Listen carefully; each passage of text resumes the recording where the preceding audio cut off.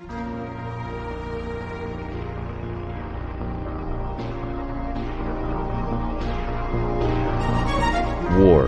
by J.C. McCrae. A production by Parahuman Audio. Performed by a cast of fans and volunteers. Please visit parahumanaudio.com to learn more. Thank you and enjoy.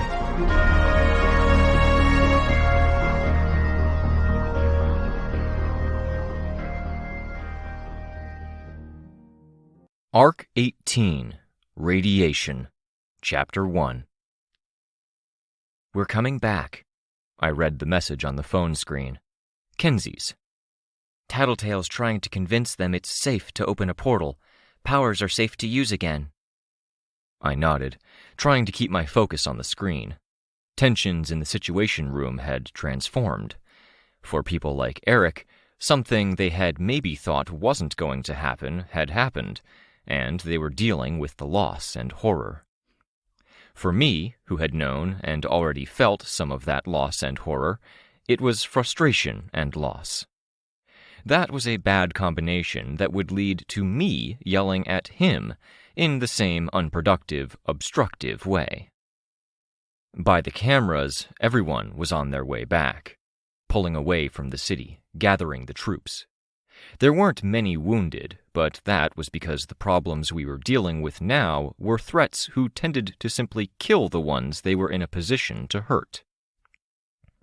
The map with the teams marked out with bubbles took center stage on the Situation Room monitors, now with added labeling.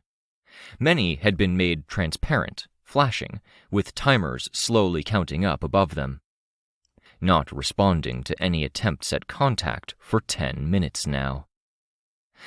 From the way they were seeming to confirm those various teams or cross them off, there seemed to be a thinker or long-range communicator attached to the problem, reaching out into that devastated section of the city and either getting a response or finding out the Capes hadn't managed to escape the collapse or the Titan in that area. Eric stood from the table, closing his laptop. Warily, I watched as he got his things, pulling on his suit jacket. He said something to Armstrong I couldn't hear, then took his leave, walking past me with an extended look that went head to toe and back again, like he was searching for something. "Victoria, can I borrow you for a minute?" Armstrong asked. I nodded, approaching him. He indicated an unused laptop, and I grabbed it. "To go over your notes, I highlighted parts." Getting into the parahuman science stuff.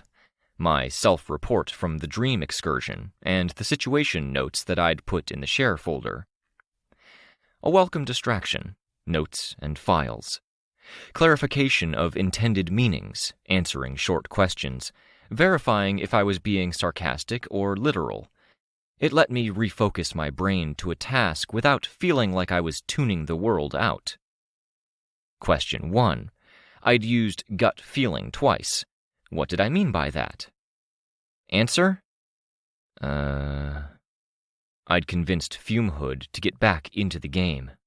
She'd planned to retire, and I'd played a big role in convincing her to stick it out and keep trying to help after she got shot. Now? What? Did she think? Did a Titan maintain any trace of its old psychology? Was she trapped in there, or was she gone, good as dead? Something told me this wasn't in any way reversible. Gut feeling. I refocused on the screen. The line of thought didn't really connect, and it was only by chance that I'd circled back. Like doing something I've practiced to death, holding a gun and knowing I could pick it up and hit the target, there's a certainty and underlying confidence. Take away the practicing from the equation, and that's how I felt about things like smashing teacher's crystal. I was calling on my time with the patrol for that one. I'd already done the gun safety and practice at my parents' behest once upon a time. All of us kids had. But I'd elected to do it again. Back then, it had been about getting through the days. Question 2. You frame this gut feeling as agent-derived. On a scale of 1 to 10, to what degree could you separate your own biases, hopes, instincts, preconceptions, or own mentality from this impression the agent provides? What do you think, Fragile One? Hard to draw a firm line. 7. 70%. There were more highlighted sections with just short instructions. Clarify, Earth. Clarify, date. Did I mean Gimel or Bet? Did I mean today or yesterday? Clarify, event. Did I mean the Fallen raid or the prison? My note on Seer. Clarify, team composition. Who was with me? Which members of Breakthrough? When someone had a panic attack, it was important to touch base, ground them. Where are you? What do you see? What can you touch? What do you hear? I wasn't in the midst of a panic attack, but I appreciated the chance to ground myself. Place was a heck of a question when worlds had already been tangled with the layering of what was more or less another dimension over the third. Depending on whether portals were in the way, walking in a straight line in one part of the city could carry you to a point in Gimel or a place in Earth N. Time was even more of a mind screw. It hadn't actually been that long between the time Jessica had introduced me to the group that would become Breakthrough and today. Team composition. It was a horrible, horrible feeling to wrestle with the fact Breakthrough had lost 2 members. Chris might have been inevitable, but Ashley hadn't been. Well, no. Ashley had been inevitable, but losing her hadn't been right or okay. There was another in the possible line of fire, and I hoped it was me. Not because I wanted to die, not when I had so fucking much left to do, to see, experience, and live, but because I felt a kind of responsibility. A spiral of thinking for a short answer. Victoria, Swan Song, Lookout. I edited my documents with my clarifications, and added my notes to his document with my answers. I could remember my cousin Eric joking he'd join the wards in the lamest rebellion against his parents ever, if it weren't for the paperwork. I could remember a younger me feeling something weirdly and positively defiant, like the paperwork wouldn't be the worst thing in the world because it created something that was codified, more sure. So much of what a hero did was unsure, struggling against evil, cruelty, and ruin, and then going home, wondering if that brutal struggle had really made a difference.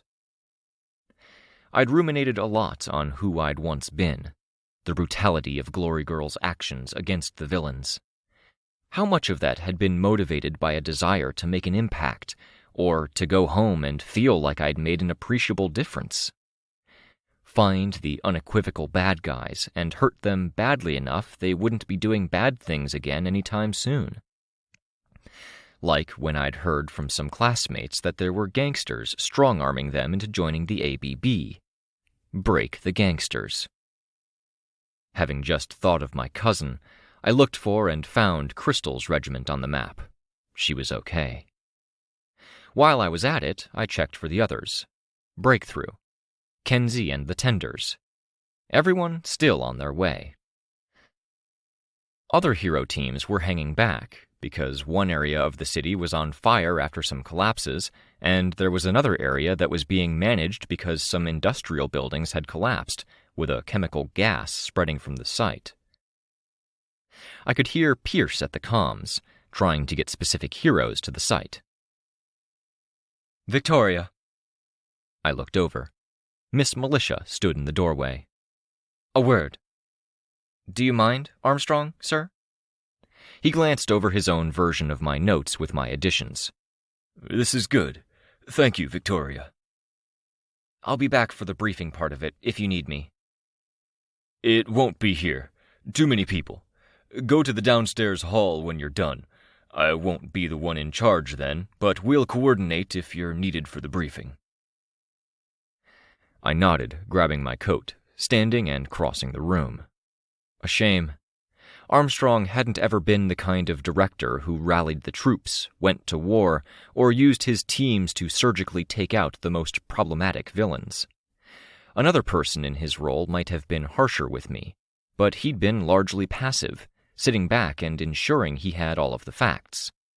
I appreciated that. The hallway outside was emptier than it had been in a while. Most people had places to go, and with the next big situation room type meeting being downstairs, people who would be going back and forth were mostly just going forth, which meant it wasn't all that hard to find a place to chat. In the end, I stopped at the railing near where I'd talked to Jessica and Darnall. "It's good to see you," I said. "I hope your team wasn't hit by this catastrophe." "It wasn't," she said, pulling her scarf down. "But we did lose a good portion of the city. It might be years before we're back where we were, especially with the relationships to Shin and Chait being as strained as they are. No advanced preparation. Some of the thinkers that helped put us on the right track are gone now. We have far too many people out in the cold right now." "Is this doable?" I asked. "If the Titans were dealt with immediately, and we got to work, everyone coordinating to work together? I think so." She became a bit more of a politician in the time since I'd known her. That was a very positive message to convey a negative sentiment, with several points left vague. How immediate was immediate? Today? In the next hour? Who was everyone? Heroes, or heroes and villains? How coordinated did she mean? All for a, "I think so." Not even a confident yes. "There'll be time for that at the briefing," Miss Militia said. She pulled out a handkerchief and rubbed at the corners of her eyes. "Sorry, there was a lot of smoke. The other wardens and I exchanged a few messages and decided it was best if I was the one to talk to you. I've talked to you more than anyone else." I thought about that, then nodded. It felt like a lifetime ago. "If it weren't for that, it would have been Defiant, but we were all pretty sure he would have spent the bulk of the time yelling at you." "Oh," I said. I thought for a second. "This is that kind of conversation." "I'm afraid so. If it helps, I don't have long," Miss Militia said. "I've seen some of the notes on the situation, thanks to Dragon and Director Armstrong." "Is he a director now?" I asked. "Or is he—" "He isn't. Not officially," she said, cutting me off.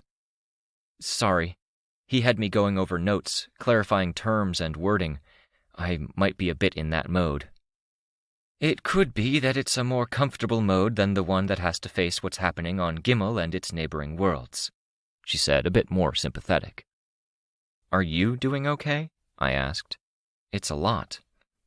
"I'll manage. I've always managed. We're worried you're the one who isn't managing, Victoria. There are patterns of problem behavior." She didn't specify what the behavior was, even with the time constraint. I knew, but that she wasn't outlining it changed this from the kind of conversation a teacher might have with a student to the kind of conversation a cop had with a potential suspect. A teacher wanted to outline the right path. A police officer wanted to see if the suspect talked their way into trouble. "First thing this morning, Defiant interviewed us. I told him I was under the impression that this would happen, potentially with Teacher at the helm. Things got out of control then, but my intention was to be as equipped as possible to handle this Titan thing." "You knew it would be Titans?" No. But I knew it had to be something.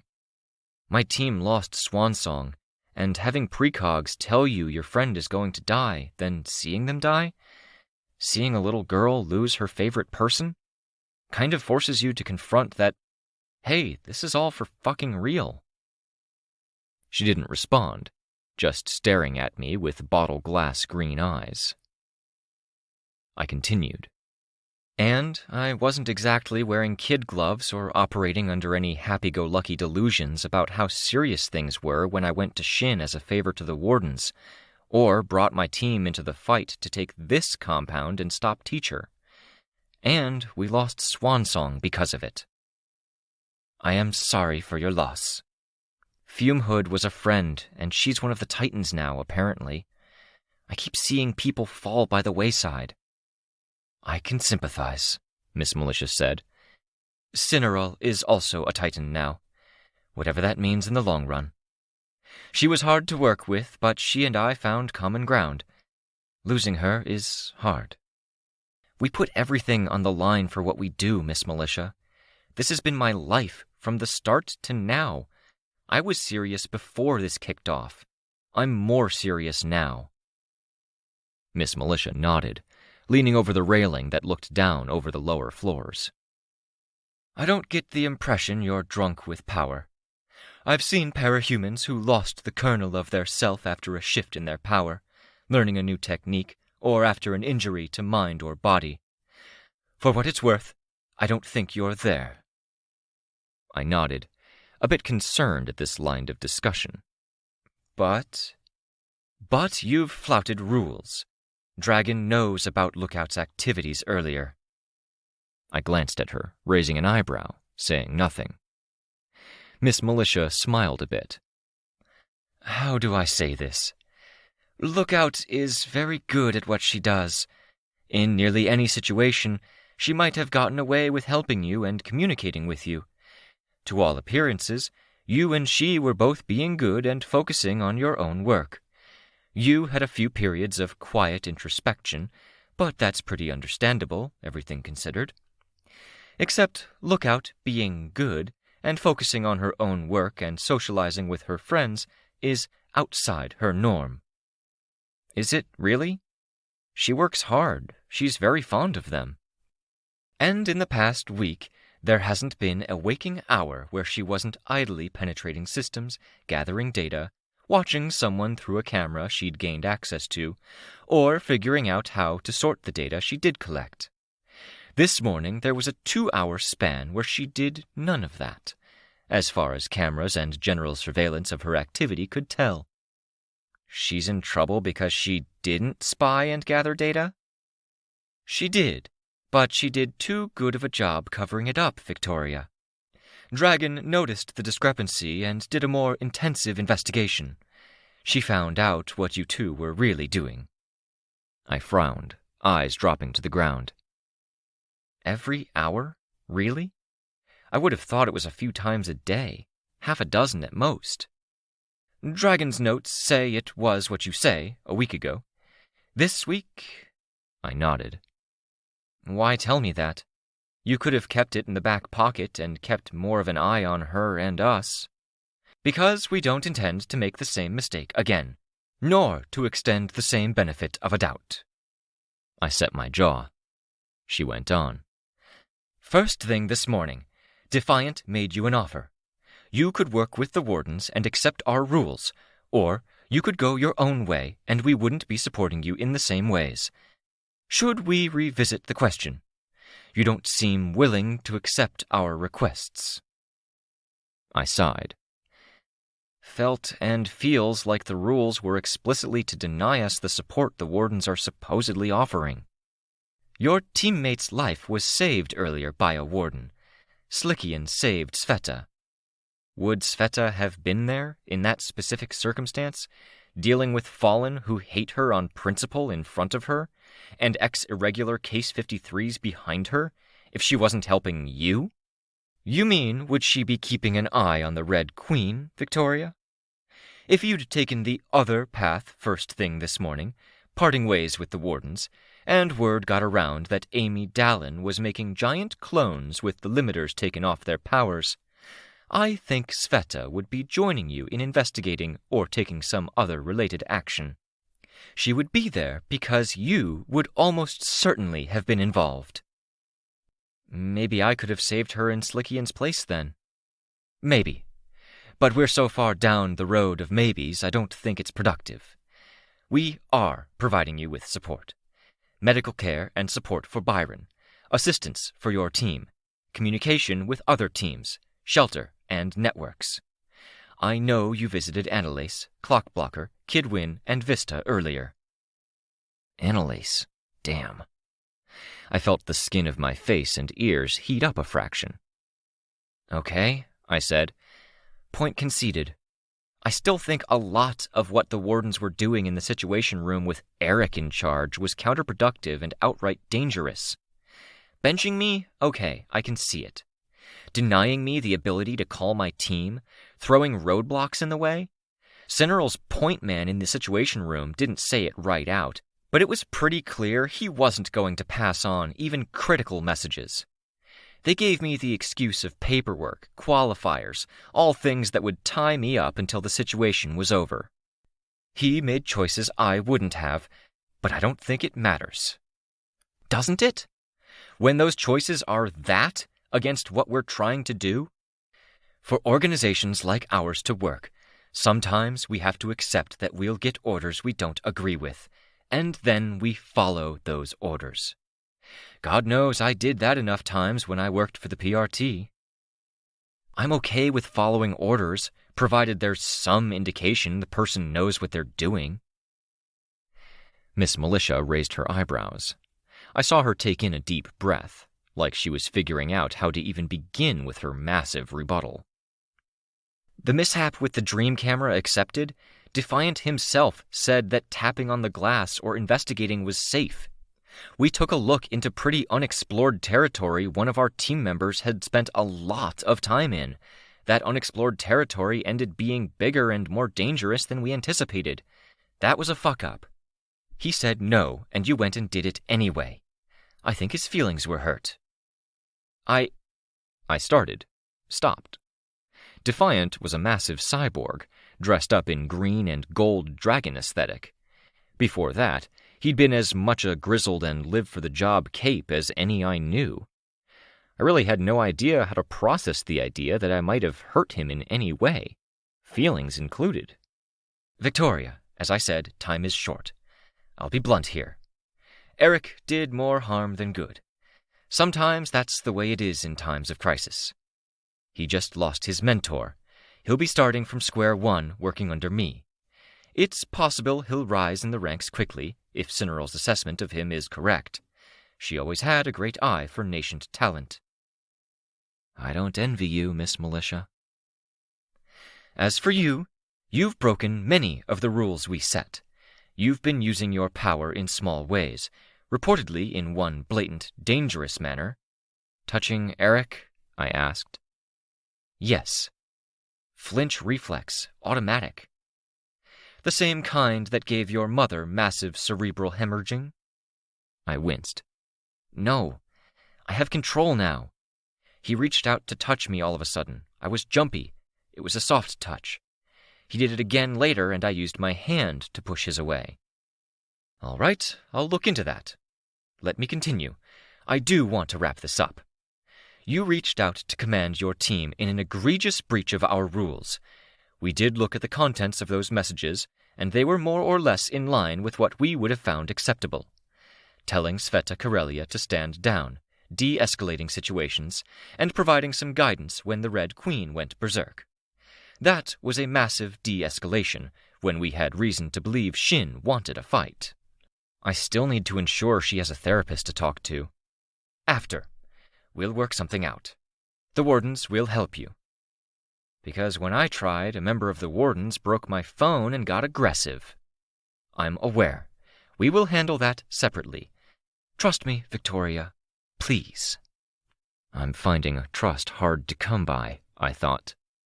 My mom with Uncle Neil, my sister, Swansong going and getting herself killed, my dad sticking by Amy without doing anything concrete, Jessica letting me down.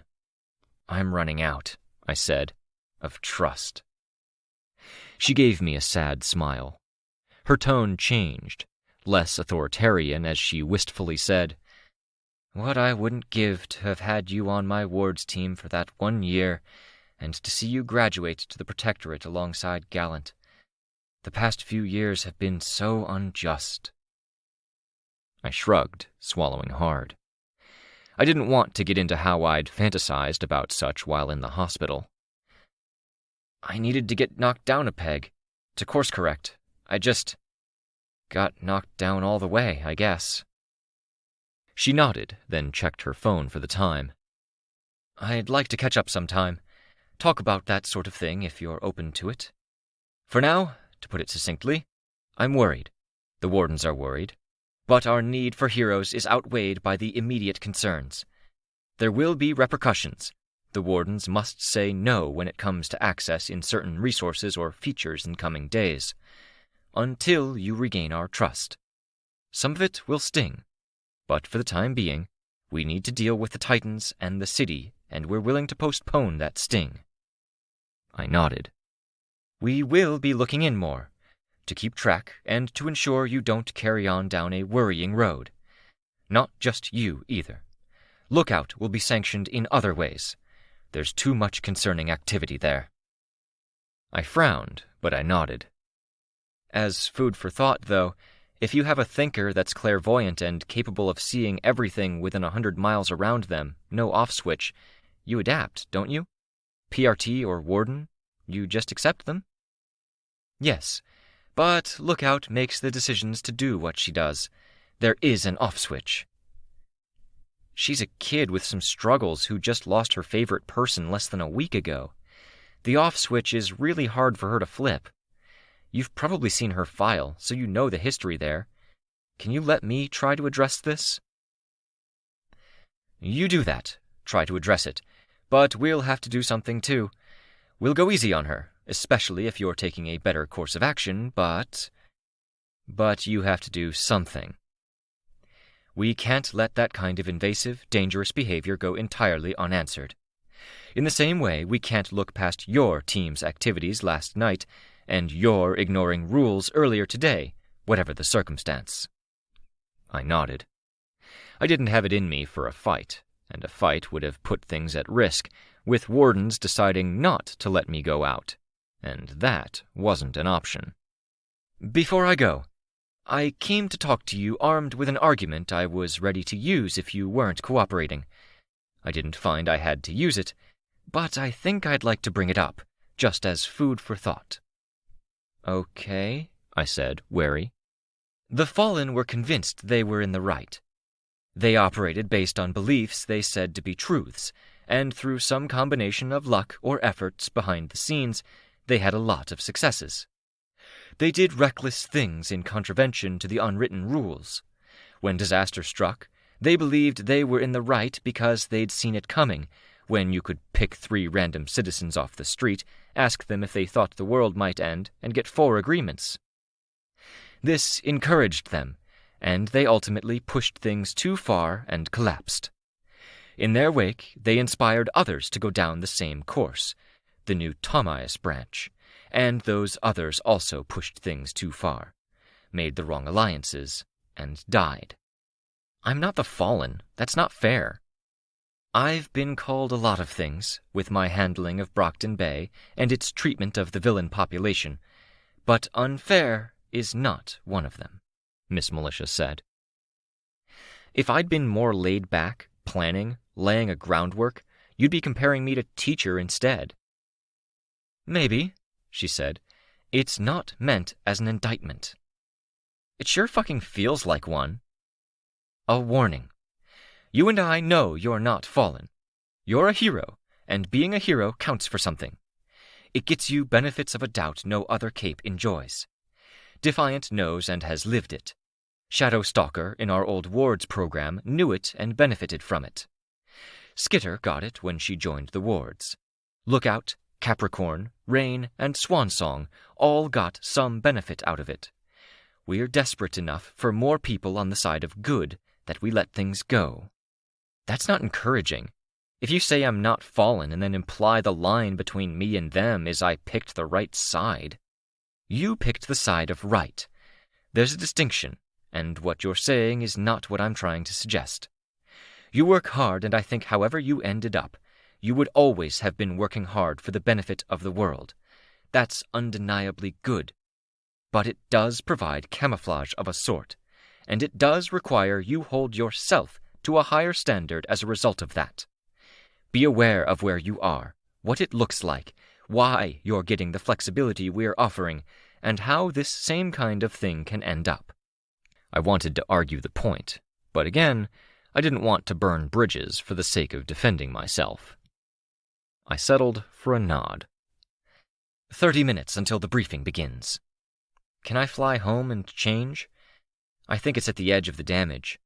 I'd come in 5 minutes late at most. My teammate can keep me in the loop. I think that's doable, she said. I'll see you there. She walked away. I took a second, stopping to think. My head turned, and I looked at the nearest security camera. We talk later, Lookout. Catch up with you guys in a minute. The perpetual little blue light in the corner went off for a second, then back on. I took flight, feet leaving the ground, and I flew down the hallway, back grazing the ceiling so I wouldn't bump into any bystanders. I flew with all of the pent-up fervor and frustration I'd been holding in as I sat back and watched Gimel suffer its mortal blow. It didn't take long to reach the entrance hall. I landed with impact, letting my feet and legs absorb the force of some of my momentum instead of coming to a stop first. And then I was outside. Coat on, black sweater, hands in my pockets. It looked more like night than day, with the smoke heavy in the air and the city keened. Wind shrieking along devastated sections I had only seen on video so far. When I flew out into this cold, now broken world, I took to the air with a violence I hadn't been willing to use indoors, tearing through the sky in the same way a fighter might punch at a wall to vent his fears or sorrows. No slowing before turns. I just took the brunt of it against my side and felt the cold and the wind punch through the softer outer layers I wore. No gentleness to the plunges or the skyward soars. No consideration for the G-forces. It was a strain, and I needed that strain to leach certain feelings out of me before they overflowed and I said or did something regrettable. But the air, in a way, fed those negative emotions by the same measures with which they absorbed them. Because as I rose higher to go over clusters of buildings it was too annoying to fly around or through, I could see the city, and I could see the damage. A gaping black yawning through the heart of the city, where it wasn't stretched thin along the coast in the direction of Boston, and where the buildings weren't all temporary, one-story structures, sprawling out and waiting to be replaced when the resources were there. In the heart of the city, the buildings had been tall. Now there was a hole extending far deeper than the buildings had extended up. No succor in pummeling the sky with my body here. Not when it answered me with sights like these. The force field protected me from the whipping cold. There was, at least, succor in its companionship. Soon we see what we can do together. Dive hard, extend my arms out, and experience the wind through those fingers, feel the air resistance, my actual hands still in my pockets. I folded them in close, hugging them in tight and close to my body, and felt the resistance decrease. An umbrella open in rushing wind versus one that was shut, spearing forward.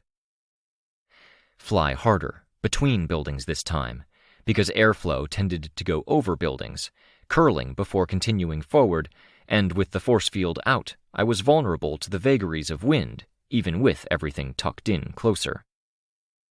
No, I breathed. The apartment building was at the edges of the cracking, but the blurred, broken separations in reality had speared it. Some fundamental support had given, and it had slumped over to one side. The apartment I'd shared with Ashley. Technically the first place I'd lived on my own, with no parents supervising or managing me, even though Ashley or Kenzie had been there at various points. Toppled. My things, my files, my clothes, my stuffed lion that I'd salvaged past the end of the world. Ashley's things. I landed with enough force it made my knees and hips hurt. I navigated around the slices in reality, putting out one of my force field hands that I could afford to lose. The distinction between one place and another was clear. The air lensed, like I was looking through prisms, magnifying glasses, or water droplets.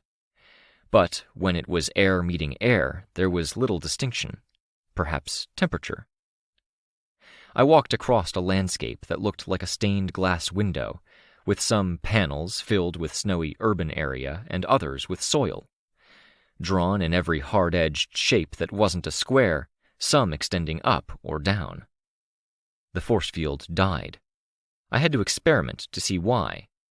Certain pockets of air close to cracks were dangerous, slicing any passing limb by sending different portions to different realities, like thickets of nigh-invisible, ultra-sharp brambles. I'd spent so motherfucking long trying to build a life for myself, collecting my files, rebuilding a wardrobe. Gone. I seized the roof and lifted it with more ease than I'd ever lifted anything as Glory Girl. It wasn't that I was stronger, I wasn't. But having 8 extremities to balance out the distribution of weight meant it didn't crumble to anywhere near the same degree when I held it up. I threw it aside with more violence than was necessary. Fuck.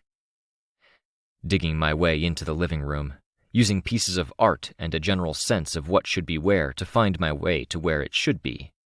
Fuck! Some of the furniture had been shattered by the fall. Ashley had tended to buy nice things when she bought stuff, so it was sturdy, but that made the ones that were unsalvageable that much worse. Fuck! I dug and destroyed until I found my way to what I needed. My bed.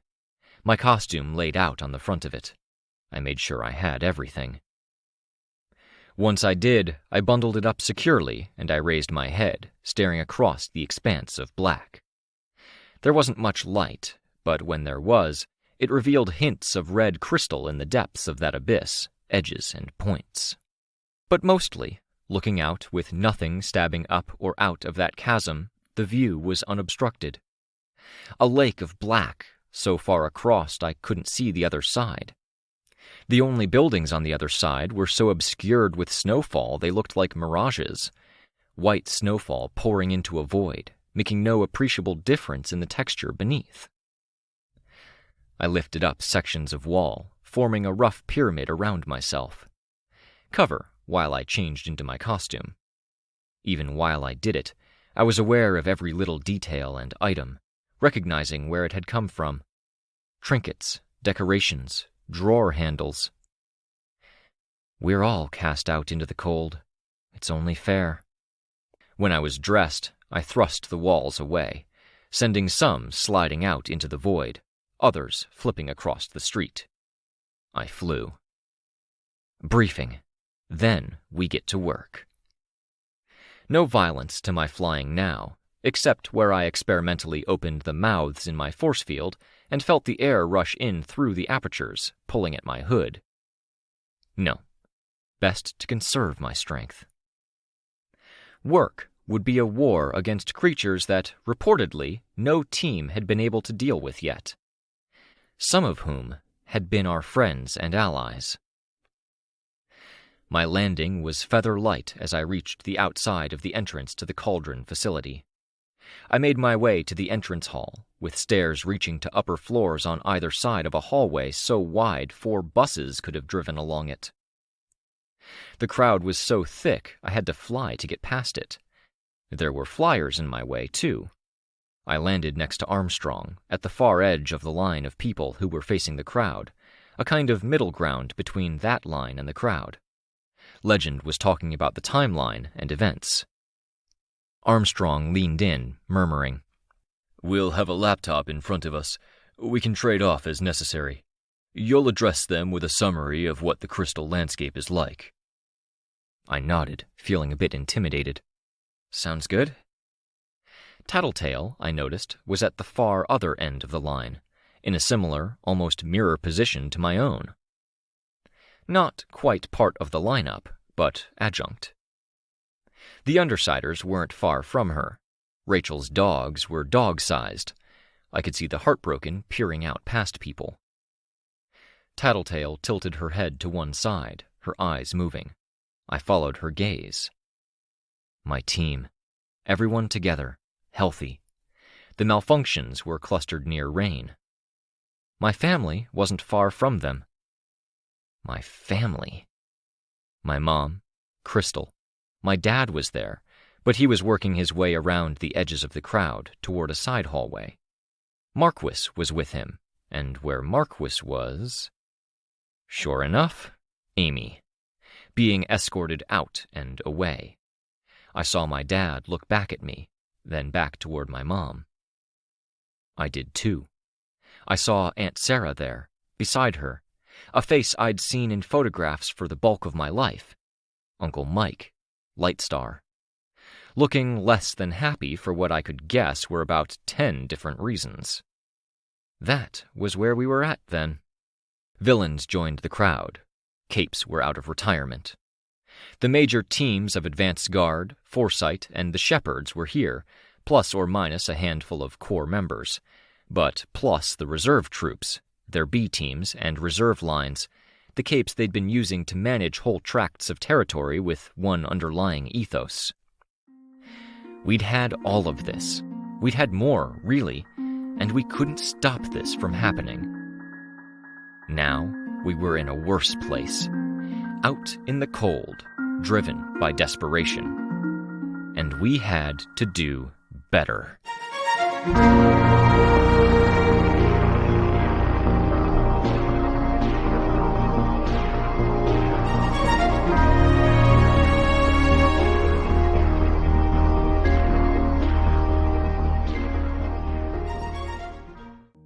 Arc 18, Radiation, Chapter 2. Some of the Capes in the midst of this briefing were as scared as they'd ever been. Considering that a majority of Capes had been through Gold Morning, that said a lot. But they stood tall, they stuck near friends, they wore their costumes, and those costumes, in many cases, afforded a kind of courage. Legend was the best person to start the briefing. He was known to everyone, and he was known to everyone in a clear-cut way. It was a small image problem the Wardens had, that Capes like Chevalier and Valkyrie were in 2 of the top 3 spots in the organization, yet if the average person was asked what they did, power-wise or in daily responsibilities, there would be some head-scratching and debate. It made them feel out of reach. Legend was a strange, inverse case. The kind of people who understood Chevalier's ability to combine multiple items and keep the best of each, or Valkyrie's ability to tap the powers of those who had died near her, also understood that Legend had done some sketchy stuff in his tenure with the PRT. He'd left, and he'd left for good reasons. Regardless of whether a person in the crowd was in that camp or not, Legend was reassuring. He knew his shit, and nobody who could count without using their fingers would deny that.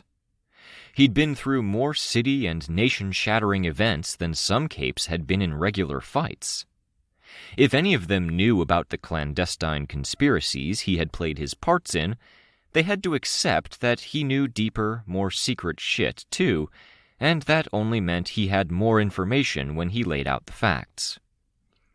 Just the facts. No room for manipulation. No room for the skeptical to wonder if he was being deceptive. Filling everyone in. Even the scared and distracted were being pulled in, because this was all information we needed.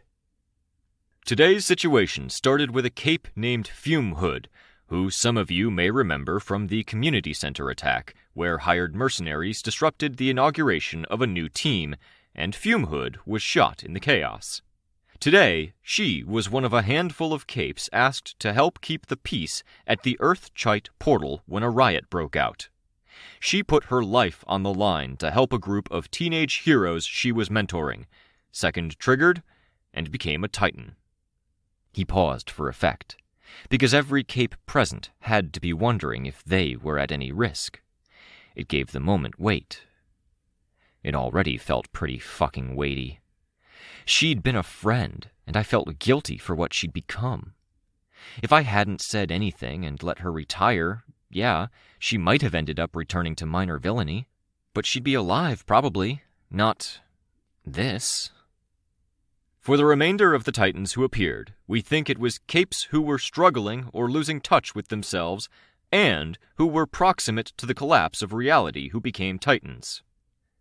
I digested that. Fume Hood was a blaster who created compressed gas orbs that broke on impact. Her ability has increased several times over, with vast quantities of noxious gas filling the area around her. From our initial observations, she can solidify it into objects, and those objects can move. Her original power allowed her to create flavors of gas ranging from irritants to choking gases, and even a concentrated flesh-melting gas she declined to use until her final moments.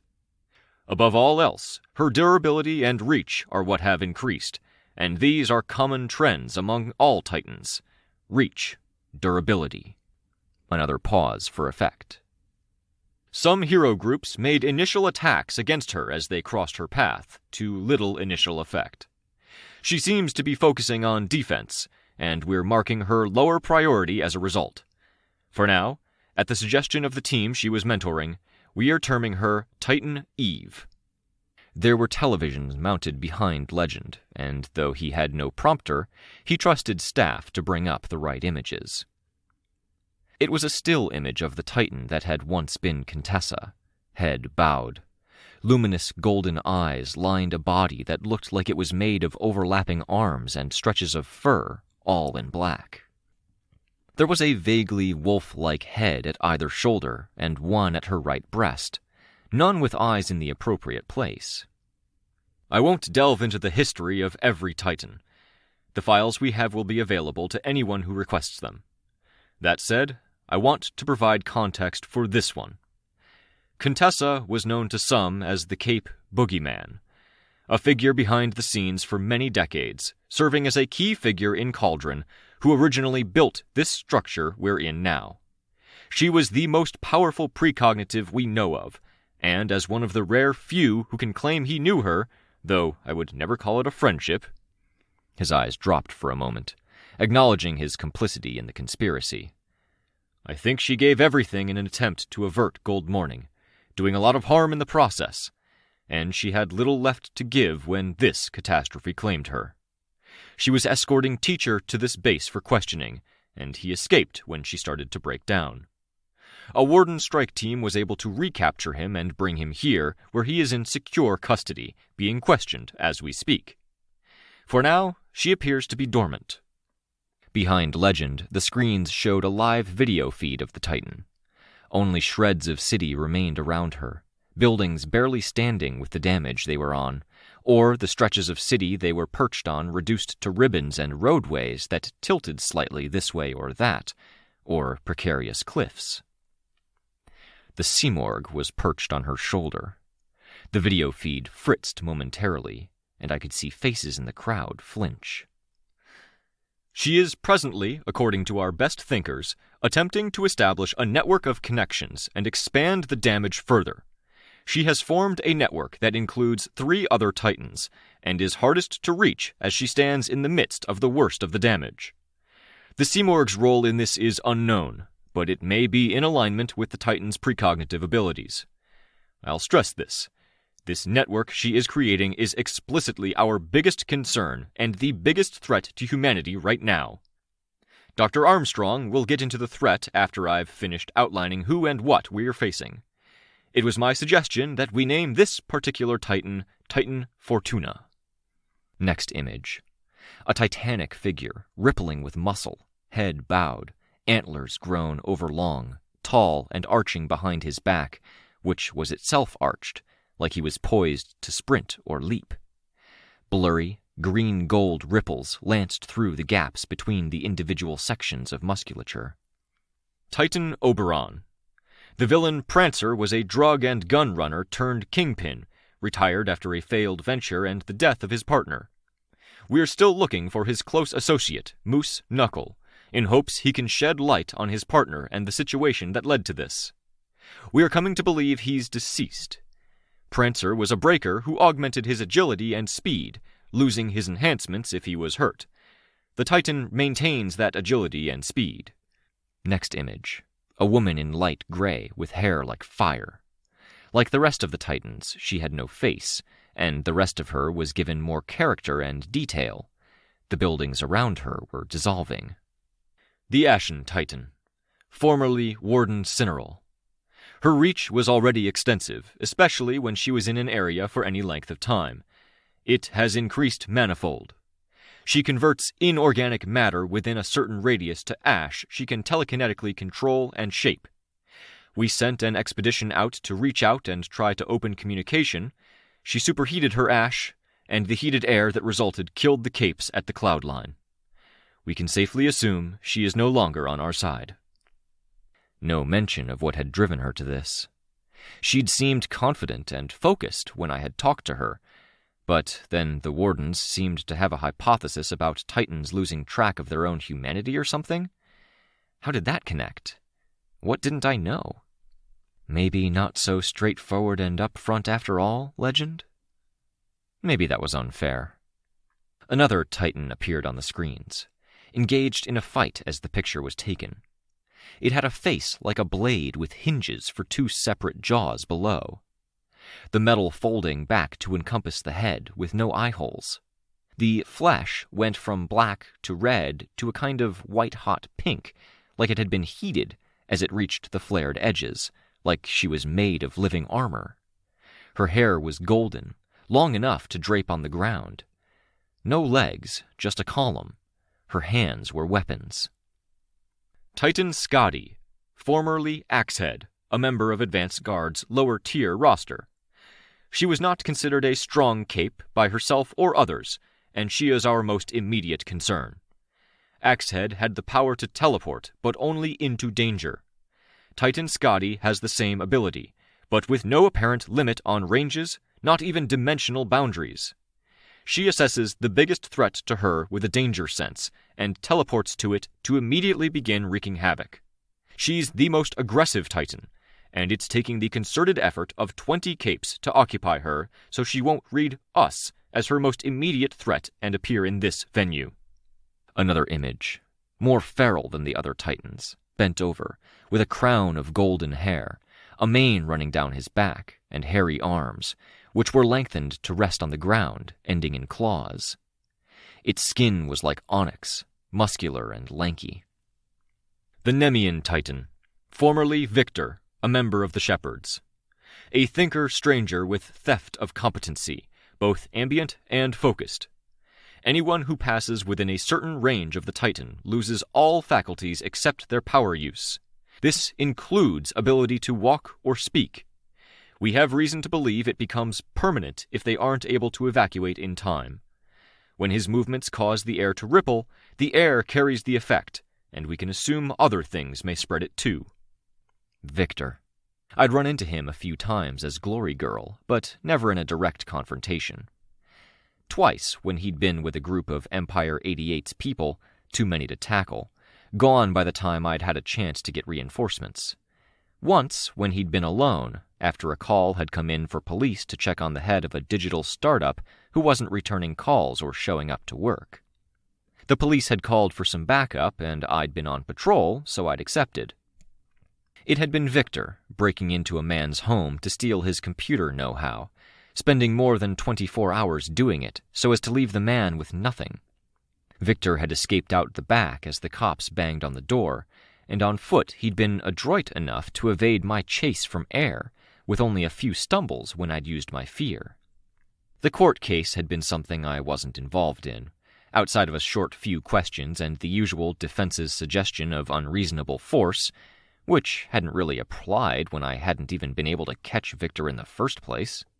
After that, it had been something I heard about every couple of months, until it came out that the whole thing was an attempt by the startup guy to bail on his own project and claim the compensation and disability insurance, with Victor as his paid hire.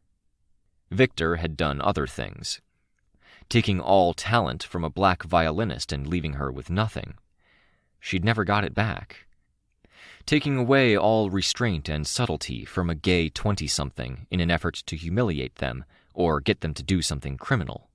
The victim's friends had managed to restrain him and alert authorities, but they'd only noticed because he'd already self-destructed whole parts of his life, outing himself and losing the funding from his parents that let him attend the university. I remembered the fundraiser from after.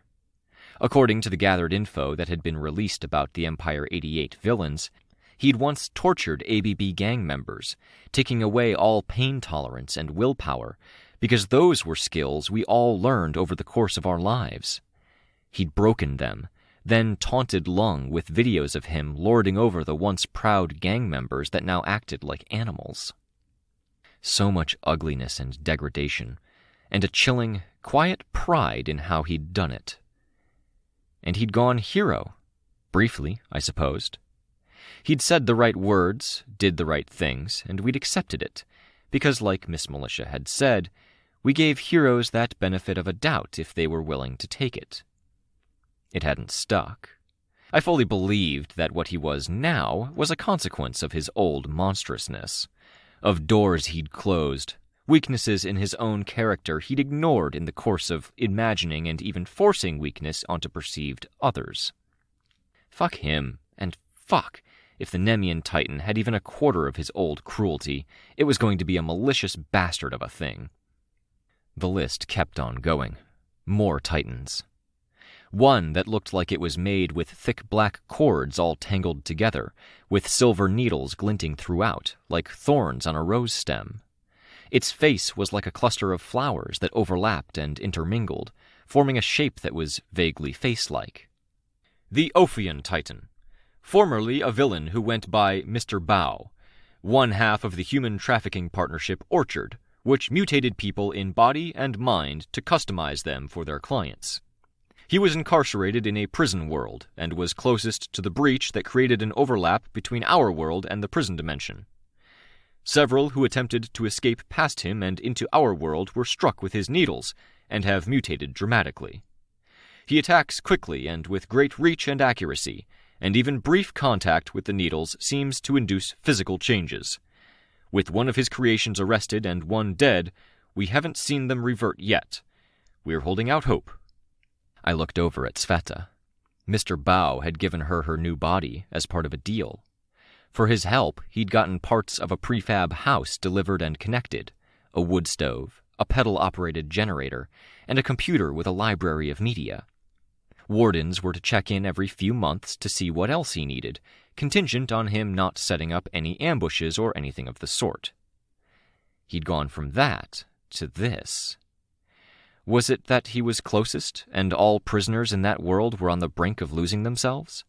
Or had the house somehow backfired? When others were digging deep into their inner reserves to better their immediate situations and survive, he'd had a place to rest and kick back, and to realize the reality of his new circumstance. The Titan Arachne, formerly a teenager with uncontrolled powers, held in the Sussex Powers facility. She went to the Red Queen for assistance, and was still there when the damage to the city breached the portal and reached her vicinity. That's an awfully convenient, condemnation-free take on how my fucking sister handled that, I thought. I held my tongue. She produces razor wire within a quarter mile of herself, scaling up over time, and seems to ignore the Manton limit. The second most aggressive Titan we're dealing with, but easily distracted. I could feel the mood of the room change slightly as Legend went down the list. Each one posed its own set of problems. How did we get through a quarter mile or more of razor wire to even begin fighting the Titan Arachne? Or through Titan Eve's gas? Or face off against a foe who needed only one glancing blow to turn us into whatever the Ophian Titan was making? The Strange Titan. No image, because we can't turn cameras or any sets of eyes toward it, and any attempts to turn powers in its general direction fail. Our initial speculation about who it might have been were foiled when it evidenced other abilities. A team of 3 made a fighting retreat from the area, using powers to try to use the environment against the Titan, and the Titan disabled them one by one, with only the 3rd escaping. Her teammates were inflicted with horrific hallucinations and don't appear to have any awareness of external stimuli. We have thinkers and 1 cape with experience in delving into minds analyzing the victims now. We have no indication whether it's 1 Titan or 2 within that area. He glanced to one side before tapping a phone he had on the podium. A final Titan, yet unnamed, as it just came to our attention. Augur, mercenary. He was on the front line against the machine army and was caught out when the Red Queen's line of assistance was interrupted. The Titan is apparently engaged with the machine army now. We'll have more details soon. If anyone knows Augur, please reach out to us or talk to me over there." Legend managed to sound so quietly confident and unruffled as he laid it all out there. One thing after another, and he conveyed the idea we could tackle this, without saying those explicit words. Chevalier took a step forward, going from the line of wardens to the center stage. Legend took a step back. Chevalier had his own quality. "As long as the Titan Scotty is a consideration, we'll be splitting up our forces, with the group that can fend her off as her primary antagonist. Other groups will be addressing other Titans. We start out with a fact-finding approach. If you engage, make sure you can disengage first. Test their limits and the limits of their abilities. See if you can harm them, and withdraw, making sure to pass on any knowledge." He went on, going into some details about the specific bases for each refugee camp, resources available, that the patrol was there to provide anything we needed, and to liaison between us and the public. Probably good to have a buffer. "On that note," he said, "the video of Fumehood using her power on a crowd of anti-parahumans is being disseminated in certain circles. It's available to watch on your accounts with the after-situation reports from the team she was with. As I noted, power may be intermittent. Phone lines and cell phones are far from robust or consistent, and most of the internet infrastructure was lost in the damage. Download what you want and need while you're here." Armstrong leaned forward, tilting his head to get my attention, rather than touching me as many others would have done. I nodded. He didn't need to say it. We were about ready to go up. "Survive, defend, keep your eyes open. Your instincts and your understandings of powers will be paramount here. Those of you who have been capes for some time have reached this point because you have those instincts and that understanding. Those of you without experience who have the courage to be here and the wisdom to be one of the good guys are in the right ballpark too." I looked to the only group of villains I knew for an idea of how they might have taken that line. I saw Imp with her mask pulled a bit out and away from her face, putting her finger down her throat. Chevalier was wrapping up, it looked like. I'd seen videos of him at New Delhi and in other events. He had a stature and regal nature that always made me think he was going to say a lot more than he ever actually did. Chevalier went on. "To better inform your understanding, Dr. Armstrong will outline more of what we know. If you're not familiar with any terminology, take note. You can ask later. We'll be sending messages to your phones as we finish up here, with notes on where you're going, and we'll open portals shortly after. Those going to Shin will need additional details about the Giants, Lab Rat, and the Red Queen. Rest assured, our algorithm will put you together with people we know you've worked with in the past, balancing out power across deployments so more critical situations get more firepower." Dr. Armstrong walked across the stage, and I flew for a second or two to skip the short set of steps that led up to the stage, which was more of a platform for loading or lifting up the trucks that were going straight to the heart of the facility. "That algorithm?" I murmured as we walked to the podium. "Is that the same one that put Capricorn and Precipice with the Shepherds and Sveta with the Irregulars?" "Likely," he said. "Tell me that's not Dragon's tech," I answered him. "Epeos." I frowned a bit, but I didn't want to say anything now that we were close enough to the podium that the microphone might pick up my voice. Maybe I'd just been really lucky in dealing with more reliable tinkers. Kenzie, Kidwin, Armsmaster, Dragon. Armstrong flipped the laptop open and swiped his card over the reader to log in. His notes came up automatically, along with mine in a separate scroll. There were so many highlights it was kind of hard to read. I imagined it was second nature to Armstrong, with highlights for clarity, comments, and verification by thinkers in yellow, orange, and blue, respectively. I just had to look past it and find the flow of it. Back straight, shoulders square, hands held behind my back. Convey the kind of image Legend and Chevalier do. Armstrong addressed the gathered capes. What we know of the invaders' life cycle is that they attempt to access worlds, disseminate themselves, and spread powers as a form of learning and cognition.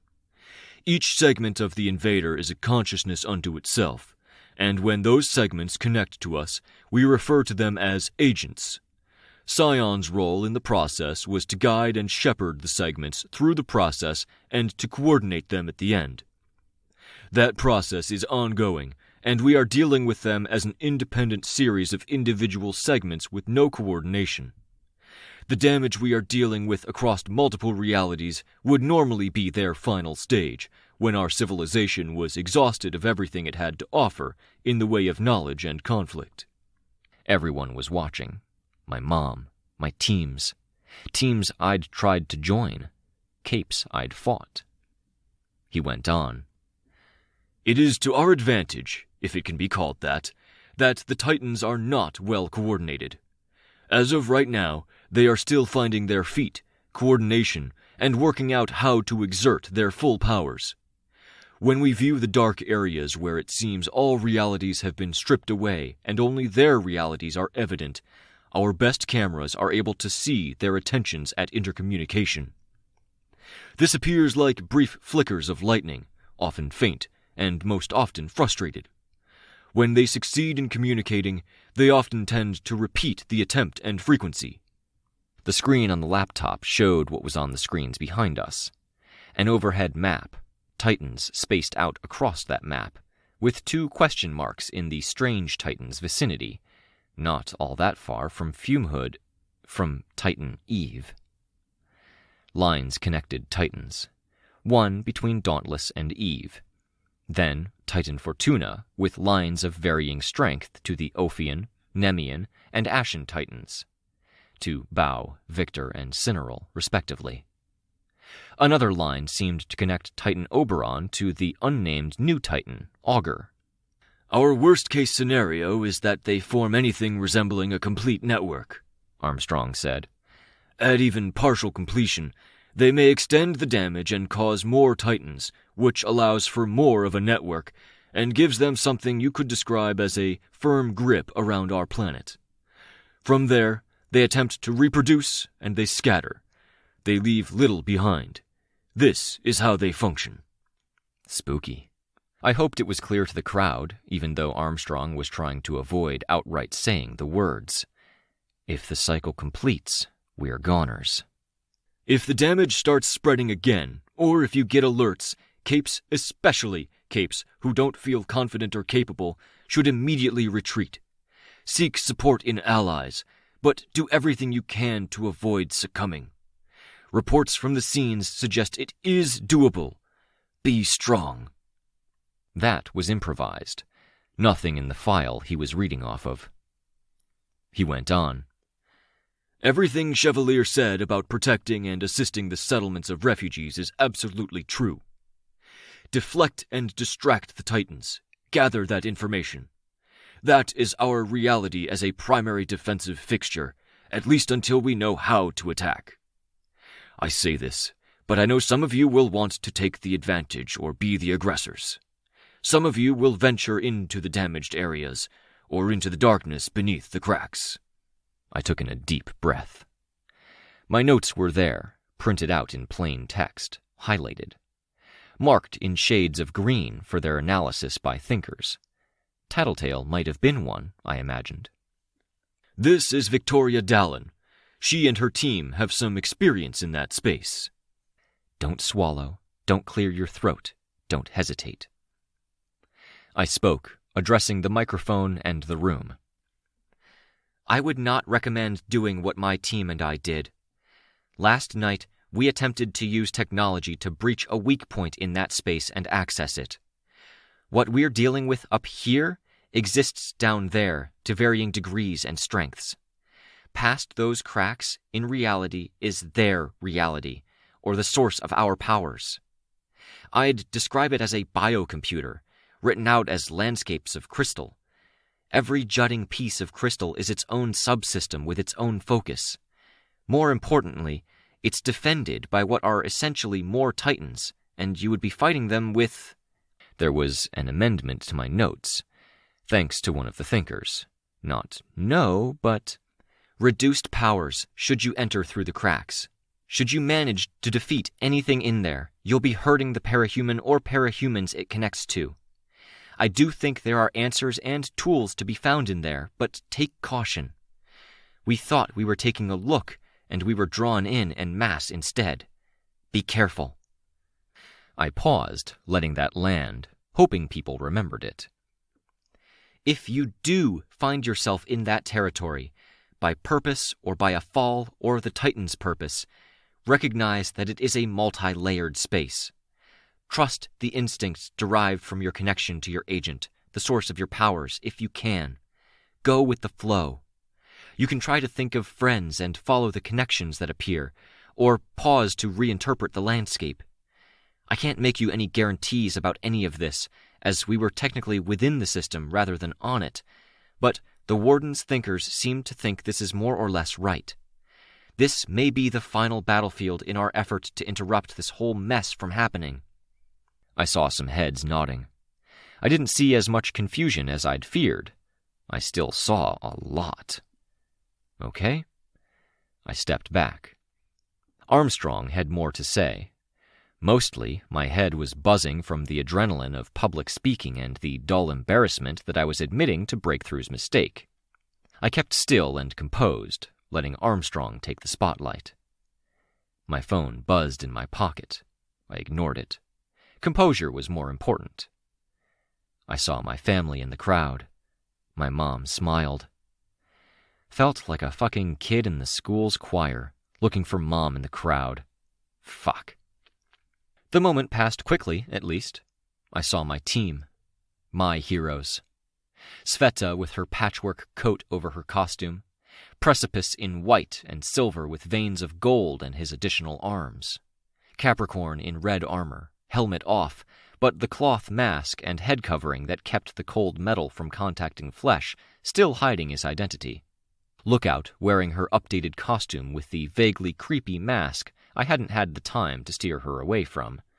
Her clothing matched more to the Heartbroken, with a lot of black cloth decorated with blue silver, all looking more like high fashion than anything utilitarian. Layered cloth, ruffles, lace, traps, and beaded fabric. Not too much, but enough to draw the eye. Candy, Chastity, Darlene, Roman, Juliet. Are symptoms of increased instability and loss of self as the agent gains more ground. Monitor yourselves and your teammates, and when in doubt, report your concerns. Portals were beginning to open up. Kenzie's portal box tech, which was somewhere in the facility now, apparently. Thank you, Dr. Armstrong, Chevalier said. Those of you with questions, concerns, those of you wishing to back out, and those of you we've already talked to about managing the situation around Shin or the Machine Army, please remain behind. Everyone else, we will be in touch with powers or the communication lines that still work. Please proceed through to your destinations and do what you do so well. The screens set up behind the stage showed the portals and their labeling. People were already getting sorted, talking as they found other teams they knew. Thank you, Armstrong said. We'll stay in touch. Thank you, I told him. I meant it. He'd been decent to me overall. Good luck. You too. Look after Sveta for me. I nodded. I flew down to the floor. It didn't feel like enough, with no discussion of weak points or even any clear answers of what their weak points might be. In reality, I didn't think we had any idea. It felt like an Endbringer fight, except we were being asked to split up, to gather in smaller numbers. With people getting sorted and the crowd pulling away, it wasn't too obstructed a path to my teams. My family, I saw, had already left. My mom was waving, probably to get me to come over. I just didn't really have it in me. It looked like Uncle Mike had already gone somewhere, as had Aunt Sarah. My dad had gone with Amy. I was kind of glad to not have to dwell on them. I approached the major malfunctions first. "Are you guys okay?" I asked. They nodded. They looked pretty devastated. Even withdrawal, with his creepy-ish mask covering his expression, managed to convey something in his body language. Caryatid's eyes were downcast. I kind of wanted to hug them, but I had no idea what their policy would be. They were kind of a huddle, too. Caryatid with her arm around Finale and a hand on Withdrawal's leg. I couldn't hug all three of them at once without smashing my breastplate into Caryatid's mouth. "I'm so sorry about Fume Hood," I told them. "She was one of the coolest adults I know," Finale said. It was hard to meet her eyes with the hurt clear in them. I was reminded of Kenzie, even though Finale was closer to Tristan's age. "I'm so sorry," I said. "I'm glad you all made it out intact." "It got so ugly so fast," Withdrawal said. Caryatid looked over her shoulder at the portal, her mask covering her lower face, her eyes heavily decorated with gray and orange makeup and eyeliner, striking against her light brown skin. She briefly entered her breaker form, and the pages of her perpetually unfolding butterfly wing face had streaks of orange along with hints of what the fresh makeup might have been hiding, puffy redness. Then she was normal again. "What do you guys think you're going to be doing?" I asked. "Going in," Withdrawal said. "Our place got destroyed. Our stuff's in a van, and we don't know where the van is. We'll go to the camp, set up there, and keep participation minimal, if that's okay." I checked my phone. "H?" "H, yeah." "Okay," I said. "I've got to catch up with my team. We'll talk later, when it's quieter?" "Please," he said. "Sorry again." He just shook his head. My team was gravitating toward one of the portals, hanging back only to let me catch up. I went to them, and rejoining the group felt like I could finally breathe after being underwater too long, except it wasn't breath. I hugged Sveta first and foremost. Then I put my hand out in Kenzie's direction, and she reached out and squeezed it.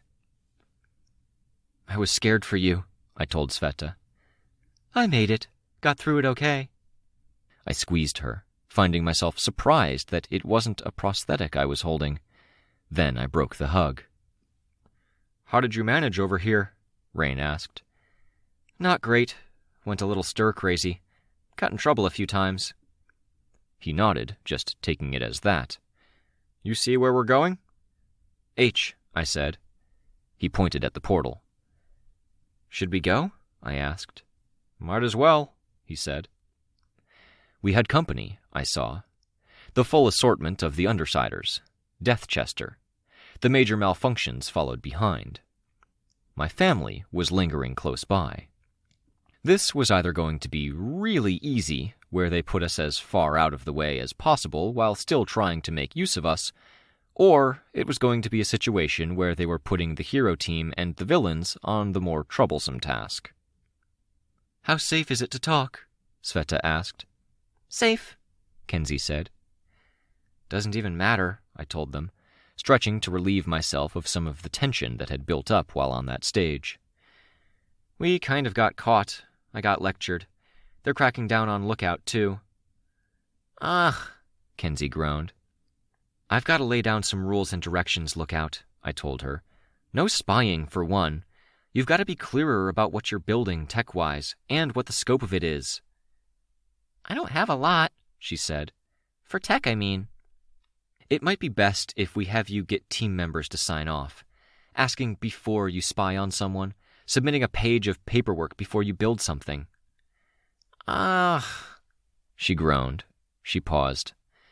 "That's doable, I think." "My guidelines for the paperwork," I said. "Project completion goals, intent, risks. I'll draft something tonight in the way of a page with headings and questions you can fill out. Until then, talk to at least 2 of us before you do something." She nodded. "Sorry," I said. "Had to get that out of the way." "It's okay," she said. She didn't smile, instead bobbing her head. I would have taken it for a nod, but it kept going. She looked over at the other kids, and a bunch of kids and teenagers in white masks looked over her way. Chicken, Syndicate, Decadent, Roman, Juliet, Chastity.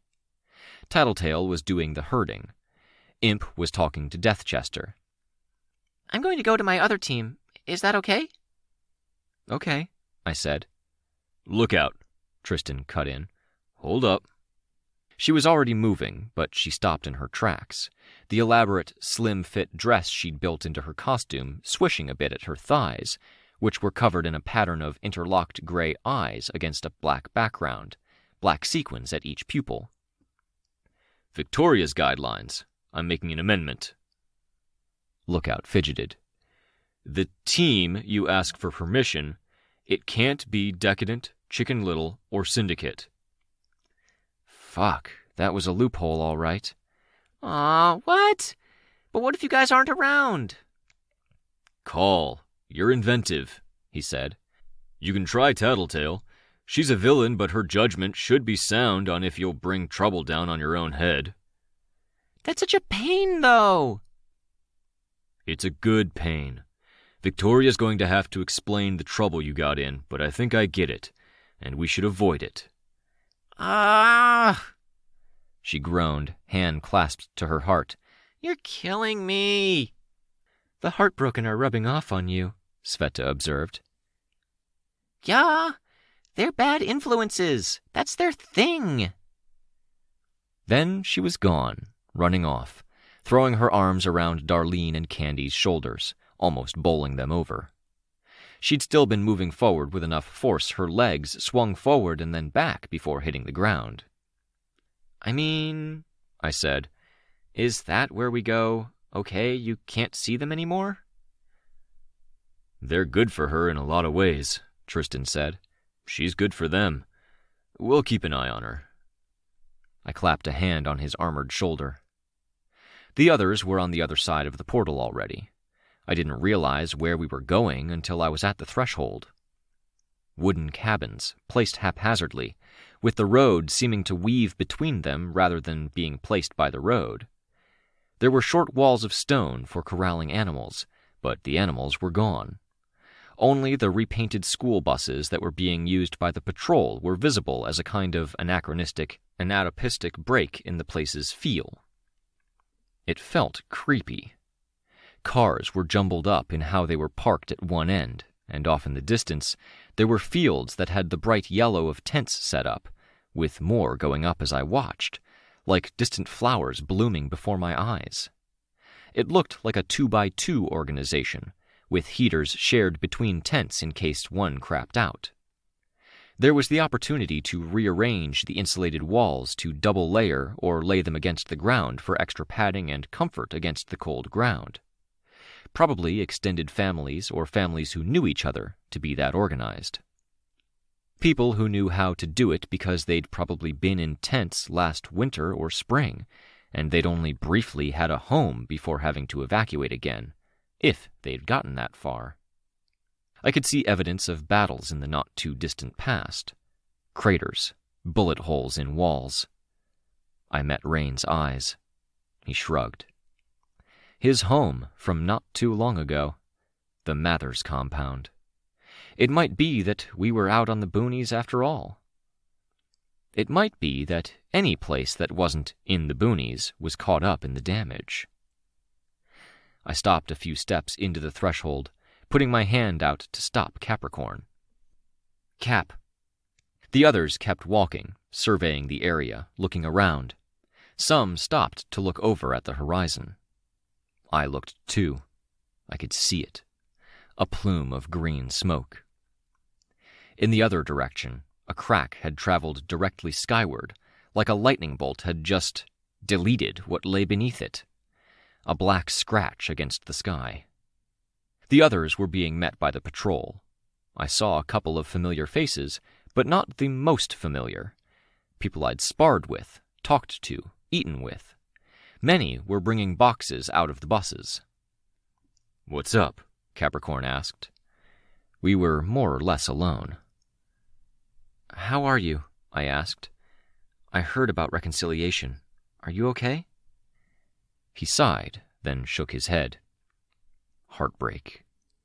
The hope of a meeting with someone important from the past, then hope being shattered. "Anything I can do?" Do what you're doing. Pick up the slack, look after the others. I'm not at my best, and neither is Byron, for very different reasons. I'm fit, I'm fine physically. He's, well, I'll let him tell you, but I think he's feeling pretty good about life, I think. Even with Titans and everything else. A bit of a trick answer there. We're not doing great, here's how we're doing great. Fill in the blanks. It was a good catch, Lookout's loophole, I told him, to find something more encouraging. Thanks. You're doing a good job, Tristan. I know. There was no brag in his voice. But that's not all there is there? You ever read the horror stories? Stuff on Parahumans Online about what happens when you lose your secret identity? Or that line of threads titled Porchlight? I've read some of the secret identity stuff, I said. Wasn't really relevant to me, though. He smiled behind the head cover. Why? I asked. Do you need to sit this one out? I think that'd be worse, he said. I'm feeling like all the bridges are burned right now. I know they take time to rebuild, really. It's only been a couple of years. For what it's worth, your relationship with Byron is so much better than it was when I met you. He's not there right now, Tristan said. He's better, but he's not well. When I'm out, he's napping. When he's out, I'm aware. One-sided. I burned every bridge I had in one stupid, split-second decision I couldn't take back. Byron did a lot of the time rebuilding to make his way back to me. Rebuild that tie. But he's not there now. No, I guess not, I said. But it's better. I do think he loves you. Hold on to that. I guess what I'm saying about the bridges is, it sucks. I really liked that guy. Reconciliation. Felt lucky whenever I was with him. The way he put up with my situation and me, the way he probably feels. Ah. I gave him a hug, squeezing him in his armor. He probably feels like shit every time he remembers what I did. How I lied by omission over and over for months. I hate that. As you said, it's been 2 years. Give it a bit of time. Let the team help where they can, because we care about you too. There are bridges there. He heaved out a sigh, looking up at the sky above us. Overcast and dark as shit. Even this far away from the city, the dust cover was reaching us. Want company for the next bit? I asked. I can't promise I won't talk shop or ask to catch up, but we can talk about other stuff too. Talking about the team and the plan sounds good, actually, Tristan said. But before that, I was thinking it'd be nice to find a church or something. Never really took it all that serious before. Don't ever tell my parents that. But it'd be nice. I can't imagine you'll find any shortage in an old fallen camp, I told him. He smiled.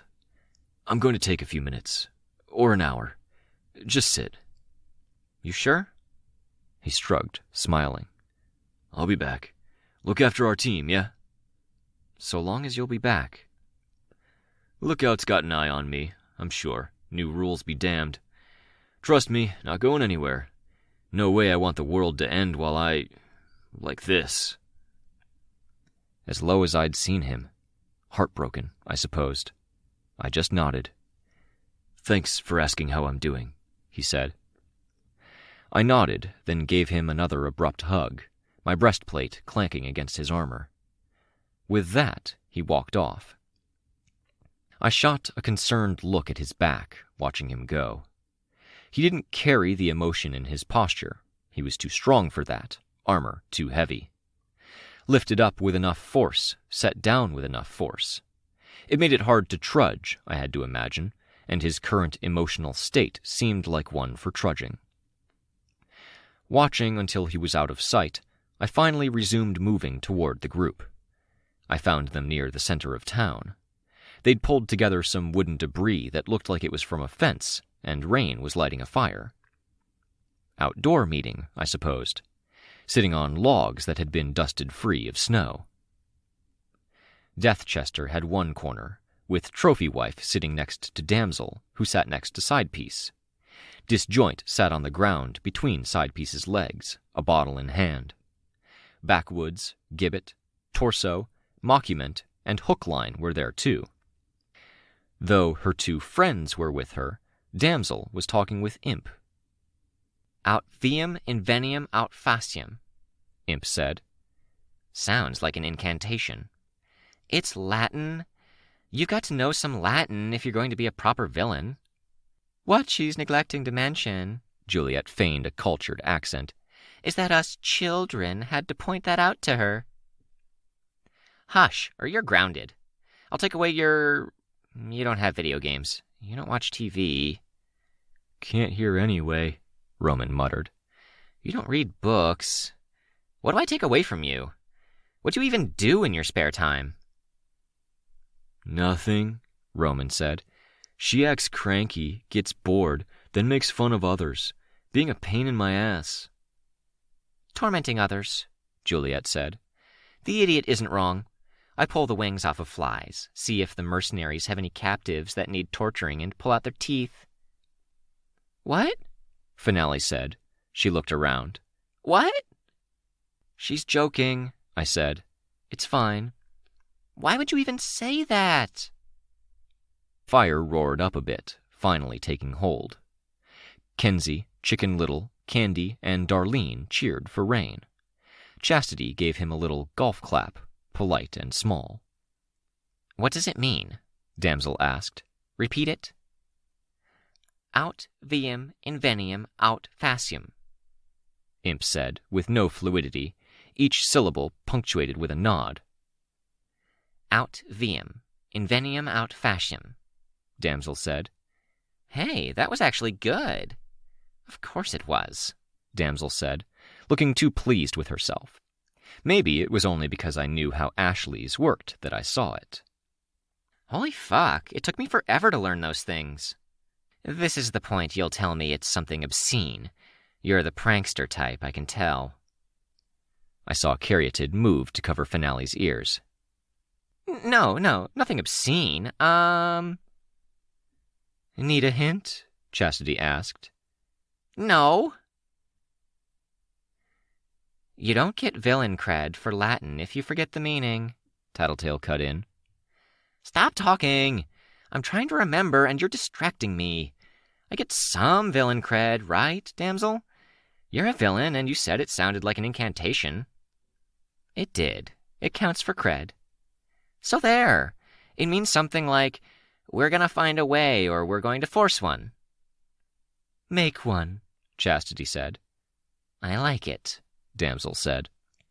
Of course you like it, Trophy Wife said, leaning forward. She'd set her rack down on the ground behind her, a little macabre. It's very you. I walked around the group, watching, being careful. I saw Cassie with Yips and Rachel with 3 more dogs walking without leashes. Yips raised his right leg to pee, then picked up his other right paw off the ground because it was in snow or something. He fell over, still peeing, making Rachel jump back and making one of the other dogs bounce around playfully. Cassie just laughed. Foyle put her hand up as I passed by. I gave her a small high five. You good? She asked. Good enough, I said. You? She hugged Perian, huddling in with her for warmth, nodding. Just taking 5, Tattletale said, craning her head back to look at me upside down. We've been driving all over the place for the last while, in cars that stink of birds and dogs. My birds don't stink. The dogs are fine, Cassie protested as she took her seat beside Chastity. Rachel, in the background, was silent, the dogs milling around her. Of course. The thing you want to do after driving all around the place is sit, right? Makes sense, Tattletale asked. I wouldn't know, I said. Most of the time I fly. Boo, Candy jeered. Privilege. I rolled my eyes. 2 in our vicinity. We're positioned to go help with one or the other, depending on what happens. They are a few miles out, and they aren't coming our way, Tattletale said. Like I told the wardens. They're figuring their own shit out as much as we're trying to figure them out. I nodded. 3 other teams in our general area. 1 in the shattered little town to the south. 1 east, 1 west. We'll have backup. All right, good to know, thanks. It's what I do. I moved on, past Chicken Little, who sat by Tattletale, then the girls, Kenzie at the end.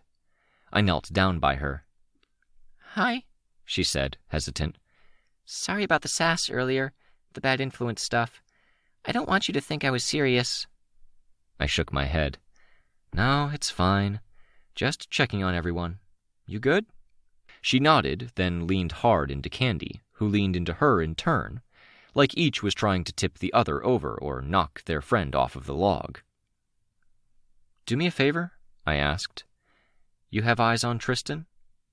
I saw hesitation on Kenzie's face. You won't get in trouble, so long as you're following the new rules. I am. One of the girls to her right coughed and whispered, Entrapment. Candy, I guessed.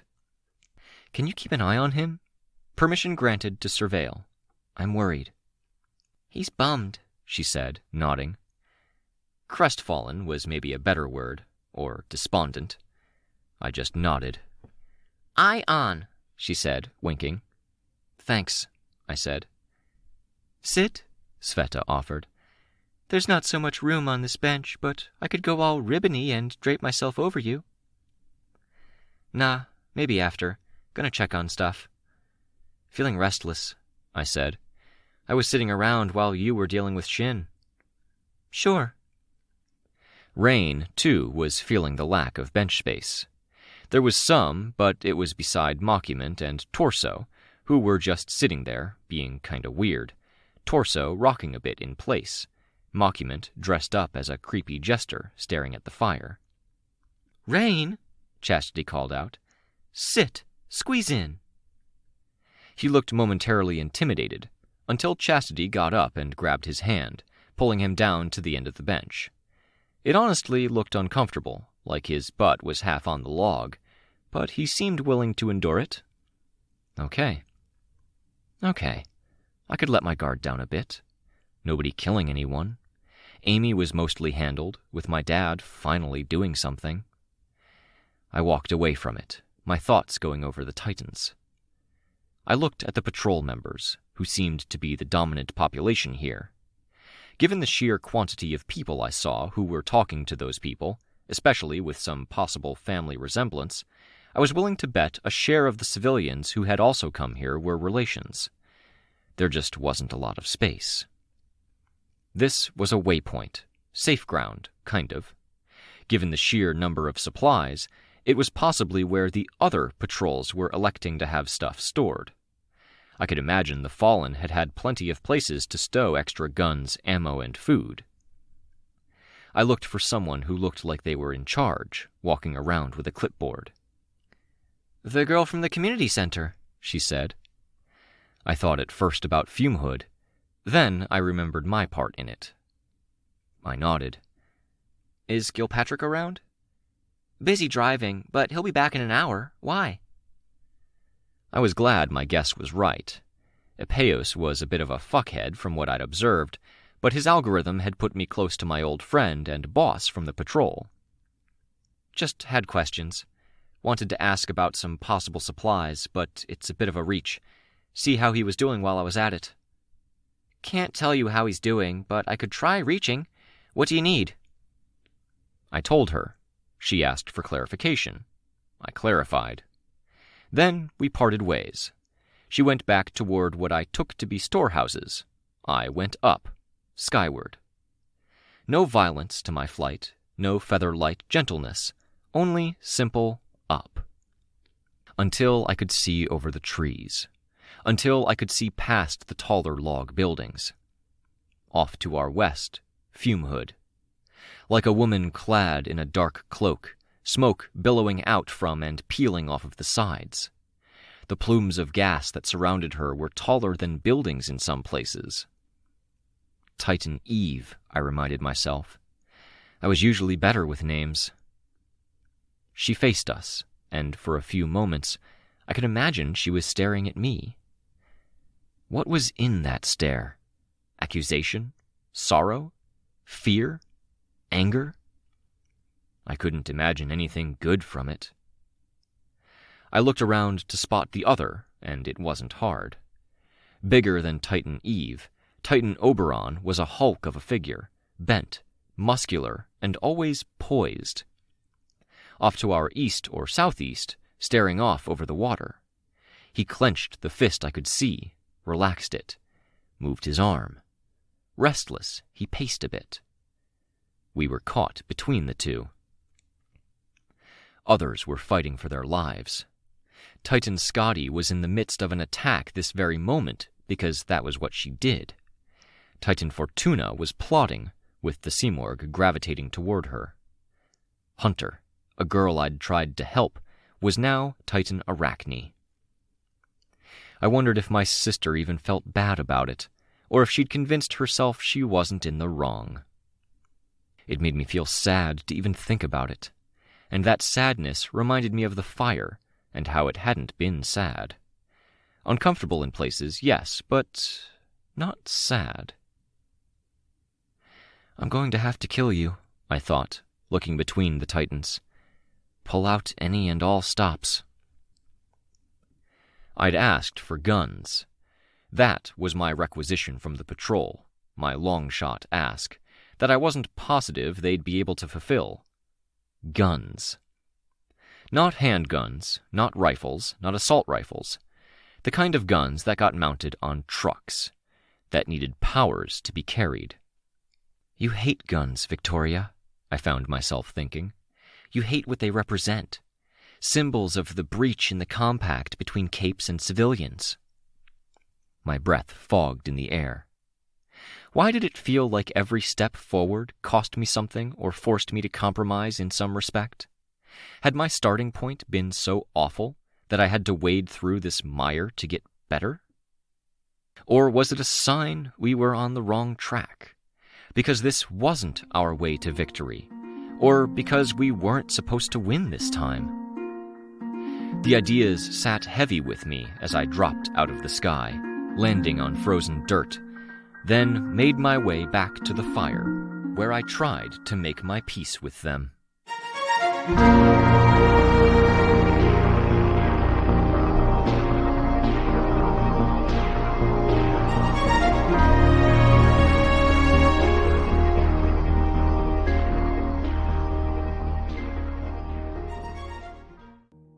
Arc 18, Radiation, Chapter 3. Here, I think I got it, Kenzie said. She pulled a clip off her belt, which I realized was a repurposed hairpin. She stuck it in the snow and let the three-dimensional map expand around it. The corner of the image flickered where it was closer to the fire. A zoomed-out, three-dimensional view of the fallen compound, 2 feet across. You're missing some craters down here, I pointed down near the southeastern entrance to the compound. Geez, Rain said. I lived here, and I'm struggling to make heads or tails of it. You're looking at it upside down, Kenzie said. She moved her hand and rotated it. It's not a very good map either. I could see a glove or a hat balanced on the end of a shovel by a fence. Seems pretty good to me. No, I could have gotten more, but I thought my cameras being a couple pounds lighter would be better since I was carrying them around. If I'd added a bit more tech, I could have the data we need.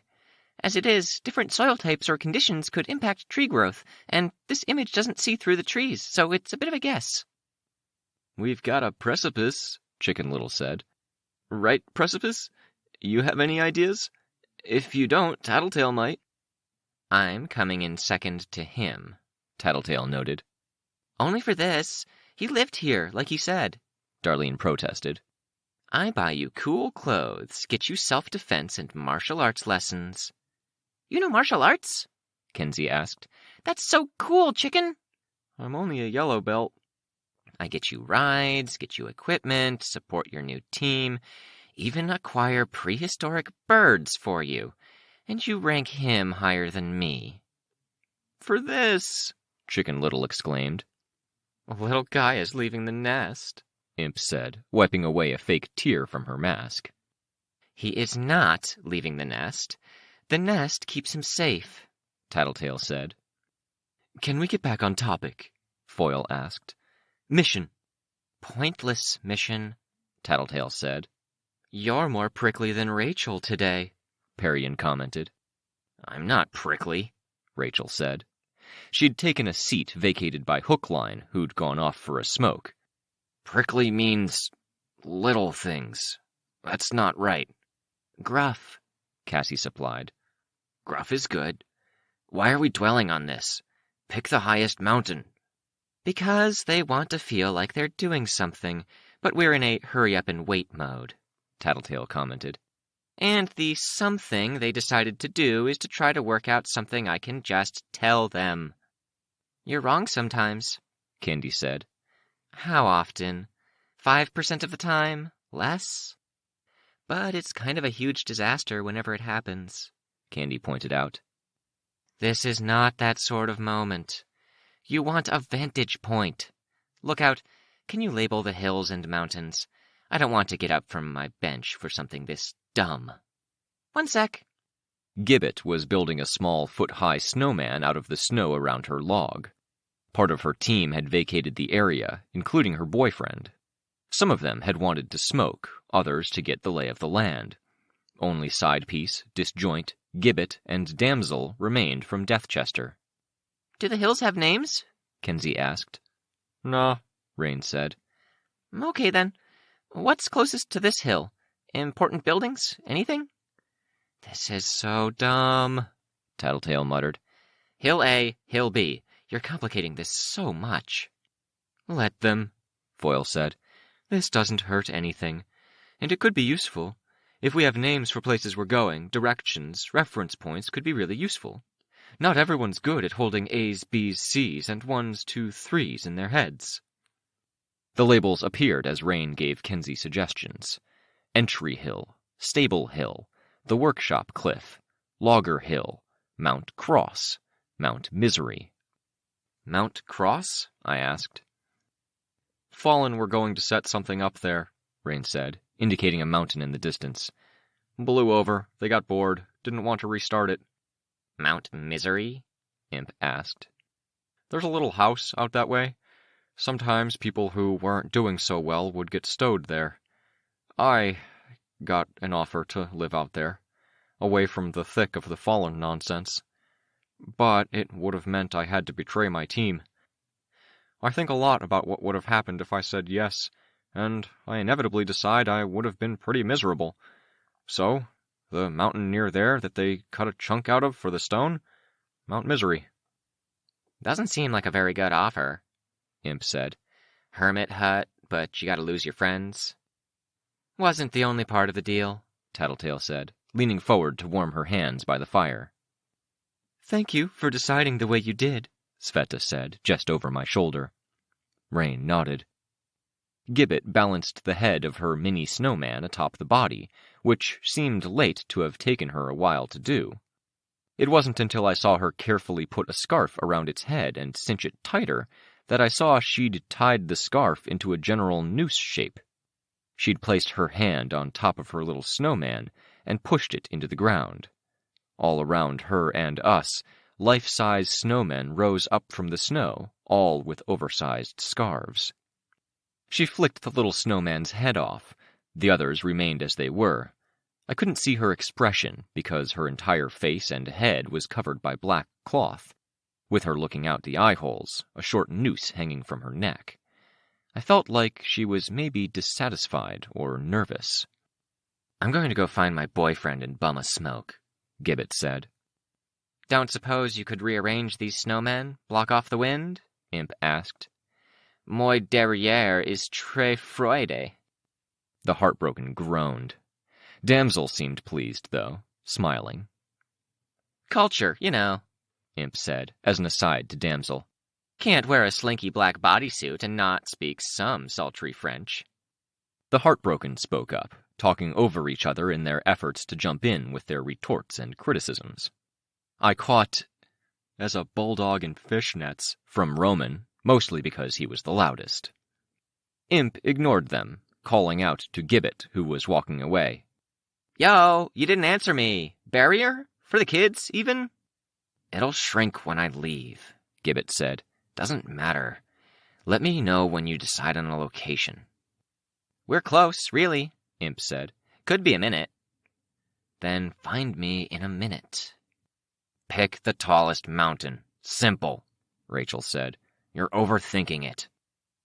What if the trees are tall because of soil or whatever? Kenzie asked. Then you're a few feet lower. Does it really matter? Okay, but there are other considerations, Kenzie said. Like? Rachel asked. Distance? Vegetation? Rain answered. This is pre-human. There aren't as many trails, lots of woodland where fallen branches and trees are overgrown with their own shrubs and bushes. You can't walk through that, which is why Logger Hill might be best. The way is already clear. I can, Damsel said. I'll blaze a path. Then, Stable Hill. It's rocky. I remember it's overgrown from discussion about runoff from the hills flooding some houses. It's close. The Malfunctions were very quietly having soup because they'd apparently skipped lunch with all the patrolling and commotion. The Heartbroken were having hot chocolate scavenged from military rations along with biscuits and salty crackers. Darlene using the fabric of her dress stretched between her legs to hold whole handfuls of the things and holding them out on request. There was a game plan, at least for ensuring our side had enough eyes on what was going on. But we weren't eager to budge. I imagined it as something like standing in a doorway. To go inside, literally in our case, was too much of a retreat. Going out meant leaving the small sanctuary, warmth and limited shelter provided by the nearby buildings. And, honestly, everyone had experienced mortal fear this morning. A bunch of small conversations bubbled up. The tactics question had been more of a what if, it seemed. I wasn't about to press, not when I wasn't sure of where I was at. I was itching to do something, but they were just recovering from doing something. It made me think, not for the first time, about how tricky group dynamics could be. Keeping a balance, keeping everyone on the same page. There was more to it, though. The cliques and groups. Going around the circle of people who had gathered at the fire, everyone had found their groove, and the ones who hadn't had left. Rachel had Yips zipped up into her coat so his head stuck out of the V of the zipper's opening. It was a heavy coat that looked like it could flatten a small child if it were dropped on them, with fur around the collar and hood that was more woolly or shaggy than it was hair, like I normally associated with parkas. She shrugged at something Cassie said, pulling the V of the zipper up against Yip's throat. He hacked out a cough, which disturbed the other dogs that were lying between her feet and the fire. Rachel had Cassie, her henchwoman, an older teen with tousled hair and grungy clothes very similar to Rachel's, with patches sewn into a jacket showing bulldog faces from biker gangs alongside cartoon dogs. She had overdone black eyeshadow that served to bring out how pale her dichromatic eyes were in contrast to her skin, and a spiked collar around her neck. Cassie had Chastity, her heartbroken friend, who had invited Rain to sit down next to her. Chastity was splitting her attention between Cassie and Candy, with less attention to Juliet and Imp. Every time she turned toward Juliet and Imp, I could see Rain trying to look as nonchalant as possible with her leaning past him or brushing up against him. Roman and the tenders helped distract him with questions. You're ignoring me, Imp said to the Heartbroken. Sorry, Imp, Cassie said. I was curious about the clothes. Getting out of those rags? Juliet asked. I'm not much of a clothes person, Parian said. How does that work? Chicken asked. Aren't you the most clothes person that ever personed? It's different. I know things about outfits and fashion, but mostly I like doing what I do for the art of it. It's like wanting to do makeup for professional photography or special effects, instead of doing your own makeup for every day. I wasn't aware those two things were different.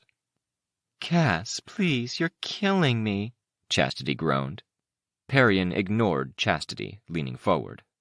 The eyes of her doll mask were dark, her voice slightly muffled by the mask being between her mouth and the rest of the world. It didn't help that she was soft-spoken. If you do professional makeup, you need to understand skin tones, face shapes, match it to the situation and wardrobe. If you're doing your own, you only have to understand your own, and you need a few basics. Interesting, Cass said. What's the motivation? Parian asked. Curiosity. I went shopping for Chastity's birthday present this summer, and I thought about getting her clothing before realizing how much I didn't know. What you got me was très cool, Chastity said. You can always email me. Or ask me, Imp commented. I've seen you wear electric blue, neon green, yellow, and hot purple all at the same time, Tattletale murmured. I don't think that's even possible. Chastity sounded appropriately horrified. For contrast, I wear a monochromatic costume. I need a colorful civilian identity so nobody ever suspects who I am. This was before your powers. When the heck did we ever meet before powers? No comment, Tattletale said. You spied on me? That's rich coming from you, Imp. I get no respect. I'm one of the most dangerous parahumans here, right, Antares? I blinked. The almost fire in your study? Remember that? No hard feelings, of course. Some hard feelings, I said, staring at her. Ah, you people. No respect. Weren't you the one telling us to second-guess anyone demanding our respect and obedience? Roman asked. If you're going to remember every last thing I say... You mean listen to you?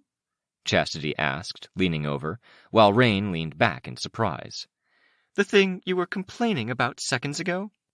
Do you see what I deal with? Imp asked Damsel. Give me a good word for it. Impertinence, Damsel said. Perfect word. Please, Tattletale said. Don't encourage each other.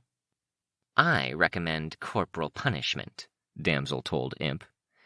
There's an idea, Imp said. Next person to ignore me or sass me gets an Imp ambush, snowed on the back of your top. I was thinking of something more impactful. Imp shook her head. Can't blow your wad that fast. Blow? Damsel cut herself off. She shook her head. You were doing so well. You're criticizing me for word choice, and you're sitting next to a girl who, 15 minutes ago, was dangling her literal ovaries in front of her boyfriend's face. Don't remind me, Foyle muttered. I saw Finale nod. She's consistent. I'm consistent in keeping people wondering what I'm going to do. Sidepiece had Disjoint and Damsel. Rachel had Cassie and her dogs. Cassie had Rachel and Chastity. Chastity had Rain and her family. Of that family, Roman was enjoying a quiet exchange of words with Rain, while Juliet paid more attention to the imp-damsel interaction.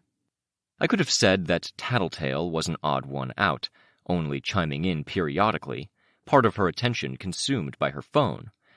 But she was between Imp's group of older heartbroken and the Tenders. The Malfunctions had each other, and were staying quiet, mostly watching and eating their soup. You three okay? I asked. Been better, Withdrawal said. I had family in Scotland when Gold Morning happened, but that was so far away, and I only ever saw them once every 5 years. Didn't really impact me. Today was the first time someone I know has died. Maybe not dead. Do you think they could undo it? Finale asked. I wouldn't count on it, I said, keeping my voice soft. If you want or need to hold on to something, you can imagine that anything might be possible when powers are involved, but small chance of that. Finale nodded. I didn't really talk to her, but she seemed cool, Sveta said. If you guys want, I have pictures, Kenzie offered. Oh, Caryatid seemed at a loss. I don't think I could look at a picture right now. Okay, I could, Withdrawal said. I don't want to say no now, then not run into you again and never get a chance. Our teams are allied, you know, Kenzie said. You could call, say hi, ask for whatever. I wouldn't want to bother you, Withdrawal told her. No bother, really. Shoot. Victoria or Sveta, may I please have permission to grab Withdrawal's phone info and put the photos there? She rolled her eyes a bit as she said it. I could give you my permission or number myself, Withdrawal said. Or that. Flick it to my phone. For the record, Victoria, this is really awkward and lame. It's like the house I grew up on was on a road nobody went down, and I'm having to walk 5 blocks that way to go to the traffic lights to cross, then 5 blocks this away, when I could see there are no cars in sight and just cross the street. You broke the rules, you thought there were no cars in sight, and you nearly got hit. People in charge noticed. This is me doing 1/2 of the punishment while still trying to be even-handed, I said. I know. Still, I said. Ugh, I said, monotone. It'll be better in the long run, Sveta said. You said you wanted warnings before certain situations came up. This is us helping with something like that. Hey, Withdrawal said. Look out. This is kind of my first time doing this, but I've been told that when Tinkers hang out, they share ideas? How does that work? It was a good distraction, and an intentional one, I suspected. He was a natural caretaker, I suspected. It would be why he fit into his specific team, why losing Fumehood had hit him pretty hard. Okay. They weren't totally isolated. Caryatid and Finale joined the conversation. Everyone with people to talk to, connections within this group. Leaving Sveta and I. Sveta had draped herself over me as I took a seat on the bench, which was simultaneously comfortable and uncomfortably reminiscent of my time in the hospital. The best of the bad days. There was space to sit down where Trophy Wife had been seated before she'd gone off to tour the area, but Sveta had already been settled. She hadn't volunteered to move elsewhere, and I hadn't asked. Both of us feeling pensive, content to watch the rest. I touched her tendril. Can we talk? I felt the little organs that were resting against my back expand as she drew in a breath. She didn't make a sound, but she nodded. I'll be back in a minute, I said, standing. Sveta unwrapped herself from me. We should probably mobilize soon. All right, Rain answered. Sveta pulled herself together, then fixed her hair before sticking her tendrils into her gloves and forming the hands within. We walked. I stretched. My front was toasty, but my back wasn't. The core of me was a comfortable temperature, though, and that was what made the difference. Will that whole debate over the vantage point matter? Sveta asked as we walked. We'd passed through this area at some point during the raid on the Fallen camp, but I didn't really have a sense of it. My focus had been on very different things back then. Might not, I said, but talking about it gets people thinking in the right directions, and it's a good stress test for how we'll communicate inter-team when things get hairy. When, not if, Sveta asked, her hands in her pockets. I nodded. I'm worried. You're always worried. I'm especially worried. Tristan isn't doing so hot. Malfunctions aren't doing so great. This fight is hard enough, but if they get an edge, form their networks, whatever else, then the cracking expands. We might not even have the settlements we put an hour outside the city. And people like Tristan or the Malfunctions. Yeah, Sveta said, giving us more things that are awfully close to being Endbringers, making it harder to gain ground. But how are you? Are you counting yourself in your risk assessment? I'm managing. I want to fight, I told her. I feel more in control than I have in a long time. Armstrong sent me a message, asking me to keep an eye out. I blew air out my nose, and it became a puff of fog. Should he have? She prodded. Jessica asked me to look after Breakthrough. If there's any room to resist that happening, There's no way I'm letting it happen while I have a member of Breakthrough to protect. For Jessica? Sveta asked. For me. I made it a commitment. I have to follow through. You certainly sound better than Tristan. You seem better than the malfunctions. But you also seem... She trailed off. Like I had to fight tooth and nail to be listened to while being unable to do anything to keep my best friend alive? I feel like it goes back to the dreams last night. Not that we talked after waking up, but I saw you. I heard your voice. I'm me. I believe you. We passed a group of patrol officers who were sitting on a porch. I thought of the dream, Sveta's portion. How to gracefully bring it up. A lot of us, I think, had to face parts of ourselves last night. I think that's part of what that space is, lays everything bare. Yeah, Sveta said. Well put. Tattletale dialed up the assholishness to 100 after the dreams. She calmed down. Helped me help you with Amy. Want to, fly? I asked. Visit the hill the others wanted to set up at? Sveta pulled her arm apart, wrapping tendrils around my shoulder and stomach. I put my arm around her upper body. Flew. Away from the site of old battles, from snow and onlookers. Over to the stables. I could recognize their general shape and the fenced-in areas meant for the horses. The hill wasn't far from there, large enough to straddle the definition of hill and mountain. I found a tree to settle on, setting down on the sturdiest branches at the top. It bent a little under our combined weight, so I floated a bit to reduce that burden.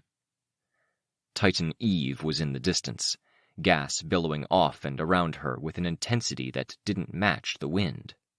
Head bowed, streams of gas instead of hair. Gas speared up, solidifying, and became a spike. She broke it off, then stabbed it into the earth, where it joined another two. What was the range on that? What happened if she threw it this far to us? Did it become suffocating clouds?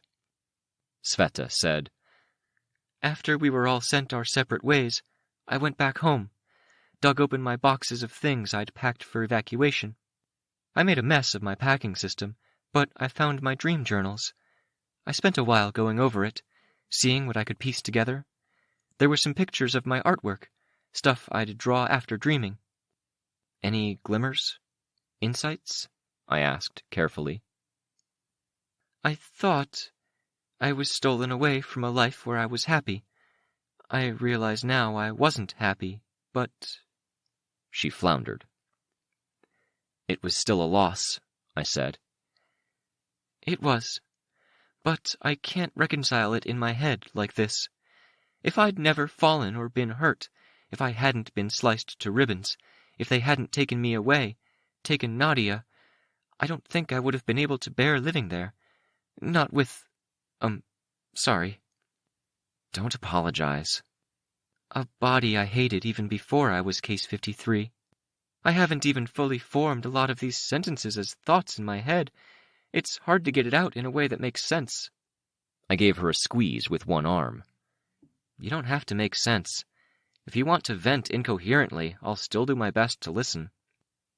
Goo gobble goo herk ga gook, Sveta said, dead serious, maintaining eye contact with me. I smiled.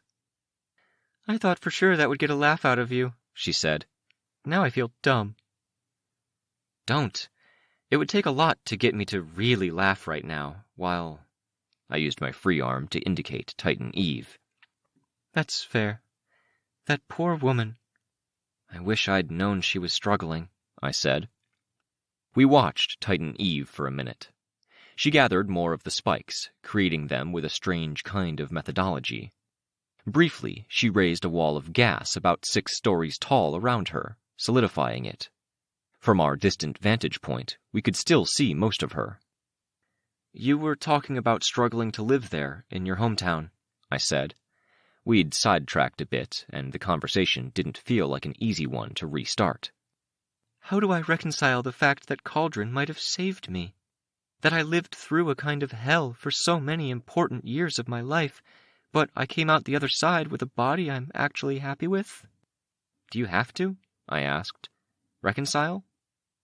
I spent a whole summer touring worlds to try to find my original home, based on scribblings and paintings after I dreamed.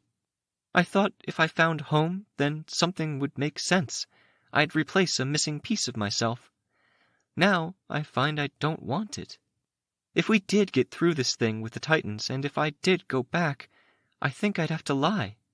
That's the impression I get from dreams, feelings I thought were parts of me being Case 53 that I can't let go of.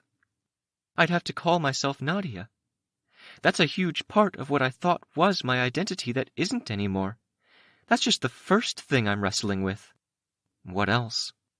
I hated Cauldron, and I still do, but I'm grateful at the same time. And whichever emotion I feel like I'm betraying the other. I had to confront a feeling like that earlier, thinking of what to say to Amy, digging deep into what I knew about powers to extend an olive branch and an excuse. I think, it's okay to hate. That's not exactly something for the Saturday morning cartoons, Victoria. Nah, maybe. Maybe we need to tell kids that when we feel afraid for reasons. When we feel angry or hateful, we feel those things for their own reasons. We could do with a little witch with pink hair telling kids it's okay to hate if you recognize it and manage it.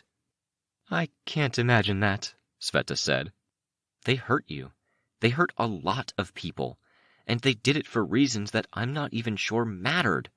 Fuck them. Fuck them. Say it like you mean it, I said.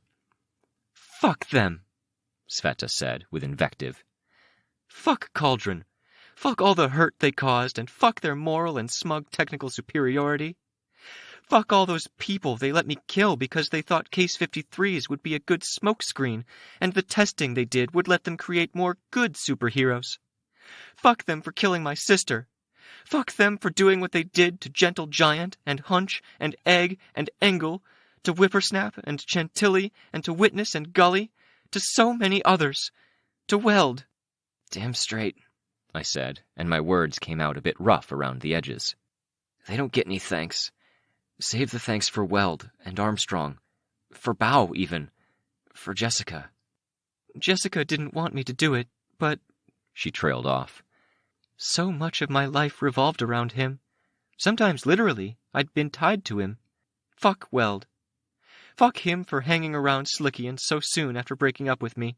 Fuck Slickian for being willing to do that. Fuck Armstrong for not telling Weld off for choosing this moment and me to be a jerk-ass for the first time in his life. She had tears in the corners of her eyes. She turned back to look over at Titan Oberon. Fumehood was distracted from the creation of her spikes. Javelins, maybe. I saw the line of a beam cut across the space in front of her, cutting the beams in half. They billowed out to blanket the area around her in gas. I watched the gas crawl across a whole tract of the city, getting part way to us, wary that I might have to sound the alarm. It dissipated before it reached us. No message on my phone. The team out there was doing something in the way of testing of the waters. Sorry, I said, seeing Sveta watching me put the phone away. No, I'd be offended if you didn't check. I'm so sorry about Weld, I told her. I'm sorry if there's a fuck you in there meant for me, because I've been too busy or distracted or... She shook her head, leaning it against my shoulder. I don't have a full childhood's worth of memories to draw from, Sveta told me. I don't have much in the way of an adolescence. That doesn't still give me nightmares if my brain wanders in the wrong places when I'm asleep. So I hold on to ideas. Dreams and what-ifs, and obsessing over cool boys with metal skin, or about the injustices Case 53's face. Dreams about who I was and the anger, and feeling like this tattoo. She touched her cheekbone. With her at my left, I couldn't really see it. Gave me membership in a club. Even if that club decided to turn on me or use me as a scapegoat. I don't know if I even qualify now. Egg is kind of freaked out. I spent so long wrestling with this demon that was my body, I kind of didn't realize that all I was inside my body, inside my head, my identity, it was more demons. Can you befriend your demons? I asked. Tame it? Them? I think I've vanquished too many of them, or left them behind. I don't know who I am anymore. Mind letting go of me? I won't let you fall, just... I pulled back a bit as she unwrapped herself from me, making sure she had her feet on the sturdiest branches while I held her arms. Balance. What's up? She asked. Going to leave me up a tree? No, I wanted to face you properly, I told her. Sveta Karelia, that's you. It's a name you can go by because it's a name you chose yourself. I wasn't really gunning for a pep talk, she said. This isn't. This is a friend-to-friend talk, I said, looking her in the eyes. They were a bit red. Sveta Karelia, you are, above all else, colorful, inside and out. I fixed her coat with its large sections done up in different colored patches, some triangular, some in other geometric shapes, tugging at the front to pull it tighter around her body. You're an artist to the point it overflows. Your whiteboard in the headquarters, your skin, your clothes, and your costume. Every notebook that sits within your reach, including my notebooks I was using for my university lectures in the hospital. I was bored. I liked the company, but I was bored, she said. But she smiled fondly as she said it. You have a sense of injustice, Sveta. You feel a genuine outrage when the weak are bullied and when wrongs are done. I think it's what makes you a good hero. And you are a good hero. You saved Armstrong. You gave your all against Mr. Huggs, or whatever asinine name it was Chicken Little gave him. You stopped Saint. Saying it's a sense of injustice feels kinda off. It's not a bad thing, I told her. You have a softer side, a gentleness around animals and kids, genuine caring.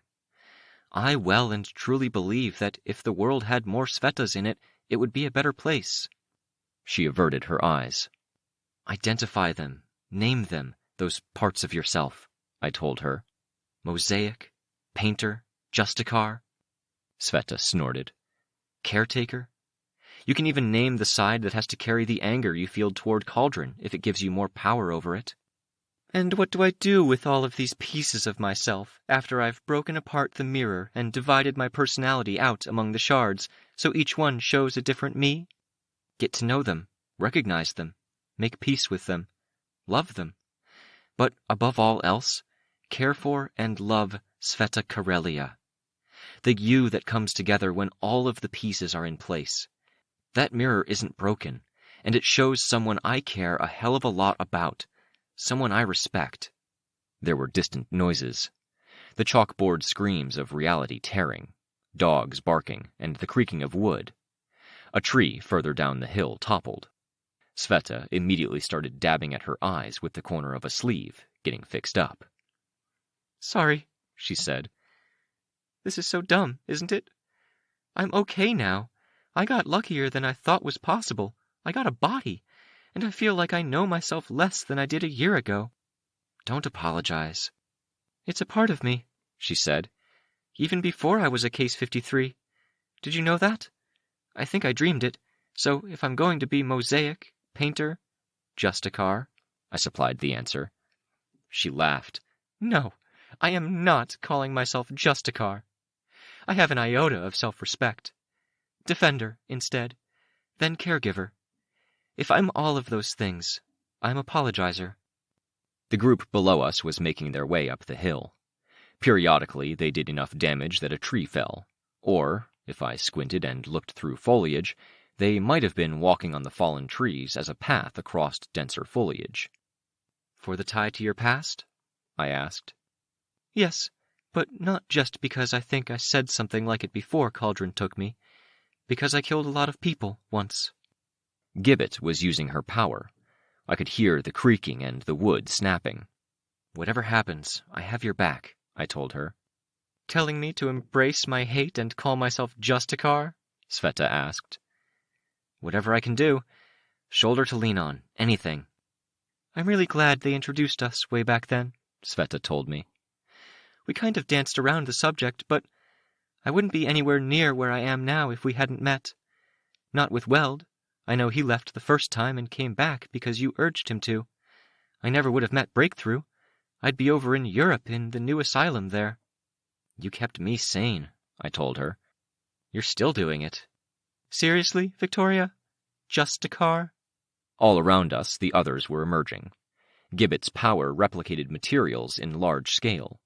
Her trademark was the actual gibbet with the hangman's noose, but here she reproduced fallen trees.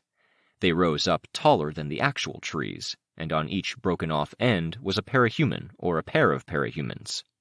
Some stood, some sat. One clung to the top of the wood for dear life. On pillars of wood that stood taller than any of the treetops, on a forest-covered hill that had yet to be really touched by mankind, each essentially a platform 3 or 4 feet across. It was a lot of pillars, because even with the occasional 2 people to 1 pillar, there were a good number of us. Undersider, Breakthrough, Tender, Deathchester, Malfunction. If anyone falls, I can catch them, I addressed everyone. Already volunteered my services as a just-in-case, Withdrawal said. But I appreciate the backup. Still good to hear, Chicken Little said. He had Darlene kneeling next to him while he was on all fours. He looked up and out, then immediately returned his gaze to the wood immediately beneath him. Just, scream, I said. Withdrawal nodded, metal at his shoulder squeaking with the motion. Yeah, that. I'll try, Chicken Little said, with a nervous laugh starting early and making the try wobbly. Come on, Darlene urged him. She'll save you if anything happens. Just stand up. You'll be glad you did. Wobbly, Chicken Little did just that. I floated a little closer, just in case his nerves inadvertently pitched him over the side. I think it's really cool you did this even though you're scared of heights, Darlene said, her voice soft. That takes a special kind of courage. I have a lot to live up to, he said, just as quiet. And Roman said people would think I was lame if I didn't go. Off in the distance, Titan Eve was still being harassed by capes too distant to clearly make out. Periodically, a power would be visible as a line of light or a small explosion. Her solidified gas provided protection. Fume hood, Finale said, quiet. She looks badass, Cassie said. She shared a tree pillar with Chastity, sitting casually while her friend stood. She looked badass before, Finale said. What do you call an elephant that's painted pink and blue? Caryatid asked. After a pause, she said, An elephant. She was badass before. Doesn't matter what happened to her. That won't ever change. Finale nodded with vigor. For some here, this was their first look at a Titan. Not so for the major malfunctions. They'd been at ground zero for the first appearance. Eye to the ground, Capricorn said, still Tristan. He'd come back from the church. Look at the landscape. Look at the cracks. Look where the city's still standing. That's going to be our battlefield. Try to keep a mental map in your head. Know where you're going. Don't run somewhere and find a chasm waiting for you. Titan Eve was starting to move. First one way, then the other. We stood. We sat. We floated in the air. We watched. We did it together, though some of us were near strangers. I felt okay about Sveta. Mostly okay about Rain. Someone who carried all of their anxieties and stresses in private made for a hard read. I didn't feel okay about Tristan. I didn't feel okay about Kenzie. We'd needed this, everyone in a position to safely see, to take it in, and to come to terms with what we had to deal with. Titan Eve, seemingly getting more restless, minute by minute, as minutes passed. Titan Oberon, out by the water, head craning around, taller than any of the buildings around him. More minutes passed, and I saw how some people were getting cold. I was counting the seconds until I interrupted our viewing to suggest we head back down when Titan Eve's restlessness ceased. She looked over at Titan Oberon. Shit, Tattletale said. When our phones rang, I felt only annoyance. We already know. I checked anyway. Sure enough, we had orders. Almost immediate, following that look. Titan Eve, attempt to form a connection with Titan Oberon. Priority 1. Intervene. Portals imminent. It was Kenzie's tech. Doorways that would lead us to where we needed to go. I remained where I was, watching people, searching for signs. They ripped their way into existence around us and below us while we stood above the tree line. "Jumping," Sveta called out, so nobody else would jump and bounce off of her. One by one, people took the leap. I went to Chicken Little, giving him my hand, and carried Darlene too, for good measure, carrying them to where I could drop them through. Gibbet was one of the last to go through.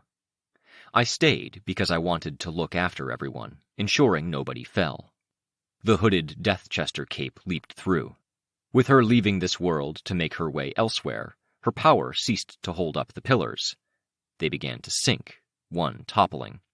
I flew through, after my teams, really hoping someone had the guns I'd asked for.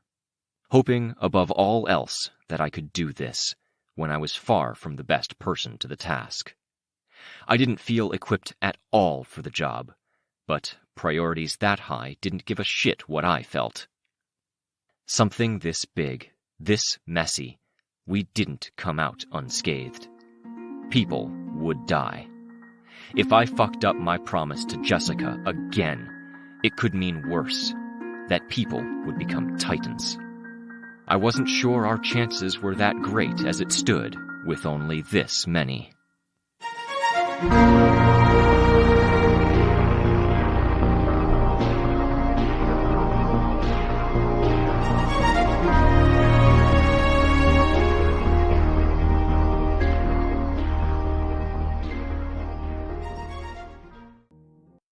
Arc 18, Radiation, Chapter 4. The portals that we'd jumped into took us to the Warden's headquarters. It was an area like the lobby that I wasn't familiar with, that was largely undamaged. Another hero team was part way through the process. "Masks for the gas," a staff member told us, eyes mostly on a checklist while her colleagues handed out the equipment themselves. "Goggles." The mask barely covered the nose and mouth by the looks of it. I saw the other teams getting their stuff. Damsel held her kit in claw hands, using the blunted backs of each blade finger to manage the elastic cords and pull it over, coming perilously close to scalping herself. The elastic still snapped against her temple, making her jump a little. She saw me looking and glared. She might have planned to say something, but the guy with the clipboard that was handing out stuff to her group was holding out a chunky phone. "I don't like phones," she said, dismissive. It was Trophy Wife who took the thing. "No thanks, I've got a mask," Kenzie said, bringing my attention back to this. "You're not coming," I told her. What? No. "You're on comms. There's absolutely nothing you can do on the battlefield itself. I'm not sure there's anything we can do on the battlefield itself."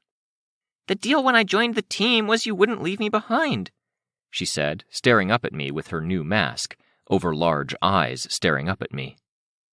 "We've brought you in. We've involved you. You're a valued contributor on multiple fronts. You've had your time to shine. But in this?" "I'm coming," she said, stubborn. "Decadent and Chicken and I are going to stay behind," Darlene said. "I have more field experience than Precipice or Sveta," Kenzie told me, ignoring Darlene. "If you want me to stay, you're going to have to hold me down, and that means you can't go." "It doesn't make sense," I told her. "We can experiment, test the waters, give you field experience on any occasion, except when we have an actual Class S threat." "No, I have to come." "We're going," Tattletale said, gas mask around her face but not at her mouth. It looked like we couldn't wear the things and talk at the same time. I just nodded, letting her go. The Undersiders with the 3 older Heartbroken and Deathchester all passed through the portal. Cassie remained behind. I looked back to Kenzie, who had her arms folded. Chicken, Decadent, and Syndicate were a step behind her. The Malfunctions lingered off to one side. Why? It was Tristan who asked this time. You have to? Because of personal reasons? "No," Kenzie said, unconvincingly. Why? He asked again. His voice was gentle. Because scans. I want to scan stuff and take pictures. And take pictures. If it were anyone else, that statement would have been ludicrous. Tristan looked at me, though, shrugging one shoulder. You promised you would take me seriously and bring me along, Kenzie said. I want to be there. How do you even plan to get close enough to the Titans? I asked her. I don't. I can get some data from a distance. I'll take some pictures of where they've been, stuff related to them, like Eve's gas or whatever Oberon does. I frowned. If you want, Withdrawal cut in, stopped. I looked at him. I could look after her, he said. You didn't want to come. I want to help, he said. If she's that gung-ho, I'd feel really fucking lame if I chickened out. I resent that, Chicken Little muttered. Shush, Candy whispered, shoving a gloved hand under his mask. This is serious. I didn't mean that in a bad way, Withdrawal said. Those kids are going? Not kids, Roman said, in nearly the same beat as Juliet. Younger than me, Withdrawal said. He was 17 or 18, and Roman and Juliet were 13 or 14. Hard to estimate when they were lanky and tall by nature. We're heartbroken, Roman told Withdrawal. We've seen worse. I have to admit it, I've heard that a few times, but I don't know what that is. Sorry, Withdrawal answered. Heartbreakers, kids? Juliet asked. I've heard the name, I think, Withdrawal said. I don't remember any details. We didn't have internet, Carrington said. And you thought we had it bad, Candy whispered. We did, Darlene hissed back. Chastity clapped her hands together once. Focus, please. We can share stories of misery from our childhood after we've come out of this alive.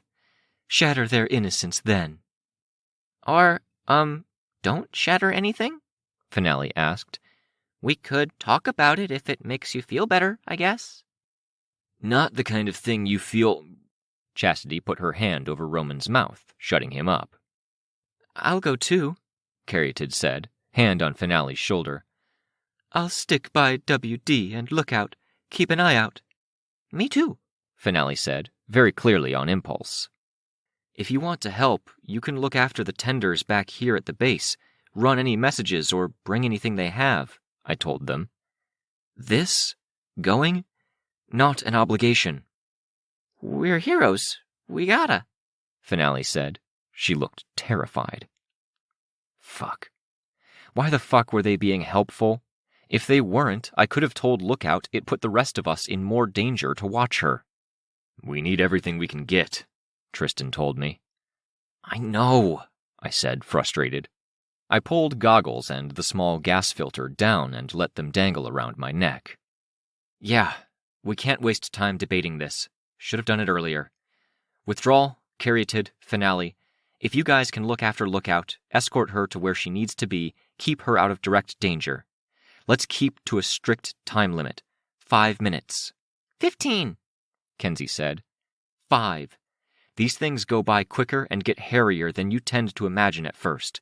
If we're playing defense trying to keep these Titans from connecting, whatever that means, we can't be distracted also keeping them away from where you're at. But... 5, Tristan told her. Or you're not coming. Antares is right. Yep, Sveta said. Kenzie looked like she was going to argue, turning her mask from one of us to the other. Then she relented. Do you want a network? Darlene asked. Yes, I said. I could feel Darlene's power seize me. I became acutely aware of where she was and every physical sensation she experienced, including the thrum of her heartbeat pounding in her chest. I felt Lookout and Chicken Little, then Tristan, Sveta, and the Undersiders and Heartbroken. The Undersiders were riding the dogs. Eerie to mentally parse that I knew exactly how far away they were and I was still not on the same Earth as them. It was the kind of thing I understood in a logistics general awareness sense, but now I could sense it with an awareness that I hadn't been born with. This is how they experience the world. This must be how you experience the world, Fragile One. seeing around the corner, so to speak, into Earths that I don't occupy. "We ready?" Tristan asked. The woman with the clipboard held out the device that looked like a cell phone had had a baby with an iron ingot, same as the guy further down the hall had given to Damsel, heavy, with an antenna sticking out the top. There was a loop so it could be worn around the neck or hooked into the costume. I was, through Syndicate, aware of Tristan reaching for it in the same moment I did. I took hold of the thing, then passed it to him. If nothing else, because Tristan needed this, and because I planned to have my hands full. "Leader of each group gets one," the woman said. "Try not to lose it. There are only reliable communication with the infrastructure as damaged as it is." "Got it," Tristan said.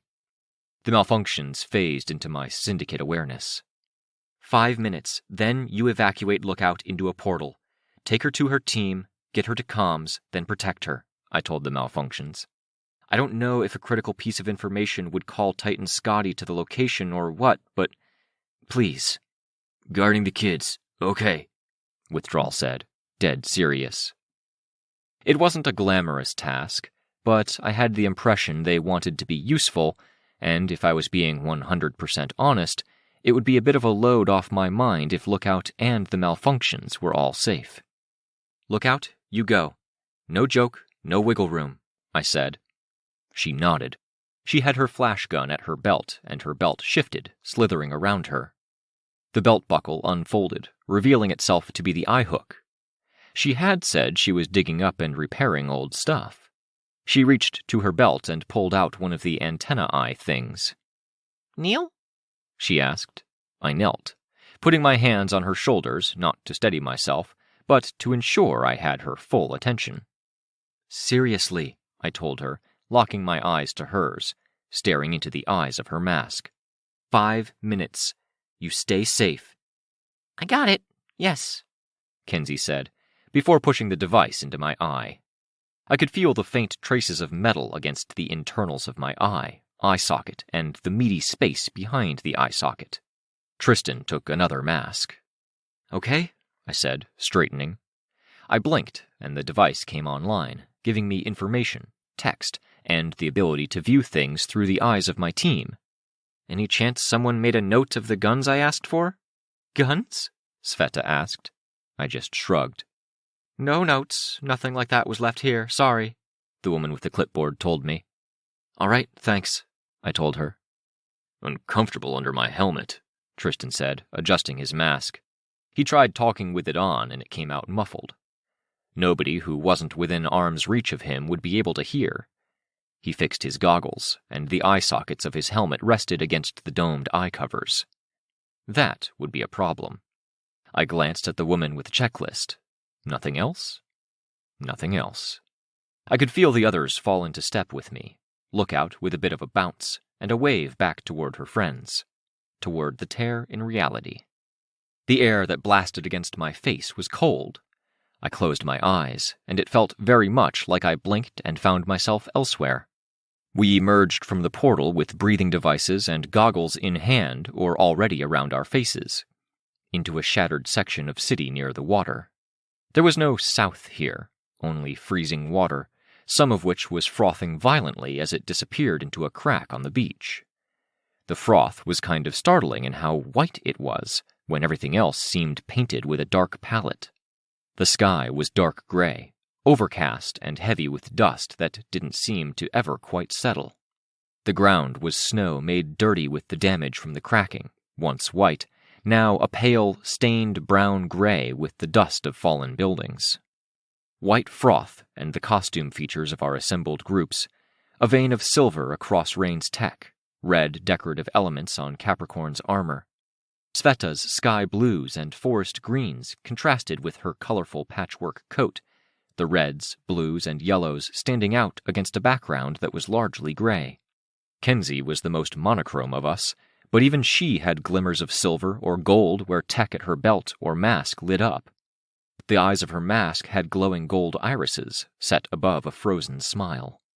To our west was Titan Eve, the kind of tall that meant I had to raise my chin slowly to take in her full height.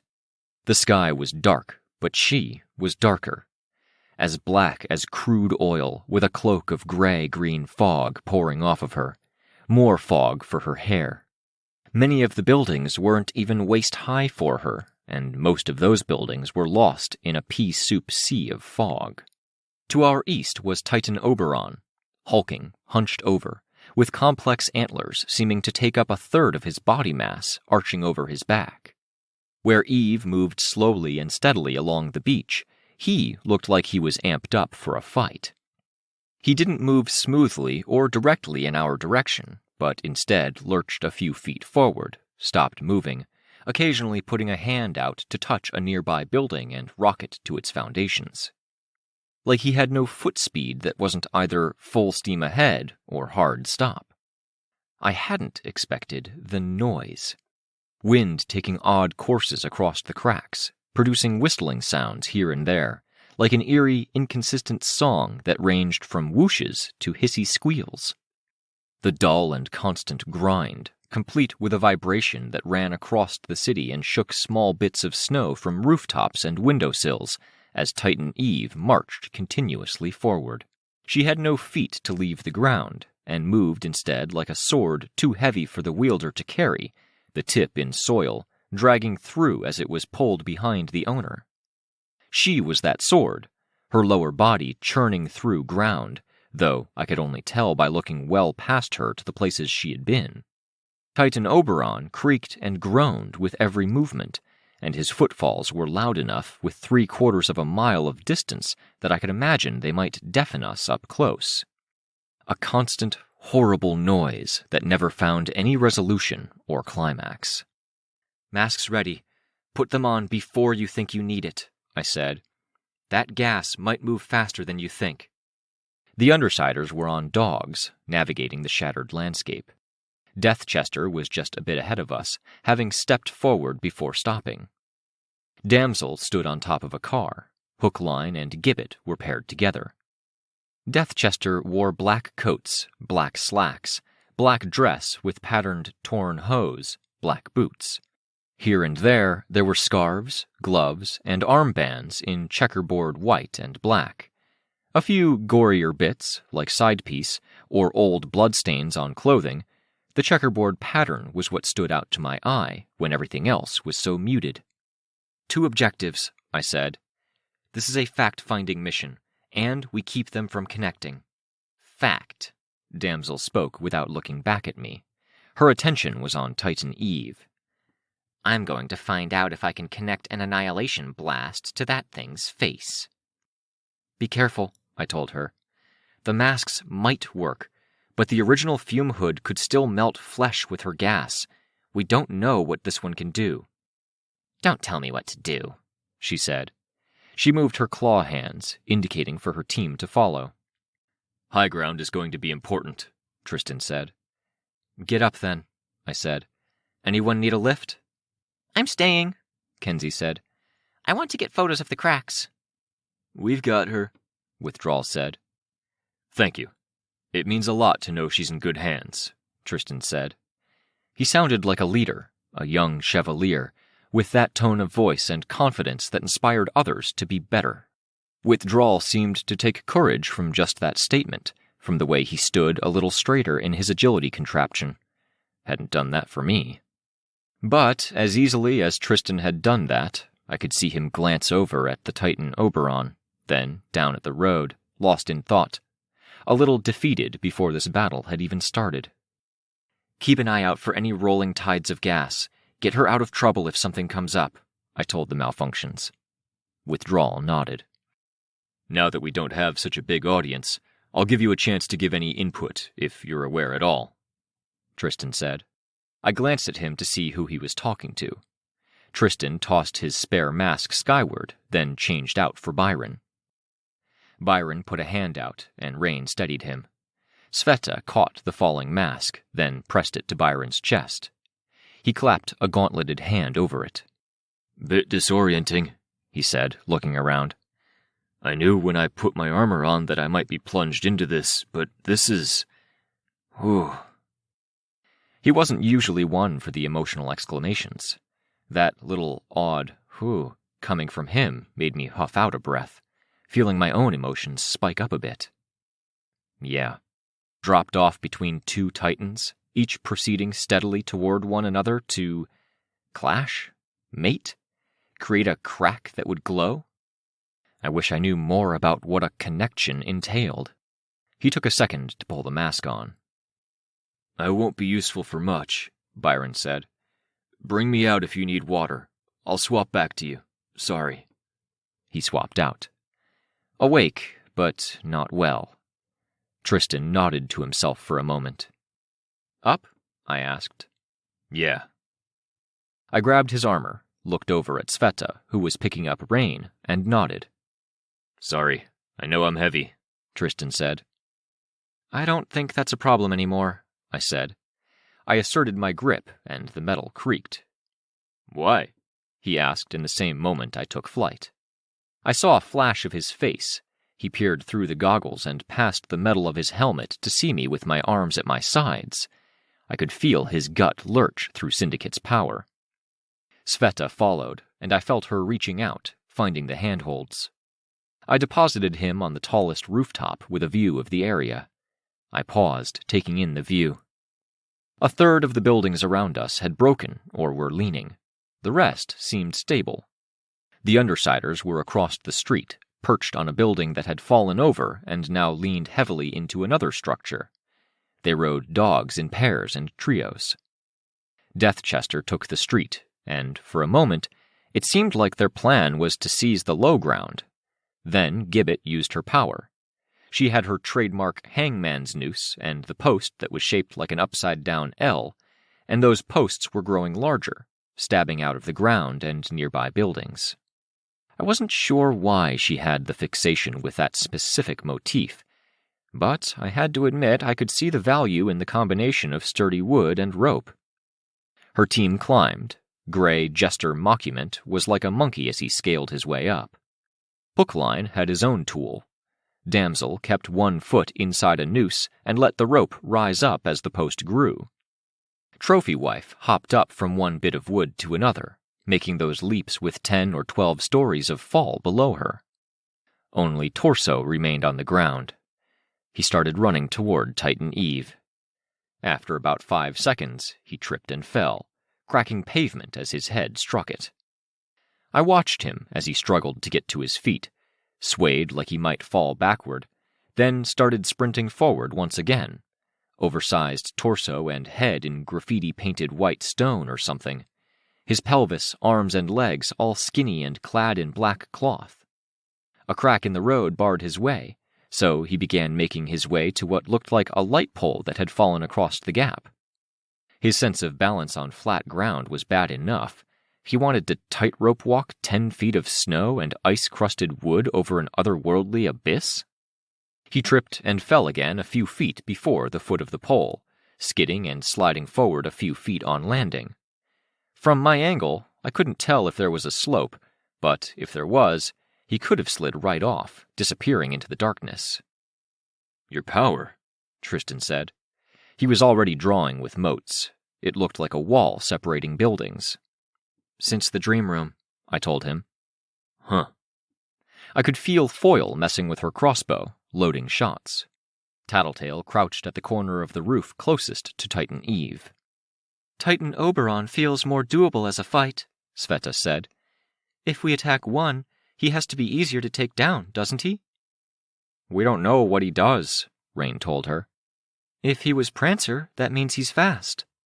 Fuck me, they were just so huge.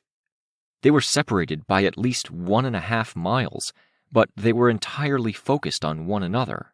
It was like being between 2 steamrollers, no tools, no weapons, just naked hands and desperation. Couldn't let them meet. There were other teams on the task. A few blocks down, heroes were erecting force fields. A tinker was teleporting in something that looked like a candlestick with a pointed bottom, segment by segment. This power change, Tristan said. Did it come with any resolutions, realizations, changes in anything? He asked. For Byron and me, it was our relationship.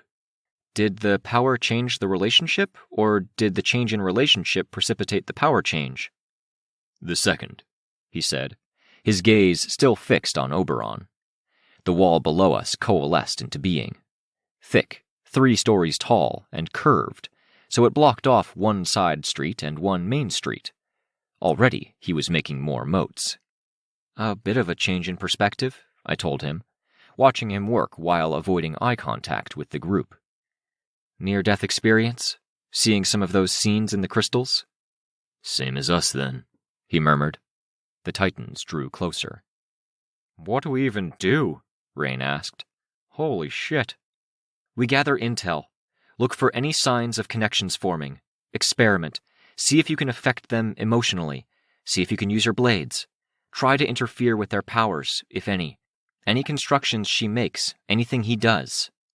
Through the syndicate connection, I felt Tattletale move her arm. A wave, a point. I turned to look at her, then followed her arm. She was pointing at Titan Eve. Crap. My heart was in my chest as I floated up. Below, Tristan's clunky phone beeped. He unclipped it and raised it up, pressing a button. "Hello?" Tattletale here. As if to punctuate the statement, Tristan made his other wall solidify on the street below, blocking another road. I could kind of see his intention. It wasn't to stop the Titans. That was a bit too hard of a call. But anticipating the flow of gas and controlling it, steering it away from the malfunctions and Kenzie, who was leaning over one of the smaller cracks, taking pictures of what lay below. I could tell through my connection with Syndicate. "Giving you a warning. She's about to attack," Tattletale said. "Attack?" I asked. "Us?" "The other Titan." "They're not connecting?" "She's weaker. She has her own connection. She wants to beat him down enough or disrupt his power enough to subjugate him. He just wants to get his hands on her and subjugate her. He's strong enough to do that without having to break her down first." "He's that much stronger?" Rain asked. "She's attacking." Titan Eve held a hand out, and the smoke below her moved up toward the waiting hand, solidifying into a spike. With a motion of her arm that did not seem like it should have been as effective as it was, she sent the spike forward. Titan Oberon moved with surprising quickness, leaning to one side, turning his body sideways to let the bolt pass it by. It struck a building behind him, detonating into a gas cloud that seemed to consume the entire building, at least 8 stories tall. Yeah, if one of those landed near us, there wasn't going to be much chance to get the hell out of the way. "We let her weaken him," Tristan called out.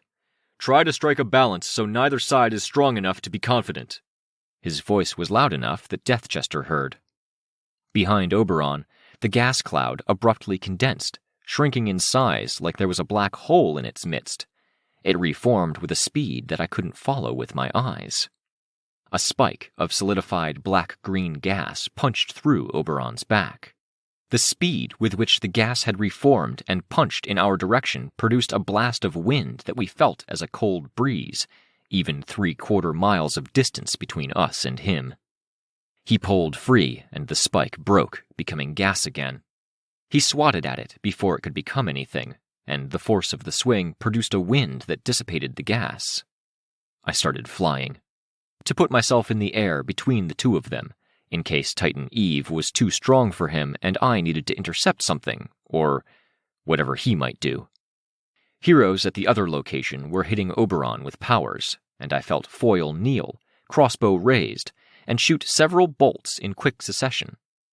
I knew her power let her bolts pass through anything, and if she timed it right, which she could, with her timing ability, then she could make them stick. But they were so small, and he was so big. Were there vitals she could aim for? Titan Eve produced more spikes like the first one, gathering them into a collection in front of her. A triple threat attack, to all appearances. Get hit, you had a spike as large as a city bus in you. For Titan Oberon, it would be a fairly superficial wound. For any of us, it would be an ugly ending. He started to move away, but one of the heroes at the location near him hit him with a power, a beam of light that lanced around one arm and locked it into position, like a massive white shackle or set of laser tongs. The Titan couldn't move out of the way. Titan Eve attacked, hurling every last spike his way. With his free arm, the male Titan swatted at the air. It produced a shockwave that put the prior impacts to shame. The spikes weren't bullet fast, but they were moving fast. In the next moment, they weren't moving at all.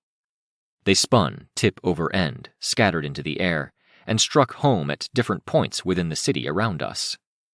I flew higher to track it. I could see the gas expanding. Green, but with a bubblegum pink hue to the very edges and the deepest recesses. I hoped Kenzie's camera was gathering this data and relaying it to everyone. The gas was quick to dissipate, kind of. I could see the aftermath, where buildings had disappeared into the gas were revealed again now. All of them with more holes than Swiss cheese. More holes than any sponge. The largest of the holes yawned open, moist, draining out the liquefied contents within. The holes with nothing liquid to drain out smoked slightly, with more gas like the initial blast. Fuck me. That was a lot of damage in a very short span of time. I watched as liquid spurted out, and then things emerged. The colors were pastel green and pink, with a bit of black where they had pincers or legs, and they looked like translucent maggots larger than people. They began tearing at the surroundings and spilling over one another in their efforts to worm free of the cavities that had appeared, and most of the affected areas were more cavity than anything. Fuck me. The implications of that. Alarm surged through me as I flew around the site, staying well above it. I saw Titan Eve attack again, flinging more spikes, 3 aimed at Oberon's feet, middle, and head. He stepped back, fighting against the efforts of nearby heroes and crashing through a force field that was trying to hem him in. He swung one fist, and the shockwave seemed to disrupt whatever was hampering him. The backswing of that same fist knocked away 2 of the 3 projectiles. One of them landed close to the heroes who had been hemming him in. I didn't see the aftermath. The third landed on the ground near his feet and promptly billowed out into gas. Same color, same kind. Green with a trace of hot pink in the recesses and very edges. The gas touched one of his hooved feet, and he stumbled. I could see the damage. Holes riddling his hoof and lower leg, which promptly gushed blood and other fluids. The maggots came soon after, worming out of his own flesh to devour whatever they could get their mouths on. The rims of the holes seemed to be hardened. It explained why the affected buildings hadn't collapsed, but the flesh was soft enough for them to burrow in and bite. He reared back, then stomped with his injured hoof. The impact of that stomp reached me a half-mile away. More blood gushed out, but so did a tide of what looked like 100 dead maggots. A clap of his hands dissipated the gas and another spike that was soaring through the air. It went off course, landing in the water. Those shockwaves. That wasn't Prancer. Moose? I asked the cold, empty air around me. He dropped to all fours, back hunched over, and I could see the flashes of green-gold light dancing between each individual muscle. He leaped, as far up as forward. No, that was definitely Prancer. It took me a full second to fathom the sheer scale of the leap. 1.5 miles might have separated him and Titan Eve, and he was now on a collision course with her. I flew to intercept. I couldn't even fly up in time to reach him before he started his descent, but I could meet him near the landing point. I went straight for the part of him that I knew I could get a grip on, that damaged hoof, where the rims of the holes seemed to be structurally reinforced. Breath hissing through the mask, I flew with all of my strength. Same ideas as in the past, but with cleaner execution. In the air, there was no leverage from the ground to grant that added power when you needed it. There was rotational power. I moved the force field, with movements of my hand and with my own control over it, to give it spin so that it hurtled around me. The force of the limbs and irregular shapes cutting through the air actually made flying forward harder, slowing me down. Titan Eve was creating a wall of hard gas in anticipation of the impact. I was going to have to deal with that, too. I reached it when he was halfway back to the ground, and the spinning force field raked the surface of the hoof's underside. I grunted with exertion and sudden panic. Not what I wanted. I could feel the sheer force and weight of him in the moment after. I was about to have his full weight come down on top of me. One of the hands got a grip on the rim of a hole in the hoof's underside. Well, less of a grip, more that the hand found the inside edge, palm flat against it. It bucked a little with the impact of my hand, bucking a bit more when I flared out with my aura. Then the force field found more holes. I tried to pull the hoof back, and he reacted almost instantaneously, going the other direction, forward. So I obliged instead, reversing direction and hauling the hoof forward, putting myself directly beneath the hoof and the ground, pulling it a little further than he intended to go. It was only through my syndicate connection to Kenzie that I had any sense of where the ground was. I slipped free in the last moment, canceling out the force field so I had the space, re-enabling it so I had something when the hoof crashed and skidded across broken road. The shockwave rippled out, and I felt it hit the force field, hit me. I was thrown through the wall of hard gas within a short distance of Titan Eve and into the side of a window where the wooden infrastructure of the building splintered. Residual momentum carried me skidding across the floor. All to mess up his footing a little. He'd landed on one foot, the other slipping. Now he climbed to his feet again, and I could see only a narrow slice of him through the windows on the floor of some business headquarters I was in. He didn't move like a giant with the added mass, the added air resistance, or any of that. Even without the power boosting the occasional movement or creating a shockwave, he was faster than any ordinary person. Shrouded in gas that was creeping into the space I was in, because I'd punched through the wall Eve had created, returning some of it to its ordinary state. I'd punched through the wall of the building. And the fight between titans was now something like a hand-to-hand brawl. If one of them got the advantage, it would connect to the other. Couldn't let that happen. Scholar the fuck up, Victoria, I thought, as I flew out through the window to the side, avoiding the gas. The wall of hard gas was still mostly upright, but every punch he struck tore down more of it. Spikes erupted from the far side, and he avoided most. Pull on what we know, I thought. If you want to chime in, Fragile One, you'd better give me some nudges. Prancer had some moose in him. Had he stolen the power, or were they related? Related powers factored into what Titan Eve was doing. That pink gas, it wasn't in her normal set of talents. Was that a power the agent had but hadn't handed out? Something for a future host, or a possible evolution of the power? Like how my family had lasers and force fields as redundant things, but some of us kids, like myself, had something pulled from the same agent. My damn sister had her dad's master of biology, but a completely different angle. He controlled one aspect of his. She controlled 1,000 different aspects of anyone but herself. Tristan and Byron had the same root power, but other stuff came and went, like he'd remarked, and it changed with mental state. Did the Titans have full access to the full portfolios they'd managed as agents? Capricorn and Backwoods were creating barriers to wall off the worst of the gas. Backwoods threw splinters of wood that exploded into barricade form, some of those barricades exploding out 2 or 3 times, extending the reach and density of the branches each time.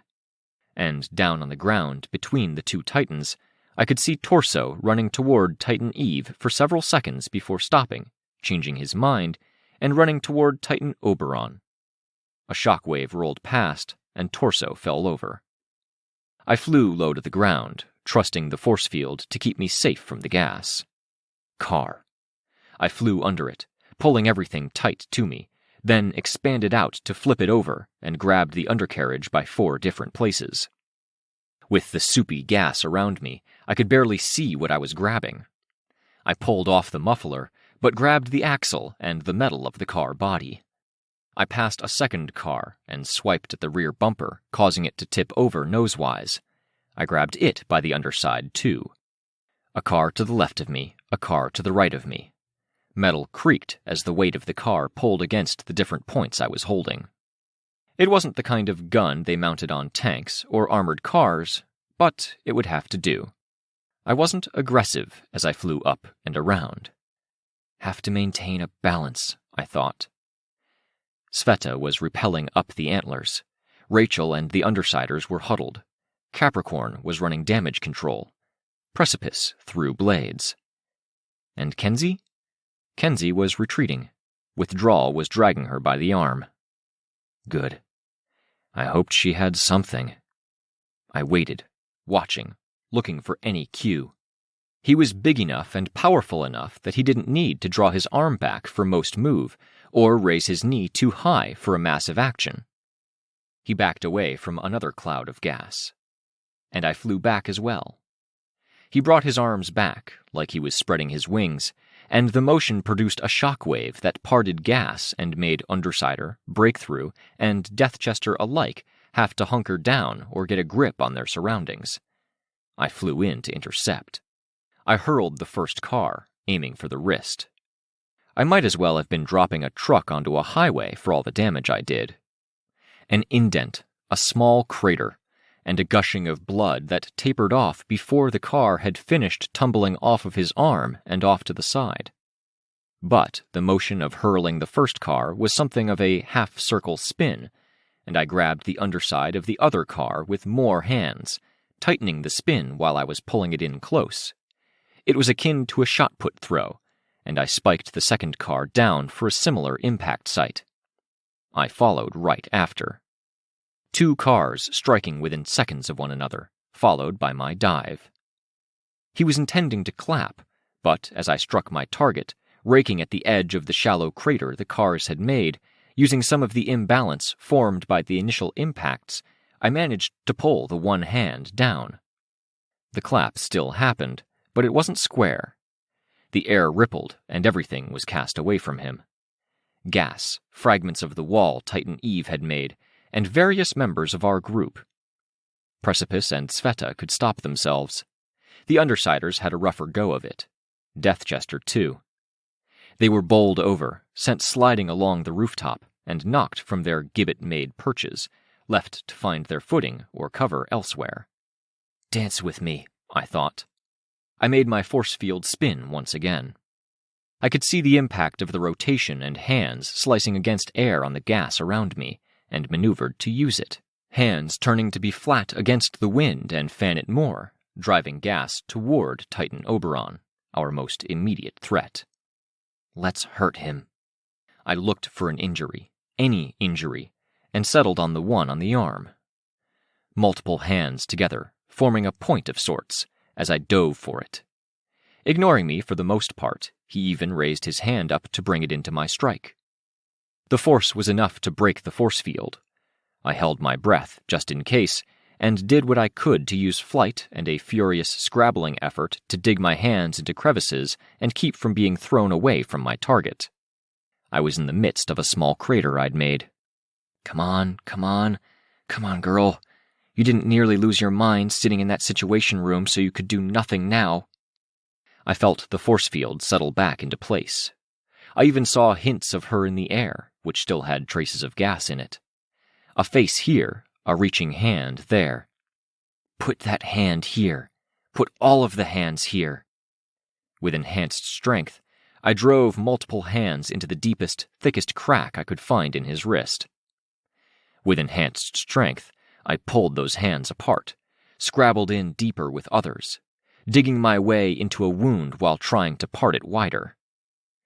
Chunks of flesh came flying loose with a massive tide of blood. He reacted, bending over. I flew back, and I caught the largest chunk, only for it to come apart in my hand. I'd hoped for a shard of bone or something hard.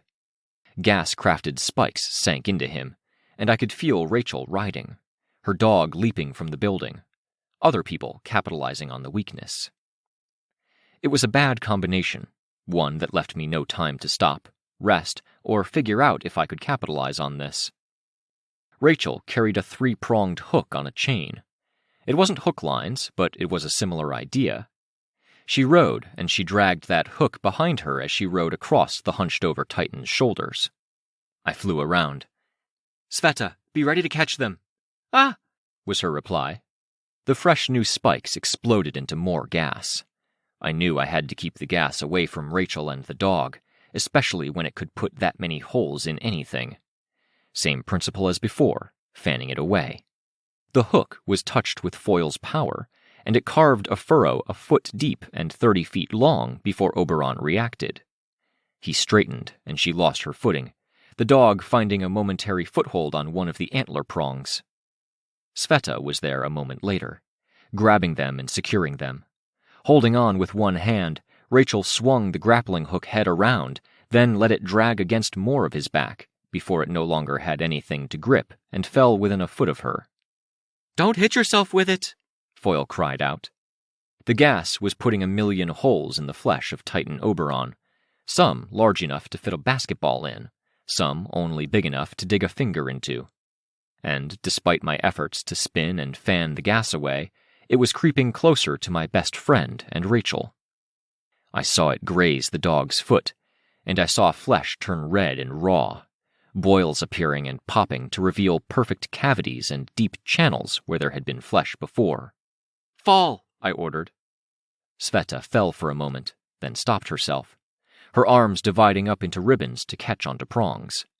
Rachel was staying put, stubborn. "Fall," I ordered.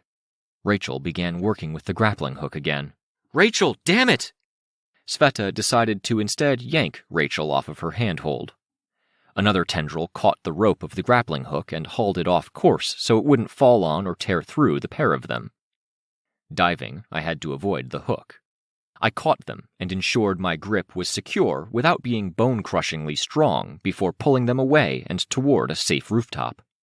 I could feel Sveta under one arm, Rachel under another, the dog held uncomfortably by 4 more.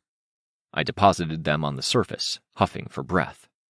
Both women had a sheen of sweat from their exertion on their faces, breath fogging around their mouths. Rachel had a grip around one hand, which had a hole in it. The skin around the hole scarred. A trace of the gas. A flash of light nearly blinded me, and the moment came with a spike of fear that Kenzie hadn't left, that she was using her gun. She wasn't. The heroes who had been closest to Oberon were here. Some of them. Injured by gas. One had a bandage wrapped around a stump of her arm, and the bandage was soaked through black. Another had the holes riddling his face and neck, raw and red, with flesh pulsing deep within. I could see through to where his skull was, but whatever that gas was doing, it wasn't letting him die. It was him that produced the beam of light that turned into a shackle where it hit. Back up. Oberon was taking something of a beating, but he wasn't going down. Gas-induced rot had taken much of his face, hoof, and upper chest, but he still stood as tall as he ever had, not even breathing hard. Which wasn't to say we hadn't made our small impact. Titan Eve advanced toward him, moving through her barrier, and his movement was defensive, producing a shockwave, then a second, hammering at her to slow her approach. When he took his own step, it was backwards, away. We have to maintain a balance until we can find a chink in the armor we can exploit to maybe end this forever. And that balance means we now have to deal with Titan Eve, my friend. I saw Titan Oberon's head turn. The wound at his wrist was slowly healing, as was the wound at his back. He surveyed our group, studying us. Titan Eve rose out of the smoke, standing tall, gas gathering and swirling around her. "Stop her," Tristan called out. "We fight the strongest one until they back off." Until they back off, or we don't have the strength to keep these steamrollers from steadily advancing on one another. I was ready to start figuring out if I could do anything against Titan Eve when Tattletale held one hand out and back, as if to tell us to stop, to hold. There was a pause, and I saw precious ground being lost as she moved forward, soaring toward the Titan Oberon, who backed up. Titan Eve tipped backward all at once, with her full height collapsing back onto several city blocks worth of road, across cracks in reality, and onto the occasional small building. The impact was deafening, and the ensuing ruin and destruction created enough dust, smoke, and plumes of gas that it became impossible to see anything. Titan Oberon punched the side of the building the other Undersiders were on, then sliced the flat of his hand through the corner of the building. They were already running, leaping to the next rooftop. I only realized it had happened by the sound, and by Syndicate's power keeping us coordinated and aware of each other. "Get back," I told Rachel and Sveta. "I've got to check in." Sveta nodded. Even though she was a matter of feet away, her face was barely a silhouette. She coughed, then grabbed onto Rachel with tendrils, pulling her behind. Rachel pulled at her dog's collar. I flew up and across the street, trying to find a vantage point where I could make out the situation. Tattletale was regrouping with Deathchester, Parian, Foyle, and the three Heartbroken. Roman and Juliet were at the edge of the building with Chastity, Roman holding an axe that he was using to kill human-sized maggots that had crawled up the side of the building. "What was that?" I asked. Eve took a hit. Torso headbutt. Tattletale had to pull her mask away from her mouth to say it. She put it back and glanced at Damsel, who nodded confirmation. "Okay," I said, frowning, trying to make out the situation. The force field, at least, kept me from inhaling concrete dust and residual gas. "He can't do that many more times," a cultured voice said, beside me. I looked and saw a man in a gray jester's outfit. He stood beside the gawky, disproportionate Mockument, who wore a very similar outfit. "Okay," I said. I looked at Tattletale. "What do we do?" "I don't know," she said, pulling her mask aside again. "Same plan. Keep them from connecting. What we're doing is barely budging them." Tattletale nodded. She looked out of breath, coughed. "When we can stop to breathe, there's no clean air. Any insights? Any ideas?" "No," Tattletale said. "Not with this, specifically." Oberon attacked the building Rachel and Sveta were on. I floated up and about 15 feet in their direction before I saw that they were okay, Rachel riding, Sveta behind her. "What if we can't?" Parian asked. "Where do we draw the line and say we retreat and regroup?" "If we retreat and regroup, those two are going to connect up. We'll die if we aren't far enough away, and the people who pick up where we left off will have to fight stronger Titans with a more cogent network. When enough of them network, that's it," Tattletale told Parian. She didn't pull off her mask this time, and the words were muffled, quieter, but they still had a weight to them. I saw people react. She coughed twice. "Go. Do what you can now." Doing what we could meant dealing with Titan Eve while Oberon now wanted to hurt us. I floated up, ready to take off, but Tattletale's hand gripped my wrist. The Heartbroken were hanging close, but they weren't in earshot. Everyone else mobilized. "What?" I asked. I saw about 15 different emotions cross Tattletale's face, eyes behind goggles, lower face behind the clear gas mask. None of them were good. "That bad?" I asked. She let go of my wrist. "What?" I asked. I saw her expression change, the eye contact slide away. She turned, and it seemed like she was going to go, not answering my question, not stating what she'd intended to say. I grabbed her by the upper arm, hard enough to bring her attention back to me. I met her eyes, me looking through my goggles, her looking through hers, the air ranging from milky white to gray. "This isn't like Scion was," she told me. "There's more of them. Each one has the full capabilities of the agent that originally worked with the host, all of the powers it could have handed out." She shook her head.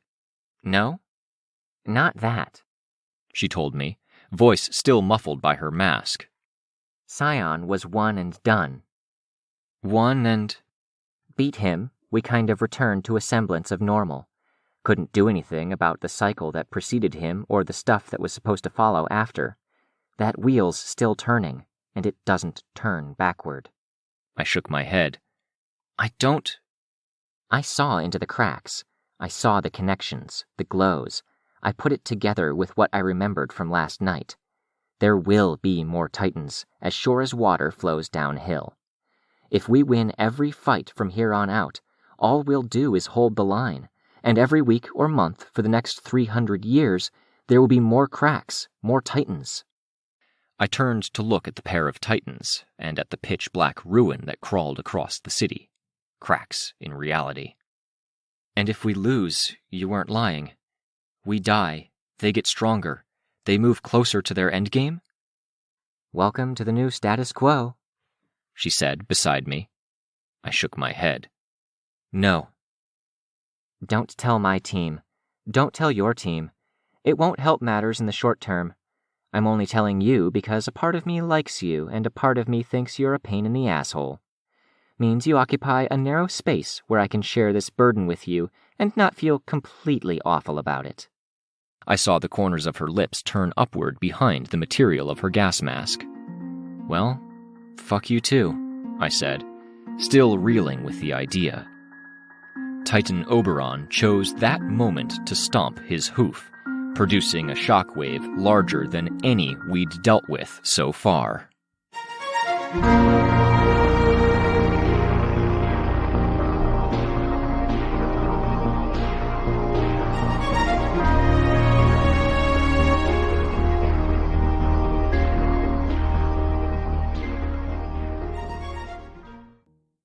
Arc 18, Radiation, Chapter 5. The energy rippled out as liquid lightning in a startling green gold. A shockwave from one massive stomp that came with a roar of visible energy that rushed out, multiplied on impacts, then immediately suctioned itself back into crevices and cracks, like water settling to the lowest point in a crevice. The initial shockwave made buildings rock back, surfaces cracking or crumbling, and it nearly tossed us off the roof. I wrapped my arms around Tattletale, one arm at her back, the other at her belt, and flew as the energy cascaded out to envelop the building. Twisting in mid-air, I watched to see if I could make out our teams, even as I felt them scrabbling for holds, jumping, or rising precariously up. The energy lanced through the deepest, darkest spaces of the buildings, while warping the edges that stood out the most, causing them to fork and flicker like flame.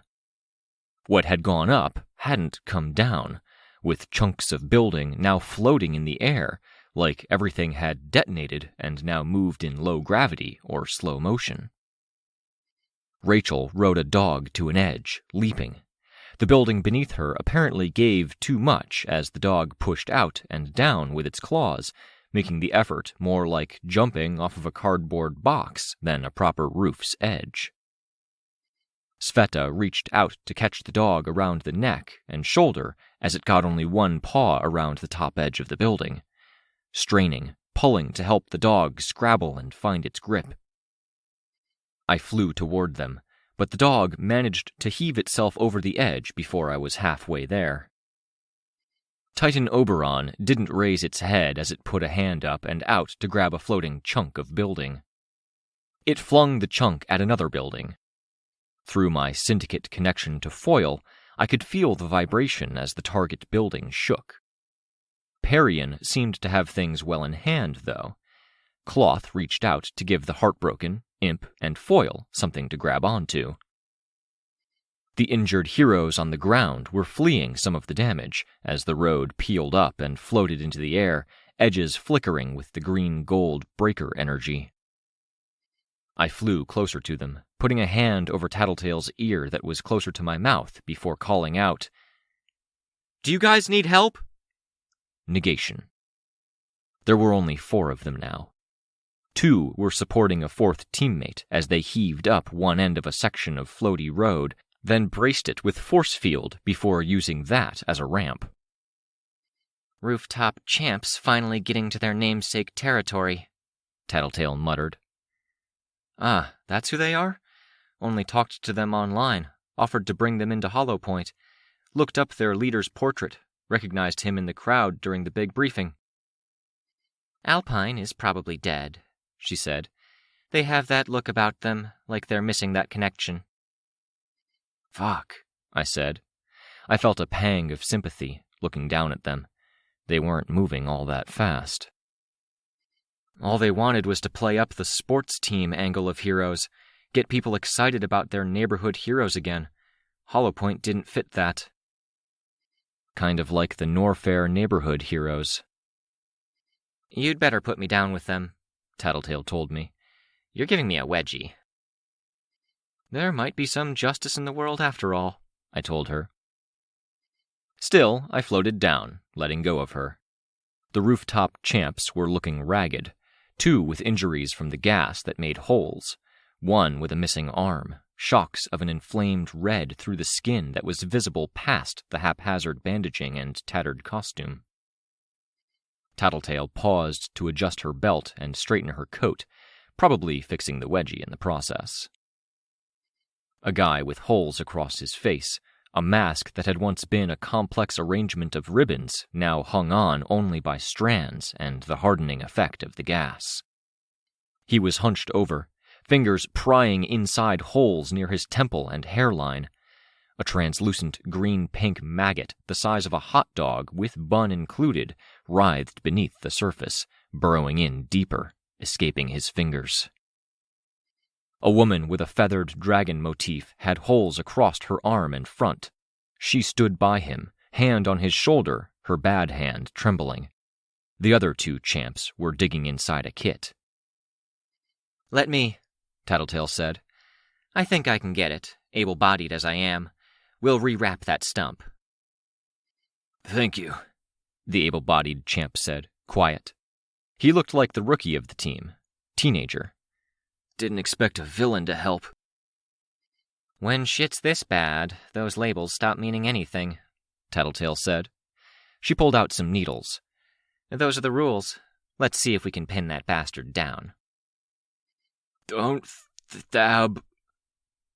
Don't stab his brain, the feathered dragon woman said. Can't. This gas gets extra-dimensional, which is the only reason you're not dead. Upside is, it might mean it goes away and you go back to normal after, Tattletale said. Can't make guarantees, but if it helps, I'll tell you I'm the person chiefly responsible for figuring out how to make the portal to Gimel in the first place. My intuition is pretty good. Thank you, the woman with the holes in her arm said. The trembling in the arm didn't seem so bad. Her hand went to her collarbone, where gloved fingers hooked on the open holes there, some large enough to drop a golf ball into. I saw a maggot writhe within. I almost pointed it out, but I saw Tattletale glancing that way, and she locked eyes with me a second later. For a team as huggy as yours is, Tattletale said, that breastplate of yours is really uncomfortable when you get mashed into it. You bruised me. You mean when I was saving your life? Don't go raising your voice, Tattletale said. You'll agitate this thing. Almost got it. Let me know if I am poking anything you can feel. I can't feel much, the guy with the head maggot answered. Pressure as it squeezes up against the sides. I looked over toward the battlefield. Titan Oberon was using the shattered, breaker-modified buildings to deflect and catch the projectiles that Titan Eve produced. I blinked and flicked through a few images on the heads-up display, looking for context on what I was feeling elsewhere. 2 camps, it seemed. Perian was gathering all the cloth she could from ruined buildings, fashioning large-sized dolls that were doing the real legwork in getting people to safety and deflecting incoming attacks. On the other side of the street, some of my team had joined Rachel and her dogs in huddling behind Tristan. The context I was missing was that he was creating moats in the air. I saw from a distance as Titan Oberon flung another chunk of building at that group. Motes of orange light coalesced into stone, melding into the flying chunk of building. The shift in weight and the weird aerodynamics of the breakered building chunks made the chunk veer off course. Lookout was only just now getting to the room Syndicate was in. The malfunctions were with her. I'm going, I told Tattletale. See what I can do for our teams. You have to see what you can do about Eve, Tattletale said. She's winning now. In the distance, Titan Oberon leaped skyward, disappearing into the cloud cover. Titan Eve turned smoke into spikes taller than her.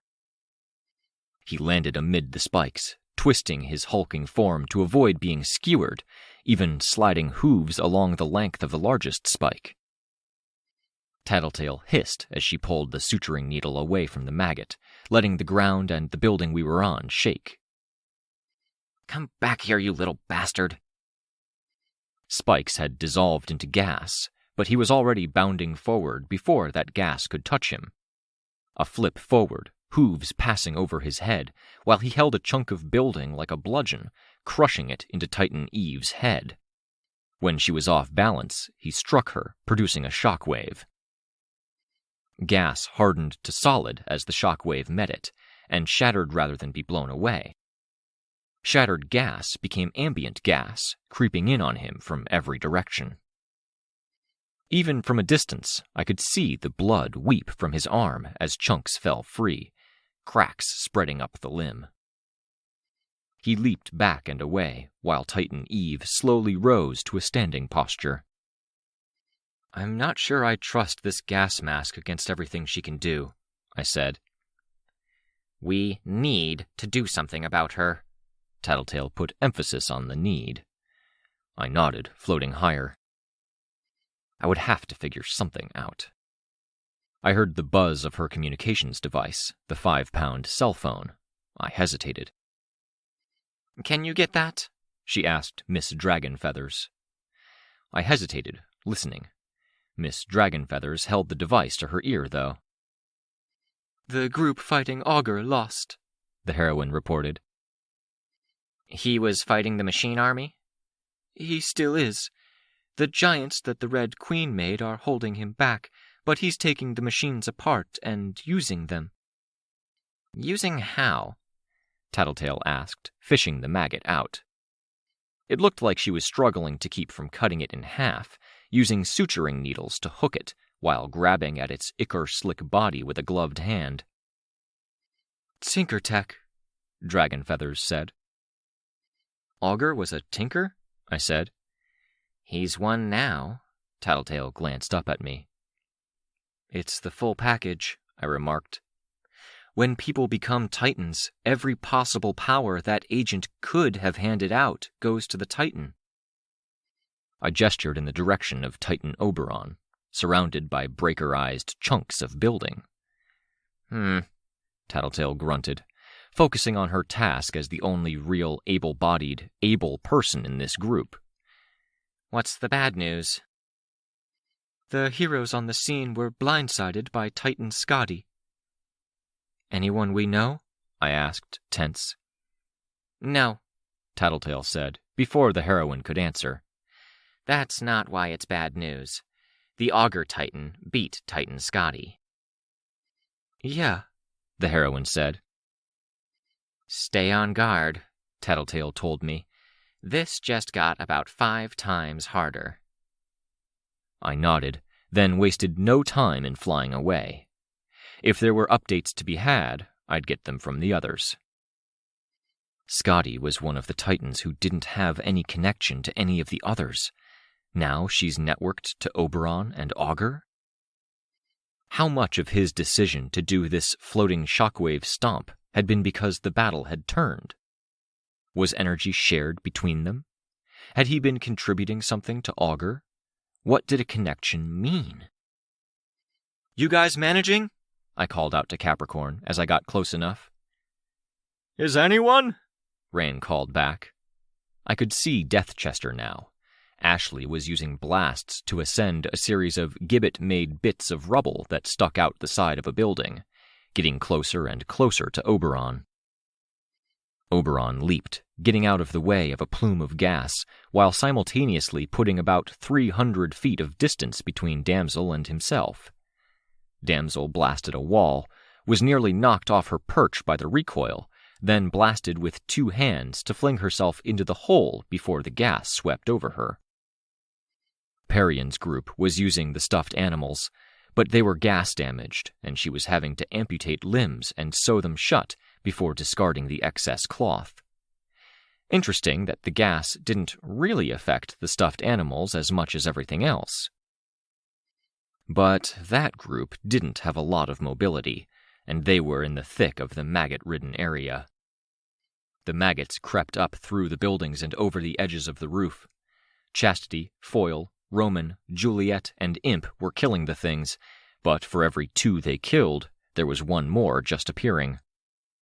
That might have sounded doable, but they were constantly having to relocate and move, which made it a losing battle.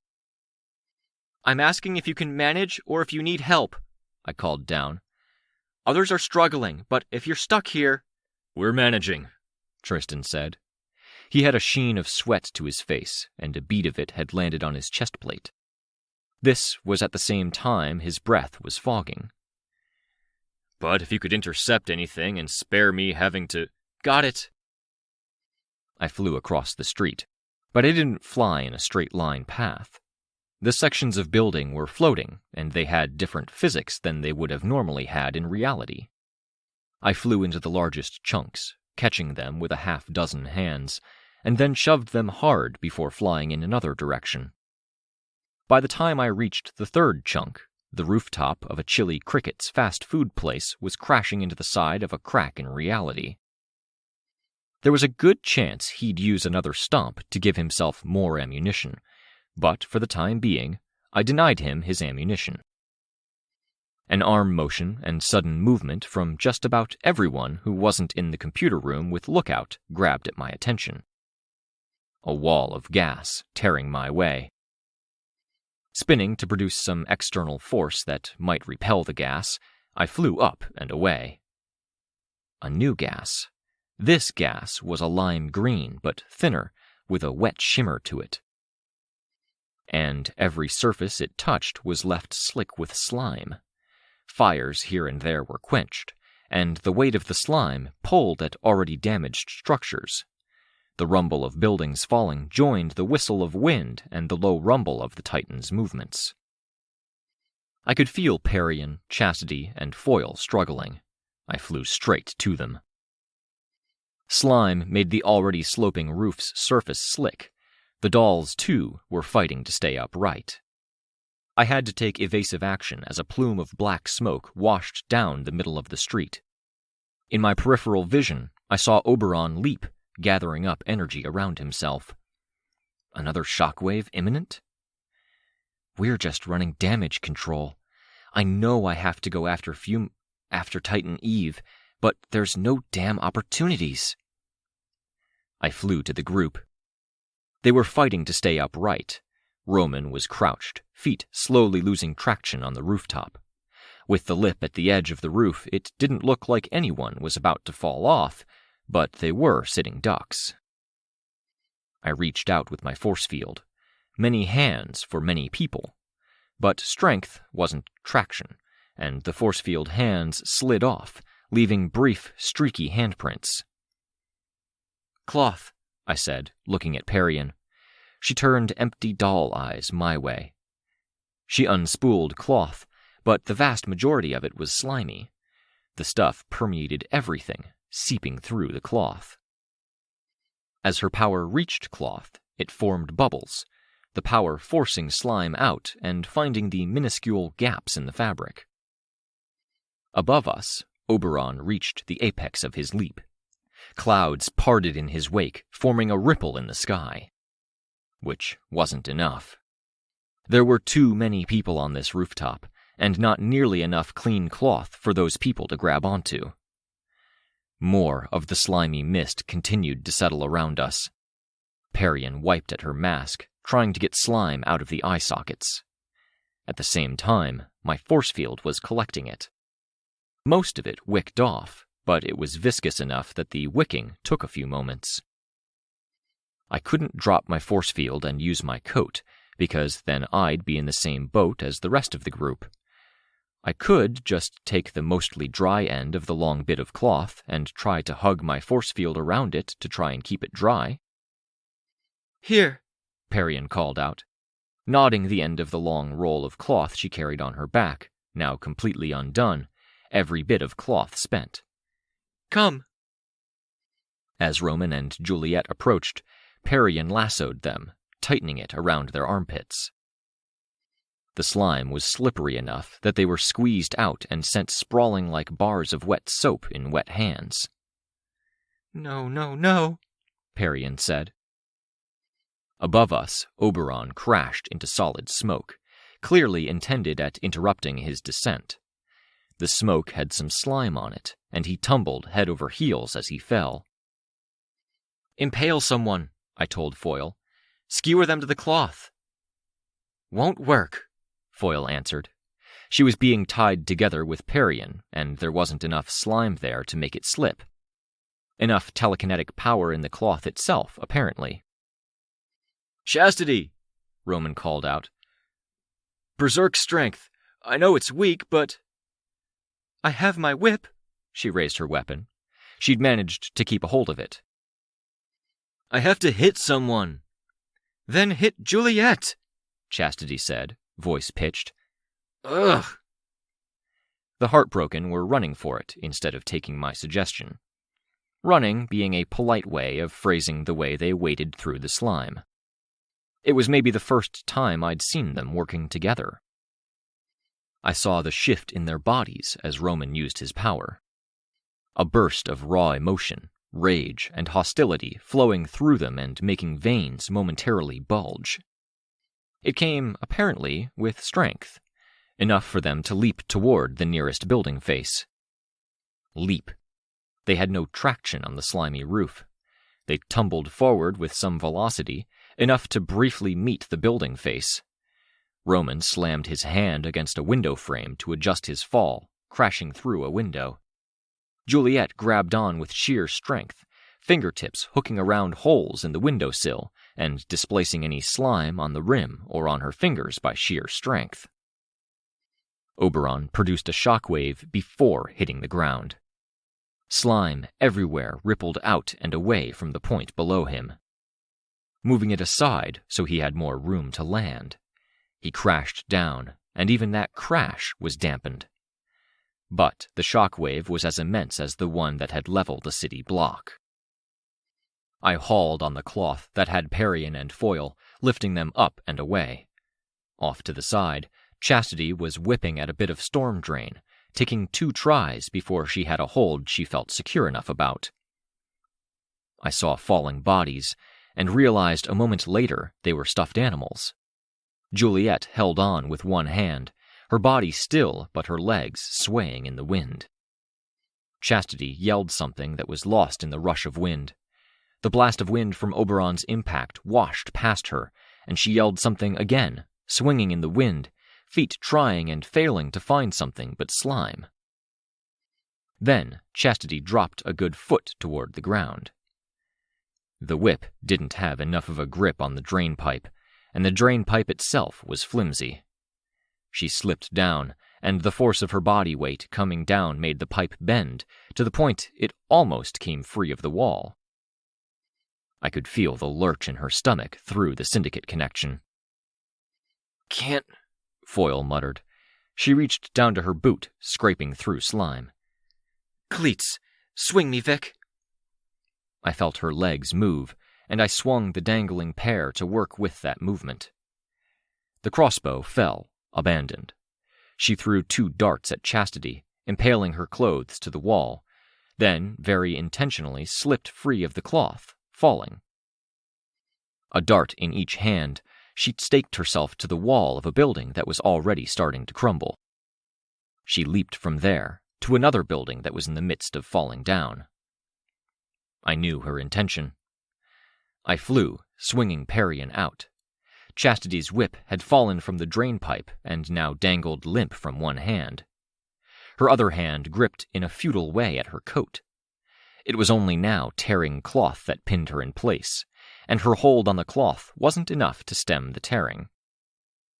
Threads and needles flew out from Parian, catching at Chastity's clothes, flowing through, then lancing back, stitching her to the cloth that Parian hung from. It took time, and we didn't have a lot. Small mercy that this building face they'd jumped to had been out of the path of the gas. The only gas that painted this wall was gas that had blown back to touch the wall. And that, really, was enough, especially when combined with snow and ice. What might have been the best handhold became slippery in 3 different ways. Off to the side, the window opened. Roman, bleeding from a dozen places, reached down for Juliet. "Massive blood loss is a good look on you, idiot brother," Juliet said, looking up at him without reaching back. I could see her fingers moving by small fractions. Her own blood trailed down from where fingers dug into slimy, hole-riddled wood, like her skin was splitting at the beds of the fingers. "This building is falling down. There's no time to fuck around," he snarled. "Saying you'd die too is the most convincing case I've heard for suicide yet," Juliet said. Her feet scrabbled, trying to get traction and finding none. She kicked at the window with one boot toe, trying to stand on the shattered glass edge, but it only crumbled. She slipped further. "Bite me," he told her. He reached down to her face and shoved slimy, bloody fingers into her mouth. I could see the muscles and veins standing out on his wrist as he clutched her lower jaw with every bit of strength he had.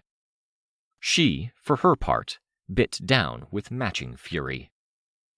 With that as their hold on one another, Roman hauled Juliet up enough she could get through the window.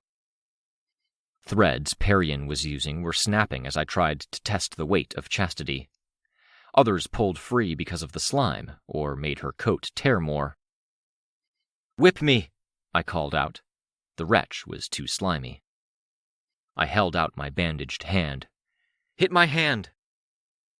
Chastity twisted until her back was to the wall. Cloth tore more. Only the fact she was at the corner of the building let her get her arm back far enough. The full body motion of even getting the whip up and moving in a loose circle before she could send it where she wanted cost her more. Threads pulled on her and limited her arm movement, but many of those threads came loose. Come on, I thought. She struck out, whip lashing toward my hand. It struck my palm, but the impact was only a graze.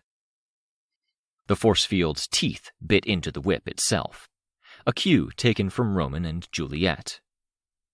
I pulled back, gripping her that way, lowering her toward the ground. Buildings weren't crumbling as much here.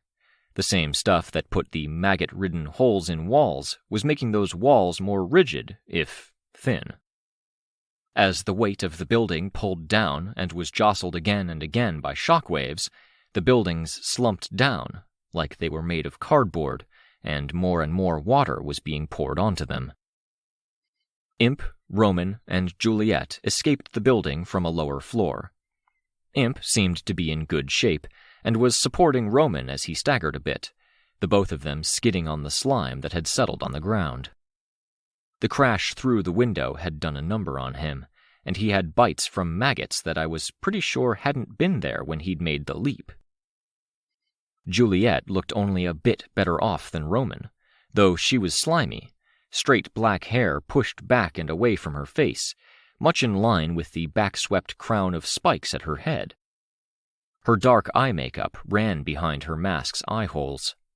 The second set of eyes on her mask was perfect, in stark contrast. She wore her gas mask under her real mask, setting it slightly ajar. Foyle joined us, also with her gas mask on. Text appeared across my field of vision. Help coming. Help's on its way, which is a good fucking thing, I said, panting a bit. Takes us 5 minutes to handle what takes them seconds to fuck up. I glanced at Foyle and caught her staring at the slime-marred exterior of my force field. It wasn't much, but it did give the force field a texture. When I moved the force field, she looked away, aware she'd been staring. I bet there's someone out there with a thing for spooge and maggots who is having the best day right now, Imp said, looking around. The city in this particular stretch of the battlefield was barely recognizable as city anymore. The vague outlines were the same, but it was spongy and organic, streaked with translucent lime green and neon green mingled with hot pink.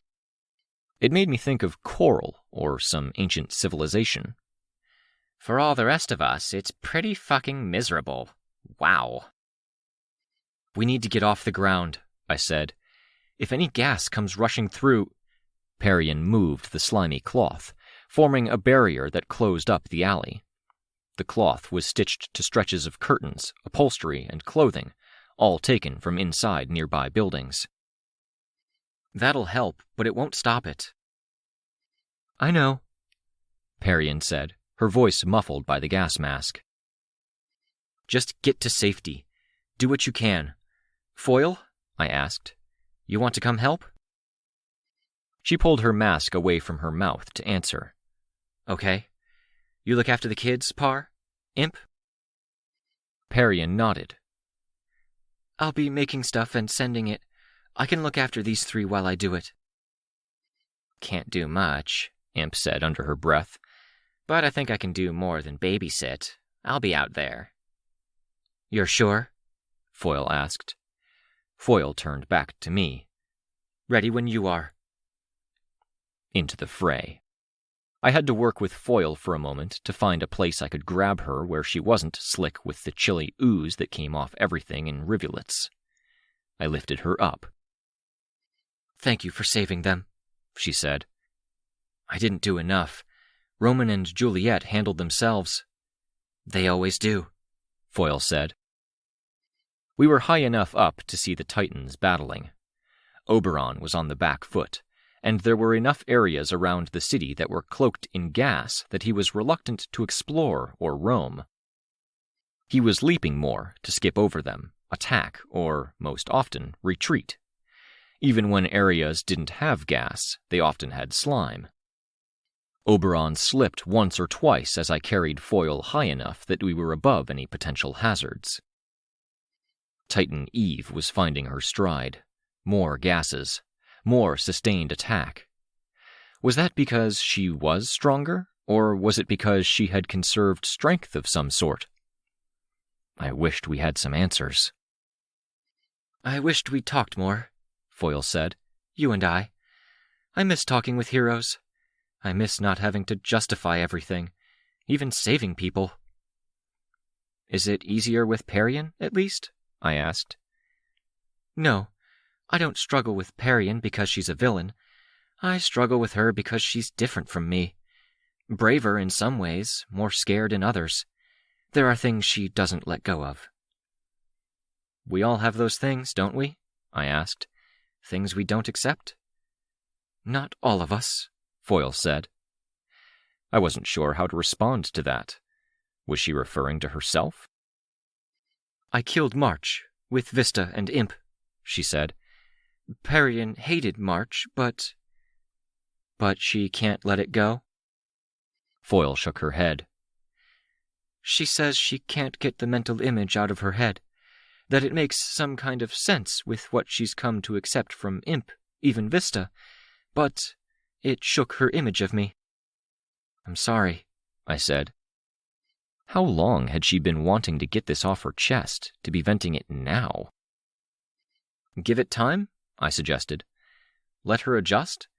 You're together, and so long as you communicate, as long as you show each other support, love, kindness, trust, all of that, I think you'll be okay. I hope so, Foil said. I gave her my best reassuring squeeze before disabling my force field and letting her fall the 1 foot to the rooftop below. No holes here, no slime. It was the nearest, tallest, most upright building, which was about 10 buildings down from where we'd left Parian, Imp, and the Heartbroken. A clean rooftop and vantage point. Foil wiped off handfuls of the slime from her bodysuit. I'm sorry I didn't talk to you more, or maintain any contact, she said. I looked at her and saw her simultaneously look away from my force field, which was shedding its last traces of slime now.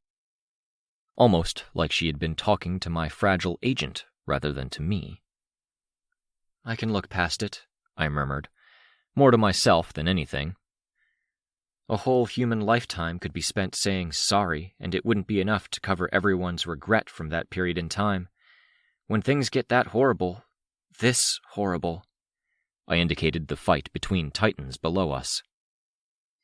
You have to conserve your anger for select targets. That's a whole lot of concentrated anger, Foyle commented. I decided not to respond to that. I could already see some of the reinforcements appearing through portals. One of the rooftop champs were creating a force field to mitigate the flow of gas, and that let the advancing groups of heroes continue to advance. Have we found any weak points? Foyle asked. No. Damsel was atop Oberon, claws containing a mass of her power, which swirled in a vaguely spheroid form. Lost my crossbow, Foyle said. Had to drop it to get my hands free enough. I'm low on darts. Fuck, I feel weak like this. Would it have done anything? I asked. The crossbow? She shook her head.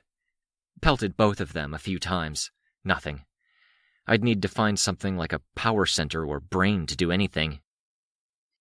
More text appeared in the black space outside of my field of vision. Get a phone? Getting a message from Lookout, I said. I could see the sheer number of heroes.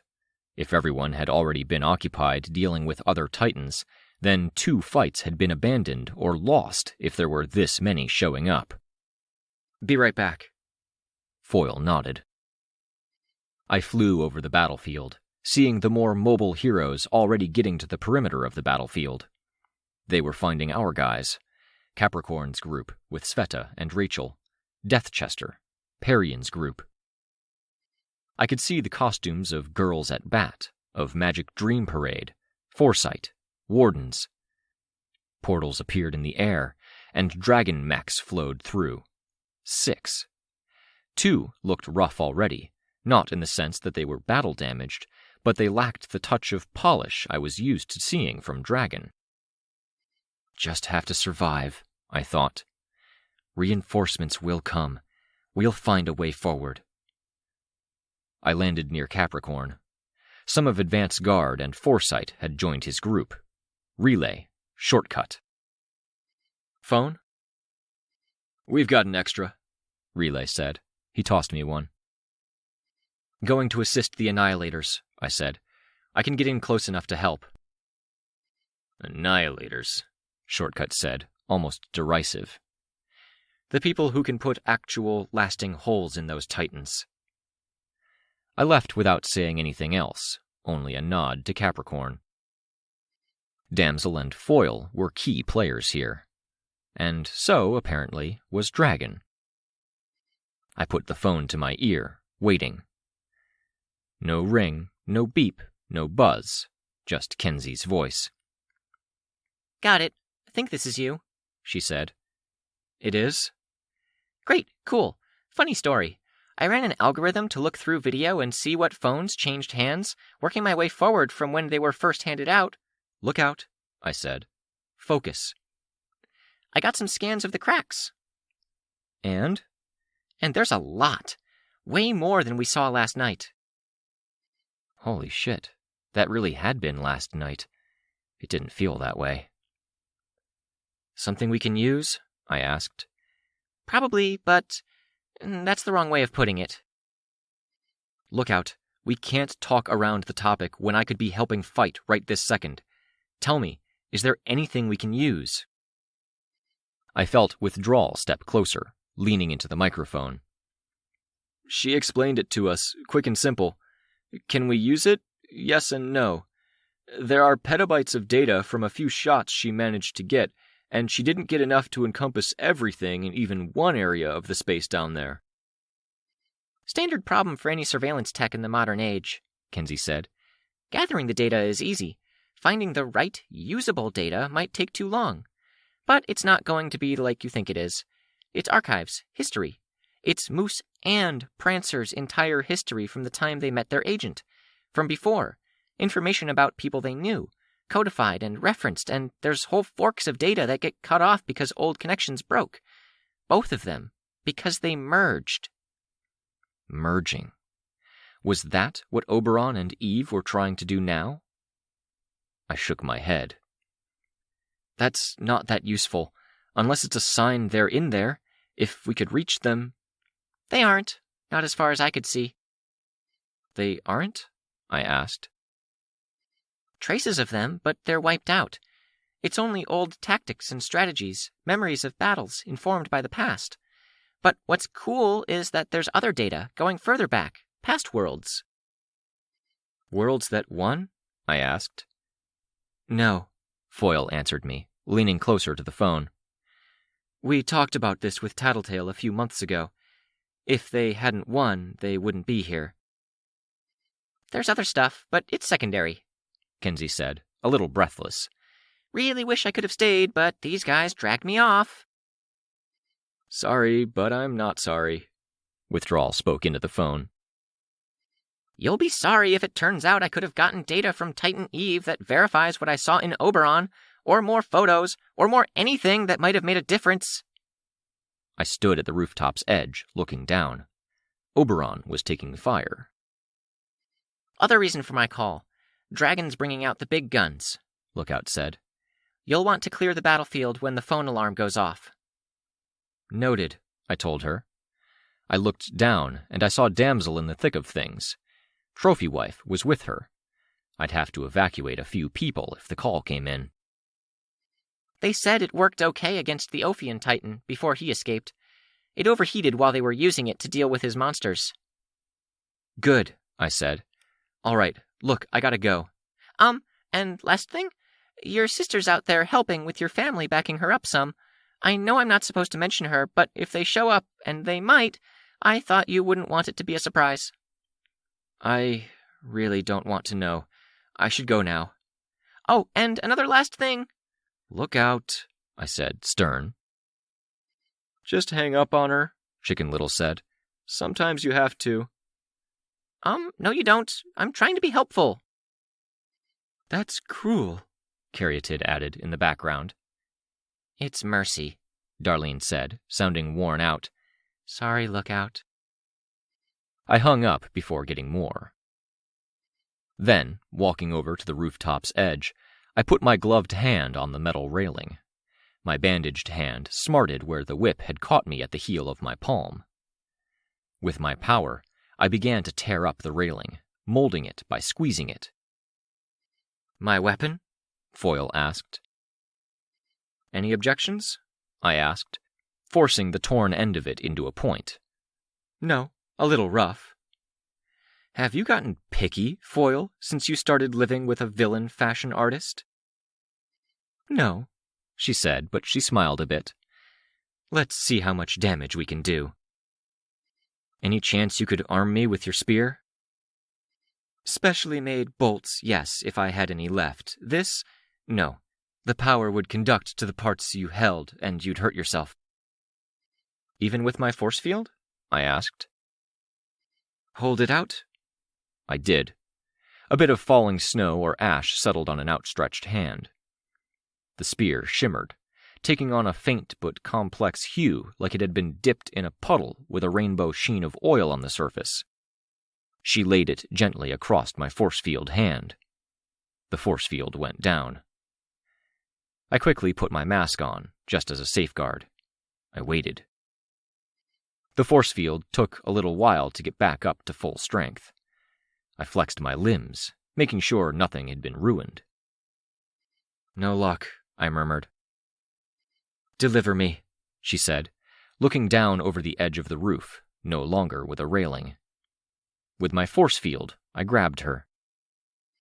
Eerie, she said. Mask, I told her. She raised her visor, giving me a flash of expression, so very tired, and put the gas mask on, fixed her goggles, then flipped her visor back down. She gave me a curt nod. I used my own body to block the worst of the wind as I pulled her down after me. A plunging descent toward Eve. I will catch you if something happens, I pledged. I felt her nod through the syndicate connection. Felt her heartbeat, the hand clenching the spear shaft. I controlled the descent, bringing us close as we landed on Titan Eve's shoulder amid rolling clouds of gas. I let go of Foil and slammed down hard to create enough of an impact that the worst of the gas would be shoved away. For her part, Foil plunged the 12-foot spear in deep, then slashed. What had been supporting railings were now like teeth sawing on the way out. It was almost effortless in how it cut, even with its weight, screwed-up balance, and crude makeup. The spear shifted from its rainbow shimmer and effortless cutting to being normal, stuck where it was, while Foil adjusted her balance and used it for leverage to change position. She was doing a fair amount of damage. Blood washed out of the wounds, away in short spurts that ceased within seconds of starting, always unobstructed flows, like water from an opened dam, but thicker. My skin prickled beneath my clothes, and I backed away from Foil, before using my force field and spinning to try and displace the smoke. Titan Eve shrugged, then raised a hand our way. But we'd distracted her. Titan Oberon pounced, leaping to close the distance in a flash, driving hooves into her upper chest. The impact and the shockwave that rippled out around her jarred Foil from her perch.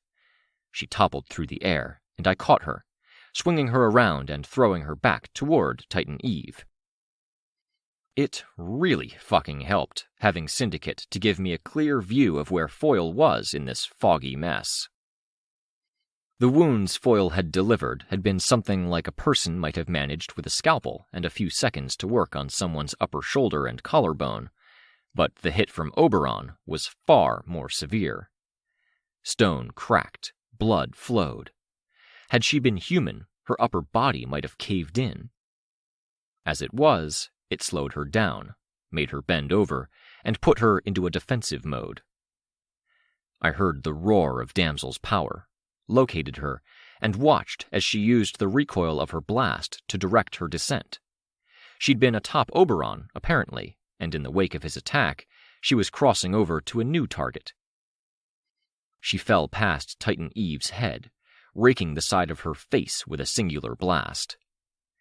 Gas reached up, forming spikes, dissolving, forming more spikes, dissolving further, filling the air like she was building a forest around herself, only the appendages couldn't decide if they were bare branches stabbing toward the sky or if they were loose clouds of greenery. I pulled Foil back, and I flew toward the plummeting damsel, who was trying to both stay back from the gas and to slow down her fall. "Stop blasting! Let me in close!" I shouted as I pulled Foil behind me. She kept blasting, claws whipping around herself, using her annihilation blasts intermittently, when it wasn't clear she had a good sense she was facing down. "Trust me!" I shouted. The blasting stopped. We continued to fall, and I was forced to find a speed where I wouldn't pull Foil's arm out of the socket, but would still catch up to Damsel and have room to control her fall. Gas was expanding all around us. I placed a hand around her bladed fingers, pulled her closer, then did it 2 more times, phantasmal hands gripping blades, still trying to find that gentle balance where I wouldn't squeeze so hard the blades cut through my force field, but where I wouldn't lose my grip on her either. I focused more on keeping Foil from getting whiplash than I did in saving Damsel's arm from being ripped out of the socket. I knew her shoulders were strong, she'd been augmented, and her manton protections no doubt covered some of the damage that constant recoil might have done to her. I pulled both of the women into the air, up and away from the wounded fume hood. My borrowed phone blared, its warning given. We'd hampered them enough. We'd slowed them down. Now, Dragon's ship, mounted on a rooftop, was preparing its shot. Everyone out of the blast zone. Down there on the road, wobbling, a frantic torso was trying to get the hell away, wobbling precariously. I flew after him, thinking I could pick him up, but another cape was already on the scene, doing a sweep. They picked him up, lifting him into the air. Come on, I thought. I turned my attention to the dragon craft and the line of heroes at the edge of the damage. Come on. A blue light flared at the top of the dragon craft. A shadow fell over the battlefield. Almost hidden because a building stood nearly as tall as she did, covering up most of her body, Titan Scotty stood behind the hero's lines, clad in red and black armor. With a swipe, she destroyed the dragon craft. Whatever had been charging detonated, bright, white toward the center and blue at the edges of the explosion, in stark contrast with Titan Scotty's armor, which ranged from red to black, too bright to look at. No. With a second swipe, she took out 3 more dragon craft. Come on, get out of there, everyone! Raising 2-bladed limbs above her head, she plunged those limbs down into the hero's lines, hitting no less than 10 people in the process. She straightened, moved like she was taking a step forward, and everything that wasn't in deepest shadow disappeared. Those deep shadows disappeared a moment late. She had reappeared next to Oberon. She didn't attack him. Augur beat her, and Titan Oberon had been connected to Augur. We got our backup, and Titan Oberon just got his. The connected ones are coordinating.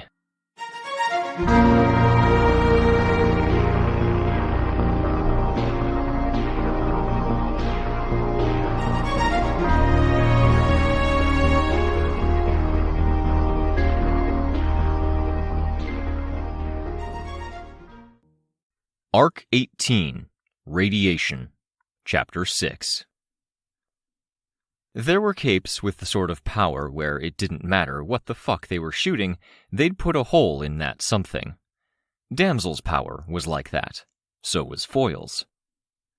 Over the course of the last 50 minutes, 4 more had joined my squad.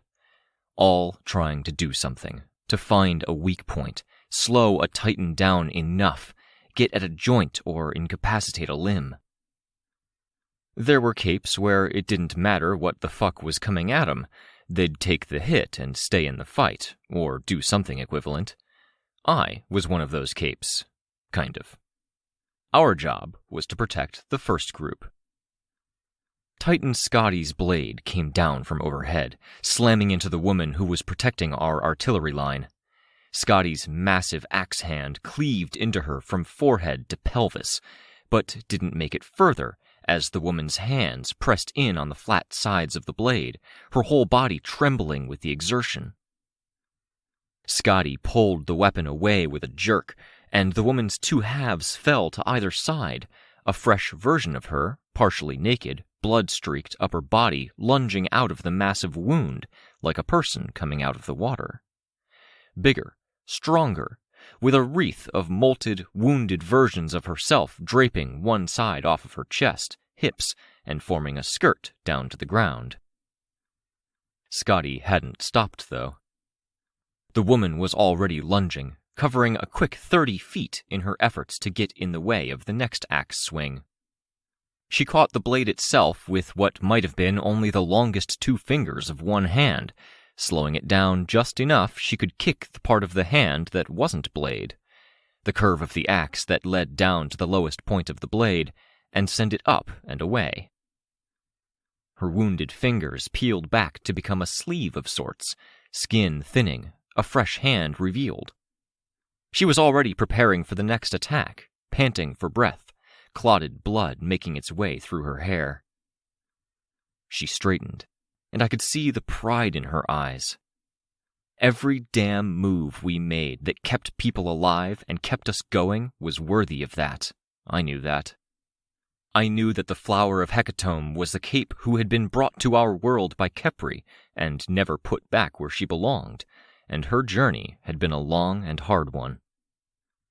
She turned to say something, because she'd bumped into someone in her haste, and she came face to face with a person who was trapped in a dissolving state, 30% of a person frozen in time, their bodies cut off at a point, the edges constantly shedding a smoke of geometric shapes, triangles, circles, squares. A tinker in a business suit with a floating platform the size of a trash can lid, little desk terminal rising up to his chest, and a gleaming tinker mask that made it look like there was a hole in his face you could put an arm through. He was so close to her they could have touched each other. Another cape from another world that hadn't found his way back. He'd acclimatized more, spoke our language. I saw her head turn more as she realized the reality of the situation. First, looking past the one person she'd tried to apologize to, she saw the people she'd just tried to save were already safe, phased out of existence. Every body or body part that was in the way of harm gone. Everyone who had been cut in half, frozen in stasis. I saw the pride disappear as the tinker gave her the briefest looks before hitting buttons on his desk, ending the stasis. The capes he'd affected resumed moving. The person Hecatomb had tried to talk to became whole again, looking very surprised to have a 10-foot-tall, gore-streaked woman with bronze skin looming over him. I could imagine the horror Hecatomb felt as she looked the other way. The artillery line was a number of our stronger attackers who couldn't really navigate the battlefield itself. At one side, the side she'd just tried to save from being axed, there was an amorphous cloud that people were delivering their attacks to. A matching cloud was very close to Titan Eve, and produced some kind of nanotech replication of every strike and power effect, calculated and adapted to in the fly. At the other end of the line, capes with short-ranged abilities were getting help from Gunnery Ann, one of Advanced Guard's backline capes, who handled the training of their rookies. She added range to all abilities, turning strikers into blasters. Some master minions even translated, rust spiders with 50 twitching, spindly limbs getting a brief touch from her before leaping hundreds of feet to where Titan Scotty was embroiled with the long glowing tendrils of a shaker effect. They offered a constant barrage of fire, point-blank attacks extending for hundreds of feet to scour and carve into Oberon's back and sides. Had been getting help from Gunnery Ann. Had added ranged to all abilities. Had translated. Had offered a constant barrage. Oberon hadn't even had to turn his head to look. A leap with a backflip and hooved feet struck road. The ones who weren't beneath the hooves were still torn up into froth, bodies torn up as hooves dug deep into the road's surface, churning up a violent mess of snow, ice, cracked asphalt, and gravel-filled subgrade. Out of position, Hecatomb reached a spot 2 seconds too late, struck at the hoof and ankle, and was left to stand there amid ruined bodies as Oberon leaped back. It took seconds. One bad call, by a cape who had been fighting for 40 minutes with zero room for error. Hecatomb was too front line. The Tinker, ex nihilo, was too much of a backline cape. They didn't know each other, didn't speak the same languages, probably, and hadn't been positioned to know where each other were. I wanted to tell her it was okay, that she shouldn't take it to heart. I could have given her a hug when she had been working to be a hero in a strange world where she knew nobody and nothing, and that heroism had come down to this. One mistake she would carry with her for the rest of her life. I wanted to condemn her, to yell at her, to say that if she couldn't keep people safe, she needed to let us know, because Oberon had just torn through 20 capes, and we couldn't afford to lose those capes. They were humans, most of them people fighting for humanity's sake, with families, friends, teammates. They were people who could do some damage to Titans, and we had too few of those. And every person that died increased the chances that if and when the next breakdown came, cracks spreading, Titans rising, each and every death we'd suffered here could be the one that made the critical difference between someone turning into a Titan or not. I didn't make a call on exactly what to feel, because I had shit to do. With no resolution made, the feeling sat heavy on my chest, like all I had was the common element between the two contradictory impulses, feeling disheartened, profoundly sad. All I could do was carry that feeling, like when hiking, tired as shit, and then being made to carry another 10 pounds worth of stuff for the remainder of the way. Our capes who weren't annihilators or survive most things were on the ground, some using powers, some providing others a chance to get around. No end to this slog in sight. That thought came with a panicky feeling, one I wasn't willing to carry. I flew harder, focused more. Damsel had leaped off of a building, blasting with her power to extend the leap, black dress and hair flapping behind her. Oberon brought up one hand, almost a stop motion, except backhanded, and produced a delayed shockwave, if it could even be called that. A wall of force. She had already stopped blasting, brought her hands forward, and blasted her way past that wall of force, one-handed, knees pressed to her chest, head ducked down. As close to a cannonball one might hope to manage while putting out maximum recoil, reality-shattering force at full blast. A second later, she blasted behind herself again, to regain forward momentum. Titan Oberon took a step backward.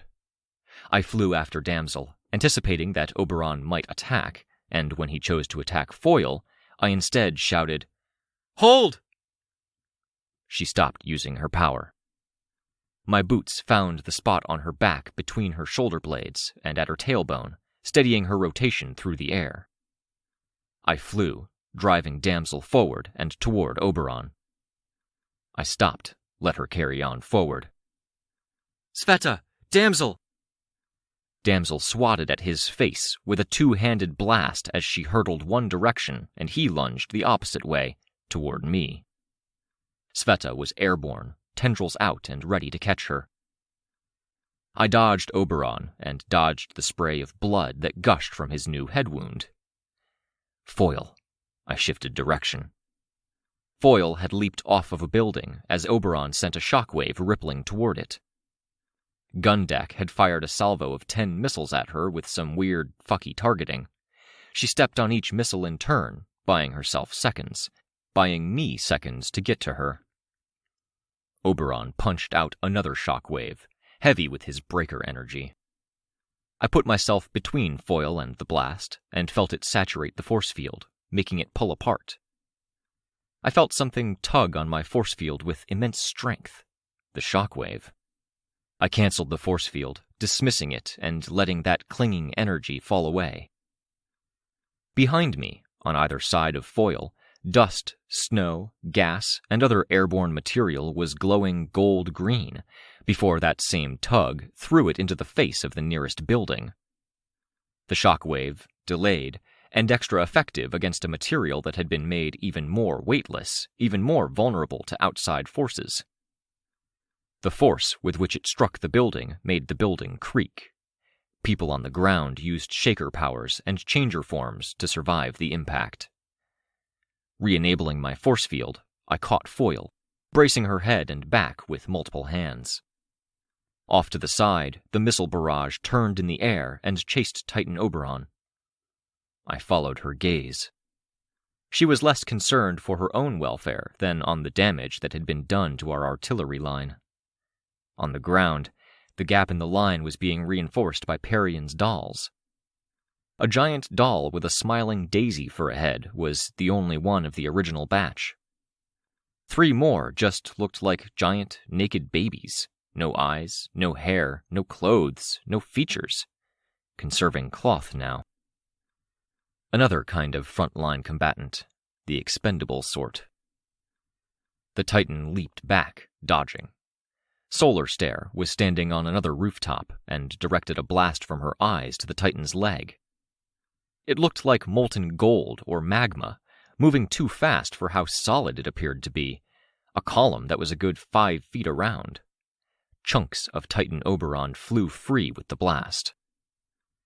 The intention was clearly to slow the Titan down so the missiles could catch up. Instead, the Titan rolled with the blast, ducking and almost twirling as it was driven back. 2 of the 10 missiles were caught up in Solar Stare's blast. The Titan's sweep of an arm produced a shockwave that disrupted the remainder, and broke up the flow of Solar Stare's power enough he could hop a good distance away.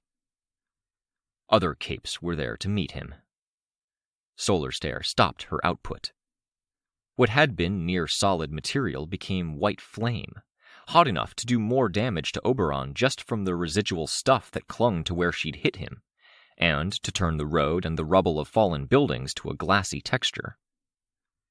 Flame became sparks, heavy in the air, and those white sparks glowed bright, brighter, too bright. I was already shielding my eyes. Her power produced a 3-stage effect. The third one was more of a problem for us than for the Titans. Anyone who didn't shield their eyes would be blind for 20 seconds to 2 minutes. I would have told her to fuck off, personally, but the people in charge seemed to think she was having enough of an impact that the hazard was worth it. If Gundeck weren't here, someone who worked with her and managed her, then I might have questioned if they realized it. Gundeck hefted 2 guns very much like what I'd envisioned getting when I'd asked for weapons. Each looked like it could be mounted on a tank or boat, barrels telescoping out to a full 10 feet in length, with gaps for venting along the sides. Each fired 1 shot, a single armor-piercing shell. The kind, I imagined, that would put a hole through an aircraft carrier. It put a hole in Scotty. Tinkertech reloaded his weapons as he let mechanical arms pull them back, and he let one beefy, armored mechanical arm hand him a shorter firearm. He had enhanced strength, but not enhanced durability, so he leveraged most of that strength carrying his military-inspired tinker weapons. The mover that was helping him get around the battlefield perched nearby, looking nervous. "If I'd left earlier," I looked down at Foyle. She was fixated on the line Oberon had trampled. "I had no crossbow, no darts. If you hadn't kept me in the fight, I would have been down there." I wasn't sure what to say to that. I settled for no way of telling. It didn't make sense as a response, but my focus was elsewhere. I couldn't afford to make mistakes like the Flower of Hecatomb had. I had people to keep track of. Damsel might have been down there too. Her blast was short-ranged, and it was only her unwillingness to be beholden to another person that kept her here and active. Sveta was sticking by Damsel and Solar Stare now. Solar Stare used her power again, aiming for where Gundeck's bullets had punched into Scotty, while Scotty was fighting her way through Titan Eve's clouds. I'd have to protect my eyes in a few seconds. Others... "Victoria!" Foyle called out. "Opposite direction! Fly!" I reversed course, then checked why I was reversing course. A vague, black-brown, headless bird shape was soaring our way. "Let me off! Onto its back!" Foyle shouted. A Parian creation. I didn't let her off, but I did lower her to where her feet were on the thing, then made sure she was secure on its back. "I'm good to let go?" I asked over the rush of the wind. Foyle nodded. "Don't go too far." It wasn't really flying so much as it was gliding. It seemed heavier than might have been necessary, and only the gliding aspect of it really kept it aloft. I stayed flying with Foyle, making sure this was okay. Scotty teleported, appearing on Fumehood's opposite side, and was blocked by a wall that formed while she was mid-swing. "She's out of supplies," Foyle called out. I thought she meant a Titan at first. "Parian?" "Yeah. If she's using leather's her best material, but it's hard to get. We've done this before. Trick is that she needs to keep an eye on me. She can't see out of her creation's eyes." "I can keep doing what I'm doing if that's easier." "Others need your help. I trust her. She probably has a reason." The others. I pulled away a bit, still close enough I could fly in to catch Foyle if she fell or if a shockwave rippled past us. Gundeck had a mover to mobilize him, but sometimes needed proper, outright protection. Solar Stare was in Sveta's company. A cape I didn't know was flying close to them, playing defense. Team was the fifth of our 6 annihilators, though I was more of the opinion that Solar Stare and Team weren't quite in that bracket. He was more independent, circling around looking for opportunities.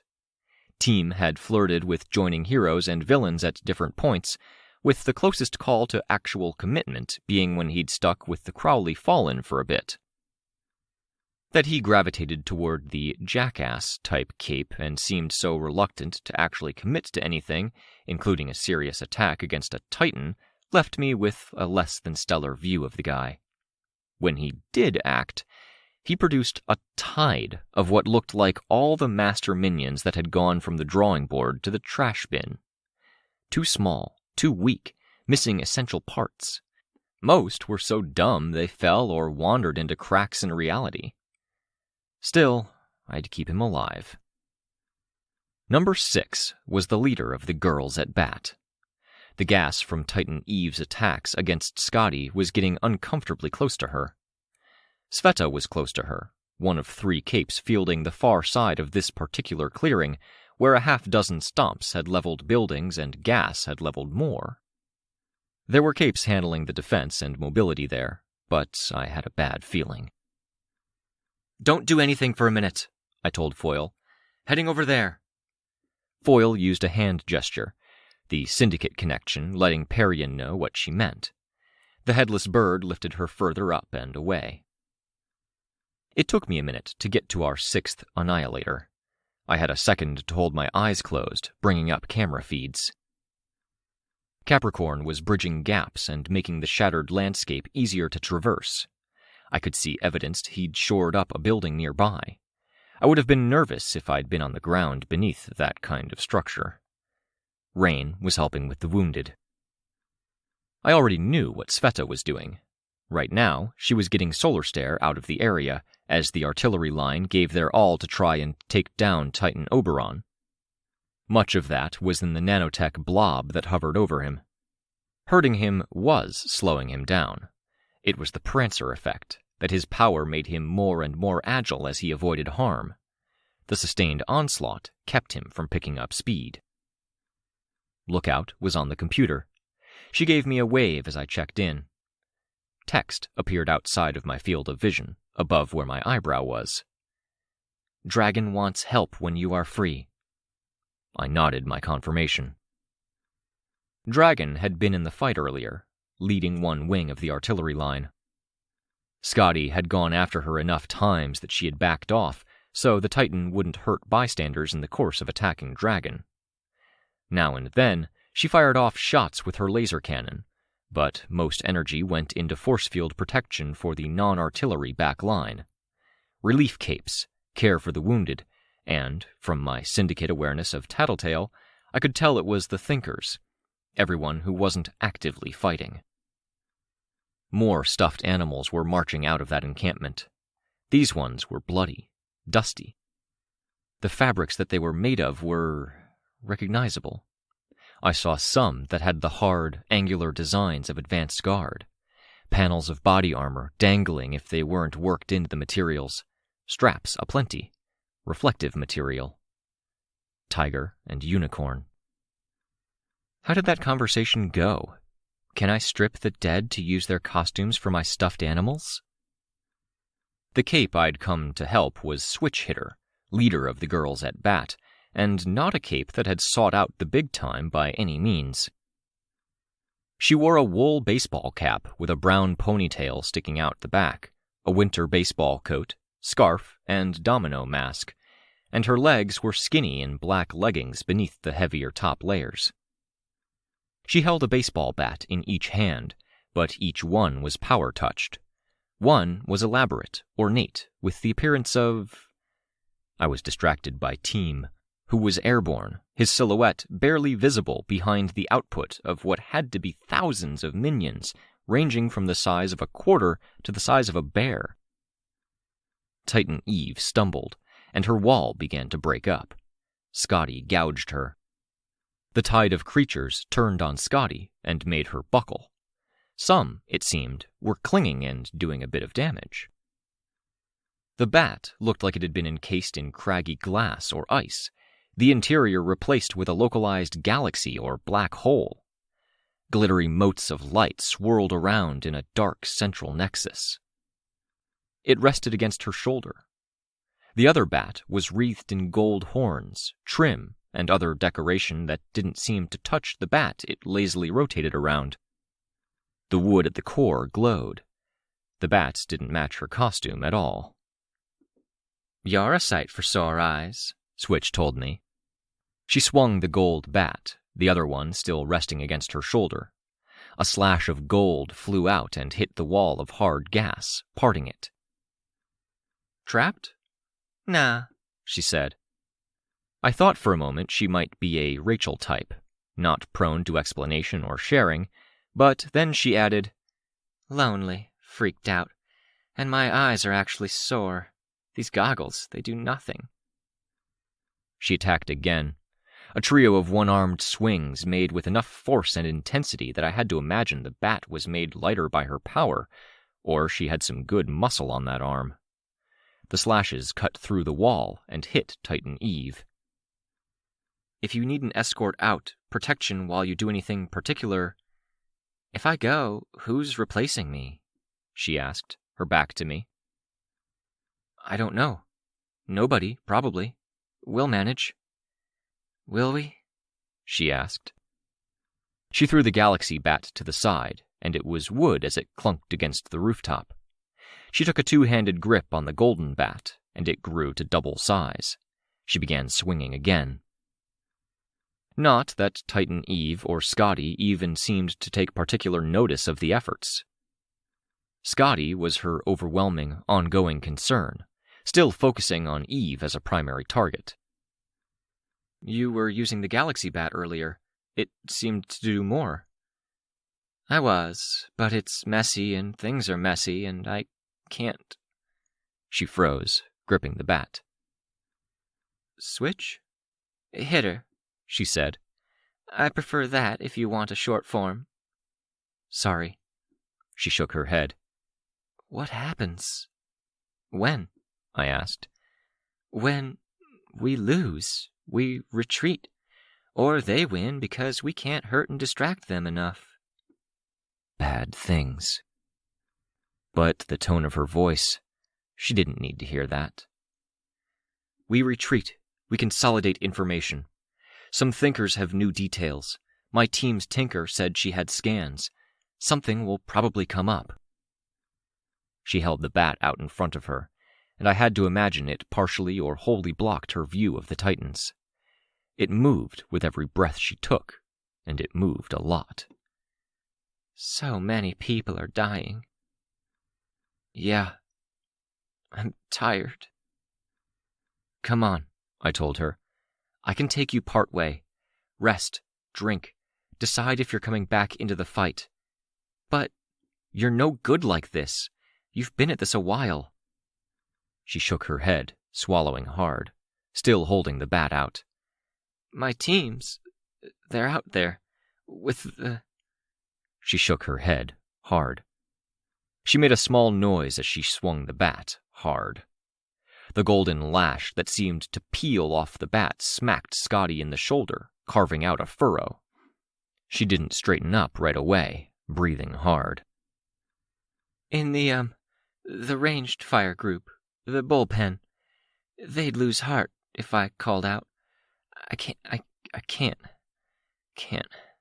They said, Warden said, I'm one of the people who can really hurt these bastards."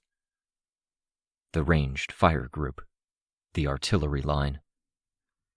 The shape of Scotty and Oberon in the clearing obscured Switch Hitter's view of the artillery line. I felt more than a little impatient, as much as I understood where she was at. I spoke calmly, insistently. "You are, which is why it's important to stay in fighting shape. You're tired. You need to go back. You rest. Maybe you come back in when these guys are too tired to keep going." She didn't move, gripping the bat with what I imagined was a white-knuckle intensity. I reached out tentatively and placed a hand on her shoulder. She jumped. When she looked over her shoulder at me, there were tears on her cheeks. A dark, shitty part of me was angry at her. It hit me in a surprising way, like finding out a strange and angry dog was in the same room as me when it suddenly snarled. Fuck. We needed everything we could get. The lighting changed slightly as the fog of gas roiled and already muted sunlight peeked through. I wasn't sure if it was the illumination on those tracks of tears, but I found my sense of sympathy again. "Can I give you a hug?" I asked her. She didn't respond, her expression hardening, then losing that hardness. Like she couldn't hold on to it. I, meanwhile, wrestled with my own feelings, wondering what the hell had just hit me. I was pretty sure I hadn't ingested gas. I had to calm myself down enough that I could give her shoulder a gentle shake instead of a more violent one. The part of the shake where I pulled her toward me a bit seemed to break the spell, or be the second invitation for a hug that she'd wanted. She wasted no time in hugging me, less like any hug than I'd had, more like I imagined a drowning person might cling to a rescuer. The bat she still held in one hand thumped against my hip. Text appeared across my right eye. Poor girl. I didn't break the hug as I bent down, using flight to stay balanced. I picked up the second wooden bat from the rooftop. Then I flew, carrying her away and back toward the back line. I could feel her shaking. I could hear her breathing while I was barely aware of my own, like I was holding my breath and I had been for a while. Hit a wall. Fighting too long, too hard, with too little to show for it. Maybe she'd seen the thing at the artillery line after all. What could I say? She was seized with panic, but that was only part of it. The standard method of handling a panic attack was to ground the person, but there was no fucking ground, so to speak. There were holes in reality. There was no air, nothing in the environment I could point to that wasn't ulcerous with gas, even when it wasn't organic enough to rightly have ulcers, or riddled with holes, or decayed, or slimy, or chewed up from the fighting. I couldn't ask about her teammates or any people I could reunite her with, because I wasn't sure her team was okay, and that could be the last reality she wanted to come to terms with. "What got you into hero work?" I asked. She shook her head. "What? How long ago did you become a hero?" 4 years? 5 years.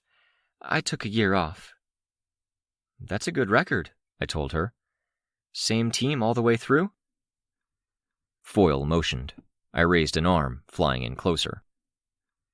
She made another motion, and then she dove, serrated railing spear out. She slashed Oberon along the back while he was using his shockwaves to tear through the tide of Team's minions that poured down from high above. I followed her, ready to catch her if something happened. Oberon did another one of those punches that seemed to infuse the very air with breaker energy. It clung to a force field one of our defensive capes was holding up. The force field came apart violently. Oberon bolted forward. A single shot from gun deck stopped him mid-stride.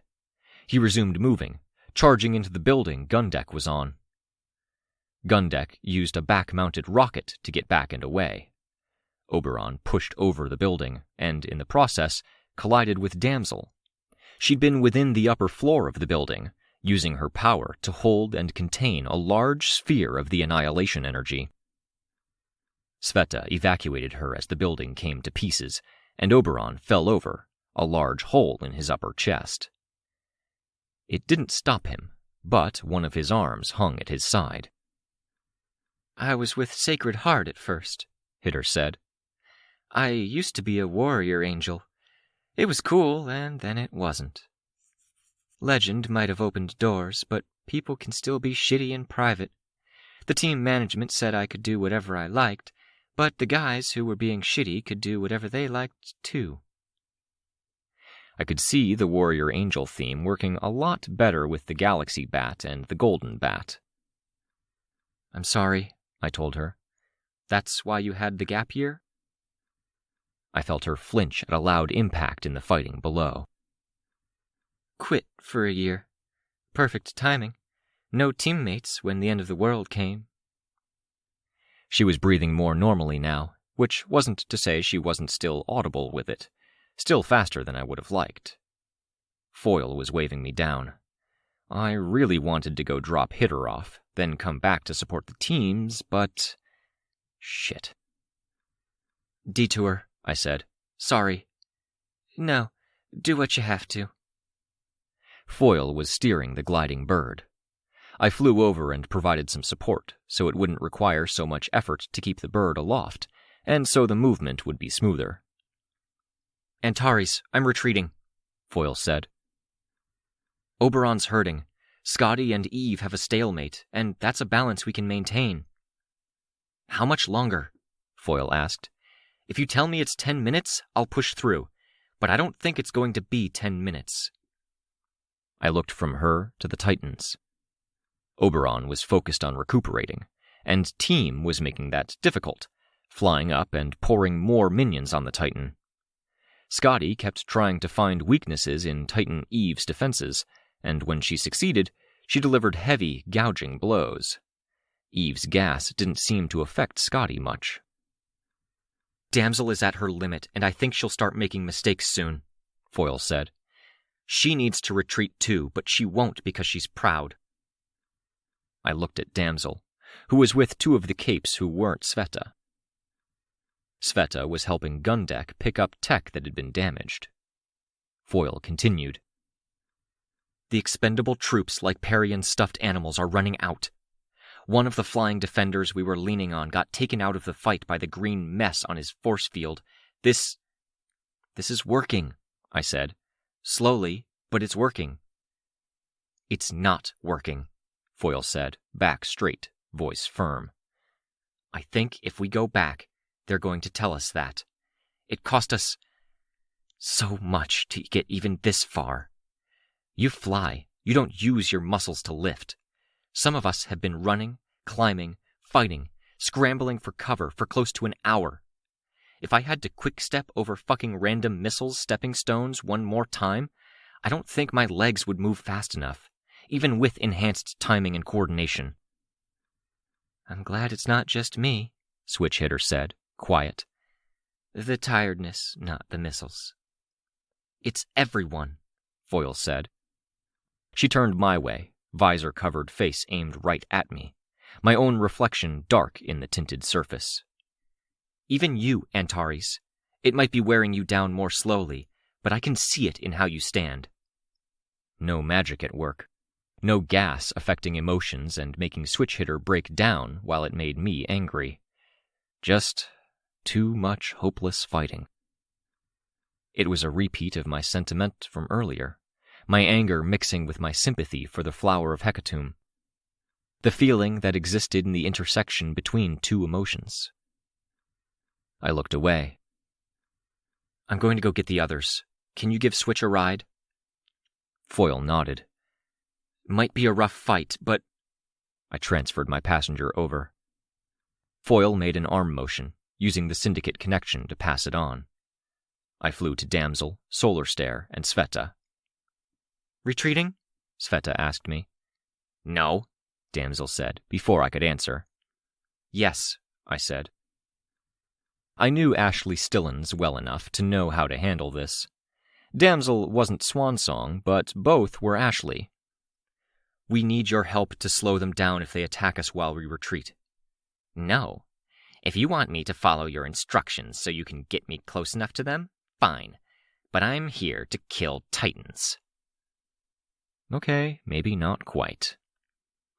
Morale is breaking. People are worn out. They're spooked. We need to regroup. Trust me, there's 24 people on the ground there that you've impressed by getting in the thick of things and staying there. If you're not the first one to walk away, they're not going to care about you retreating. Solar Stare, right next to us, used her power. I could feel the air rush past us as the massive, twisting column of molten gold sprayed out. Scotty stumbled into a cloud of gas, which solidified around her. Blisters appeared on her armor. I said not to do that so close to me, Damsel raised her voice. Easy, Sveta said. Solar Stare looked over and smiled. Sorry, saw a chance. A chance to blind me? Damsel asked. Set us on fire? The gold ignited. We all backed away, Damsel blasting with her power, long claw fingers extended to provide the widest distribution possible to provide a kind of shield against the heat.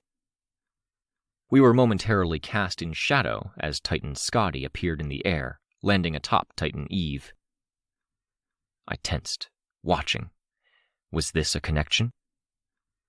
The cloud of gas around Titan Eve solidified, and she shrugged free of it, backing away, bumping into a building in the same row of commercial buildings we were perched atop.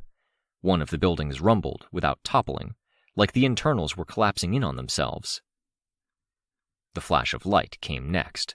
Damsel snarled.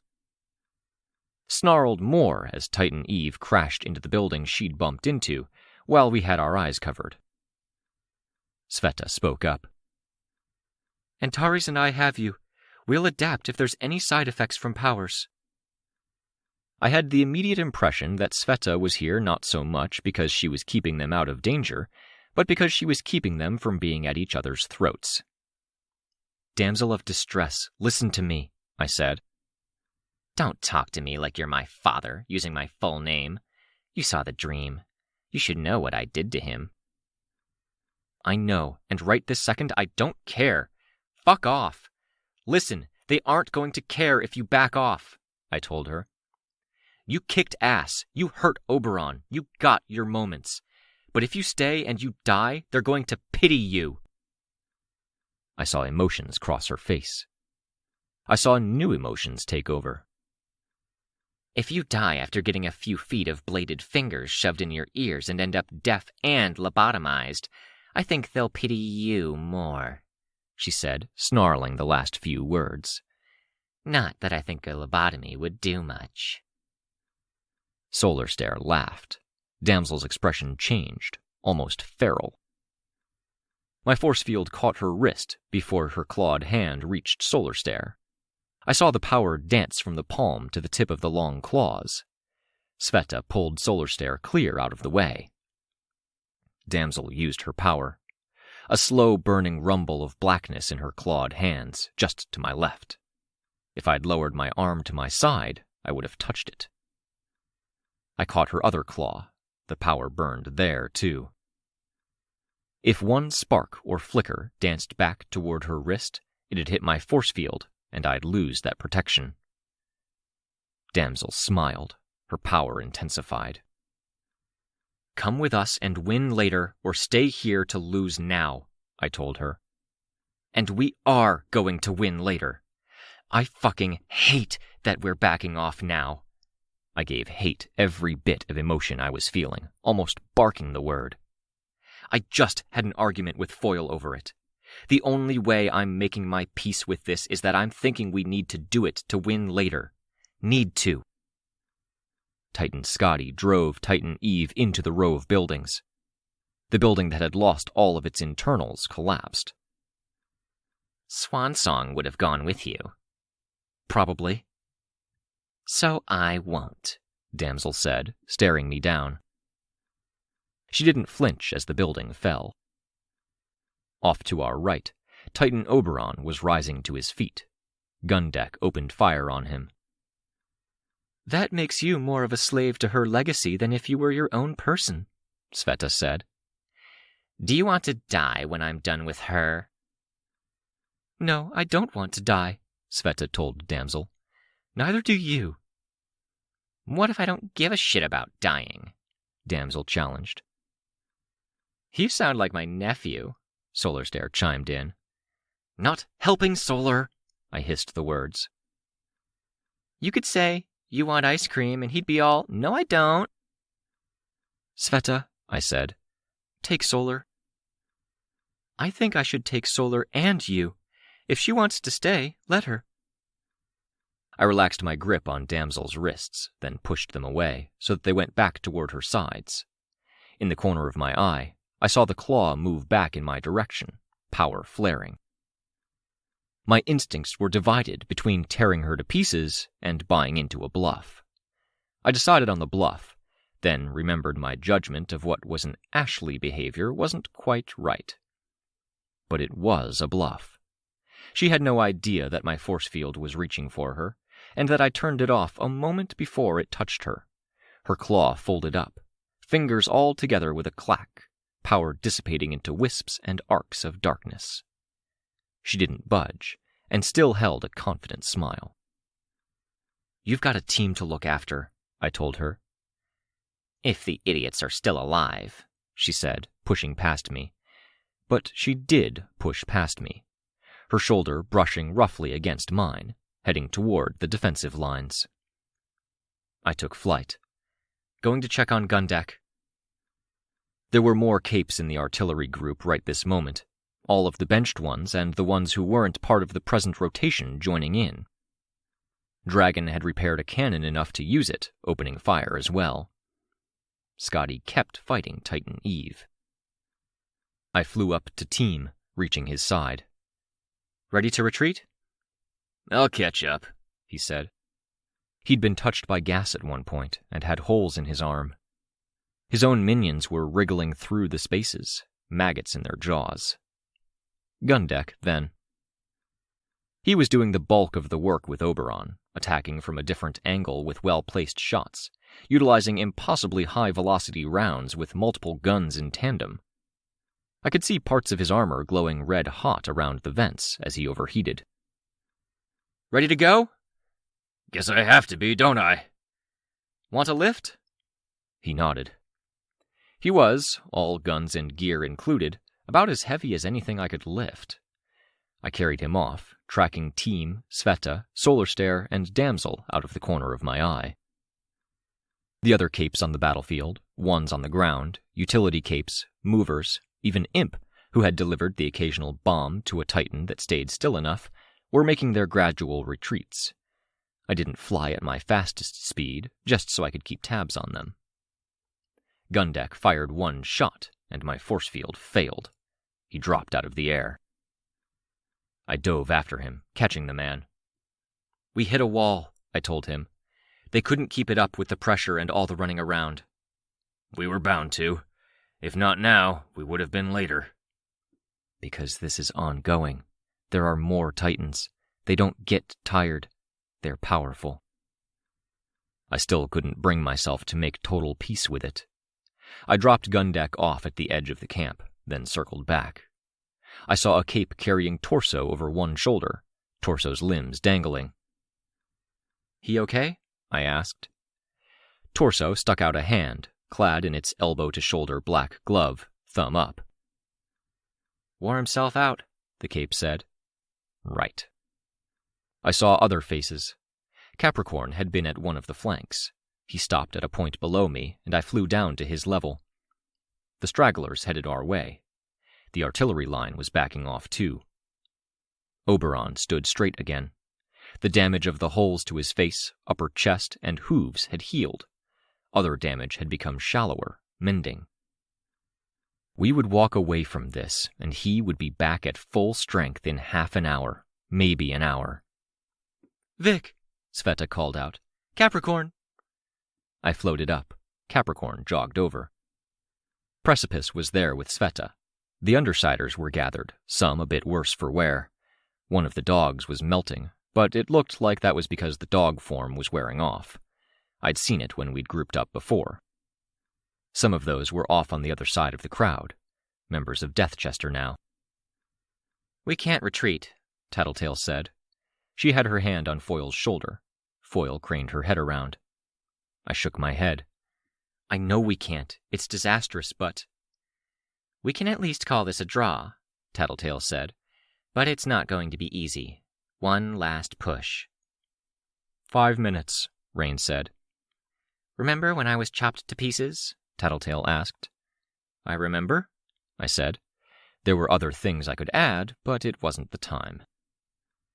"Remember when you sent me a message in gibberish, and I spelled out a message for you, and I got gibberish?"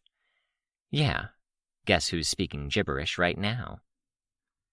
She wasn't really expecting me to play 20 questions.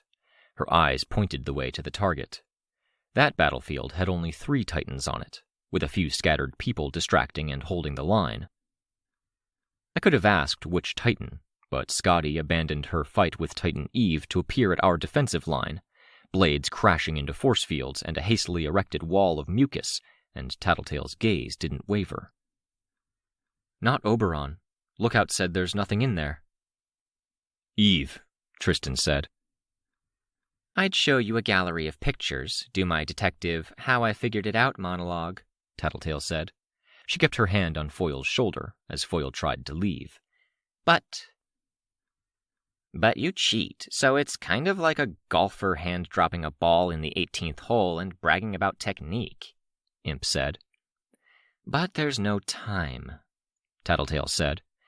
It's in the smoke. All the stuff she's been doing, slime, maggots, everything except rolling clouds of death aimed at us. She's trying to tell us to go away. It's not words, it's her body language. Filtered like our communication was filtered, because she's far away from having a body right now. Why? She thinks she can win? Sveta asked. She had chances before Scotty. Right now, though, she just wants to retreat. She'll go to Dauntless, Titan Kronos. All we have to do is keep those two Titans occupied while another group goes after Titan Augur. They'll defend their network. Then Titan Eve ceases to be a threat. It's a draw. Now that we know Titan Eve wants to retreat, thinks she wants to retreat, Imp butted in, we have a way out. And it's temporary and it's shitty, and we'll have people running off to fight other Titans, but it's the best we can do for now, Tattletale said. Sometimes you talk and you keep talking, Rachel said. Sometimes she keeps talking? Imp cut in. Rachel elbowed Imp harder than necessary. You could stop talking halfway through and it'd be just as effective. You're going to get on my case about speaking style and nuance? Tattletale asked. If you're being dumb about it, yeah, Rachel retorted. Ooh, Imp said. Come on, heartbroken. Gotta back Aunt Rachel up. Give me a good ooh. There was a very unenthusiastic set of oohs from three very tired, slimy, and banged-up Heartbroken. Text appeared at the corner of my vision. C and D, ooh. I looked over at the crowd while the Undersiders were being dumb. Already told the wardens. They're recruiting people for the big push, Tattletale said as I looked in that direction. How big a push? I asked. 5 to 10 minutes of hard fighting, and we have to hit them hard enough we're in Scotty's sights from start to finish. I looked at my team, and they nodded. Precipice wasn't at his best, since our stunt with the dream room had left him with minimal power. No range, no accuracy, no good way to use his power to perform weird maneuvers, no tinkering, no emotion power. Sveta was tired, but she'd been helping, doing good work. Tristan was heartsick, if nothing else, his face sweaty behind the cover of his mask. Foyle was still staring in that direction. Parian was over there. Even the Undersiders looked tired. Everyone, really. Foyle hadn't been wrong. Lots were coughing because they'd inhaled trace gas. Some were rinsing out their eyes with squeeze bottles that had tapered nozzles. Others were grieving. Teams that had gaps in their ranks, maybe people who looked like they were trying to take charge when they had no idea how. She's crying behind her mask, Foyle said with alarm. I know, Tattletale said. What the hell? You were telling me not to go to her? What the hell happened? I told you, and I'm still telling you. Don't, Tattletale said. Why the fuck not? Foyle raised her voice. Heads turned. Because if you go, she'll lose her nerve, Tattletale said. If you're sending her into a suicide rush, I swear... You have to finish your threats, Juliet chimed in from the back. Tell her you'll kill her. Not the time, Juliet, Imp said. It's not a suicide rush, Tattletale said, quiet, soothing, confident. But it's not easy. If you think I can't support my girlfriend... I think you can support her. You're good for her. Too good, Tattletale said. That's the most ominous shit I've ever heard, Foyle said, sounding more agitated than when she'd been trying to convince me to retreat. Yeah, well, Tattletale said. Be there for her after. Perian left the conversation, went to another group, the Rooftop Champs. One question, a short discussion after. In the distance, Titan Eve was losing. We didn't really have long. I floated closer. The wardens gave me permission for most, Perian said. They're marking some. I asked other groups. I can't really stay. They keep telling me to hurry things along, but... No? The woman with the feathered dragon boa as her costume feature said, sounding unsure. He'd want to help, another member of the group said. That? The third member started. Fuck, maggot. Pressing my brain. Paralyzed part of your face, Feather Dragon said. Yes or no? You're the tiebreaker. Yeah, he said, bowing his head. He wants to help. There, it moved. Thank you, Perian said. She turned to leave, saw Foyle, and stopped in her tracks. Tattletale pulled Foyle in the opposite direction, away. I floated up a bit, watching Perian, because the wardens seemed to be waiting for her. People were running out, telling groups to get ready, making last-minute recruitments. And I saw her approach the row of bodies, people covered in sheets, some with people standing by them. She took the sheets, drawing out threads and weaving them together.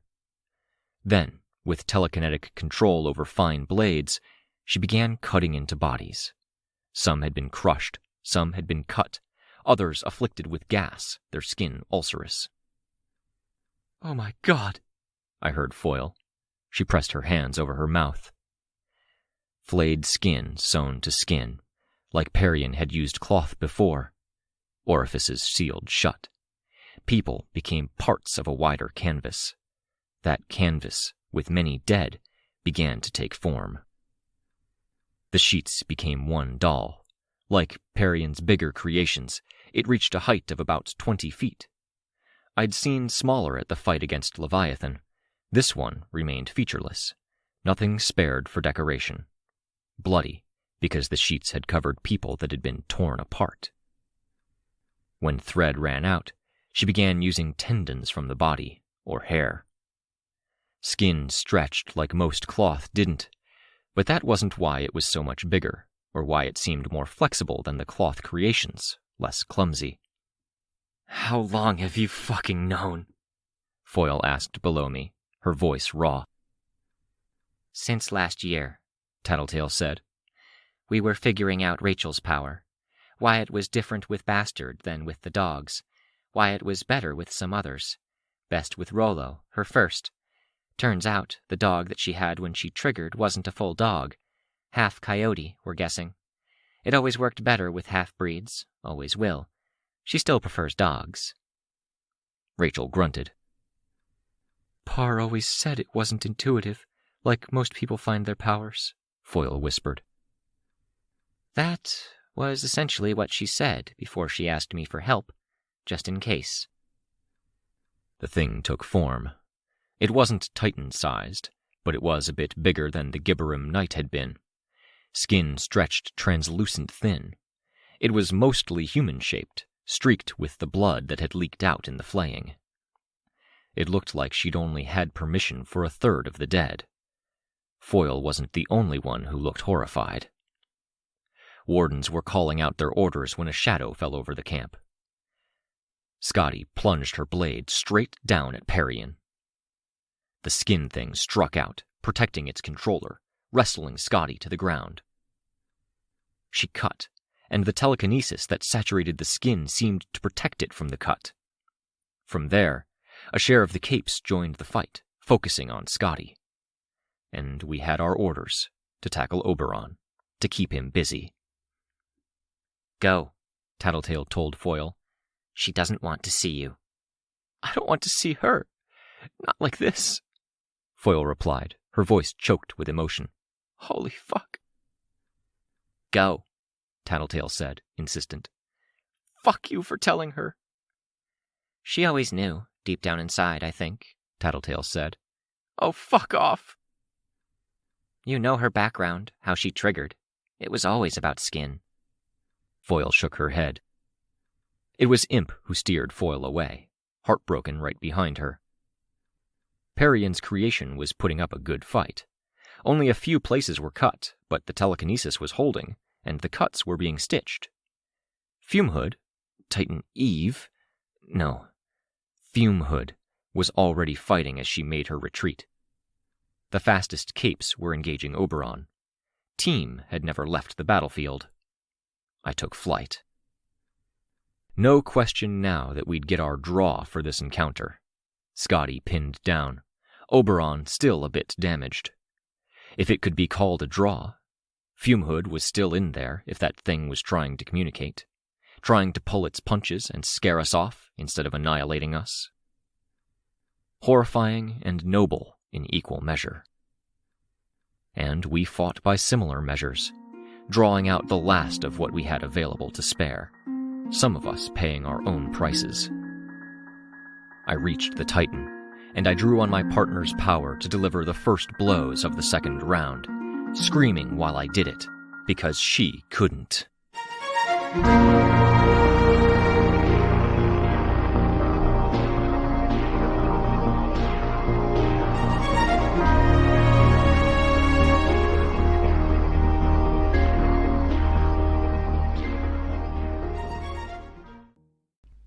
Arc 18, Radiation, Chapter 7. The 5-pound phone I carried blared. I had to ignore it. Through the clouds, I could see thick bolts of lightning the color of deep forest, with finer traceries of gold lightning dancing along and around them. A moment later, those clouds were pushed out of the way by a darker mass. Traced by Oberon's power, Scotty plummeted from the clouds, axe hands swinging down. Legend unloaded everything he had on her as he flew straight down. Chunks of her armor came away, revealing what was beneath. More armor, with sucking muscle holding each segment in place.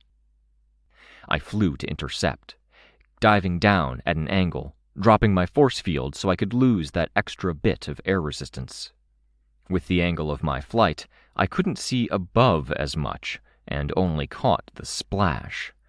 I flipped over, belly to the sky, maintaining my course. Scotty's blade had clipped Legend. Flesh became lasers, radiating out, curling back into one another in loops, a defensive measure. She hit the ground.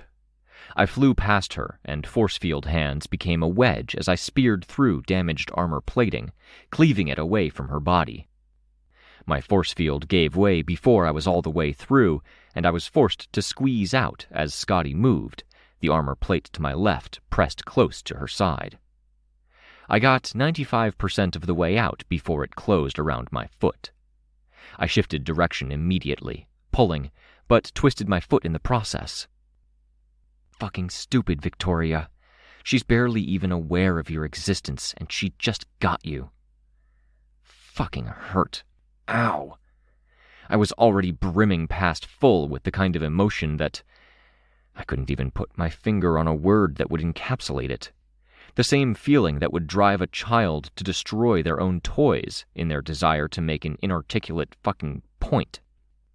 If I hadn't been past capacity and on a battlefield, I was emotionally exhausted enough that I might have just curled up, cradling my foot, and cried.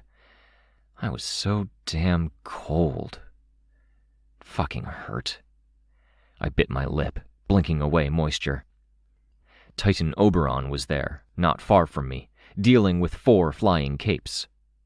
One used a laser beam that seemed to pull, hauling the Titan off balance, while another stabbed strategically at Oberon with needle arms that had to be 30 feet long. They repeated the process, and this time Oberon flicked a foot, kicking at the ground to throw himself forward. My phone buzzed. I would have picked it up, but more immediate concerns.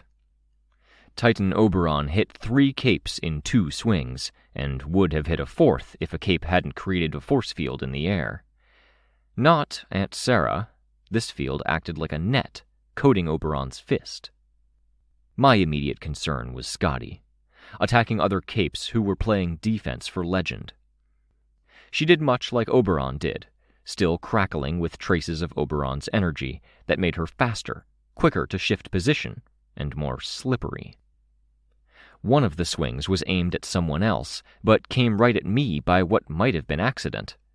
I floated to one side, then went after her arm, force field out, tearing at the damage to armor there. A shout from behind got my attention. I was transfixed between 2 alarmingly large things that were demanding my immediate attention. Just beside me, Titan Scotty was teleporting, the parts of her in the light seeming to disappear before the parts of her in deep shadow. A short distance away, Oberon was on the attack, attacking another cluster of capes who were close enough to one another that the swing of one titanic arm could catch them. Us, me included. My force field protected me from the impact. That wasn't the problem.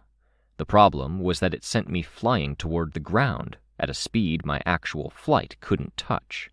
A massive shock wave promising to pulverize me if the impact with the rubble below didn't. I flew hard left, while trying to slow my descent, on the half-formed thought that moving at a diagonal might buy me an instant more time before impact than moving almost straight down. I turned over, belly toward the sky, looking for any help that others might be able to provide. A force field, a reaching hand. I just saw the green-tinted air that carried that pressurized air, Oberon's shockwave. I turned over again, facing the ground, and it filled my vision. Cracked ground. Aiming myself, contorting my body, I plunged into the crack. The side of my body skimmed the edge of the crack, and my costume tore.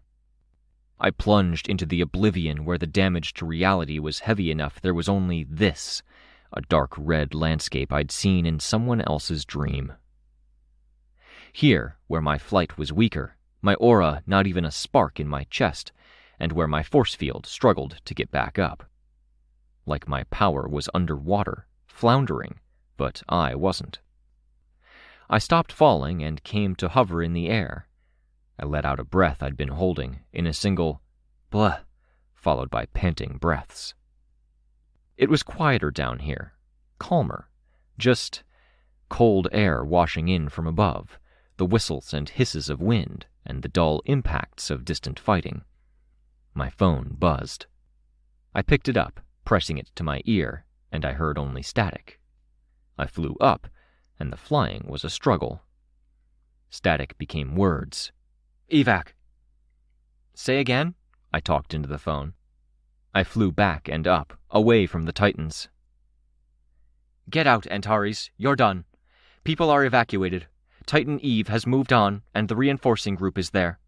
We don't expect or want you fighting through the initial encounter and the second shift. Fuck, my foot hurt. I hoped I hadn't broken bones.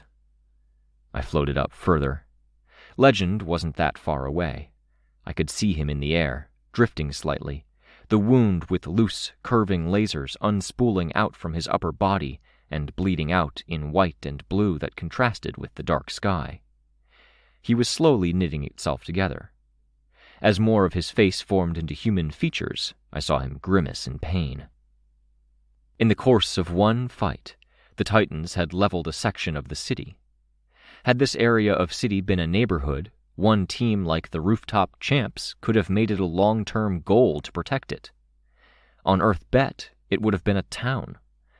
20,000, 30,000 people might have lived here. Decayed with gases, trampled, damaged, or lost in the cracks in reality. Got it, I said into the phone. Thank you for your hard work. I let the phone drop back to my hip. I floated up and back, getting a wider view of the battle and battlefield. 2 Titans fighting in concert, 20 heroes, with only a dozen actively engaged in this moment. Parion's creation was deflated. The bodies had been carried away. The Titans were healing now. The damage being done didn't quite make up for the speed at which they were recovering. Most of the damage had been done by Eve. By retreating, we'd given up on that incremental damage. And I could see it. I got it. Yes, we could have won, with Perion's power fully unleashed, and one Titan pinned down. We could have wiped out Oberon, and there was even a chance that we would have disrupted every other Titan he was connected to.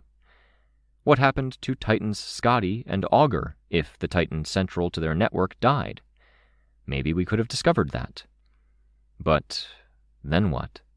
Would we have been in any shape to fight what came next? I flew, and I could barely recognize the city I flew over. Too much damage, and the path I took showed me buildings that had rotted, places with no snow because every surface was tainted, to the point that water was transmuted to something else, or the concrete of buildings interacted with trace chemicals and moisture to generate heat, steaming even 10, 15, or 20 minutes after the Titans had passed. Too hot for snow to settle on. Dauntless was standing between other Titans and Titan Fortuna. Those who ventured too close to her suffered a blistering attack. Long-ranged strikes that did more damage in one hit than Legend managed in 5 minutes of fighting. All the while, Fortuna did nothing, her face turned skyward. Fumehood was trudging in Dauntless's direction.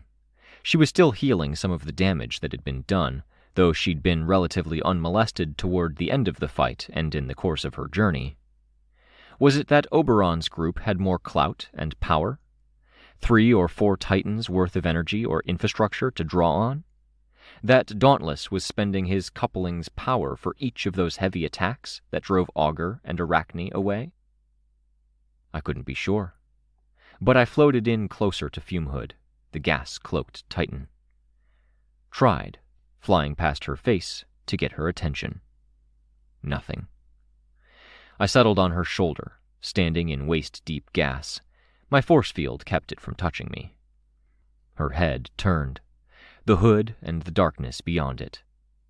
The hair that was a constant heavy downpour of gas out of each lower corner of the hood washed over me, and I made sure my force field had its mouth shut, everything sealed.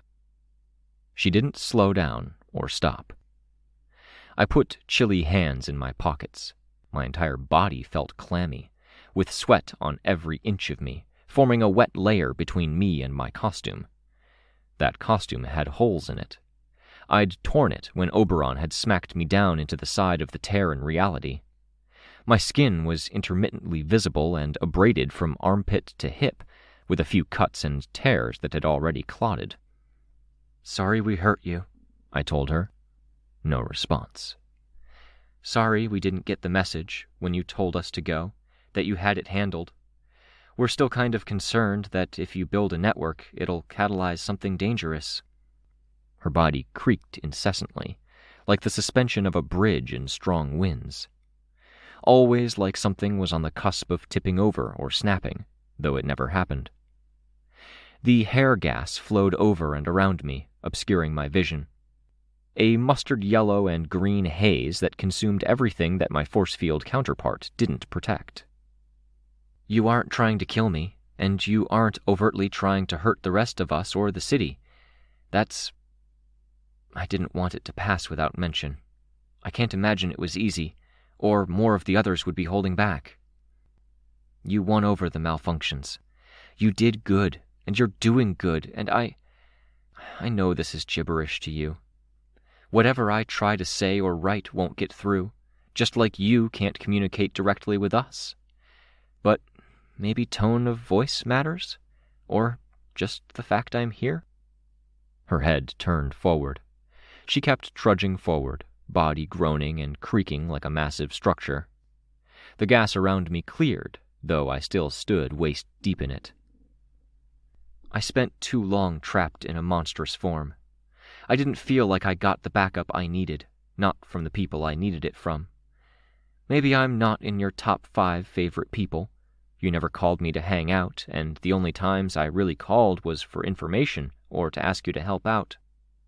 I don't remember having any intense or hours-long conversations. Almost a 10-year age gap between us. But we were kind of friends. There was mutual respect, right? And I want you to know, My voice gave a bit, emotion coming through. Fatigue played a part in it, but a bigger part of it was that I wanted to convey with tone and emotion what might have not come across in words. If you need any backup, if you want a tiny human riding on your shoulder to keep you quiet company, like I needed a certain girl with tentacles for those few weeks I had a best friend, give me any signal at all. Even when I'm not here, I'll be in your corner, arguing for you, fighting, I presume, for the same thing. These people, those kids, a future? I remained where I was, watching, as gas continued to dissipate. I looked out over the city, which was battered, blistered, dark, and empty. The only lights were at the very edges of the horizon, as cities and settlements prepared for evening, starting up generators and using whatever means necessary to ensure they could see and continue seeing as they got camps set up. We don't have much going for us right now, I said. But I have little doubt we'd be absolutely screwed if you and Dauntless were fighting us too. All my respect, Fume Hood. Lauren, you're a hero. She kept trudging forward, slowly recuperating from her wounds. I took off.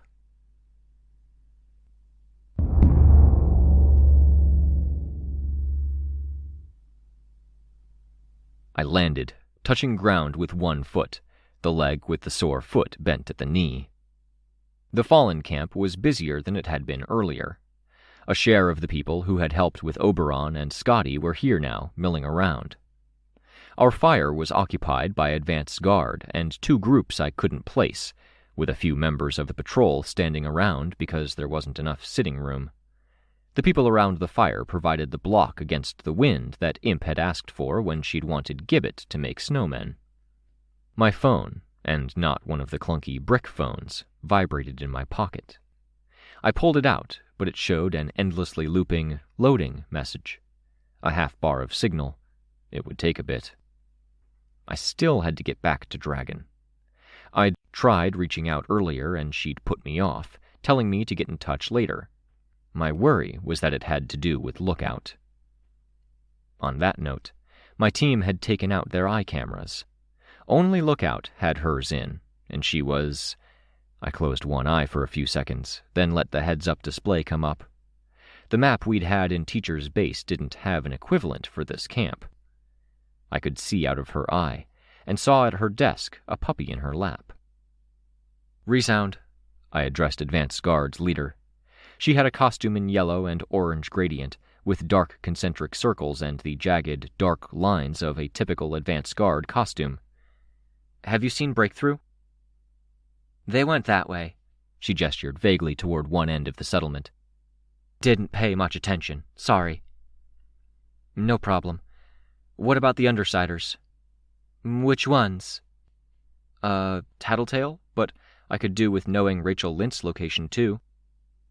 Council Hall, that way, and, the stables, that way.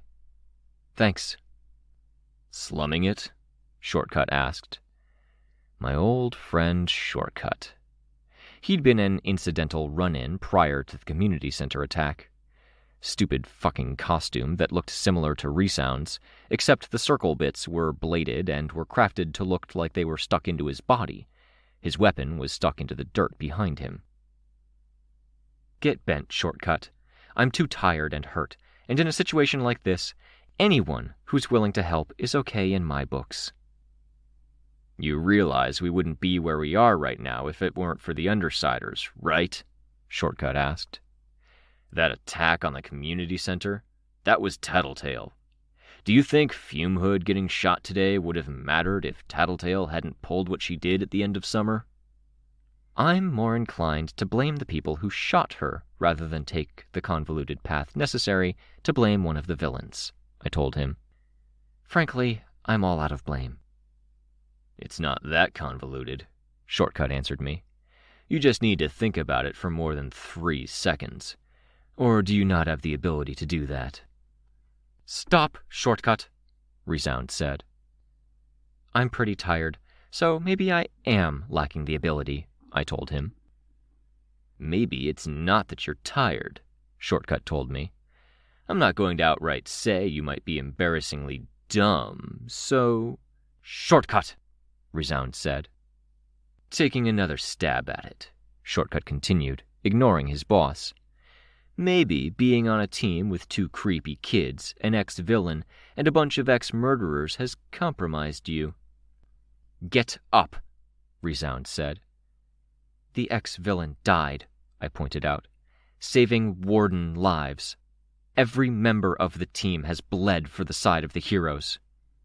Please don't engage him, Resound said. Up, Shortcut. Shortcut didn't budge. Someone needed to say it. Up!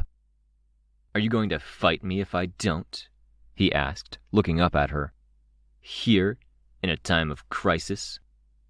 That doesn't make you immune to basic rules of decency and inter-team cooperation. People like her thrive on us being civil and decent and letting things slide, Shortcut said. She didn't budge or relent, looming over him. If you want me to move, you're going to have to make me.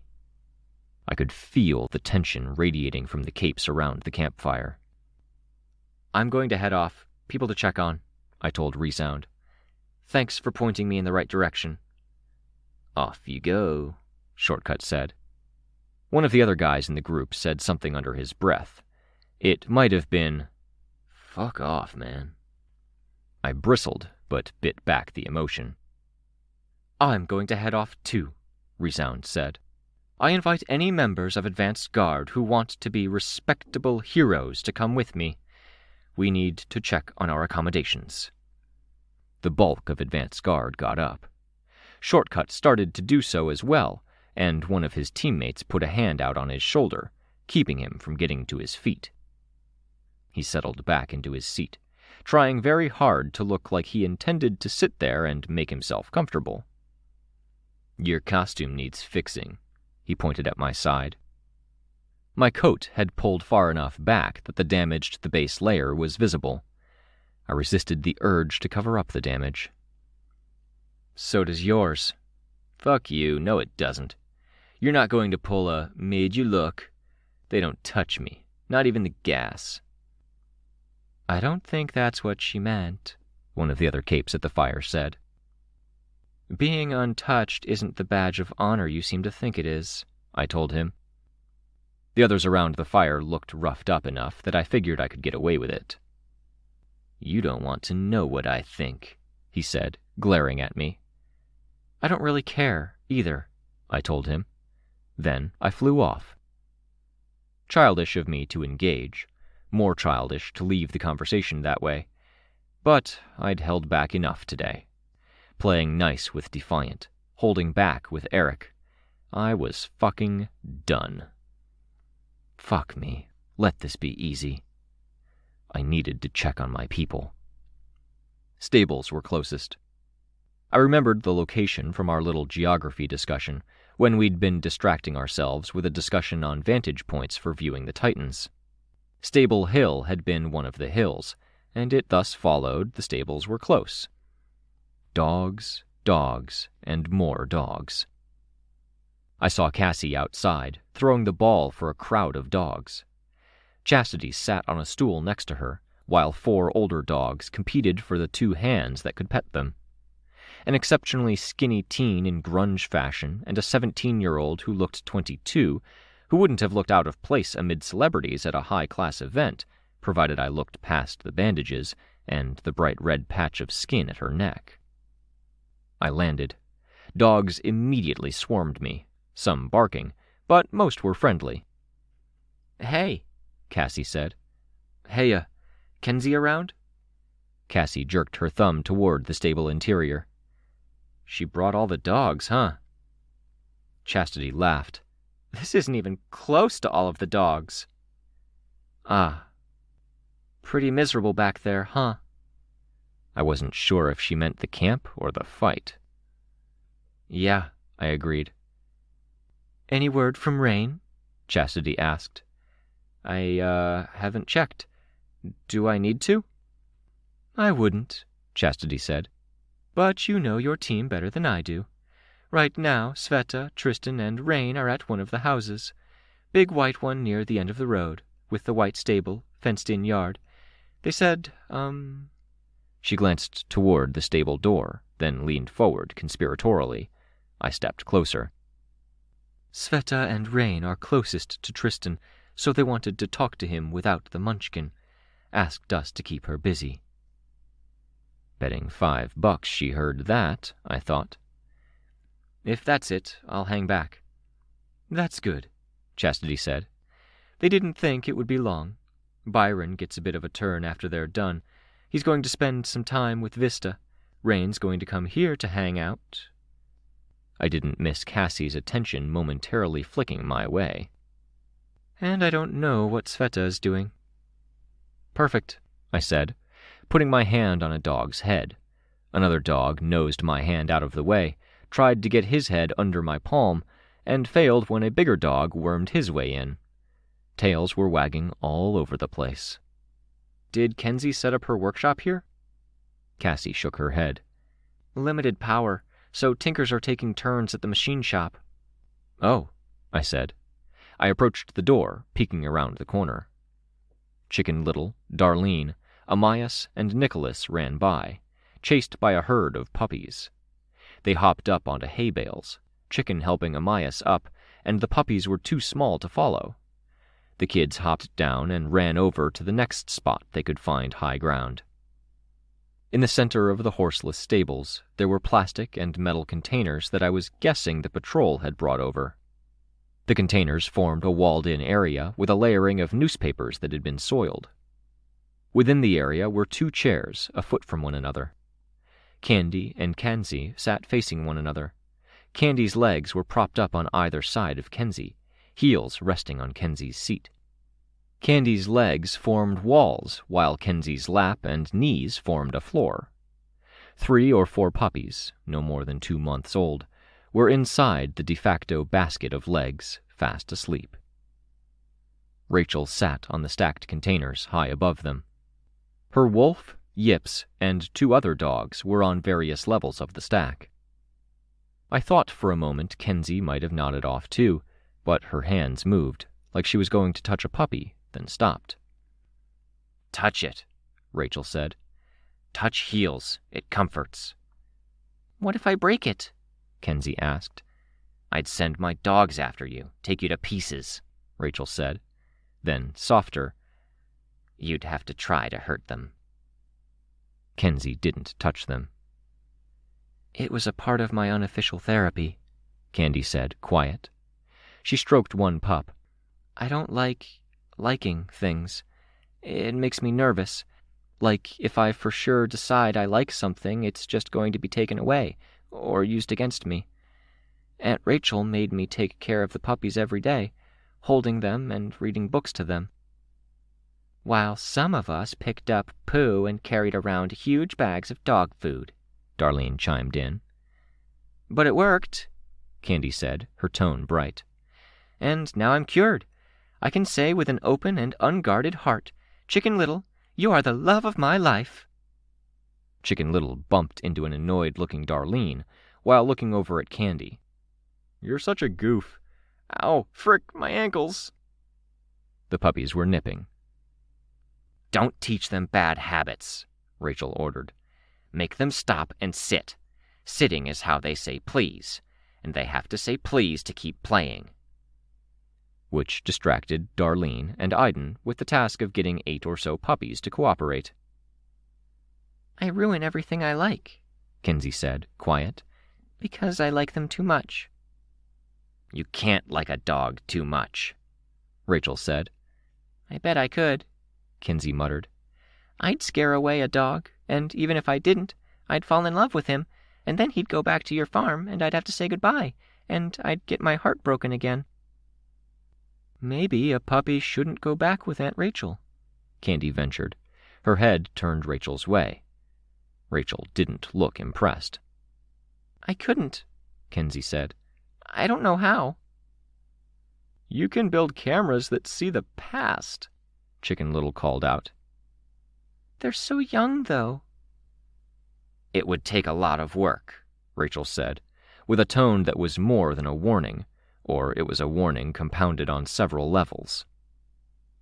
Ah, shoot, Candy said. Work ethic and Kenzie? I don't know how you can put those things in the same sentence. Ha ha, Kenzie muttered, keeping her voice quiet so as not to disturb the sleeping puppies.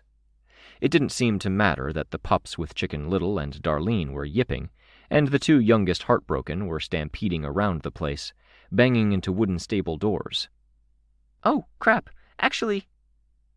She stopped hissing the words when she noticed my presence at the entrance.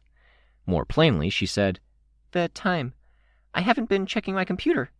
I have a shift at the workshop. Data to collate. Hi, Antares. I checked my phone. 5:20.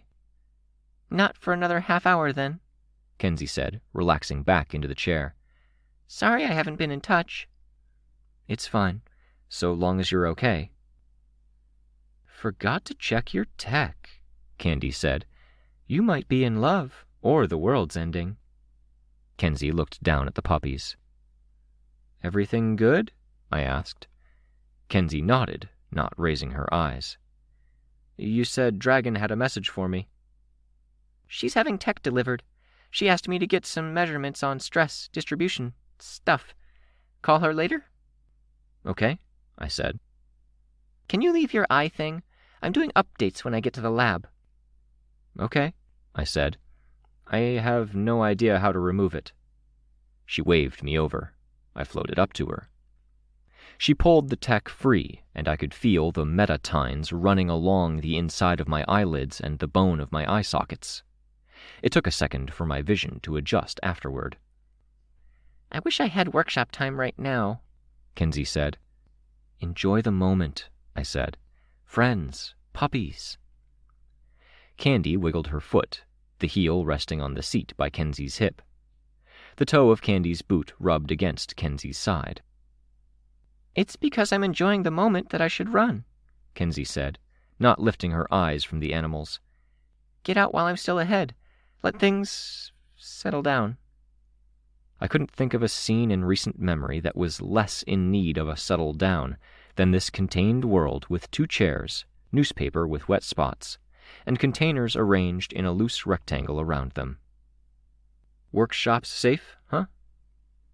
It's hard to mess up when I'm in my workshop, Kenzie said. Candy reached down past a sleeping puppy with the softest-looking fur to put a hand on Kenzie's knee. I've got to go check on others, I said. I can't relax just yet. Don't bother Rain, Sveta, or Tristan, Candy said. Wait, what? Kenzie asked. I guess I lose the $5. I heard from Cass and Chas, I said, a little weirded out that Kenzie wasn't fully in the loop. Don't worry. Okay. They're having a serious talk, Candy said to Kenzie. Don't worry. It's not you being left out, because Victoria's being left out too. Kenzie nodded slowly, but I saw the line at the dead center of her forehead, a small crease of worry. Do you want me to come back in 30? I asked. Walk you to the workshop? Kenzie nodded, crease gone. To Rachel, I said, Going to hunt down Tattletale and see what information we've all gathered. Then I'll fill you in, and maybe that gives you direction when you're back at the workshop, Kenz? Kenzie nodded. Yeah. Thank you for looking after them, I told Rachel. She shrugged, expression unreadable. I headed back out, pausing at the entrance to the stable, where Cassie and Chastity were standing and sitting by the door, respectively. How's Foil and Parian? I asked. Parian's napping, Foil's gone, Chastity said, without flinching. Gone as in another settlement. With old New York ward teammates. I nodded, not sure what to make of that. I hope they don't separate. The end of the world is bad enough as is, We don't need to face it alone. Yeah, Chastity said. I hope they make up too. I kind of have 0 adults to look to as role models for my own relationship goals. Charlotte and Forrest? Cassie asked. I barely ever see them. Then you need to see them more. They were getting into a discussion that made me feel like it'd be hard to unstick myself from. I glanced back at Rachel, and I saw her with bandaged hand in her lap. Yips licked at the fabric. Gas-touched, if I remembered right. Maybe the puppy thing with Kenzie was as much for Rachel as anyone. Chastity wasn't moving very quickly, though the dogs had largely settled down, leaning hard against her leg. Everyone who had been in the field was hurting, tired, and the places we were retreating to weren't necessarily warm. I'll be back for lookout, I told the pair. I took off. My force field absorbed the brunt of the cold wind. Community Center. I had to assume it was the nicest-looking building. I itched to go check in on Sveta, Tristan, and Rain, but the others seemed protective of the trio. I had an ugly feeling that it was serious, that Tristan was worn out or at a breaking point, and that it was the most trusted Tristan-familiar people only. If there was anything else, and if I really needed to know, it was possible Tattletale would fill me in. The stable hadn't quite been warm, and I was feeling a chill, like the furnace that burned at the center of me wasn't enough to keep my extremities comfortably warm. It was nice to step indoors and feel actual warmth from a stove in the corner. The problem was that it was the wrong building. This would be the church. A woman in a winter jacket put a finger to her lips as I entered. There were people at the front who were praying, it seemed. Before I could turn around, she put a hand out to touch my shoulder. She indicated the back pews of the church. Commandeered by a group of people from the patrol. They'd unpacked what looked like 5 first aid kits to get necessary components. Things had been redistributed so that a given box had 1, 2, or 3 specific types of thing in it. Fuck. I supposed I had to. I limped a few steps before floating the rest of the way with a cramping foot. I took my seat, and a young lady who was probably 3 years younger than me began assessing the situation at my side. I was partway through the process of getting patched up when a tall, late-30s guy with a red blonde mustache and swept-back hair approached, carrying 2 first aid kits that looked like a different make and model than the ones the patrol here was currently using. He gave me a long, searching look. It took me a second to connect the face to the mask. "Want company? I could take over, even," he told me, his voice soft. Weird. Weird. Sure, I guess. Even if it felt vaguely incestuous to have someone I was related to and yet barely knew touching sensitive wounds and bare skin. The girl from the patrol vacated the pew. The man, my Uncle Mike, took a seat in her spot. "I hoped to run into you, and I dreaded the idea of running into you," he said, quiet. "I don't mean any offense when I say that." "Nope," I told him. "I get it." "You were so young when I last saw you, and now you're 18, 19? 21. "That was my next guess," he said, smiling. "This looks like it smarts." "I could tell you stories of my war wounds," I said. "I've had a few of my own." "I think I win," I said, with a bit too much confidence. He met my eyes, and it wasn't challenge or confidence or anything of my dad or my mom in that gaze. Sadness. And not because he'd lost a game he wasn't really playing. The last word of my statement came out late, though. He focused on patching me up. "I didn't want this for you kids," he said, quiet. "I'm terrified of it happening to mine." I followed his gaze. At the very front of the room, a slender woman with a mane of black hair tied back with a scarf held a child that might have been 6 or so years old. Another one shifted restlessly at her feet, blocked from my view by the pews. "Sorry," he said. "About?" I asked. "It feels like every time I say something about this family, it's critical." "I think that's the way it goes, isn't it?" I asked him. "We have our good points, but we have a lot that's worth criticizing." "Who's in your corner and who isn't?" he asked, very carefully. Was he asking to be careful? To gauge where my allegiances lay? "Can I master stranger you?" I asked him. He raised his eyebrows. "Penetrating questions from someone I don't know all that well." "You really are your mother's daughter, huh?" he asked. "Can I verify you? Can you tell me things only you would know?" "You had a stuffed lion once." I gave him one nod. "I remember." His voice was almost wistful. "Maybe it was Crystal, but I think it was you. You were small, no older than my kids are now. You were lying on the floor of the living room, and your parents had a horrible carpet, like a scrub brush you'd keep by the sink. You stared up at the ceiling and you said over and over again, 'I wish I was a superhero.'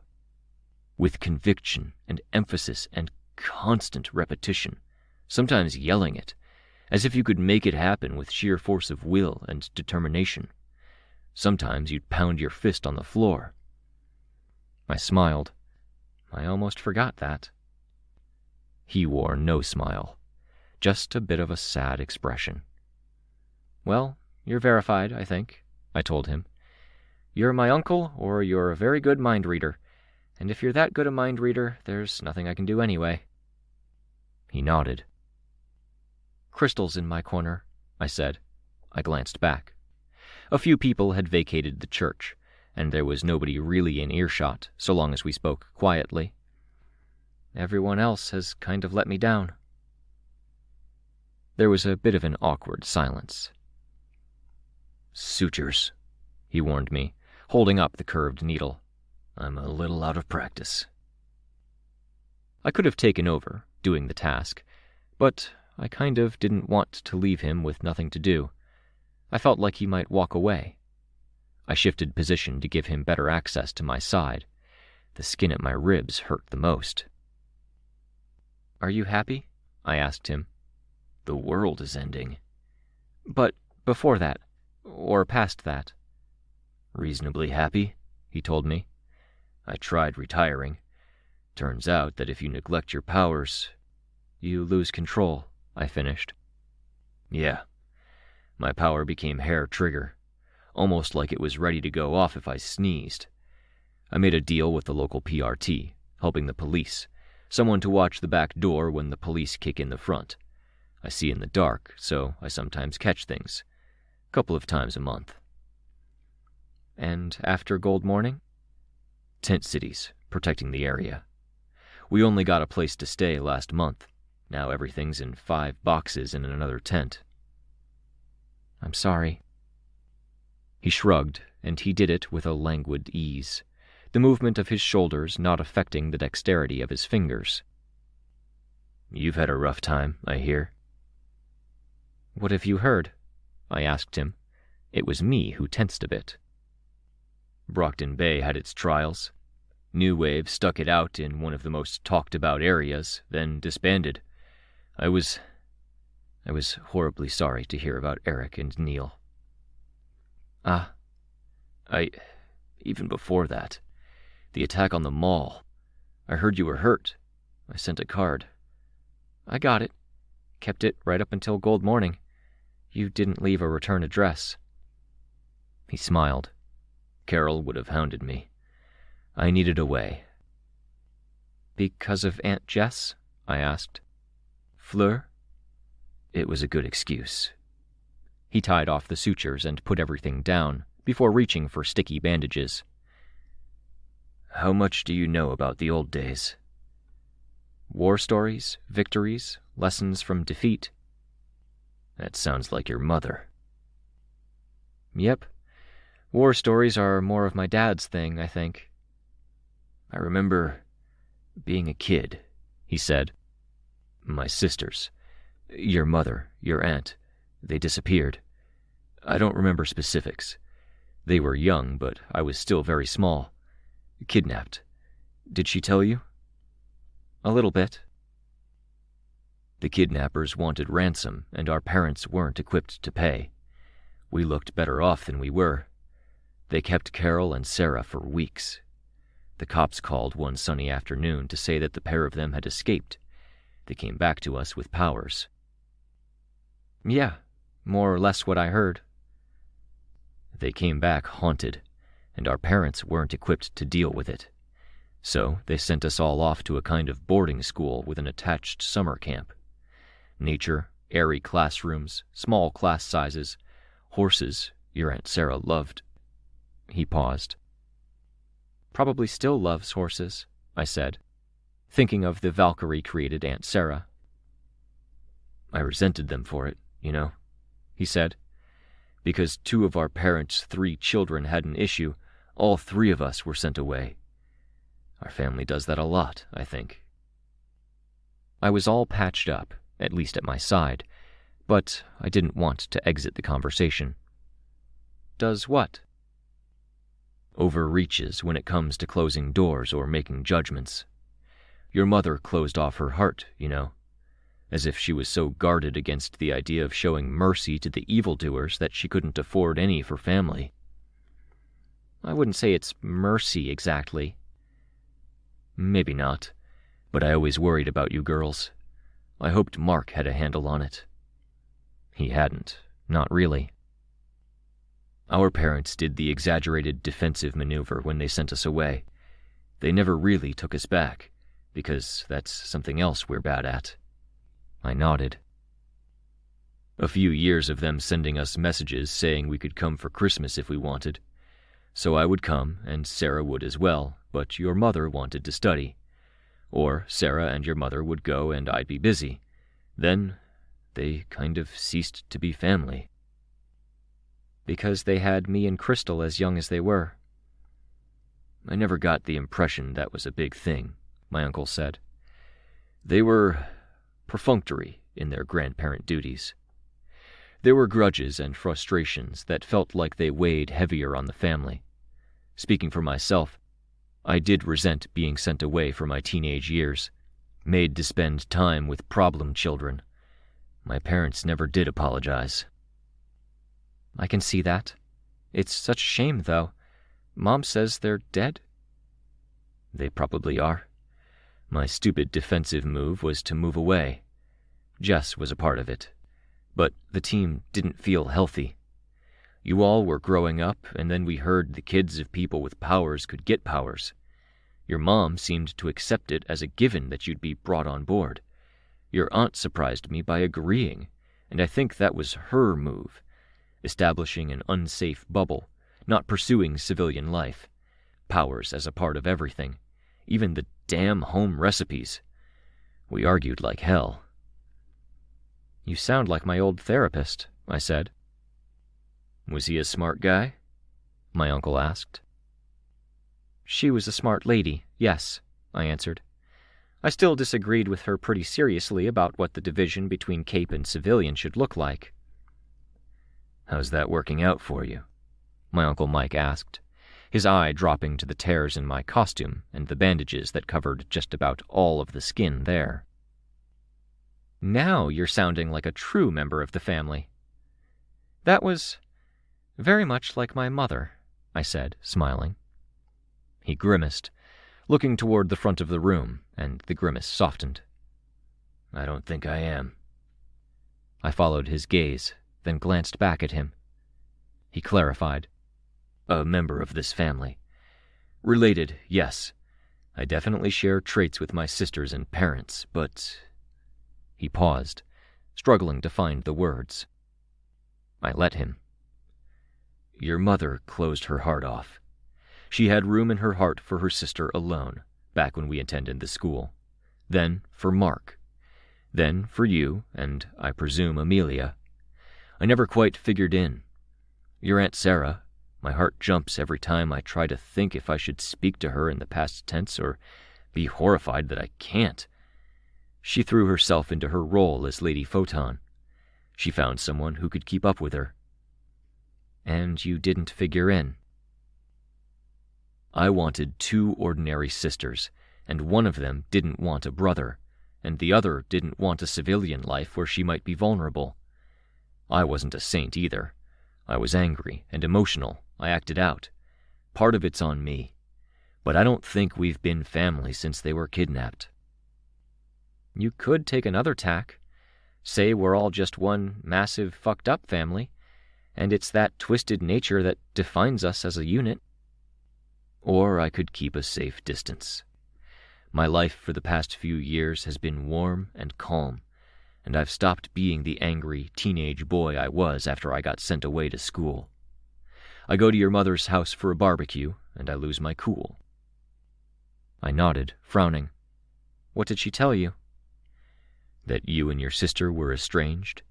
That your sister put you in the hospital. She went to prison. She was out after 2 years, and she was looking to make amends.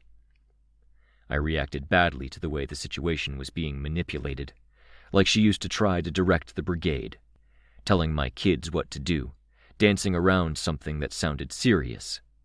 It made it abundantly clear that my worst fears came true. No divides where we needed them. No details? Should I have details? He asked. I hesitated. I shook my head. Just don't go to her for healing. Don't take your kids to her for healing. Take that from one of the people who knows her best. Okay, my Uncle Mike said. Okay, I echoed him. But, he said, unless you're about to tell me I should keep my distance from you, too. I shook my head. Any walls? Any defense mechanisms I need to watch out for?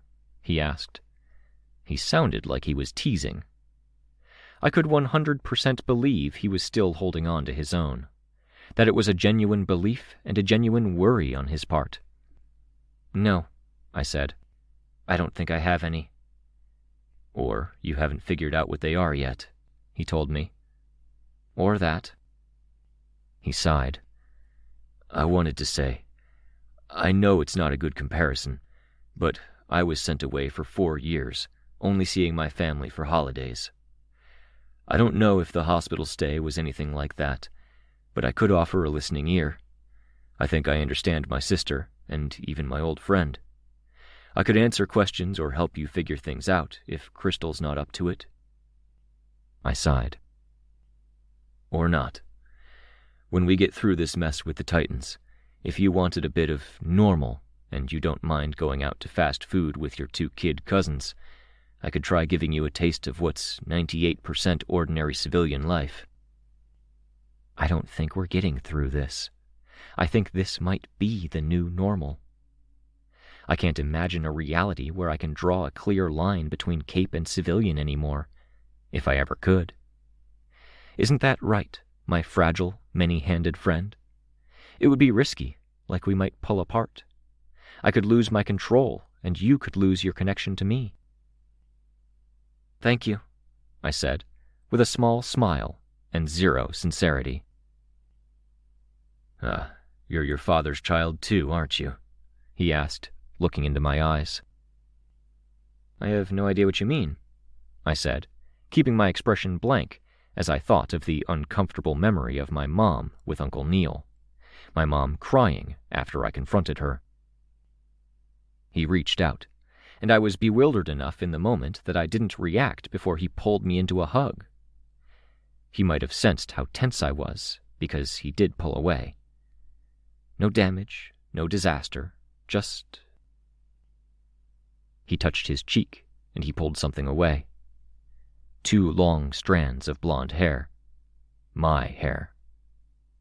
I reached up to the side of my head that had touched his cheek, stroking it. It prickled like I had a sunburn. At least 10 strands of hair clung to my palm. I used flight to facilitate standing from the pew and backed away a bit. Horrifying. Horrifying, horrifying, horrifying. Fuck me, what was this? I could look to one side and see injured people, bleeding people, and people with ulcers. In another direction, there were 2 scared little kids I was related to. People praying with zero hope in their expressions. More injuries, more hurt, more despair. In a warm church, I'd let my guard down and let myself pretend things were normal and I could relax. Now it felt claustrophobic. 4 walls, and a steepled ceiling that couldn't contain the hurt and fear the people inside were feeling. I flew a bit over to get to the door and to get out. Hair dug into the folds where fingers met hand, and I adjusted my grip on the door handle. Refugees and families carrying tents, more injured capes, scared capes, people on edge. And I had hair falling out, and I had no idea why. But the reasons weren't good, and the air was so cold it was hard to breathe. "Victoria," my uncle called out. I was losing hair, and I'd scraped my side, and my foot wasn't functioning. My nice costume was in shreds, and so many people had died, or been broken, or broken up. To score a fucking draw, if it could even be called that. The Titans were healing, and we weren't. What the hell was I supposed to do in this world where we couldn't win? Where there were horrible, titanic monsters that, at best, were incommunicado and still strong enough to hurt us by accident? In this world where I could throw cars and I couldn't affect outcomes any more than a housefly could impact a human. Things were only going to get worse, and more out of control. We were one bad disaster from an impossible tipping point. "Victoria." I clenched my fist, and I could feel strands of hair rubbing against strands of hair. What the fuck? "Did I get you to review my tattoo?" Not my uncle. I refocused, frowning. "Do you remember? I'm a dumbass, so I definitely don't." It was Jester, from the patrol group. Fuck, how much had I been freaking out? I looked around, and in the process, I felt the pressure at the small of my throat against my windpipe and around my heart. Everything still felt delirious. Only Jester and my uncle were paying attention to me, one standing on either side of me. "Do you remember what it was?" Jester asked. Who could forget? I asked. It's all you would talk about for months. Playing card. "Did you give me a review of it?" Yeah. You said you were happy with it. "Gilpatrick's around. You free? We came bearing gifts." I swallowed hard. The lump wasn't quite as bad. I nodded. "Cool," he said. "I'm glad I ran into you. Went to the community center because the people at the stables said you'd be there. Those people, their names?" "Cassie and Chastity." "There we go. Lots of kids, lots of puppies. One scary woman with a scowl that could make you shit your pants." I smiled. "Come on," he said. "Walk with me?" "Sure," I said. "And you're—" "Uncle. I've got to look after my kids, unless you need me, Victoria?" my uncle asked. I shook my head. "Okay." I went with Jasper, walking through a doomsday cult's town. They'd preached an end of the world, and they'd been right. 2 for the price of 1. "Cool," Jasper said. "Gilpatrick's this way. We've got a bunch of the old squad around, though a lot of them went on to be captains of their own groups. I even have my own. You remember everyone's names." Jasper, Jester, you don't need to ask me questions to, ground me anymore. It's good, I think." "Cool," he said. "Thank you." Gilpatrick was sitting, a thermos of coffee next to him. I recognized Camisola. He stood and extended a hand for me to shake. A firm, warm hand did a lot to make all of this feel a little less nightmarish. "Hi," I said, glad my voice sounded normal. "Good to see you, Gil." "You all managing okay?" he asked, quiet. I hadn't once been able to answer that question in all the time I'd spent with him. I looked at him, and then at others. The patrol wasn't breaking down. They weren't freaking. They looked a bit miserable, but it didn't feel like it felt elsewhere. With my team and the kids distracting themselves, I knew the patrol wasn't on the front lines, but... "How the hell are you guys managing?" I asked. Gil glanced at Jester, then at Camisola. "Guess that's answer enough," he said. Which was fucking unfair of him when he didn't end up answering my question.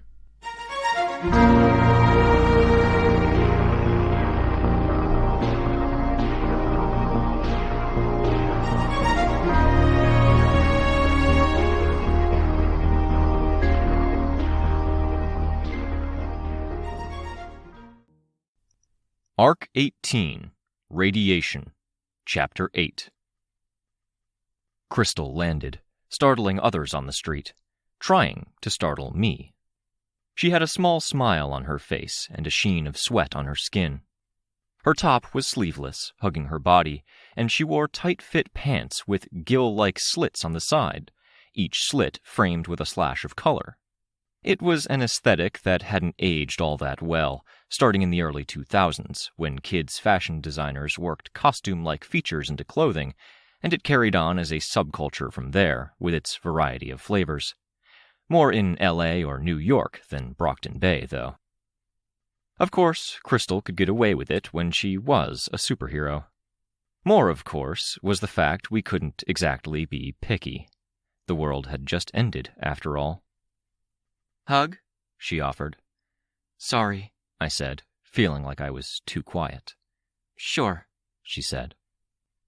Conversation died, just like that. I regretted saying no, and I knew I would have regretted saying yes. There had been a day, once upon a time, when I hadn't had maybe in my vocabulary. It hadn't been a question of this or that, or should I do X or should I do Y? "Good flight?" I asked. "Great flight," she said. "I flew over a restaurant, and wow, could I smell what they were cooking. Any other day I would have stopped there, but I thought maybe you hadn't eaten." "I ate." "Shoot," she said, snapping her fingers. Again, the pause, the awkward feeling where we couldn't get into stride. Two people with ankles tied together for a three-legged race, trying to find their rhythm. Except that didn't usually take as long as it had taken us. My fault. I was very aware of people looking at us. Crystal's flight and landing had turned heads. I knew, objectively, that they were looking at her, but even if I could logically put two and two together, my traitorous brain told me they were staring at me when their eyes pointed in my direction, and they were averting their eyes from me when they weren't. I saw a woman in a sundress walking her dog, and I thought of a quiet voice outlining some warnings. No donating blood. Avoid any sources of healing that aren't her, because the wrong source of healing could awaken latent materials that were used to rebuild this body. Stray dog, stray cat, rodents. It made my stomach hurt. A constant gnawing feeling, hollowing me out. I was outside and active because I knew how easy it would be to do anything else. I stayed standing because I was already standing. I could keep from screaming because I hadn't yet opened my mouth to scream. I went through my day because I hadn't stayed inside with a blanket pulled over my head. I wore nice clothes because they were what I'd worn before, back when I'd either been Glory Girl or I'd been Victoria Dallin. I met with Crystal because I hadn't yet cut myself off from the world. "It's a wonderful day, isn't it?" Crystal asked, looking skyward. I looked up at the blue sky. Summer heat beamed down on us, pulsing off of the concrete. I could also put together the individual pieces and say it was warm without being sweltering. The sky was clear.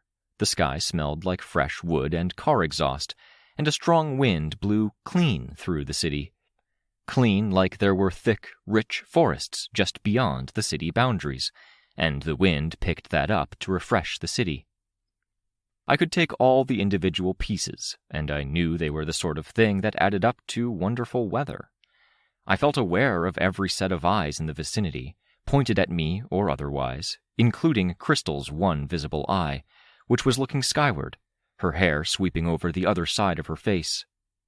Each one was a condemnation or penetrating stare. Each one implied emotions I didn't want to deal with. I felt aware of the clothes against my skin and how they hadn't been washed enough times to lose the stiffness that came from being folded in a box, or the trace chemicals after they were pumped out by a factory line. I was aware of my body, and nothing felt exactly right. Proportions. My own body weight rested on different portions of my own body, head on neck, hip on thigh bone, leg pushing down against foot, foot inside a sandal that pushed into the earth. I couldn't escape the visceral notion of meat against bone, grinding, crushing, like stray animals had been ground and crushed together, turned into a scrambled egg slurry of proteins and fats that were then pulled together to make a monstrous body. Reshaped again, hundreds of pounds of me pulled away and cast off, left behind to be devoured by scavengers. Animal meat returning to the animals. "You zone out a lot," Crystal commented. "I'm going to do that. Can't really help it." "Sorry, didn't mean to make it a criticism. I hope it's because you're enjoying the day." I looked around. The city being built with scary swiftness. Double-wide trucks rolled in from various portals, commissioned materials and building segments stacked along each. The city we were in was completed buildings to the east of us and skeletons to the west of us, concrete and tinted glass finding their way onto the bones by the moment. I could remember the day I had triggered, how I'd walked a line before a look at my parents and their avid disinterest had tipped me over the edge. I felt like that with everything now. A woman walking her dog, certain colors, hair types and clothing styles, people that walked in certain ways. Areas that were too sterile, areas that were too dirty. "Trying to," I said to fill the silence. Then, to explain why I was trying to fill the silence, I said, "I know I'm a bit of a wet blanket right now. I know I'm hard to talk to." "Your family," Crystal said. "I'm not doing very good at this either." I shook my head. "We'll figure it out," she said. "And we'll talk so easily it'll annoy people." I smiled. "Did you send the university thing?" "The application? Yeah. I took it into the application center, but I won't get in." "You never know," she said. "You're pretty fantastic. Smart, good grades, special case." "I won't get in this year. I rushed it. My head wasn't in the right place, and it might not be in the right place if I got in. Mostly, I used it as an excuse to figure out what to do for next summer." "What to do?" "Prerequisites to meet. Having work experience would help. I used putting in the application as an excuse to visit and get a sense of the place, calibrate my expectations. They're a mess right now, and 90% of what they're doing is making sure they're prepared for a larger cohort next year." "I can't believe you used the word cohort." "It's a good word," I said, smiling. "It's a good goal. Getting in next year?" I nodded.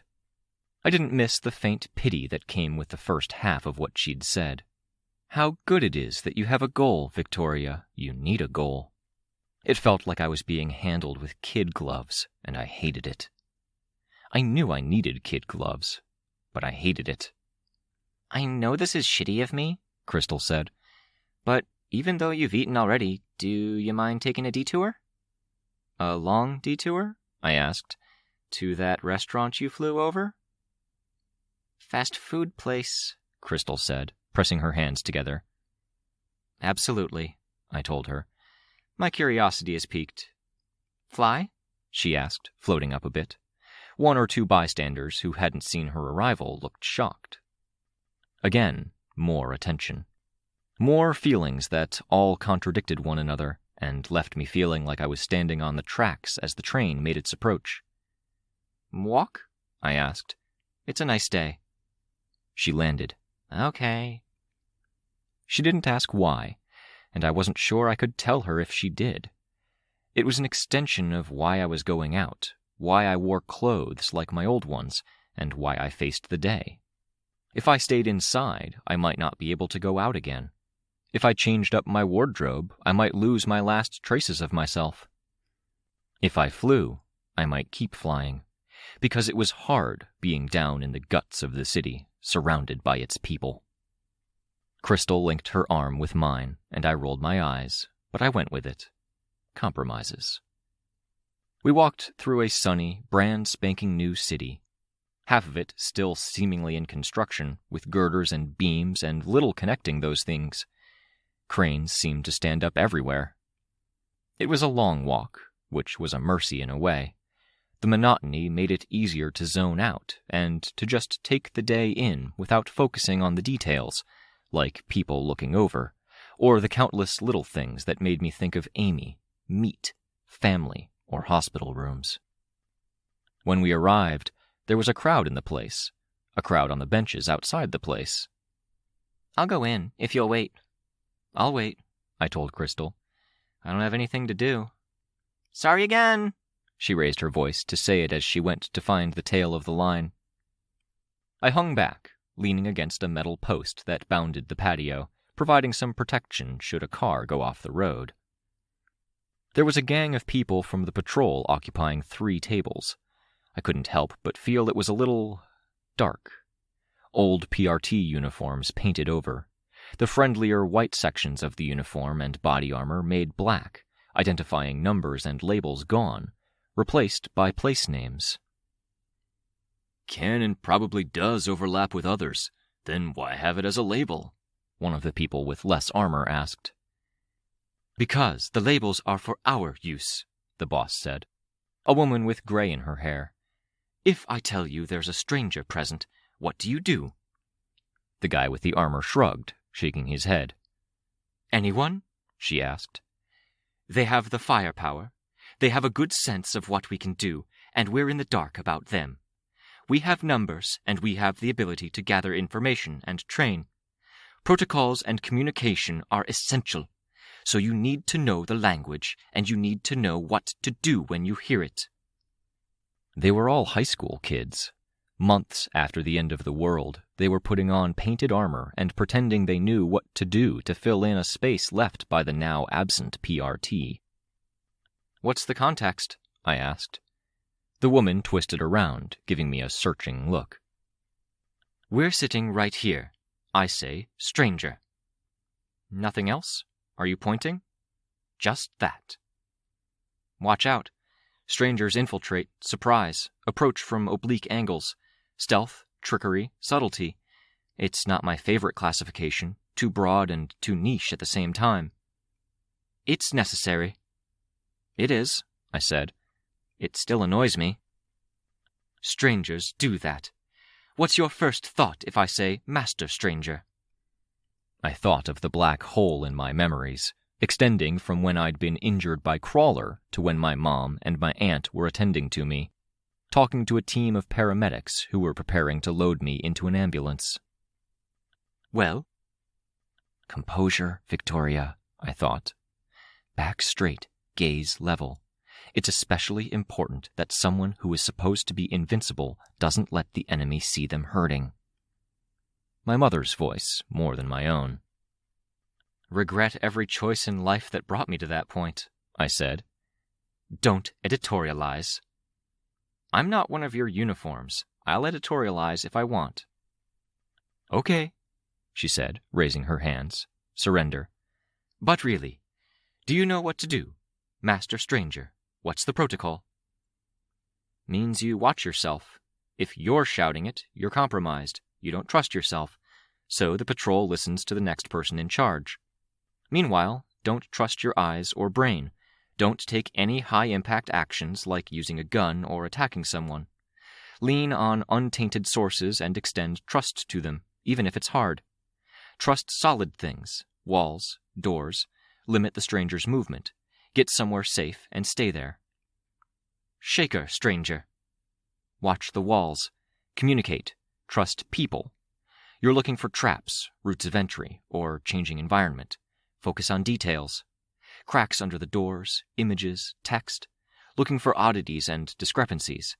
In an ideal world, you're communicating a bit more than just those 2 words. It's not always ideal, she said. She gave me another look. You're too young to be ex-PRT. I'm into parahuman sciences. That doesn't include the protocols.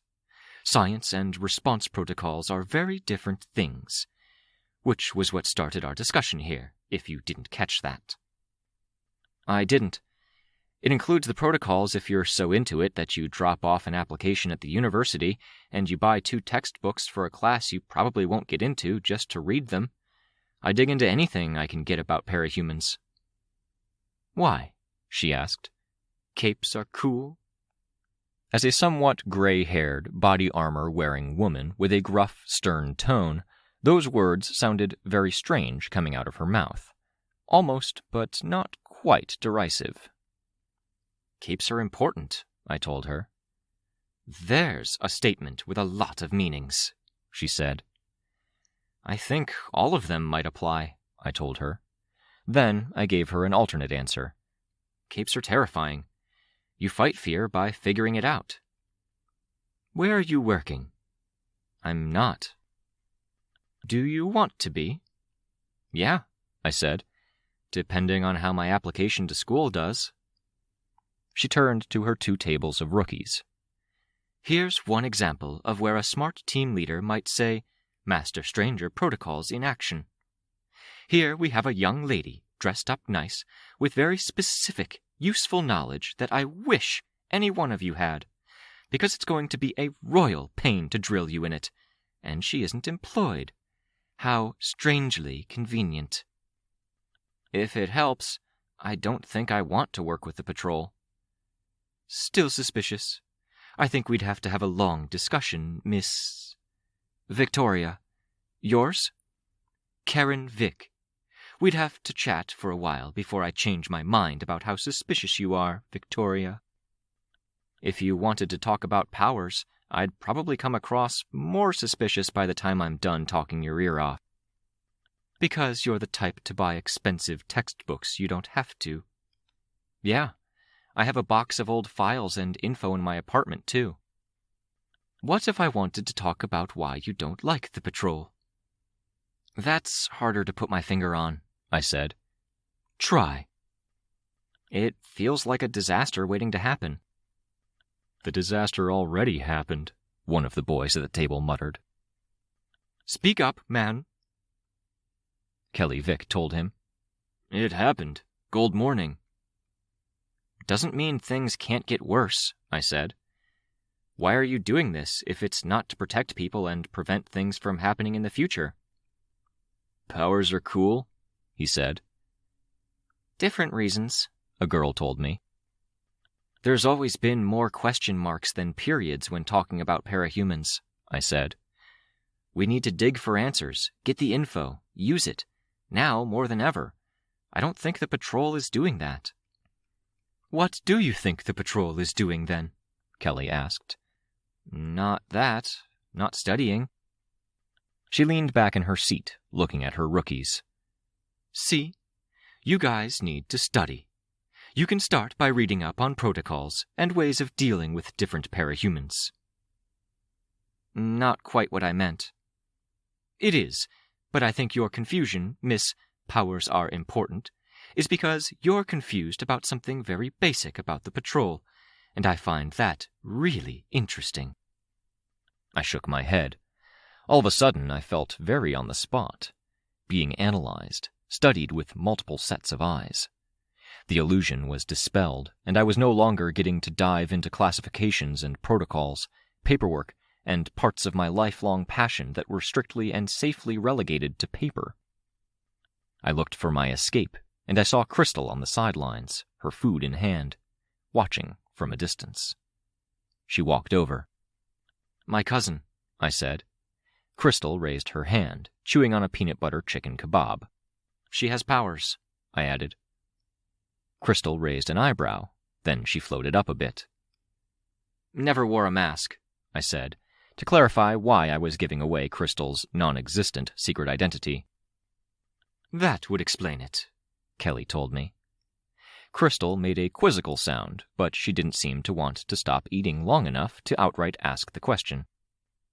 She's, she indicated me, elaborating, too close to it. Oh yeah, I agreed. No denying that. Now I'm not so suspicious. Master Stranger protocols lifted. There's an explanation. I don't suppose you'd give me your not-too-close-to-it opinion on what the patrol is about? Join and find out, she told me. No, sorry. We have too many rookies and not enough people who can instruct. You'll need a job. Let me dig out my card here. I can't take you onto my team, but I'll point you to someone who handles training. Think about it, at the very least. It's an option. I waited for her to fish in her utility-style belt, getting wallet, some brochure-like folded papers that, at a glance, seemed to be resources for people in need, and then a creased business card, as simple as business cards got. I took it. Sorry to interrupt, I told the group. Really didn't intend to butt in like that when I first commented. Email, Kelly said, indicating the card. And take care. Enjoy your chicken. It's great. Crystal nodded enthusiastically as she and I left the conversation. We walked while she ate. I took an offered kebab. That is the most animated I've seen you since years, Crystal said. I looked at her. Just saying. Fuck, I muttered. Bums me out a bit that you can have a conversation with them more easily than you can with me. I love you, you know that. I don't want to be bad at having conversations. She gave me a one-armed hug, holding the kebabs. But I guess, I get it. I mostly understand them, and I don't think I could have said that 2 years ago.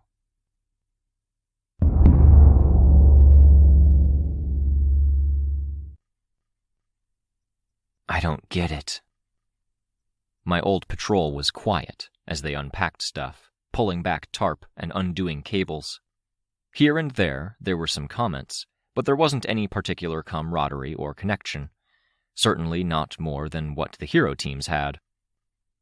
But they plugged along. They kept working, everyone with a job to do. The internal crises were non-existent. There were even occasional lighter comments from Jester. I'd been thinking back to years ago, remembering, trying to get a handle on what I was feeling and why I was reacting in the ways I was, from my freak-out at the hair loss to my anger. I held it together because I had to hold it together. I steered my thoughts, and it was hard as it had been those years ago. I didn't want to think about the hair loss and the implications, so I didn't. I stayed quiet, lost in memory, and in the drawn-out moments. Checking my phone, I saw it had been nearly 20 minutes. I'll be back, I told them. Going to get my tinker. Cool, Jester said. How's she doing, by the way? With Swan Song, he trailed off. Not great. Lookout is hard to read, but it's pretty obvious it's not great. It'd be best if you didn't raise the subject, I think. Got it. Swan Song was obviously fond of her. I thought it might go the other way, too. It did, absolutely. I thought she was really cool. She liked you too, Jester, and she didn't like a lot of people. You were good to her around a time she wasn't feeling so great about things, around the prison. He seemed to take that hard, in a way, like he hadn't expected it, or the fact she was gone had just hit him, or hit him again. I could have stayed to discuss it more, but my thoughts were on my team, supporting them where they needed support, even in the little things. I took flight. Over the trees, high enough I could see the Titans in the distance, against a dark sky that was getting darker. With most of the city without power, the buildings were blocky shadows. Distant water with high waves was visible when the waves crashed against one another, or where lights from parts of distant harbors that had power struck the water. More alive than the city was. I gingerly touched my scalp, testing with fingernails, and finding the skin sensitive. There were some strands of hair from even that contact that stuck. Losing some hair when running fingernails through my hair to comb it or sleeping without my hair braided was natural, but this... It left me with a sick feeling in my gut. I flipped my hood up, securing it in place, feeling self-conscious. I flew over toward the midpoint between the stables and the compound center. I did some searching and saw Kenzie making her way down the path, wearing a snow jacket over her costume, smiling helmet encasing her head. The irises of the oversized eyes on her helmet glowed red in the gloom. I landed next to her, one-footed, my sore foot kept out of the way.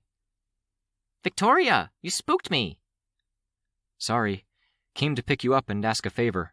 I got sidetracked, but I wanted to keep my promise. Her expression unreadable behind the smiling mask. I'll do whatever you want. 2 favors. Victoria, Kenzie said, channeling exasperated teenager into her tone, in a way I could 100% believe Candy or Chastity had helped her refine. You could ask me infinity favors.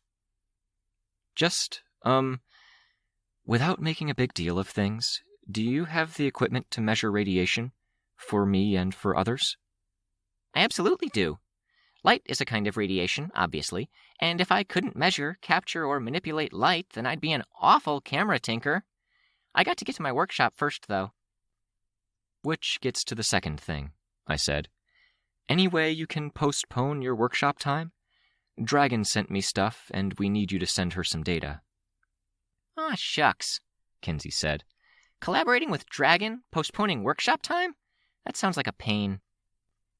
I honestly don't have any idea if you're being sarcastic. One of those things is a bother, but the other isn't. Of course I'm being sarcastic, dummy. Postponing workshop time to hang out with people? Collaborating with Dragon? Yeah. Yeah, I echoed her. She nodded. Want a ride? Sure. With my force field, I picked her up. I flew over to the workshop area. She seemed to take being carried by the force field better than anyone else to date, but, well, she was Kenzie. Hard to read, especially with her helmet on. Her tone was bright, but she wasn't bouncy. She got restless and energetic when she was happy. How's Tristan? I asked, careful. He's okay. He was pulling away again, like he said before he wanted to go to the church. Then he wanted to sit by the fire, and then he said he'd go back to the church. It's super obvious, That he's not okay? I asked. That he's pulling back. He's trying to deal with stuff on his own, but every therapy session we had, he was all, I'm a people person. I need my maximum extroversion. I need connections and parties. Kenzie had adopted a fake macho voice as she said it. It didn't seem mocking so much as an attempt to mime Tristan. Doesn't make sense, I observed. We all have our bad days. I think maybe he was hoping Byron was better than he ended up being. Maybe? Vista and Byron paired up earlier. I saw! That was cool. Maybe that's it. But you don't know. No.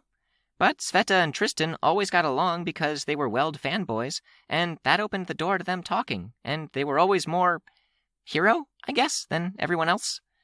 Naturally wanting to do good, no ulterior motives. You're pretty hero.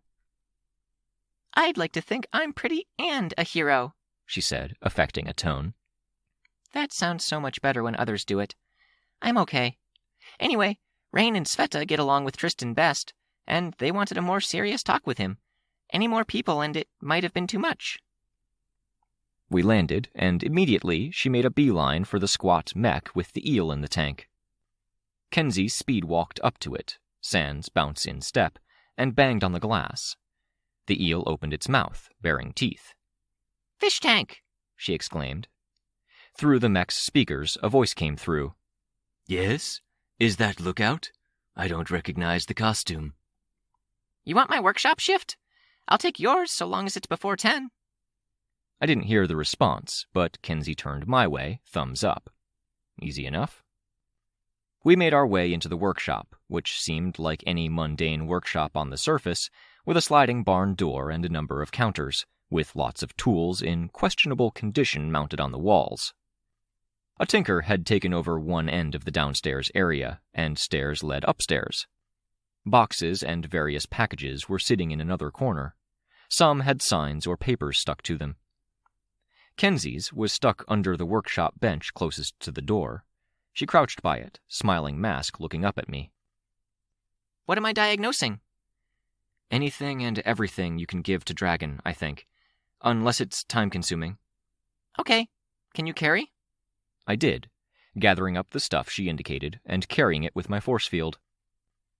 Kenzie's tone was bright. I said we have to go before 10 because rain conks out at 10:36. She said it so casually, like it wasn't life-threatening. Like we didn't have Titans to deal with on top of everything else. 10:36 was about 4 hours from now. I really hoped he'd be okay. We were talking about it briefly while you stayed behind to fight. I wanted to ask what you think we should do. I think we shouldn't tick Defiant off by repeating what we did last night. I think he'd blow a vein in the side of his head. I'm already set up to make sure we're just watching, Kenzie said. We won't get sucked in, promise. The tinker in the corner of the workshop gave us an annoyed look. I covered my mouth. Right. His time. I picked up the stuff Kenzie indicated and lifted it outside. People were looking, and the quiet calm I'd been enjoying since this morning felt very, very shaky, like a wobble in my stomach when I'd just had the flu and anything even slightly rich could make me hurl, but it was in my heart. I refocused, putting more of my attention into the task at hand, thinking about the question Kenzie had asked. I made sure I had everything secure before I picked Kenzie up and took flight. Other side of it, I said. I'm thinking we keep tabs on him through the camera, and we stay ready to dive into the cracks and help out that way. Oh, Kenzie said. That's an idea. What? So, yeah, we did talk about it between ourselves, she said. But the idea the others were talking about was trying to brute force our way in mid-dream, instead of joining in at the start, just in case Rain got into trouble. I'd have to tinker a lot to see if I could do it, and it might mean we run right up to the deadline before I can say if it's doable, which is scary. What if both options were possible? I asked her. Compare and contrast. So, breaking in, it puts us inside the crystal. It's like a giant mirror, and we'd be traveling to the other side of the mirror. We can do more, but it's scarier and messier. We're really in the guts of things. No guarantees I can do it. Right. Your idea, I don't think we really discussed it because, just fly in, obvious. We'd be on the wrong side of the glass. I think we could either see what was on the other side, or my tech could, or I could relay. We flew over the end of the compound where my old patrol group was. There's interference. I fell in. The phone wouldn't work. Okay, good to know. I might have to ask you to quickly fly over and take a dip, but it should be doable. It'd be like punching a mirror so the face on the other side doesn't really exist anymore. 2 options. Good. Really good, Kenzie said. Then, I felt so nervous, because the wrong answer could be, "You're fucking dying, Victoria." Do you mind doing that quick radiation scan? Of? Me. And everything. Here, we can do that here, if you'll hand me that box. I felt a little weird about floating in the air above the compound, holding a toolbox, knowing a bit of Butterfingers could see Tinker Tech flying down to the ground below, possibly to explode or do weird Tinker Tech things on impact. But I did oblige. I was freaked, even though I had trained myself to some extent in steering my thoughts away from freakiness. Say something clever that isn't cheese, Kenzie said, holding up a device to her face. Because stupid me is getting that you're a bit spooked all of a sudden, and we should lighten the mood. Really putting me on the spot, Kens. Come on. Puppies, I said, forcing a smile, while facing the false smile of her mask. Best answer, she exclaimed. Her device rapid clicking for a few seconds before she turned to look down at the settlement, repeating the process. Thought it might be. Seemed to be just what you needed at the right moment. She didn't make a noise, looking down at the data. Anything? I asked, nervous. Radiation levels are high. High in very alarming sense, or? Twice the normal level. More toward the epicenter. But I'm looking some stuff up in some books I saved to my onboard computer systems, and that doesn't seem like it'd be that big a deal. I nodded, not quite able to breathe a sigh of relief. I've lost a bit of hair. I was worried.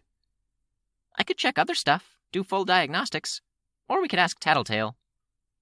I winced, but I nodded. I took us down, into the area of the compound where my old patrol team was gathered. They were standing around a set of trucks, and one of those trucks had my new stuff. The key thing was a laser cannon, as long as the rear container of the truck, with a tarp draped over it, partially folded back. It was painted black, with 2 gold stripes along its housing. The entire thing was about 10 feet long from end to end, with the barrel being long and thin, and the gun itself pear-shaped and heavily armored. Kenzie immediately focused on it. Woo! She snapped a picture with the little device before we even reached the ground, then hurried over. Still without the bouncy step. Okay, she exclaimed.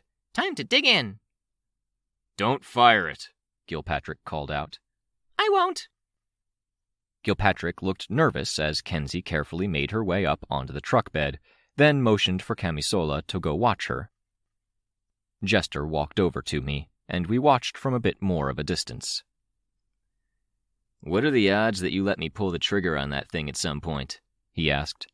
After all of this, isolated area, pointed at a mountain or something. I'm not even sure if there's going to be an after, I said, without thinking. I self-corrected. Not like I think we'll lose, but things are going to be messy, whatever happens. Yeah, I told him.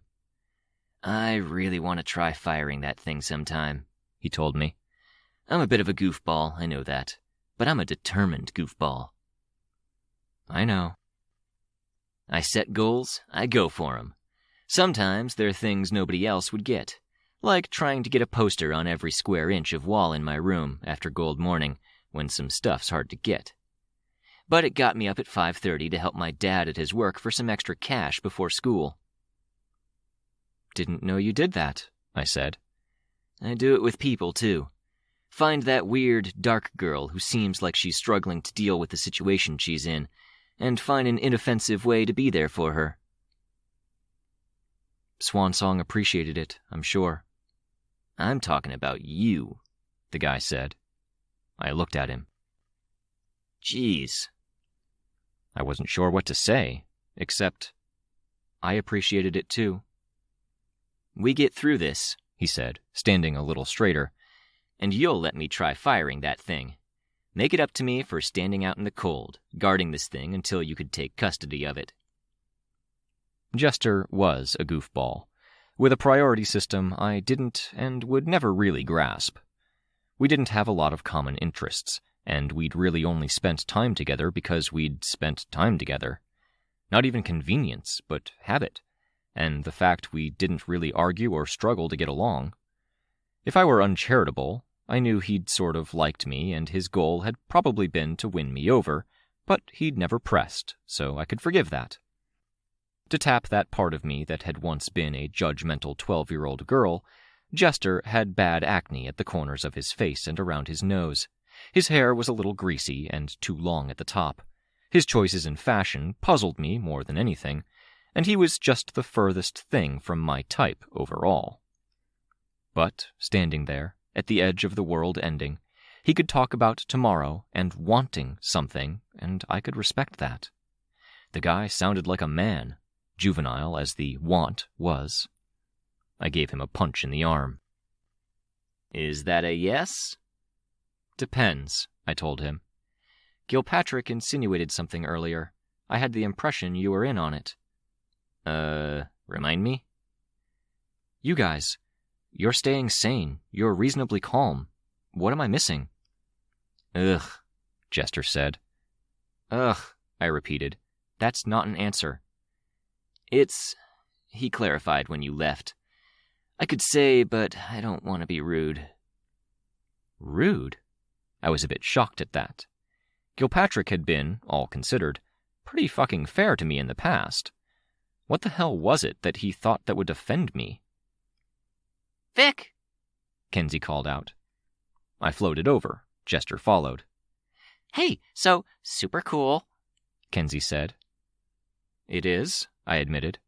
I'm not sure how big a difference it'll make, but I'll really love to have an option in a fight that isn't me getting into the thick of things, running into stuff that penetrates my invincibility, and adding new injuries to my collection. How much can you lift? When I was Glory Girl, it was 14.6 tons, but it wasn't easy, and it gets weird when you express it as strength that isn't straight lifting.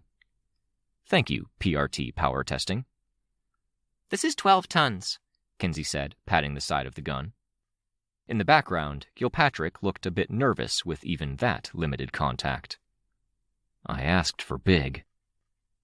She might have read your files, because she shaved off weight, took out internals, and gave it reinforcement, Kenzie said, pointing at the underside of the pear-shaped part of it. There are handholds, lots of them. She was paying attention, I said. But I think I see why she wanted scans. Some of this is hard to calculate, especially if your lifting strength distributes weird across multiple hands, or if it's uniform, or any number of things. Should we try seeing if you can move it? I nodded, flying up to the truck bed. Kenzie climbed down, taking Jester's hand. I walked around the weapon, undoing straps, getting a better look at it. Armor with a wavy texture that only appeared in specific, direct light. With my force field, I seized the edge and lifted it up, aiming the barrel skyward. I found the handholds, framed with gold paint, and adjusted my grip. Metal creaked as I lifted 12 tons of gun with only 8 handholds. To figure out where to put the handholds, Dragon would have had to scan and record my body shape. I worried that one handhold would pull free of the housing, and I wouldn't be able to hold the gun up with what remained. But I could lift it. My flying was a bit sluggish. You're not even touching it, Jasper told me. Kenzie was right between him and Camisola, device held up to her face, taking pictures or recording. Scans show some yellow tear stresses, Kenzie reported. I'll let Dragon know as soon as the phones connect. Translate? I asked her. It's safe, but it could be better. If the wrong parts on the underside took battle damage, it might not be safe to hold. Some of it can be tweaked, but I'll let Dragon figure that out. Perfect, I told her. A short, sharp whistle turned my head. Gilpatrick. Jester and Camisola went for their weapons. Hold up, I called out. At the edge of the clearing, looking a little more hostile than friendly, a snarling dog mask flipped down to cover her face. Rachel stood with one wolf and one dog at high alert to either side of her. Yips hung further back. Rachel, I called out. She indicated Kenzie. My business is with her.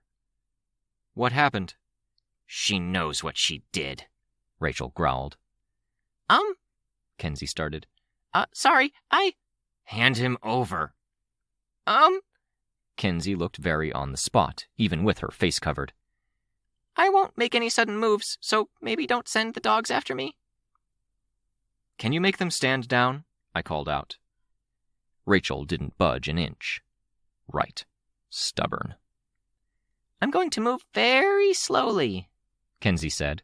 She reached up to the side of her helmet and tapped it twice.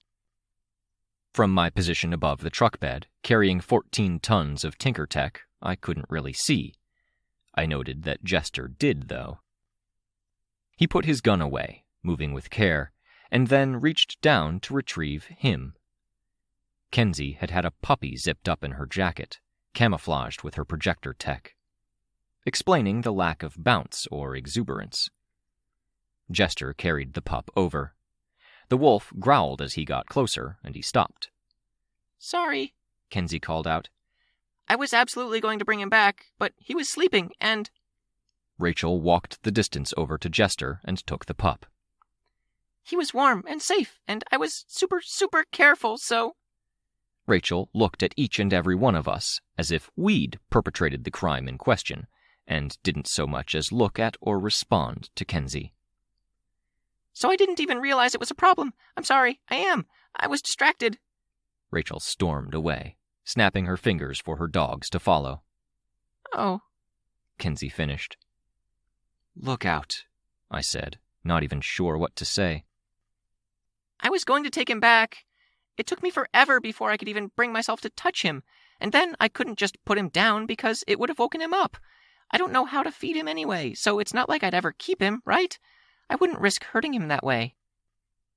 I think it's going to take more than that to convince her, I said. It might be worse than that, Kenzie said, turning the smiling mask my way. It might be I can't ever convince her now. She isn't exactly the kind to let grudges go. I wasn't really thinking. Fuck, come on, I said. Let's get ahead of this before it gets worse. The truck groaned with the burden as I put the gun down. I flew over to shift the tarp.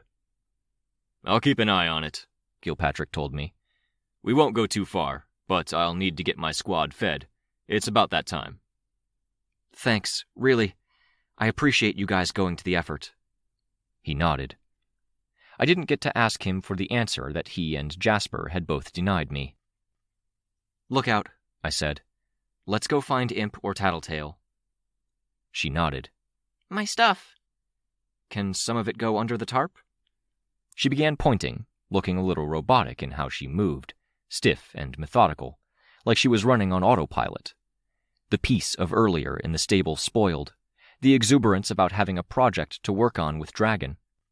Even just enjoying herself a bit because she was secretly cuddling a puppy.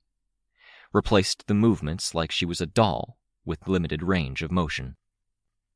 Once we were carrying the bare essentials, I carried her into the air. With no clear idea of where to go, and Kenzie not having her eye stuff in to help us track, I headed straight for the city center, hoping I could get updated directions. I spotted Rain, Sveta, and Tristan, with Natalie in their company. Natalie wore a jacket in a familiar style, patrol issue, black and bulky enough to be worn over body armor, but with Natalie's frame, it was just worn.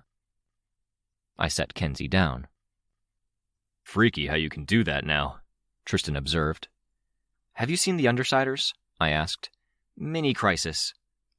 No, Sveta replied. What's the crisis? Kenzie borrowed a puppy from Rachel without asking. Oh, Sveta said. She's angry. Real angry, Kenzie answered. Why? Rain asked. I don't know why I do things, Kenzie answered, with enough energy and volume that it turned heads. I didn't think of anything except he was warm and sleepy and fuzzy, and I liked that, and you hit it with projector tech. I realized it probably wasn't great after, but by then I was already gone, and I had a time slot at the workshop, and I thought I'd take him back after. Fan out, I told the group. Younger kids and Kenzie's team were with Rachel at the stable, so they'd still be there. But if Tattletale or Imp were with Rachel when she realized, they would have come with her. We're looking for Imp, Tattletale, maybe Foil. Where are Roman or Juliet? They got hurt, so they got medical care, but that was a while ago, Kenzie said. Before I stopped in. Yeah, Kenzie said. They count too. Damage control, I said. We'll apologize, see what Lookout can do to make amends or patch things up. There might not be anything, Kenzie said. We'll try. The group started to split up. I indicated Kenzie to Natalie, and Natalie walked over, putting a hand on Kenzie's shoulder. Thank you, I told Natalie, as the others all headed in different directions. You didn't come bearing worse news? I wanted to do something to help. You're awesome, I said. Having a mission helps, even if it's the actions of an overly attached child running headlong into a savage ex-warlord who hasn't had any reasons to be especially savage in recent years. I still had worries about my hair loss. I still felt that shakiness, emotionally, around my heart. I still felt like I could jump at shadows. Like nothing had changed in years. But having a mission kept my focus elsewhere. This was me. It was what I was made to do, trained by my parents. Helping. Fixing.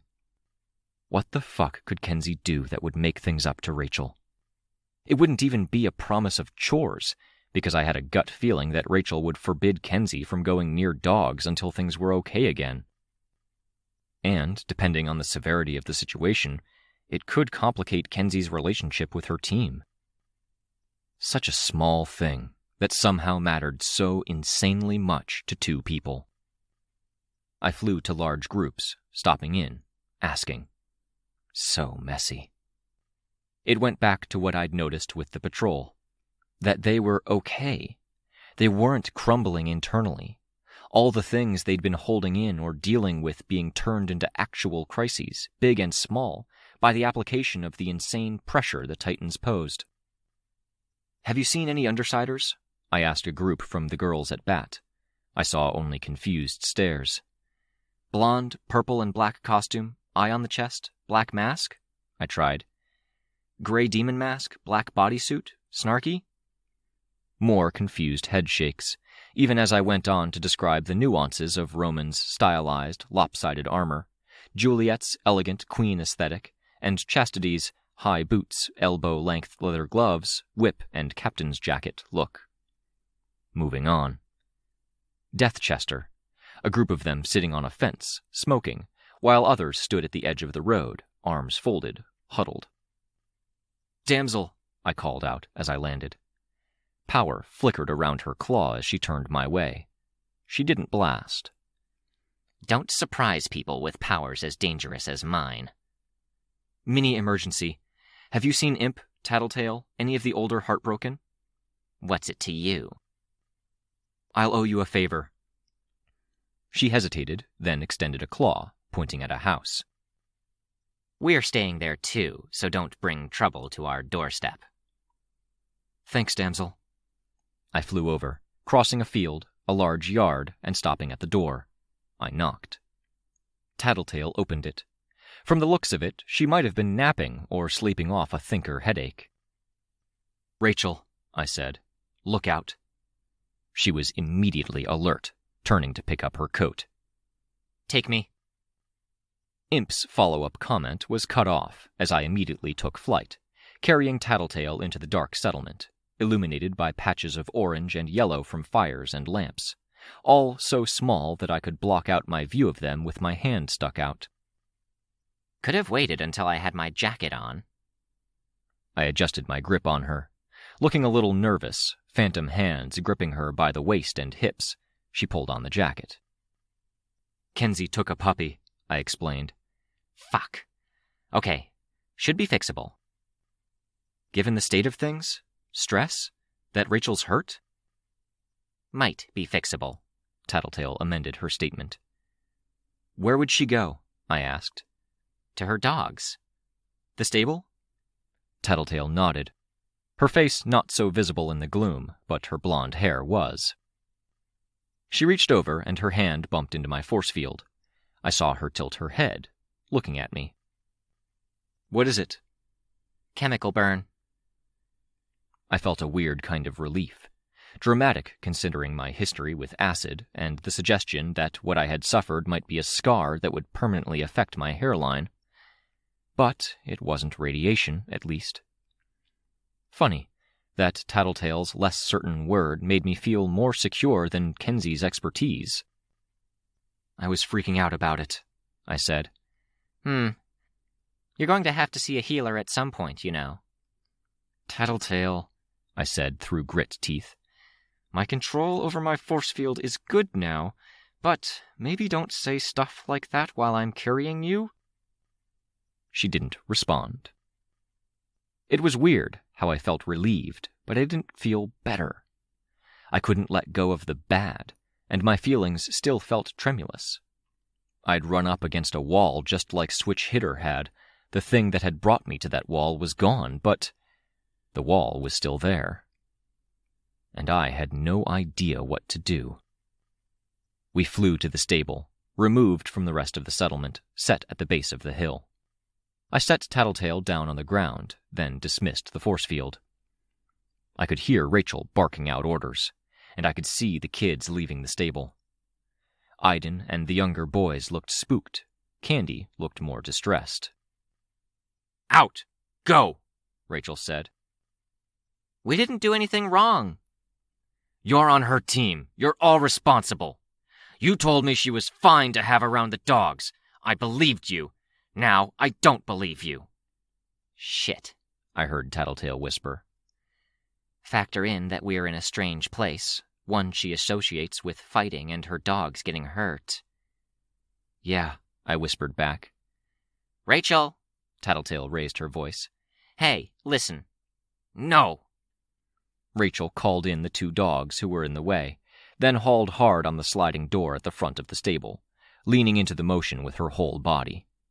She was more muscular a build than 95% of people I knew, more than Tristan or my dad even, and the effect of her using every major muscle in her body to slam a massive wooden door was pretty dramatic.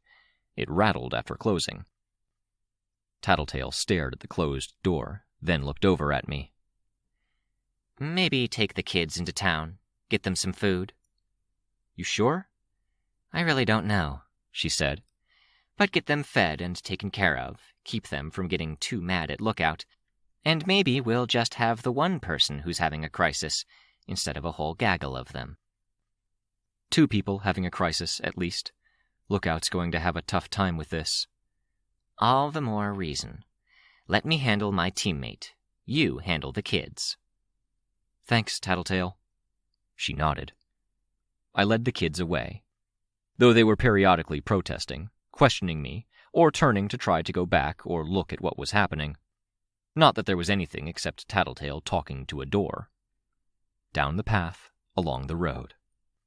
I could have offered to carry them, but I needed a moment to calm down before we got there, and I couldn't help but feel like picking them up, then immediately dropping them off in Kenzie's vicinity would be disastrous. Such a smart kid, but she could do such paradoxically dumb things when feelings got in the way. Stealing a dog from Rachel Lint. "Hold off on any actions or accusations," I told the kids. "We're going to go get food, and we're going to stay out of Lookout's way. She's going to stay out of your way, and when we've figured out what happened—" "She stole a dog," Amias chimed in. "Yes, but the why and the consequences, we need to figure it all out.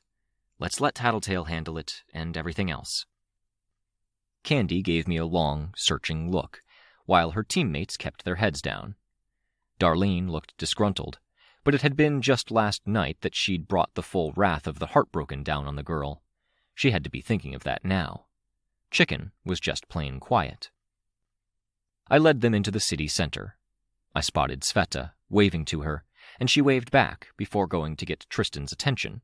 He was barely identifiable by his armor at the edge of a clearing. Vista was with him. I identified where food was being served and led the kids into the dining area. Kenzie wasn't there, so I was safe to stand by the door and watch them get into line. I kept an eye and an ear on them, making sure they weren't plotting. Not that Chicken Little was a plotter, but the Heartbroken as a whole... Stopping the Titans is hard enough without us falling apart all the time, I thought. Mostly, they were just trying to figure out what was going on, by the sound of it. This had to be the most exhausting day for them. "Lookout is in her workshop." I turned and looked at Natalie. Then I decided to step outside to chat with her instead of the 2 of us standing in the open doorway while people filed in. "Good," I said. "Good distraction." "She's upset, I think. Hard to tell." I nodded. "I saw you come in through the window. I figured I'd get updates before going back." "Tattletale is talking to Rachel. Other kids are banned from the stable, at least for now. They're upset, but still digesting." Natalie nodded. The orange light from the building interior reflected on her lenses. "I don't know how we're going to handle everything," I said, quiet.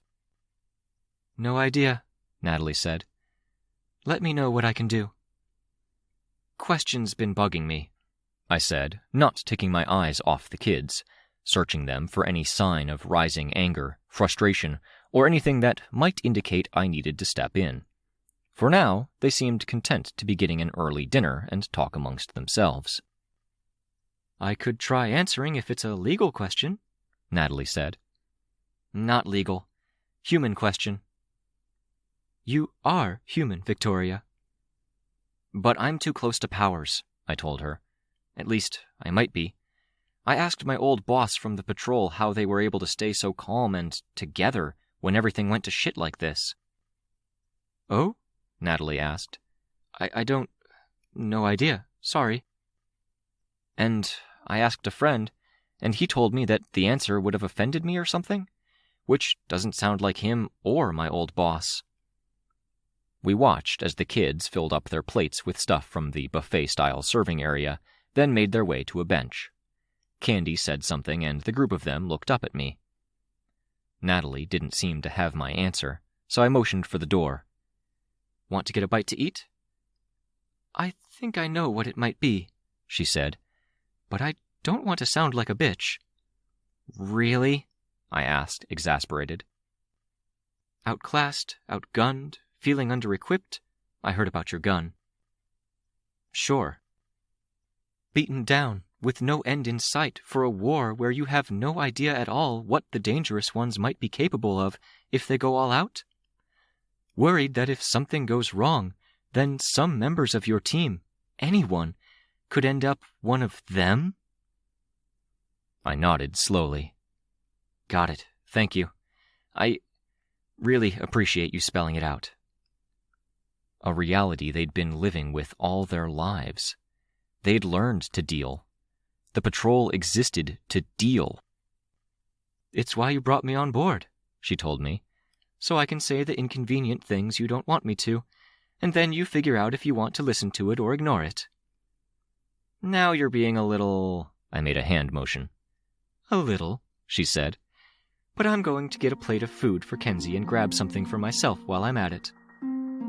I held the door for her, glancing at the clock on the wall as I followed her in. T-minus 3 hours until Rain sleeps. Tonight only gets harder.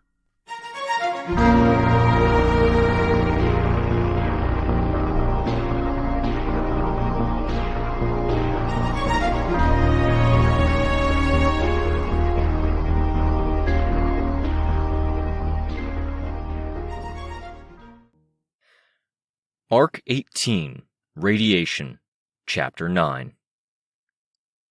Kenzie sat back in a chair too big for her, a faint sheen of sweat on her face, illuminated by a monitor that was on fire. Screens to the left and right of her showed the ongoing fights with the Titans, a constant reminder that every minute of rest we had was a minute others were fighting and putting everything on the line. She didn't even seem to register it. Most of her attention on a monitor where she outlined a three-dimensional shape for a component and rotated through a few art styles and aesthetics, including hearts, stars, moons, and apples. Tinkers had left behind their equipment as they finished their shifts, creating a haphazard sort of workshop. Kenzie's contribution was setting up a variety of monitors in addition to the screens that were already there. The one monitor seemed to operate with flames silently pouring out the edges, with a heat I could feel from the back of the room, while another was a sphincter-like ring of red flesh quivering as it strained to yawn wide, a soap bubble film stretching across the gap, the de facto screen for displaying the video feed. The material fabricator that hummed on a table nearby was someone else's, posted with a very angry-looking piece of paper, scrawled with all capital letters, many underlines, and exclamation marks, instructing people to follow specific rules when using the device. A whole lot of juxtapositions. Workbenches with tools that looked like they'd been dragged through the end of the world, paint peeling from handles and spots of rust on blades. There were crosses and religious icons stuck in the piles, and then tinker stuff just laying there, often gleaming, bright and free of dust and tarnish for the most part. Even the stuff that was damaged wasn't damaged in the same worn-down way. Clean, almost alien holes pockmarking the surface of a segment of gauntlet, sharp cuts in metal, and scuff marks that made it look like metal had been dragged across an abrasive surface with a force even a moving car might not have accomplished. Tech didn't have a cohesive feel, and looked wrong when sitting next to other pieces. It made me think of chaos. She was off in her own complicated world, losing herself in her work. I liked the notion that she was getting some support from others, even if it was just in the work the other Tinkers were sharing. She didn't chatter and didn't engage. Even when she had been doing homework in our old headquarters, she had been more vocal. I sat at the back of the room, Natalie at the same table. Both of us had computers open, but Natalie wasn't looking at hers so much as she just stared at the back of Kenzie's head. There wasn't enough in the way of bandwidth for internet, so the pages I had open updated every minute or so, with only images and notes. My foot was propped up on a stool to reduce swelling, my boot pulled off. Semiramis and little Midas had resumed fighting. Labrat was digging his heels in, using the giants my sister had helped create to protect Shin from Arachne, Hunter. Now, the only Titan who hadn't joined one of the networks. The material fabricator finished its print, hissing audibly as Kenzie cracked it open, removed a circuit board, and then dutifully cleaned the device. You compared our fight against the Titans to humanity dealing with the Capes, I said. Natalie looked my way. Thinking on it some? Capes are naturally tied into society. We have secret identities. We need groceries, roads, power, internet. Titans don't have those limitations. True, Natalie said. I'm sure you could tear apart the idea. I'm not invested enough to defend it. I kind of want you to, I told her. I want to figure this out. I want to find a way forward, work out a plan. The whole idea of gathering information about these things is to inspire new lines of thought, or constraints we have to think within. This isn't the result of Tattletale's power or Kenzie's scan, but I want to explore it. I'm not an explorer, Natalie said. I memorize and theorize. I can talk in terms of what's established and what's likely, and work from a pretty solid backbone if you want me to sling out some maybes. Most of what I memorized doesn't even matter now. Keep me on track, then? I suggested. Throw out whatever comes to mind? Call me on my shit? I've had a bad track record of keeping you guys on track or effectively calling you out. I acknowledged. That's on us more than it's on you. If you want to map it to the Titans, we can't communicate effectively with them either. They're filtered out. They might as well be speaking a different language, to the point that even a game of charades wouldn't get through. If you want me to call you out, you at least had a choice. Yes, I think those choices largely made sense in the moment, but paint a bleak picture when you look at the big picture in retrospect. They're making choices that make sense to them, I'm sure, she said. Fumehood attacked us to drive us away, but there's something of herself in there, and I guess that's the closest thing we have to a parallel to secret identities. I'm just spitballing here, for the record. Spitball away, Natalie said. She looked over at Kenzie, who had just finished cleaning the material fabricator and was sitting back down. There might be something more in there. Swansong might exist, buried in that crystalline structure. Kenzie says Moose and Prancer are completely gone, except for what the Titan structure needed in the way of tactics and instinct. No personality. Fumehood isn't completely gone, apparently. There's a kernel of something. Apparently, Natalie said. So, do we pursue communication? I asked. I tried talking to her face. That didn't work. Maybe we go to the source. Through the cracks, into an environment where the Titans are supposedly full strength, and your powers are reduced. Yeah, I said. Depending on how we did it, we wouldn't necessarily have the ability to dive into the crystals or access different facets of ourselves. Either way, it's immensely dangerous. With no guarantee it works, Natalie said. High risk, low odds. I nodded. And even if you do communicate, who's to say you talk to these powerful things and they listen? You could give them sound advice about the future and the big picture, and they could choose to press on or ignore you. I raised my eyebrow as I looked over at her. They could, absolutely. What they want in terms of society or the big picture isn't necessarily what you want. They barely see us because they're so caught up in their own agendas. They are in conflict, though. If we have an advantage, it's that we're more or less unified. Some of us are more aggressive, Natalie said. Others are focused on society and how society approaches them, or protecting the world from them. I'm sure a few are trying to profit. But we're united in the fact we want them gone, if that's even possible. People seemed to think we got close with Oberon, she observed. I wouldn't lose hope. It's a difference from your situation and ours. There's a light at the end of the tunnel, if you can get past the train. I frowned.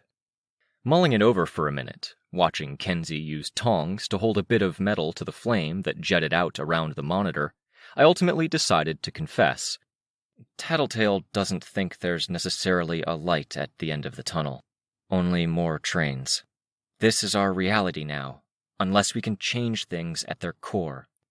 Natalie took that in, surprised at first, forehead creasing in worry above the large, round frames of her glasses. Then she nodded, taking it as fact. There might still be a solution, she said. A magic bullet, and shooting every time one pops up. Getting to the source of it all, I said, if there is one. The problem is, it takes resources we don't have.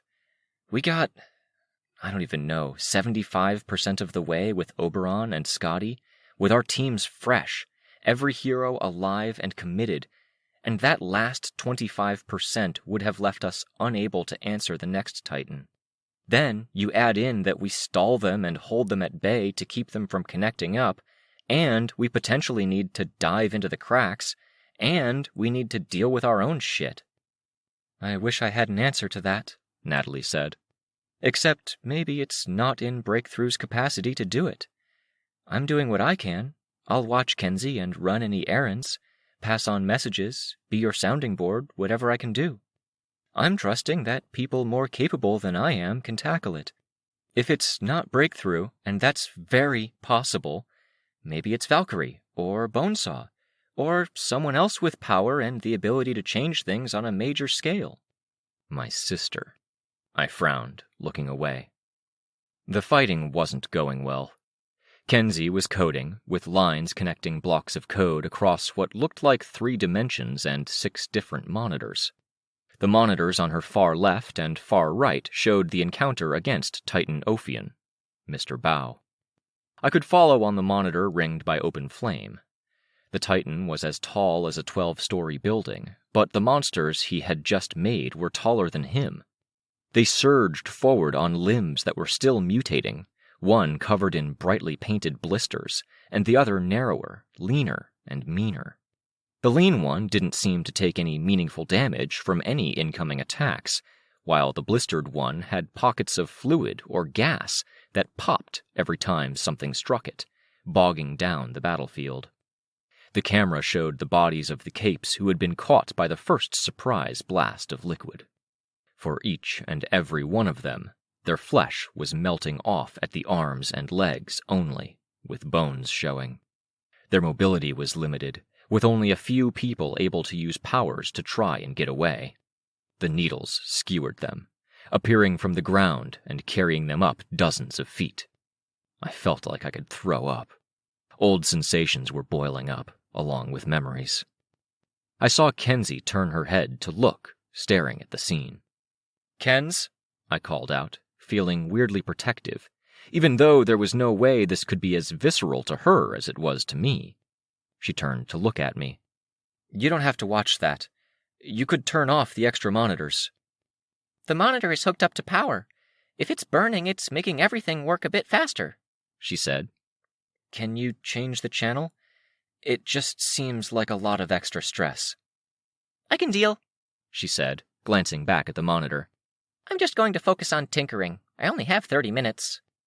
"Need anything? Tinker-friendly snacks? Drinks?" I kind of wanted a distraction. "No, thank you. I appreciate the thought. She hunkered down over her work, putting a device together. Reaching up, she pulled the sphincter screen down, popped the film with her finger, and cinched the sphincter tight to hold a tool where she needed it. Meaning, leave me alone, I interpreted, no longer raising my voice to be heard 50 feet away. Yeah, Natalie agreed. I'm not good at leaving things alone, I said. No, you are not, Natalie said. I'm too good at leaving things alone. I think that was why your mother wanted me involved in your project. If things had played out differently, she would have pushed me to do things to influence you. You were right in our first meeting. I might not have called her out on it if you hadn't made it absolutely clear from the start. Even then, you had to see it, I said. Natalie nodded. Sorry. I never really saw that in reality before. Only in movies, and that was something else. Kenzie picked up a device with a pad that seemed to lock to the skin between her ear and hair, with a band that went a quarter of the way around her head. A camera eye, like one of the ones that had once encased her hair buns, was mounted on it, roving around. She wasn't wearing her hair in buns anymore, I noted. She hadn't as much since joining the Tenders. Her hair was in glossy kinks, parted at one side and used pins on both sides to help stay tucked behind her ears. She had grown up a hell of a lot in just the 2 months she'd been with us, and I felt like that was a bit of a failure on my part. She used the eye to watch more screens, finished putting together a second, and used that to watch the ongoing battle. Assuming you can communicate with them, Natalie said, and assuming they don't ignore you, what do you say? Help? Aren't they? Work with us. We can do more if we're coordinating and not struggling to survive them, too, while on the same battlefield as them. If Fumehood is in there somehow, is it possible she's trying, but she doesn't have the capacity? Natalie asked. I talked to Carol once about parahumans and how it's hard for them to retire. You can't just turn it off. What if they can't hold back? I shook my head. I don't know. If she's in there, it would have been done already if it were that easy, Natalie said. At the very least, we need her to not try to connect to other Titans. Oberon, Scotty. Fuck. I could see on the screen that the fight against Ophion was going worse now. 5 monsters with a scale dwarfing most of the old Endbringers. I pulled my phone out of my pocket, checking it had power. Still the 1/2 bar of service. The call might come to help manage that situation. If not a call, then a knock on the door. Could be an imperative, Natalie said. You're driven toward conflict. They're driven to connect. We can resist our imperatives, I said, or manage them. She says, with a twisted muscle in her foot, a bullet wound in one arm, a burn on her hand. Claw marks from an acid centipede in 2 places. In the same arm I have the burn. Part of my hand was flayed. I lost the fingernail on that hand this morning. Natalie shuddered. Chemical burn at my hairline, I said, tracing the area on my scalp. It was still tender. Noticeable? Yeah, but it'll heal, or you can comb your hair to cover it up, Natalie said. I'm guessing. Before I met you guys, the only times I had to get the first aid kit out was to tweeze out broken glass from my foot.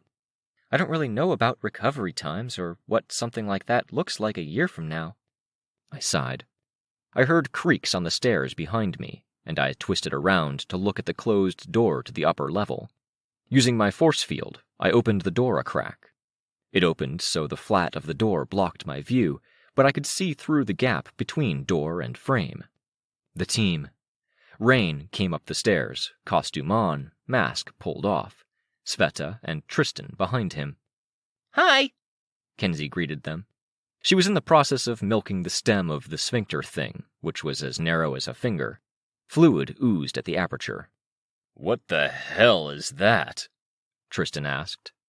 Screen, Kenzie said, hooking fingers inside the thing and prying it open. The ooze at the aperture stretched to a thin film, which flickered and then consolidated into a clear image. See? Oh, I see, Tristan said. Is this a new direction you're going? No, gosh. I wish I had the free time to dabble in organic cameras and screen technology, but I really don't. Thank God, Tristan said, clapping gauntlets together in a praying gesture, raising his face to the ceiling. Sorry to make a commotion as we come in, Rain said.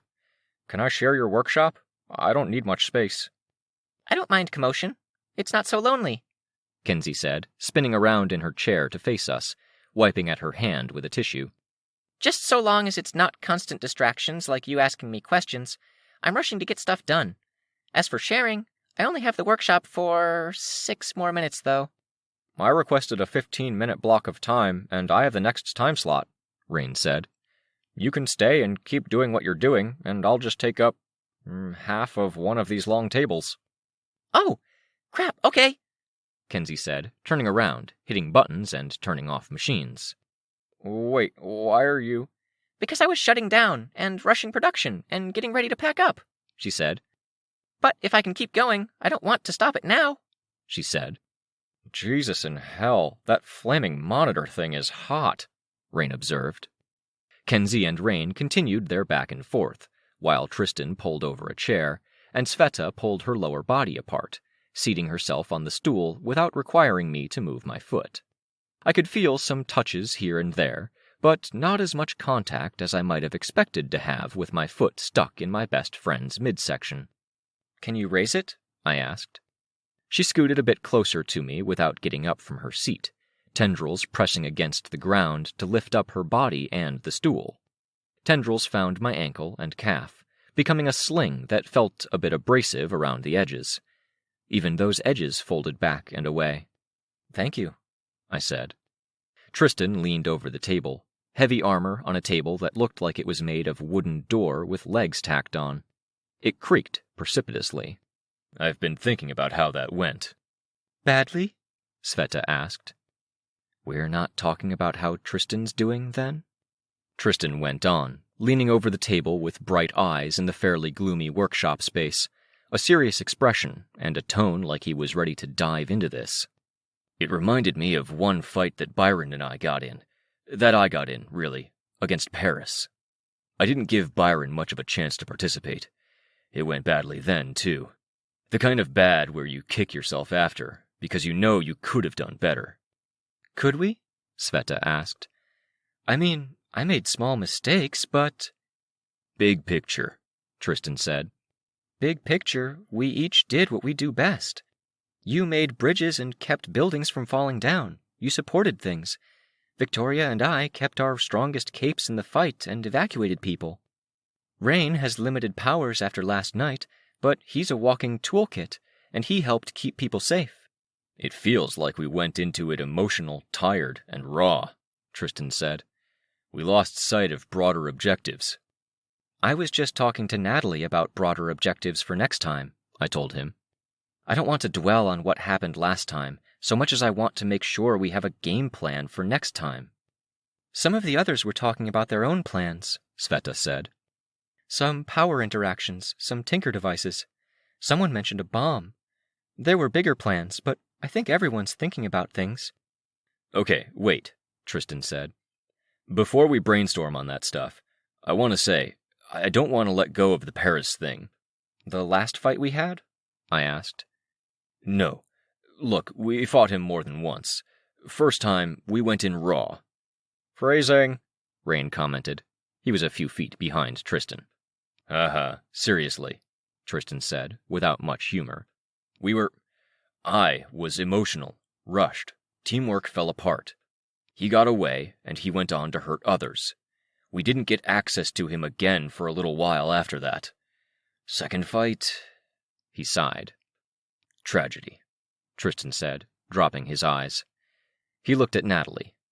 The day I tried to murder my brother. Spur-of-the-moment call I've regretted every hour of every day since. Is that why you're entangled? She asked. With your brother? No. I tried to murder him because we were entangled. But also because all of that energy and rawness from the first time was exactly what we were lacking the second time around. I was burned out. I felt like I had no freedom. I didn't have as much I was passionate about in life. Family was distant. Byron had his own thing, and my boyfriend... A pause, a moment of reflection. I glanced at Sveta, hoping for a hint as to what was discussed in the conversation I'd missed. Nothing in her expression. If I were a different person, what we had would have been perfect. Now, I'm a bit of that different person. Part of what I took away from it was that fighting when you're low and fighting when you don't feel you have as much to lose is really fucking dangerous. Not just for yourself. I could, through the sling of tendrils that held my foot up, feel Sveta tense and adjust internally. Would it have been better to let Paris go? I asked. Considering what I ended up doing, yeah, Tristan said. He would have hurt others. He's a violent bigot. He might have taken lives. I know, Tristan said. And people might have stopped him. I was saying something similar to Victoria earlier, Natalie said. The onus isn't on this particular group to handle the crisis. It's okay to back down and let others be the heroes and heroines. What if the only way forward is if everyone is striving to be the heroes and heroines? I asked. I wanted to lean forward like Tristan was doing, to punctuate my statement instead of leaning back in my seat, but Sveta had my foot. It's like playing the lottery. Buying one ticket is insanity, but buying 1,000 tickets gives you 1,000 chances. Buying lottery tickets is still dumb, Natalie said. That's not my point. My point is that each group that's digging deep to try and find the resources, ideas, or possible solutions is one ticket. I don't feel like we can relax like that. Not relax, Natalie said. Just, instead of hurting yourself to buy the lottery tickets, spend what you can. Trust that others will do the same. You're kind of missing the point here, I told her. When everything depends on us finding a win, hurting ourselves should be the expectation. I know that's shitty, but the stakes are too damn high. Can I let go of your leg here? Sveta asked. Sorry, I can't say this next bit while cradling your foot. We transferred my leg to the tabletop. I moved my coat over to form a pad so the table's edge wasn't digging into my calf. My personal anecdote is that I have spent every day of my life that I can remember, dream memories accepted, dealing with the actions of people who acted on similar philosophies. That's not fair, I said. It's not. But they felt we were all obligated to make the sacrifices necessary to save the world. They made us make those sacrifices without telling us why, because our ignorance was better. Khepri did something very similar. She turned people into puppets and put them in Scion's way. I was one of those puppets. So was I, Victoria. So was Tristan. So was Kenzie. We weren't put directly in the way, but we were pulled into it. The difference between Cauldron and me is that I'm volunteering. I'm acknowledging the reality. I'm putting myself in the line of fire. I'm not going to twist anyone's arm to ask them to do it. If any of you feel like you can't do it, I won't hold it against you. You might, Sveta said. I know you. You'd make the judgment, but you wouldn't act on it. I frowned. I would too, she said. I know you'd make that call for yourself and yourself alone, but it's not a huge leap to expecting others to. It kind of is, I said. Okay, fine, I'll clarify. It's not a huge leap from feeling that way to subconsciously acting on it. It's the same kind of thinking to what motivated Cauldron, and it's really disquieting to think my friend can get so close to being that kind of a... monster? Natalie asked. I hate that word, Sveta said. Sorry. Not really the word I wanted, Sveta said. I don't think you're Cauldron, Victoria. I do think that Tristan's right. We're tired, and we might get through this next fight intact. We're hurting. We're burned out. Last night with the dream was hard enough. It wasn't all that long ago that we stormed the teacher base and lost Ashley in the process. When I talk about what happened in the second fight against Paris, I'm not making excuses, Tristan said. I'm saying we do awful things if we lose focus at the wrong times. I want that focus moving forward. I want a game plan. I want teamwork. And if we're going to make necessary self-sacrifices to step onto this battlefield, then let's make sure there's a point to it. I could hear the conviction in his tone, and I could see the concern on Sveta's face at that conviction. But Sveta nodded. Agreed. Best if we can do it without the sacrifice, Natalie said. One of the old patrol leaders once accused me of being too close to the world of capes, I told her. I worry you're not close enough to see that might not be an option. Maybe, she said, but as someone who's been watching this group from afar for a while, I'm worried that some members of your group would sacrifice themselves even when it wasn't necessary. I don't know if you're talking about me, Rain said, but I have an excuse. I was raised by a really stupid doomsday cult. He held a fixed-up mechanical arm, and that arm held up a dusty cross that had a stick figure with boobs carved into it. Wow, Tristan said, leaning back in his seat, looking at the thing. He reached back for it, and Rain moved the arm to place the cross in Tristan's hand. Tristan turned it around, revealing a snake made of dicks carved along the longer arm of the cross. I was talking to some of the wardens, Sveta said, taking advantage of the lull in the conversation. They're handling some of the bigger plans. Teacher is one resource. He's captive, and he's telling us stuff they didn't know. Got that, Kenzie called out. I'll print it out downstairs. So she was listening. More back to normal now?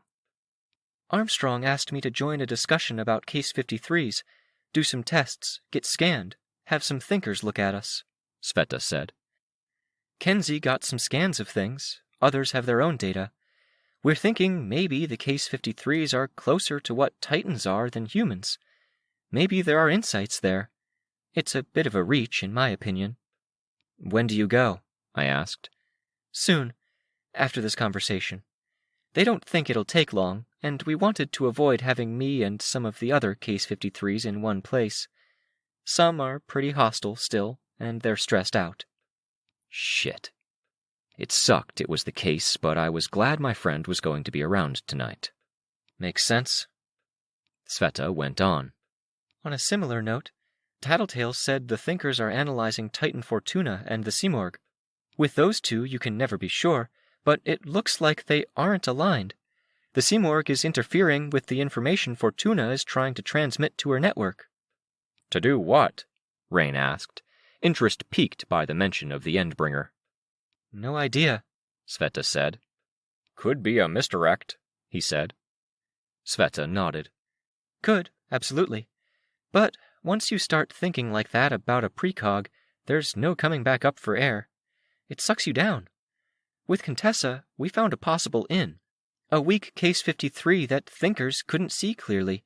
We helped him get stronger, mostly by giving him a chance to figure out how it worked, and then we moved fast. We should move fast. So, we assume she's being forthright and is getting in the Titan's way, I said. Dauntless is fighting off any of her Titans that try to get close to her, so they can't connect or do whatever Moose and Prancer did. Some of the wardens are going to see what they can do to make him stronger. That's insane, Rain said. It makes a dark kind of sense, Natalie said, meeting my eyes. When you're dealing with things this powerful, you make concessions. You guess who you can trust and work with that. And us? Tristan asked. I was talking to Kenzie about it, I said. I saw Kenzie turn around in her seat. Rain enters the dream tonight. I don't know if we send some people in with him, trust them to handle it, fend off any guardians and get access to something meaningful, but maybe we also send in a hit squad through the crevices, go down to an equivalent area, and attack Alice's looking glass from the other side. That's a lot of investment, Tristan said. Don't get me wrong, I like the idea of having backup plans and layering our defenses, but... Sveta picked up where Tristan had trailed off. But they want us active tonight. We get a few hours of rest, and then they want us back on the battlefield. Makes sense, I said, quiet. I looked over at Rain. I don't want to leave him hanging out to dry, though. I don't want you to either, but we were just talking about the sacrifices we have to make, he said. I think you could make the pitch and they might listen, Sveta said. Especially if we let them make the call on who to send. It's hard to part with capes, but it's also a chance to get in there and take another look at the system. I felt a little nervous about the idea. I'd fixed something broken diving into there. Would a second contact ruin things? Or worse? It's something to think about, Tristan said, nodding to himself. There was more noise at the stairs. Another arrival? Shoot, are we out of time already? Kenzie asked. No. Are they early? I opened the door again. You never did explain how you can do that now, Tristan observed, reaching 10 feet away. Full control? Ever since last night. Since you were burned to a crisp by the Titan-like thing with all the hands, or since you merged with the system for a second? Tristan asked. I shrugged. Vista poked her head around the door. Everything okay? Vista asked. It's good, Tristan said. Thanks for giving me a few extra minutes. Tell Byron thanks, too. I'll see you guys tonight. I'll be thinking about the plans, tweaks and stuff. We'll be ready, Rain said. He put the shoulder of the mechanical arm up his sleeve, then let it connect. He flexed the hand.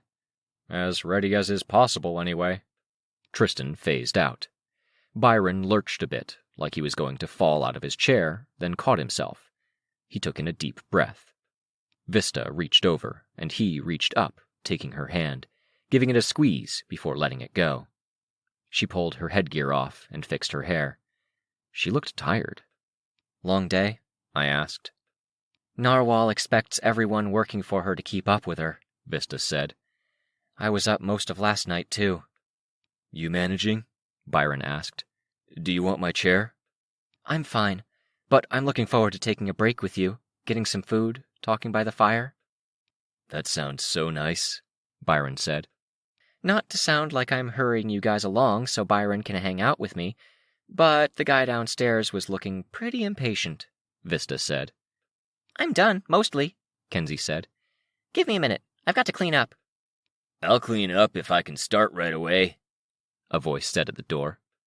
The voice came from a gangly-looking dude with a cutout in his mask, just below his mouth, so a beard caked in gel could be shaped into a crescent.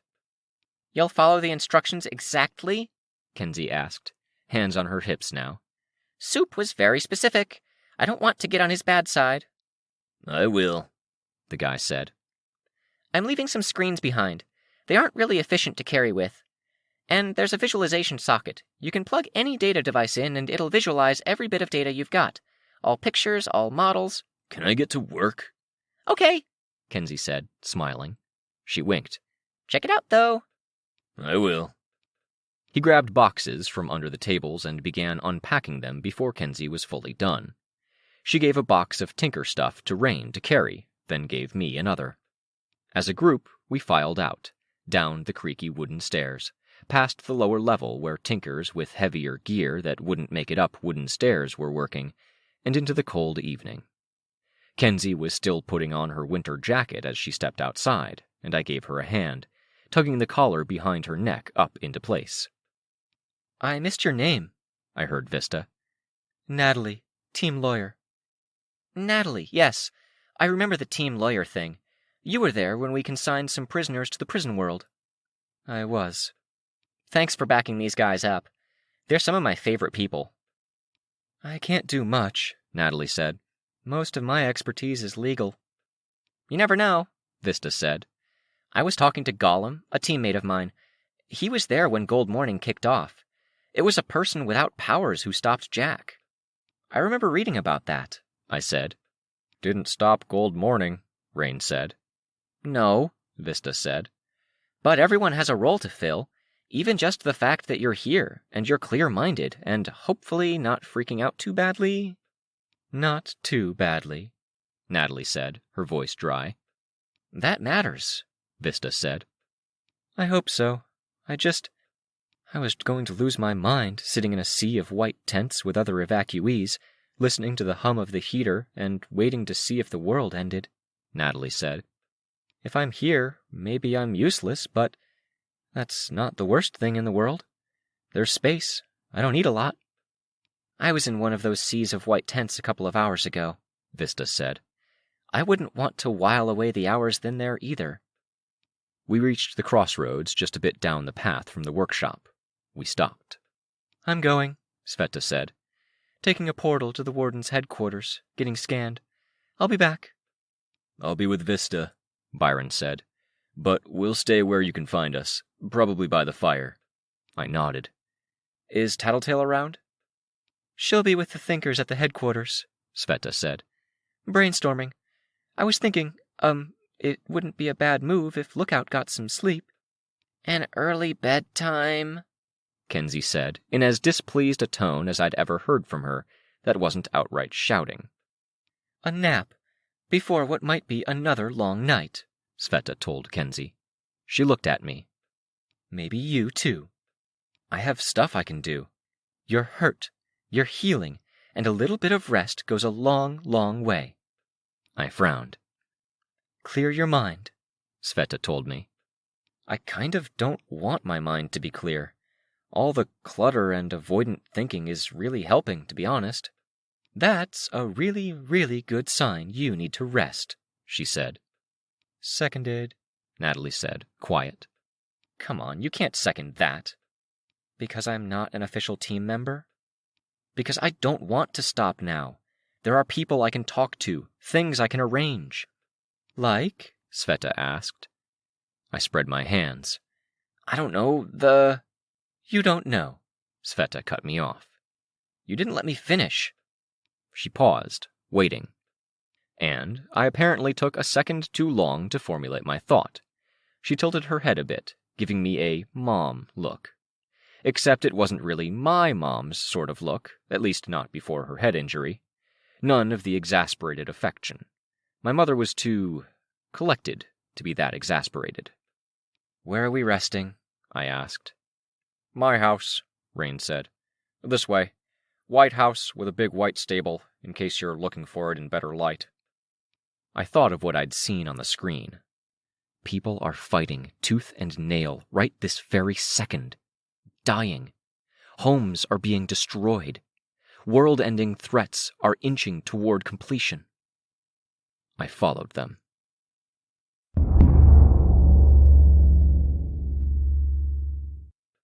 Uncomfortable dreams stirred me from my nap. I looked at the clock. I'd had my eyes closed for what felt like seconds, but I'd dreamed. Sveta's coat was hanging on the peg by the door. Lights were on elsewhere, in a room I couldn't see from where I slept, and I could hear the low murmur of conversation. I slept on Rain's old couch. Across the room, Kenzie was curled up in a love seat, blankets piled high over her, headphones on. A phone screen glowed, but she didn't look at it. A projected figure sat by her. A man with dark brown skin and no face, a book on his lap, like a ghost. From the headphones she wore, I imagined it was a book on tape, reciting from whatever he was supposed to be holding. We were all just trying to deal. I felt the disorientation of going to sleep in the dark and waking up in the dark. I could see a number on a radio or device above the television, reading 9:20, and for a moment I couldn't figure out if it was evening or morning. But there was other disorientation, other unease. I put my hand out, a force field hand, and it felt, without tactile sensation, but with an awareness that wasn't human, like it was unsteady, uneasy. Like if I could sleep, if I let my guard down, I'd lose it. I focused for long minutes on steadying it, getting it even again, until I felt comfortable with how it would move if I asked it to move. Then I exhaled.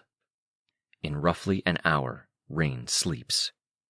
I could get up right now, and the others would tell me if we were good to go. Capes without powers in the dream world, functioning inside Alice's looking glass, digging into the systems. Spelunking into the crevice to access the crystal from the side closest to our world. Or being told by the wardens that we had to go fight a Titan, that we can't spare the manpower. In a way, I hated every answer. There was a security in every answer. Why was it so much easier to think clearly with a head on the pillow when we were furthest from being able to handle those crises that came to mind. I touched my hair where I'd been touched with a brush of gas.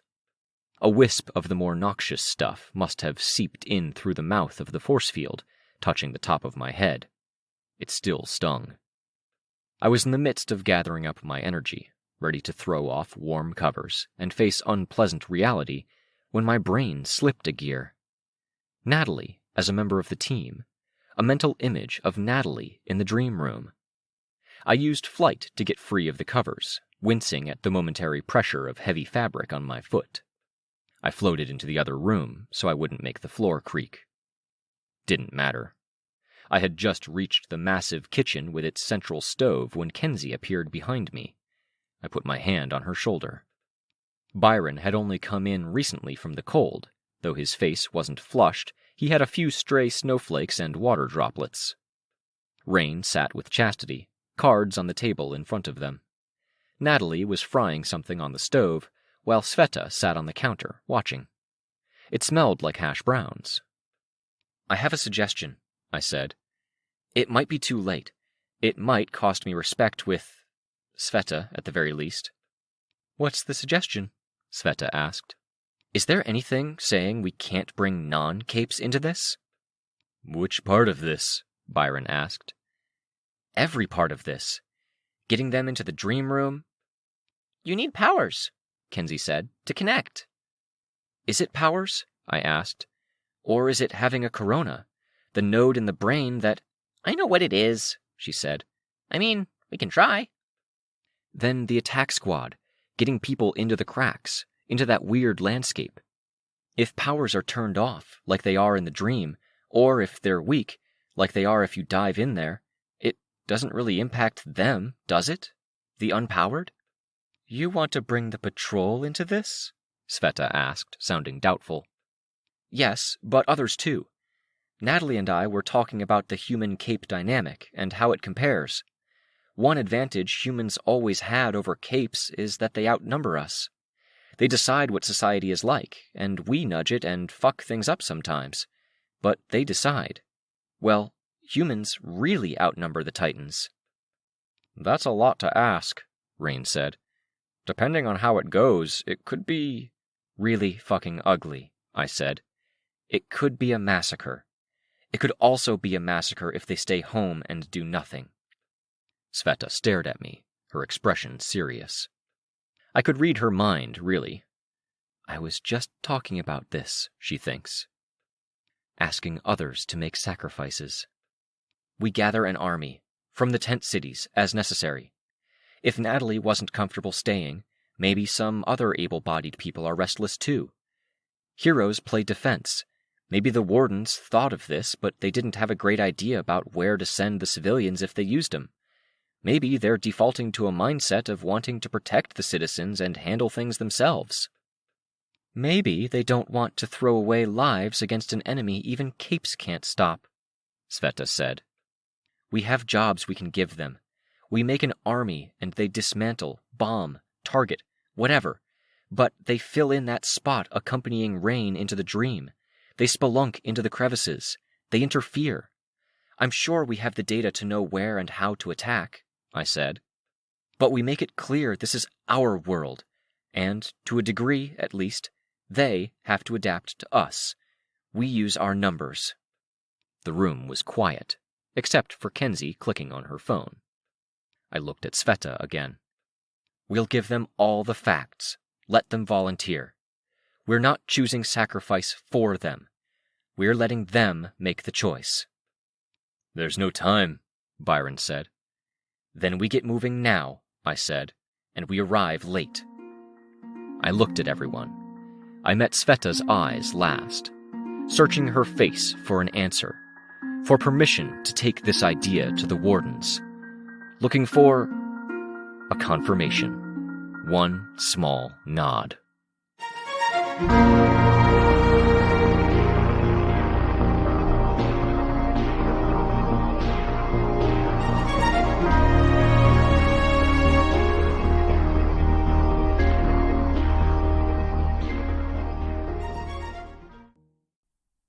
Arc 18, Radiation, Chapter 10.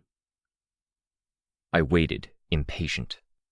I'd taken 20 minutes to get my costume together, made use of the tools that were still in Rain's old room to file off the most abraded parts of my armor, and broke off one tine of the decorative arrangement at my left shoulder while trying to straighten it.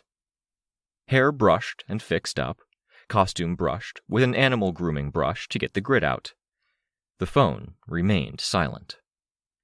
Rain sat in the living room, off to the side of the front hall, curled up in a chair, his head bent. With his mask, it wasn't possible to read his expression, but I was assuming his eyes were closed. Meditating, to try to improve his focus and fine-tune his self-image so he might be better equipped while dreaming. Kenzie was in the kitchen, tinkering at the dinner table. Sveta, Byron, Chastity, and I stood in the hall, tense. "Will you accept it if they say no?" Sveta asked me. "I have to," I said. "It has a lot of problems. It requires a lot. People are going to die. And I think I could make peace with being pissed at the wardens for not accepting my plan, while being relieved those deaths won't be on my head." "Might be easier said than done," Byron said. He sat on the stairs, wearing scuffed chainmail, helmet off. "Easier said than done, agreed." "Time is running out," Natalie observed. "I'm not sure what I'm hoping for at this point." "Me either," I admitted.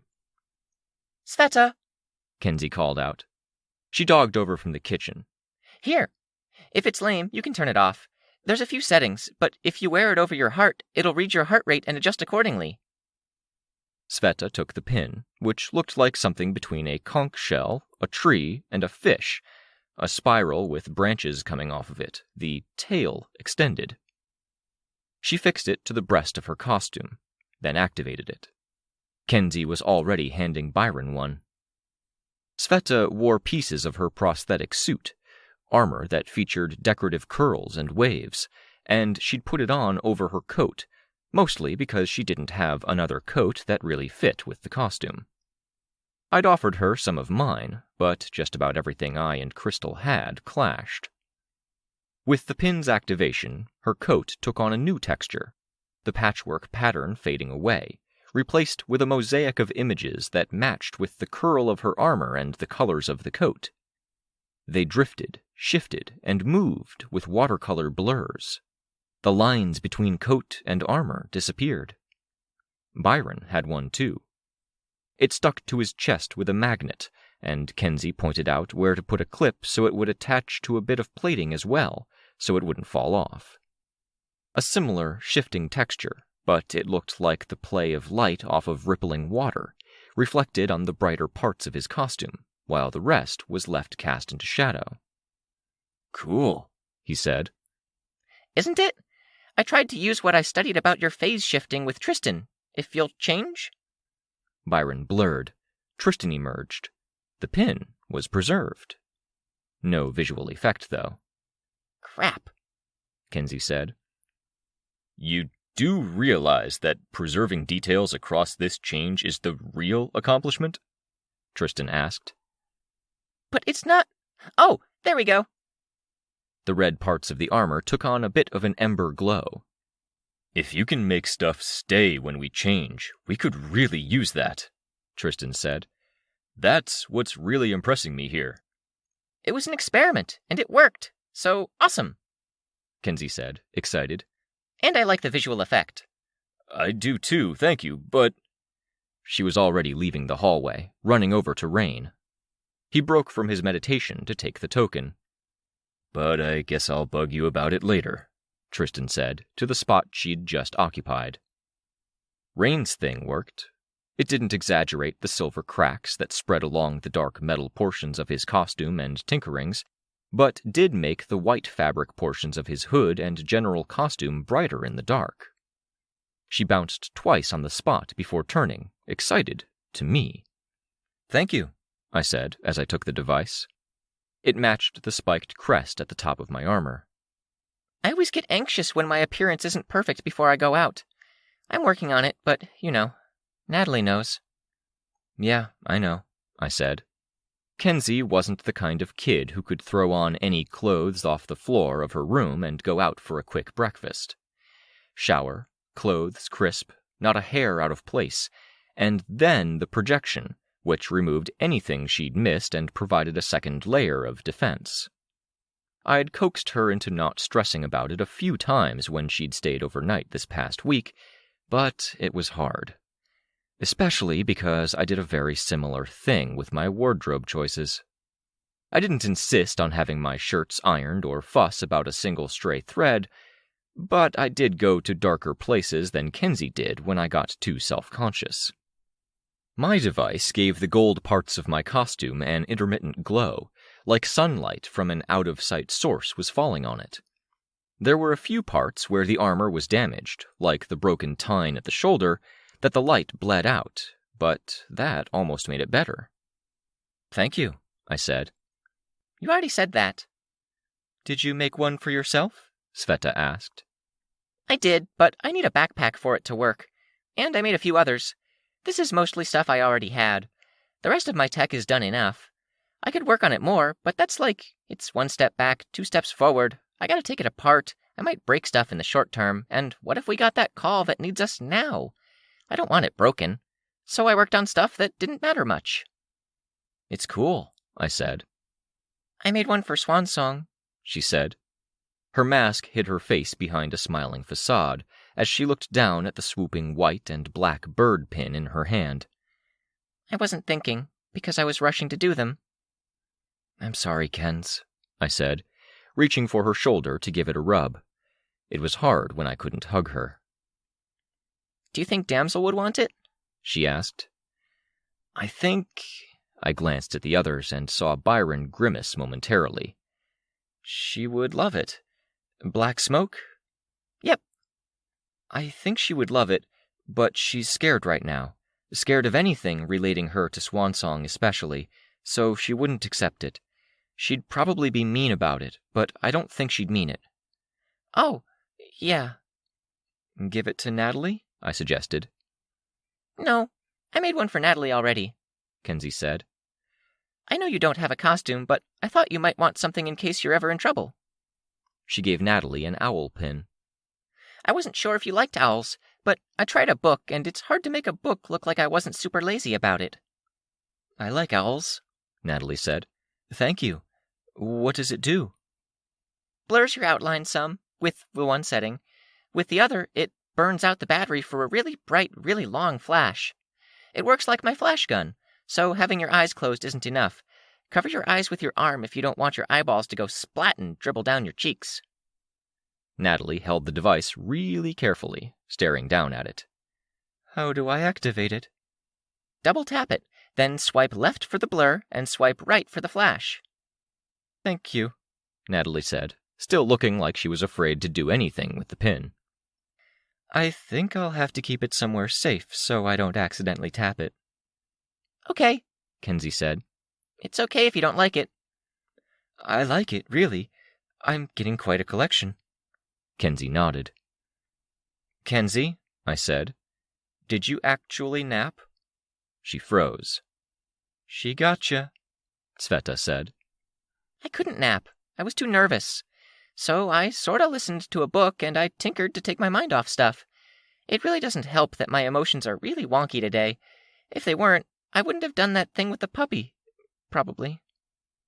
It's been a wonky day, Rain said from the living room. He'd stood up and now stood in the gloom. But, a bit more wonky for me. I won't go into any detail. Okay, he said. I always get uneasy when the anniversary of my parents leaving me behind comes up. I can sympathize. Chastity leaned into the wall by the archway that separated her and Rain. Not meditating? Nah. Did you contact Love Lost and Colt? The phone, sitting on the hallway table, buzzed.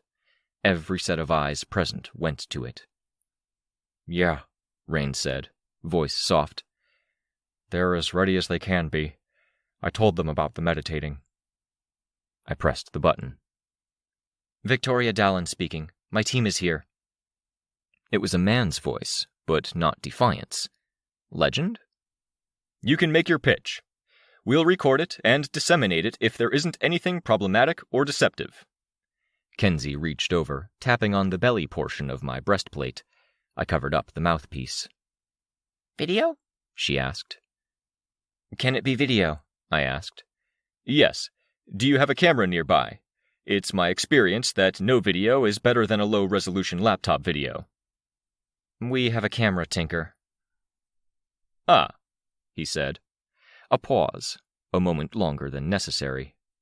I had no idea if he was checking records or smacking himself in the face. Can she plug into the phone? It should receive the video signal. Yes. Call us if you run into any difficulty. We'll await your notification. The message will go to all radio, some cell phones, televisions if the camps have them. We'll notify patrol groups on downtime that they should watch, but we won't force them to attend. If there are enough volunteers at a given camp, we'll use the portals to bring them where we need them. Have them gather together and use 3 green flares in an open area if they're willing. Thank you. Good luck. With that, he hung up. Kenzie ran off to get a camera. I frowned, my arms folded. People are going to die. Do you remember what you're going to say? Tristan asked, sitting on the stairs. I think so. We could go over it again, but every minute counts. Pen and paper, Sveta said, in case we need to communicate anything. Let's do this outside, I said. Kenzie had just returned with the camera. For the background, cabins and fires make a better backdrop than something that might make it seem like we're cozy in our homes when most of Gimel is living in tents. We moved outside. I looked back over the camp, walked over to where the backdrop was better and brighter, with a line of fires and various people gathered. Some crates the patrol had brought now stacked beneath the eaves of Rain's family barn. Ready? Kenzie asked. Her camera produced a light, illuminating me a little bit. She adjusted it. Yeah. 5, 4, 3, 2, 1. The light on the side of the camera went green. Citizens of Gimel. I spoke to the camera, grateful for the moment at my upbringing, at the lessons in poise and presentation. Now I just had to get the words right. Start simple. Expand into the details as you go. Assume they know nothing. Some of you have seen the video where a cape was cornered and had a second trigger event.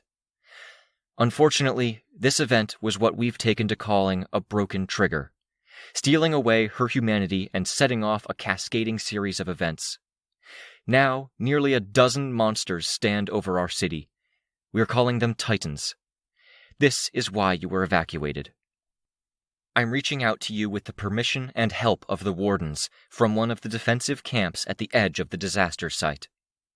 We've been fighting in shifts for half the day, and my group is about to rejoin the fight. We're taking the fight to the heart of the Titans, while others fight to keep them pinned down. For this, we're requesting your help. Able and ready volunteers who can follow instructions, handle themselves in a crisis, especially those who have experience in combat. If you heard that and you thought you could be one of those volunteers, we need you. Pause for effect, but don't let your vision waver. We have not been able to permanently stop any of them yet, but we have gathered information, and we now intend to use that information to take the fight to the place where they get their power. If we cut them off at the source of powers, a source that was revealed when they emerged, we might be able to leave them powerless or weak. They are few, and we, Cape and human, are many. Deep breath. This next part needed gravity. It deserved respect. The plan is that Capes fight the Titans to keep them pinned down, while other Capes escort the volunteer army into the cracks in reality. You would be using tools and explosives to damage their infrastructure. I won't lie to you about this. Capes are dying in every single encounter we have with them. Volunteers will die in this effort. But if we do nothing, if nobody volunteers, And if this works, then more people from Gimel are likely to die, including those too young and infirm to fight. We need numbers to do enough damage, and we need those numbers to be able, determined, and focused for the task. Less of a pause now, but making sure I wasn't rushing. Pacing mattered. Emergency kits at each evacuated settlement have flares in multiple colors. If you're willing, hug the people you care about. Leave now. Gather with other nearby volunteers. Use 3 green flares to signal us. We'll bring you to us. Dress to be warm in this weather and to be mobile. Thank you to those who choose to fight alongside us. To the rest of you, be safe and wish us luck. The green light at the side of the camera went out. Kenzie lowered it. We were too far away from the main camp to hear the buzz of conversation or their activities.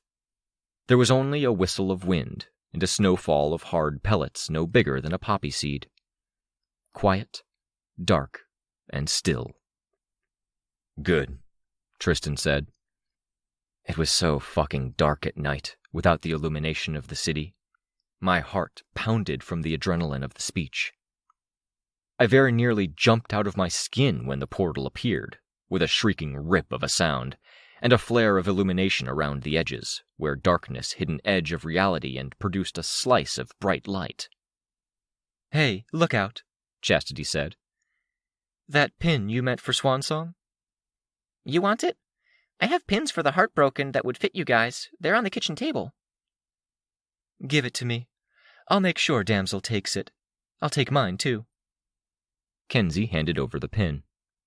I approached Rain, took his hand in a handshake, hand on his shoulder. "Good luck in there."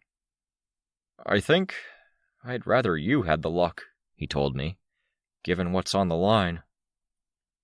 I gave his hand a squeeze, then let him go, flying over to where my gun had been parked near the house. The patrol guys were at the stable, guarding it, and stood from their seats as I flew in closer. "You're going?" Jester asked. I floated over to the gun and lifted it, finding the handholds, making sure my force field was cooperating before lifting it up. "It's time." "Gilpatrick just got called. He's going with Precipice, along with a bunch of other ex-PRT guys." "That's good," I said, trying to hide my general alarm. Gilpatrick was a good person. He'd shortchanged me a few times, but only because the job had required him to. The kids came first. The girl with complicated family and powers had to come second. "He's getting some gear together." "Gear doesn't go through unless it's part of his self-conception." "Oh," Jester said. "Maybe it is," Camisola said. I nodded, though I wasn't sure I thought it was likely. "I thought it was shitty of you to hide who you really were," Camisola said. "I was angry at you for a while, but you're doing good, I guess." "High praise," Jester said, smirking. "Keep doing what you're doing," I told them. "Be safe." "You already told us that on the broadcast," Jester said. "You should stop repeating yourself and go. Take your 5,000 pounds of gun, you ridiculous person." The weapon I held creaked as I hefted it, then flew to navigate it through the barn door. I flew to the portal. The others were splitting up. Natalie was staying behind with Kenzie and Rain. Chastity, I'd expected her to stay, but she was geared up, ready to go. Kenzie had me bend down. She gave me the eye camera, sliding it smoothly into my skull. I could see from the trace glow that illuminated her gloves and face that it was giving my eye the characteristic golden glow now, to match the effect on my armor. "I'll be with you guys," she said. I maneuvered my gun through the portal, and Chastity, Sveta, and Tristan followed me through. The de facto meeting place, the lobby of teachers' headquarters, tracked with mud and muck from the recent passage of many people coming in from the winter, though it was largely empty now. A space that a 4-story building could have fit in, large front doors opposite an unnecessarily wide set of stairs. The stories above us looked down at the lobby, and there were already capes and civilians gathered there. At the base of the stairs, something that might have been a truck lift to carry a truck up the stairs had been elevated to serve as a stage. A few of the wardens were there on the stage. I saw Naphtha, and I recognized Canary's face and uncannily yellow hair, though she wore power armor. Roughly 30 capes with a minimum of armor and weapons were by the front doors, forming a loose line. We were instructed to come, and we went. I took the back corner of the stage, holding my gun so it pointed at the wall above the front doors, because any other direction was problematic and threatened to put others in the line of fire. My team gathered on the stairs just beside me. Chastity came with us and approached the wardens. "Any reports yet?" I asked the warden nearest me. "Are they responding?" "No idea. We sent patrol members who were willing to help out to the likely gathering places. They'll agree, and hopefully others will follow them." I nodded. I was spooked. Scared not because of what was happening. That was terrifying in its own right. But scared because I'd asked for people's trust, and I wasn't sure they'd extend it. If I didn't have powers, and my life had followed a similar enough course that I was still roughly the same person, I wasn't positive that I would have extended that trust. Portals began opening. The capes that had formed a line now gathered so there was space to file past them. Chastity skipped down the stairs to join that line. The first people to appear were more capes. There were other heartbroken, and Chastity called out to them. Others to form a defensive perimeter. Guards and guides for those coming through. Some of the capes who filed through were directed to the sides. Different role? "What are they up to?" I asked the warden. "The group by the portals is checking those coming through, making sure they're not too angry or reckless, and that Chait isn't sending any double agents to us. There were some in the evacuation camps already." "Fuck," I said under my breath.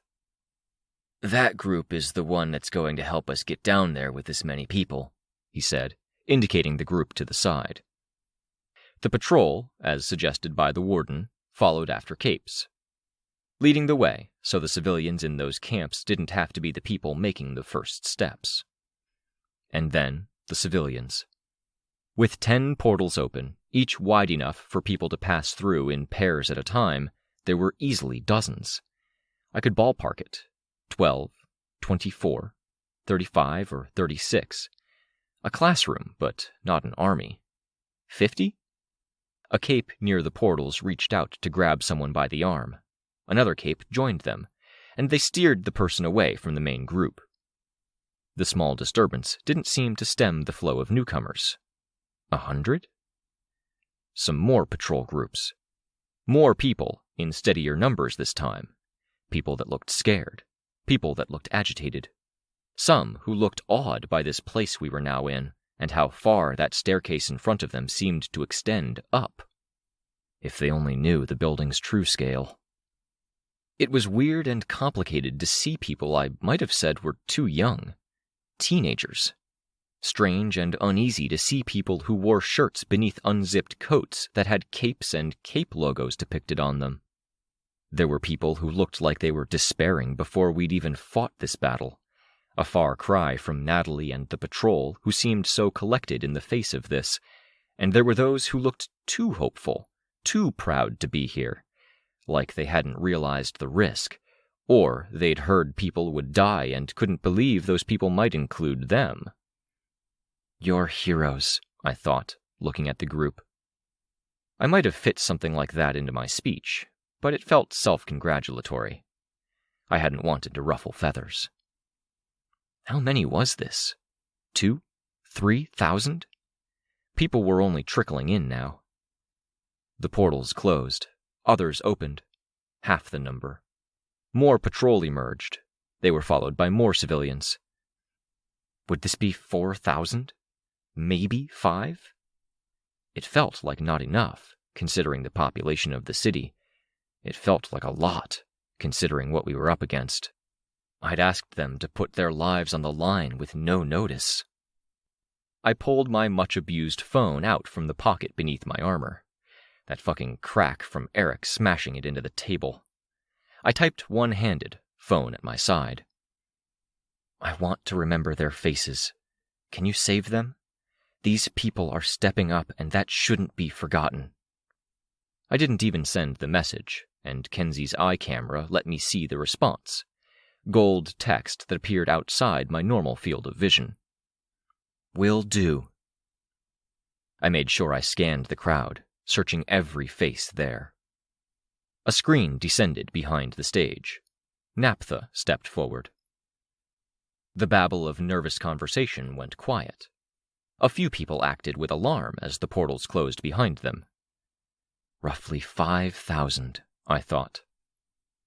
Entry point, Naphtha declared, his voice amplified by the microphone. The screen showed one particular section of crack. Short descent into what looks like a plane of red crystal. This crystal is a computer system, and what it computes is powers. In a matter of minutes, we're going to have people inside the system, mostly ex-PRT officers and patrol team leaders, doing what they can to interfere with the code, the software. You may even see them if you peer through the crystal. You must not harm them or harm the crystal if they are visible on the other side. Your job is to attack the hardware in specific areas. The briefing went on. Portals opened, but not because the speech was over. People were handing out equipment. Pickaxes. A team with capes and warden staff was handing out parcels as well. Explosive charges not unlike the one Imp had gathered, presumably going to people who were able and ready to handle them. The message from Kenzie flashed across my vision. Rain sleeps. What felt like 5 minutes, but was probably closer to 30 seconds, passed. We should be backing him up. Thank you, Naphtha said. When the portals open, we're going to need you to move swiftly. The Titans won't be close, but they may be aware, and they'll be swift to arrive. Some of the ones I noted in particular. Titan Oberon's cell is swift-moving in particular. Placing us at a location far from the Titans, but close to one of the presumed focal points. The screen perpetually had a corner with a map of the paths the energy had traveled. We'll be right at your side, Naphtha stated. I hefted the gun, lifting it from the floor. The portals appeared, wider this time. This many people took time to make their way through. More portals appeared on either side of the stage. Cold air blasted through, along with a bit of the snowfall. Sveta and Tristan walked through. I followed them. Into the darkness, into the cold. Facing a hole in reality that branched across 3 spatial dimensions, with folds and cracks at the edges that caught snow and sliced at the wind. There were no city lights here, but some capes used powers to produce light. Capes on 2 rises above one mass of civilian volunteers. I took to the air, hefting my gun. Below me, Tristan was creating his little orange motes. The motes that hit the edge of the crack died, but there were enough and more appearing every second that he was able to create a kind of bridge over the edge. Once it was there and secure enough to not fall into the darkness below, he began reinforcing it. Metal struck rock as he walked up onto the bridge, looking down, and began to create a set of stairs or slide. Helicopters were taking off with people inside. Others were preparing. A cape granted flight to a whole crowd of civilians. They weren't flying in, thank God. That might have been a disaster if they'd tried, the way powers got weaker down there. They grabbed hold of ropes, and they slid down, using flight to help control their descents. As before, the patrol went down first. Sveta joined the first group of non-patrol civilians. Come on, I thought. Let this work. The golden text appeared across my vision. Titan Scotty is attacking one of the other entry teams. I tensed. The entry squads had been split up into 3 broader units. Those units were supposed to fan out. Already we were under attack. Already lives were probably being lost. Tense, slow with my weapon in my grip, I floated up and away from the group. "Look out," I said, trying to keep my voice level and clear. "If you can hear me, mark a good target for me." The crosshairs that appeared in my field of vision seemed to be fixed to one point of the crystal landscape. So far below me it looked like pitch black. I brought the cannon around, aiming for the spot. More notifications popped up, telling me I was off target. I adjusted appropriately, centering on the spot. Already dark, the sky seemed to darken a shade. I felt a shift in air pressure, like it was all a bit harder to fly in, or I was being pushed down. I twisted around, putting the gun below me, and I dropped my weapon. Titan Scotty, visible only by the glowing metal at the edge of each major panel of armor, was above me. I met her, flying to her, crashing into her with force field and everything else. I felt armor crack beneath the impact, transmitted by an awareness of physicality that wasn't touch.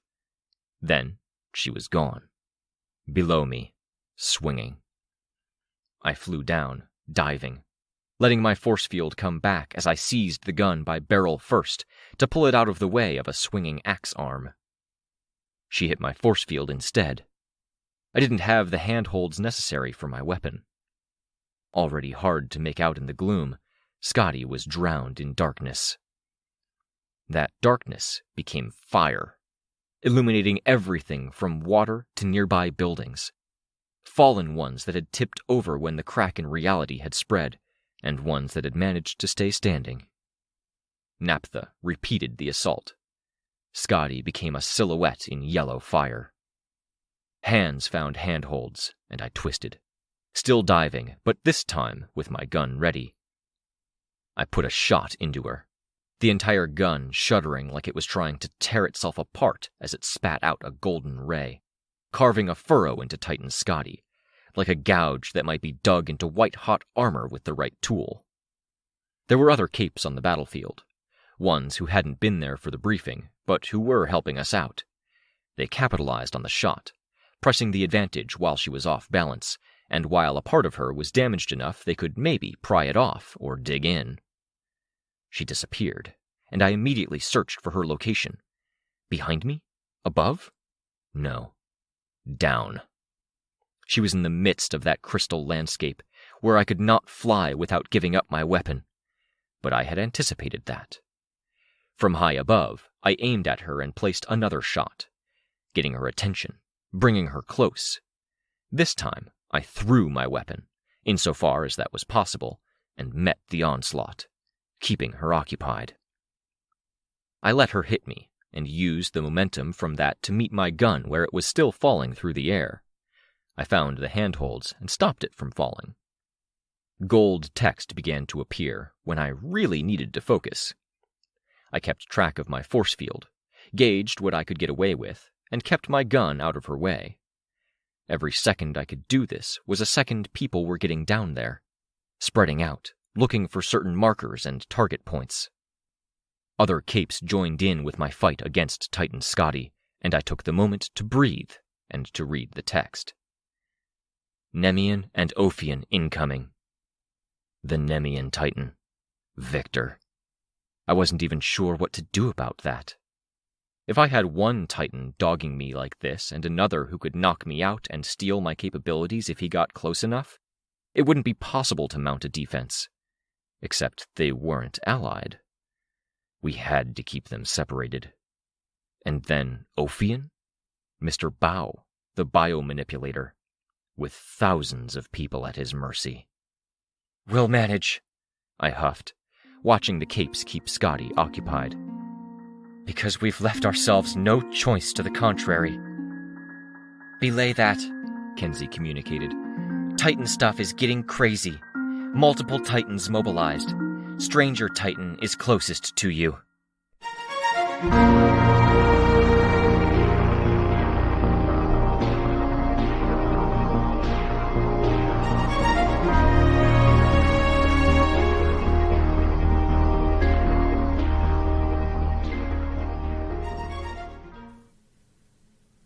Ward. Arc 18, Radiation. Interlude Z. This way, Uncle said. Hand on her shoulder, pushing her forward. Frustration welled in her at the push, but she bit it back. Her legs hurt. Her stomach hurt.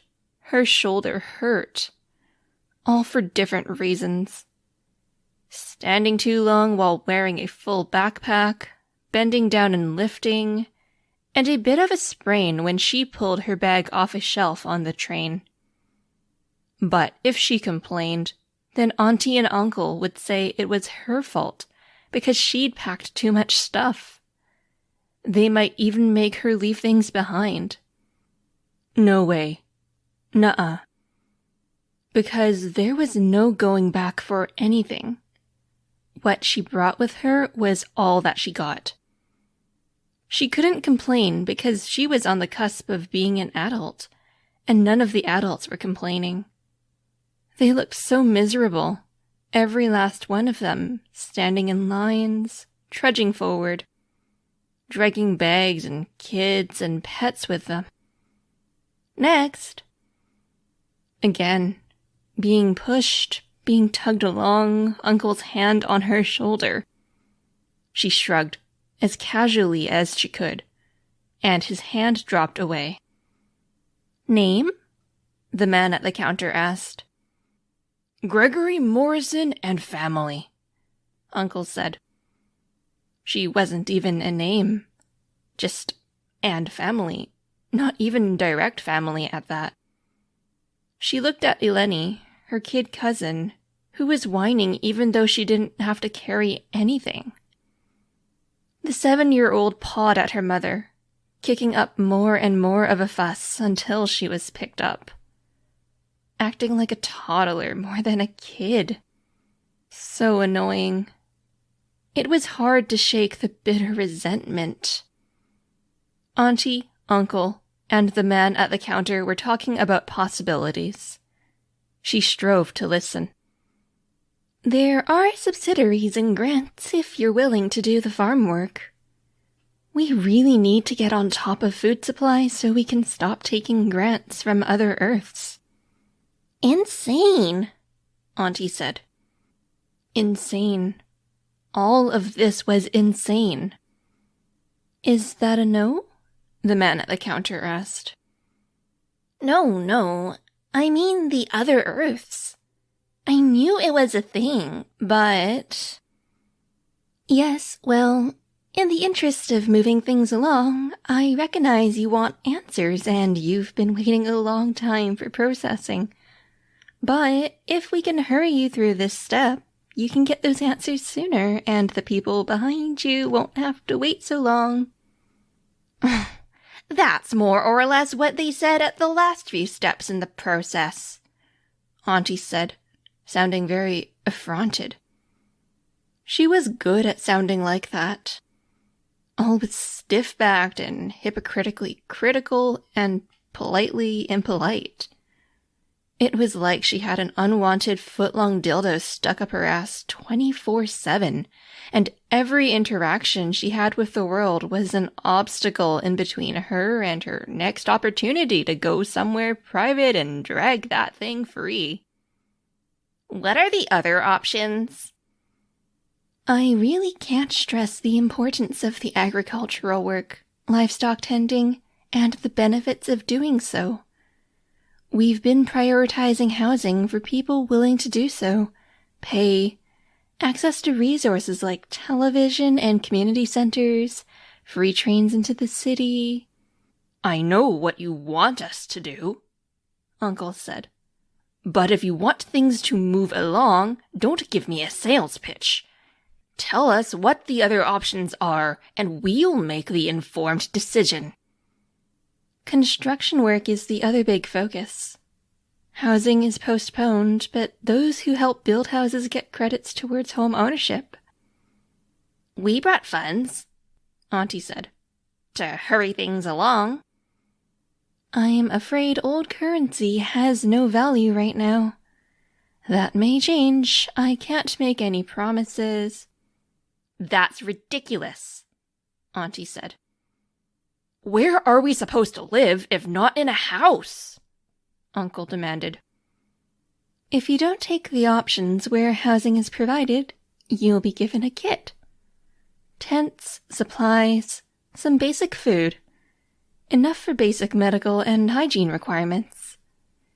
You'll live in close proximity to the construction sites, with shared access to communal bathrooms, showers, and training centers. Excuse me? Auntie and Uncle turned to look at her. I know how to work with horses. I spent 2 summers working at a stable. I did some work at the nearby farm. I can milk a cow. I got the gold star for animal care from the camp. I had a garden back home, and I grew tomatoes and peppers, she said. The rabbits kind of got at them, but I know stuff. Everything helps, the man at the counter said. That's much better than what some people know when they choose the farm program. I'm university educated, Uncle said. Degrees in finance, programming. I have years of experience working for security compliance for financial institutions. Your best bet would be to enter into one of the other programs, farming or construction, and apply from there. Uncle, she said, leaning into and over the counter to get her face where her uncle would see it as he stood beside her. We have to choose something for now. Let's choose the option where we get an actual place to live. Please? Please don't butt in, Uncle said. I really want a house. I'd love to do the farm work. I was reading the paperwork they gave us before we got on the train, and there are programs where we go to school half the time and do other stuff the other half. I could do the farm work half the day and earn money. Stop, Uncle said, stern. He placed his hands on her shoulders, pushing her a bit back from the counter. Leaning over her, forehead creased into 5 lines, he talked to her at the louder end of normal, where people in line could hear. You can't get everything you want. Your interruptions are making the people behind us wait longer. She wanted to retort, to rebut, to raise her voice. She wanted very much to be like her 7-year-old cousin and be able to ask for a hug without it being childish, or to throw a tantrum until she was listened to. There were people around her age in line, boys and girls, tired and frustrated. She was especially conscious of the attention they gave her, and being made out to be the one who was causing the problem made her simultaneously outraged and embarrassed. Why don't you take your cousin to a seating area? Auntie said, putting Eleni down on the ground. Let us handle this. Stiffly, she nodded. She took Eleni's hand. I have a disability, Uncle said, to the man at the counter, one hand at his back. Bulging disc. Paperwork? The man at the counter asked. I'll have to look. I hope I packed it. The seating area was packed, and a lot of it was other teenagers and kids. She led Eleni to the nearest set of 2 empty chairs, arranged around a post in the center of the expansive station with insufficient lighting and high ceiling. The light that filtered down on them all was tinted yellow by the textured skylight above, but it didn't really illuminate the corners or much of the floor. I'm tired, Eleni complained. Then sit. Do you want to play on my phone? I charged it on the train. Eleni nodded. Phone out, headphones pulled from the pocket, cleaned with the wipe, and then set into place over Eleni's ears. Eleni was already playing, the phone pinging and making high-pitched sounds with cartoon clowns cackling and laughing. The sounds were abruptly silenced as the headphones were plugged in. She stroked her cousin's hair. "What's she playing?" someone asked. She turned to look. A boy, a bit younger than her, with curly black hair and his first pimples. I have no idea. "It's nice of you, giving up precious battery life. I'm not that nice to my brothers," the boy said. It keeps her quiet. "That's a bonus," the boy said. "It's great." Auntie and Uncle were taking more than twice as long as anyone else. She watched as people who had been called up around the same time they had finished, and another family walked up. All business, answers ready. They'd read the paperwork and pamphlets. 2 families were processed while Auntie and Uncle lingered at the counter. "Do you know where you're going?" the boy asked. I wanted to go to the farms, she said. "Really?" he asked, almost incredulous. Is it such a surprise? "You don't seem like the type." What type do I seem like? She asked. "I don't know, like a city girl? Like you're probably into gymnastics or dance or something." Annoying. Like she was constantly being pushed and pulled and tugged, and everything was more leverage for that kind of stuff. I am, she said, adjusting her hair, restless. Her tone was angry. I dance. But that doesn't mean it's all I'm about. "Oh, sorry." The conversation died again. She sat there, watching over her cousin's shoulder to see the screen. A woman with no face killed a clown. A child on fire killed the woman with no face. She looked away, bored. "They're taking a while," the boy said. You've been sitting here a while, too, she retorted, embarrassed over her family. "My dad's sick. He's getting a medical checkup." Sorry to hear that, she told him. "I'm really bad at this," he said, abrupt, like he was using the fact they'd exchanged a handful of words in this fragment of conversation as a point from which to launch into something else. "I mean, talking to girls." Why does that even matter? She asked, stung, even more annoyed and angry for reasons she couldn't articulate. Why do I have to be a girl? Why can't I just be a person? "Do you mean like in between boy and girl, or?" No, she said, with more intensity than she wanted. I mean, talk to me like I'm a potential friend, not like, I don't know, like you want something from me? Why does it have to be a boy-girl thing? Why can't it be a person-person thing? With that, she thought she'd killed the conversation and he'd walk away. But he nudged her. His hand was stuck out. Carefully, she twisted around so she could shake it.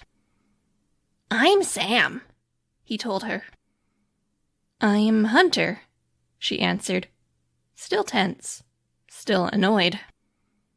But telling him to piss off and go gargle a dildo right now would be unfair when she'd just told him to be friendly.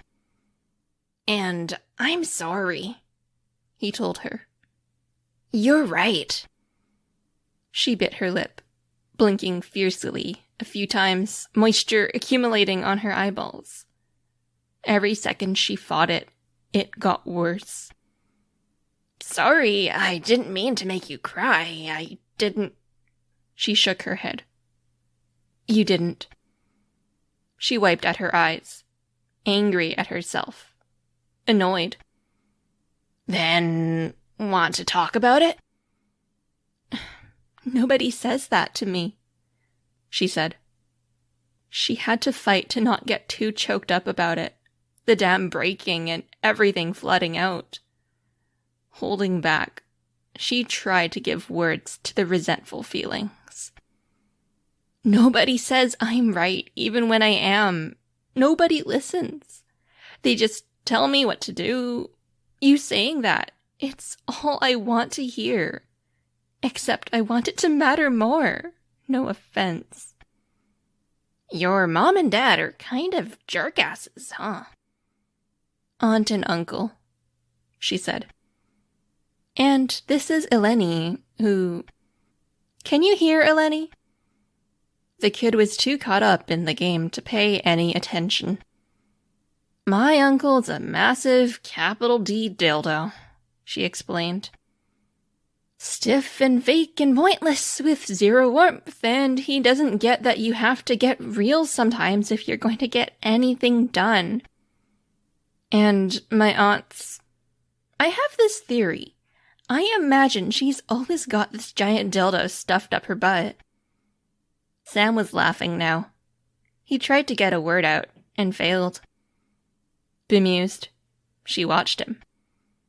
What? Why all these dildos? He managed, face crinkling up as he continued laughing. Because they absolutely are, Hunter said, amused at how funny Sam seemed to find it. I didn't expect that from someone like you, he said. Well, I'm pleased I messed with your expectations, Sam, she told him. Eleni paused her game, a big pause sign appearing in the middle of the screen, and pulled one of the headphone speakers away from her ear. Hunter reached over and put the speaker back, and when Eleni fought her in trying to listen in, Hunter reached down and hit the pause button, resuming the game. Eleni made a small noise of alarm, stuck out her tongue at Hunter, and resumed playing, headphones in place. I don't hate them, she said. I actually love them. They've been so kind to me since my parents were in New York when Scion attacked it. This sentence didn't make sense, but Sam nodded. I just wish they'd listen. I wish they'd realize I'm not Eleni's age. I don't get much choice either, Sam said. It's not because my parents are dildos, it's because my dad doesn't get much choice. He has to live close to a hospital, and he can't do a lot of work. She nodded. Eleni perked up. Hunter looked and saw her aunt and uncle approaching, her uncle smiling. Don't say anything, she warned. My lips are sealed, Sam said. Success, Uncle said. They might have an administration post open. Goes to show you, you just have to know how systems like this work. She nodded. We're going to get a house, then? Tent, he said, making a face. But we'll have a house before you know it. Okay, she said. She took her phone back from Eleni, along with the headphones. She turned to Sam, phone in her hand. Want to exchange numbers? My phone's dead. Do you have a pen? She asked, as she picked up her bag. He reached for his stuff, and in his initial searches, didn't turn up anything. She might have thought he was trying to find an excuse to let her down easy, but there was a frustration evident in his actions that made it pretty obvious he really wanted a pen. Auntie looked impatient, arms folded, dildo clearly firmly in place. Eleni tapped her on the elbow. She looked over and saw Eleni holding a pen with a plastic figure on the end. She took Sam's hand and wrote the number down. We need all the friends we can get at times like this. she said. Totally, he said. And he smiled, clenching the fist she'd just written the number in. Keep each other's heads on straight. It was a weird thing. An awkward conversation where they hadn't said much at all. She'd given him a laugh, and he'd given her a much-needed, "You're right." And that was pretty much it. But at a time like this, when they had pretty much nothing, it mattered so much. Her uncle put his hand on her shoulder, guiding her forward with an impatient kind of insistence, and she bit back the urge to shrug it off or get angry. There was time for that later, when Sam wasn't watching. They could have had a house, and instead they got a tent, and she was pretty sure a few nights of sleeping in a tent would only drive this feeling home. They pushed open the doors, stepping outside, and into the brand new city that stood on the edge of the end of the world. The sun was bright and the golden city even brighter, to the point it brought tears to her eyes.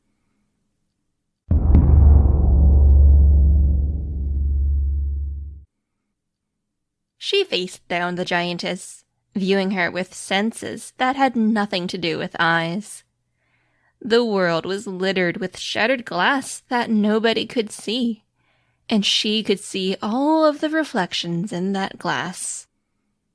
A woman too bright to look at, too intense, every aspect of her pulling, tugging, driving, manipulating. It was like standing beneath a waterfall, the water crashing down from above, and trying to swim to the top. Impossible. Just by being here, the giantess made everything harder. The thing that had been Hunter touched a long-fingered hand to a hole in her face. Then she laughed, high and loud, the sound vibrating from the columns and courts that decorated her surroundings. So ridiculous. The way she was now, she could swim up waterfalls. She stepped on wires and conjured up more, climbing higher and higher to match the giantess that now flew. Her psyche was a funhouse mirror of a funhouse mirror self. A her that had been distorted and broken and put back together again before this new body started plucking and snatching up scant memories. Picking up from dance lessons and schoolyard games to figure out how it should move and hold itself together. She danced up wires and pillars and ascended skyward, faster than the giantess could rise. She stared down her opponent with senses that weren't eyes, and saw facets of the woman in places so buried they weren't in this world, with its statues sticking out of buildings, its people in fancy clothes. She saw memories and events. A palace, luxurious clothes, handmade for her. Servants, good food. The woman had power in so many ways. She could ask for things to be done without worrying about how. The inverse of what lay behind that funhouse in a funhouse psyche, deep within the thing that had been Hunter. Cords became elastic, and the thing that had been Hunter let herself tip forward, then snap towards the giantess, a rubber band fired from a hand. She was deflected, struck by thrown buildings, and those buildings crumbled with the impact more than she did. She hit the ground with 2 hands and 2 feet, crushing concrete and stone. With the impact, more wires and pillars stabbed upward, finding their purchase wherever they could before snapping taut. A cage around her. One of them wounded the giantess. Another hit a shield she'd gathered around herself.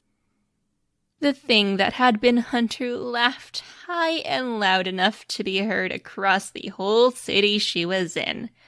a hollow, echoing sound.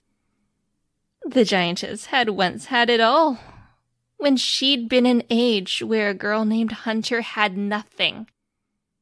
All the luck in reality, power stolen from a family closer than blood, and she'd ended up here, naked, distorted, and bleeding, weaker than the thing that had been Hunter. The giantess had done something with the concrete she'd turned into a shield. Concrete broke, but something within was compressed, reformed on a molecular level. It was now nearly black, lace-fine, like geometric drawings that got more complex as one drew closer to the center, but it hadn't broken with the impact. Even the parts further from the center. The giantess's power was reaching out further, finding people who hadn't run away fast enough. Cape and civilian pulled together into a force. Weapons were being arranged, cannons and rockets. The first of them was fired, almost as a test. The giantess manipulated the rocket's course in the air, aiming for the hole in the face of the thing that had been Hunter. She could see with senses that weren't sight that something had been done to its chemical payload in that brief moment of handling. It hit home.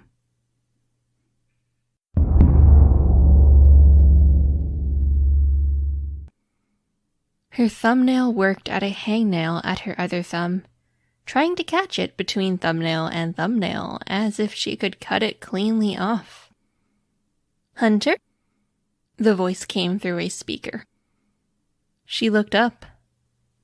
All around her, black threads stabbed from ceiling to floor, floor to bed, bed to wall.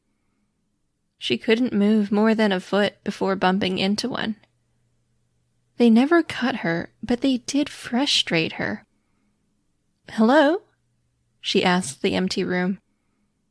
"I'm going to ask you to close your eyes and keep them closed, and to put your hands over your ears. People are always telling me what to do. It makes less and less sense as time goes on." "Why?" she asked.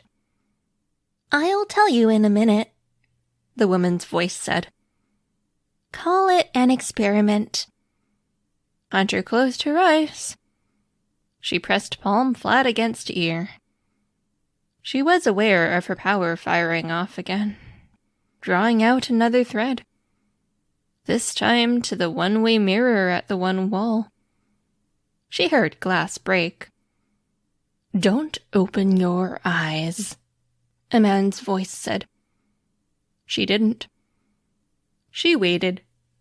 A minute, the promise had been. "Is Sam there?" she asked, nervous, even though she couldn't hear the response. Cold compared to room temperature, something touched her. She kept her eyes closed. It was a hand, cool to the touch. With that touch, a shiver ran through her body. A tension she'd felt was now relaxed. With a tug, the hand pulled on her wrist, moving hand away from ear. "We're okay now," the woman said. She looked. She saw a face that had looked in through a window earlier. Freckles from forehead to chin, densely packed to the point there was as much brown as pink. Hair in brown curls with less frizz than Hunter had in her own hair, which was blonde and straight. The woman had tattoos covering her hands, and red fingernail polish on short fingernails. "There we go," the woman said. "My power. It's under control. A bit of a tweak," the woman said. "But it won't keep. It won't stay like this. Powers are very big things, and as strong as I am, I'm a lightweight in this fight." Hunter bit her lip. She wasn't sure how to feel, but the relief after weeks of struggling with a power she couldn't control was the biggest thing. It overwhelmed her, really. "My name is Amy Dallin, and I want to help you," the woman said. "I talked to you on the phone. Victoria's sister." Hunter saw a shift in expression. Brief. Sad. The kind of thing she wanted to ask about, to question, challenge, or pick apart. Except asking put distance and time between where she was now and getting help. "Please help me," she whispered.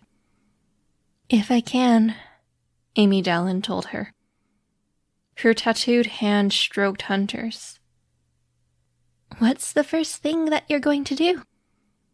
Hunter let out a half laugh, incredulous. She hadn't even let herself believe hope was in reach. "Dance. Hug my friend. Cry."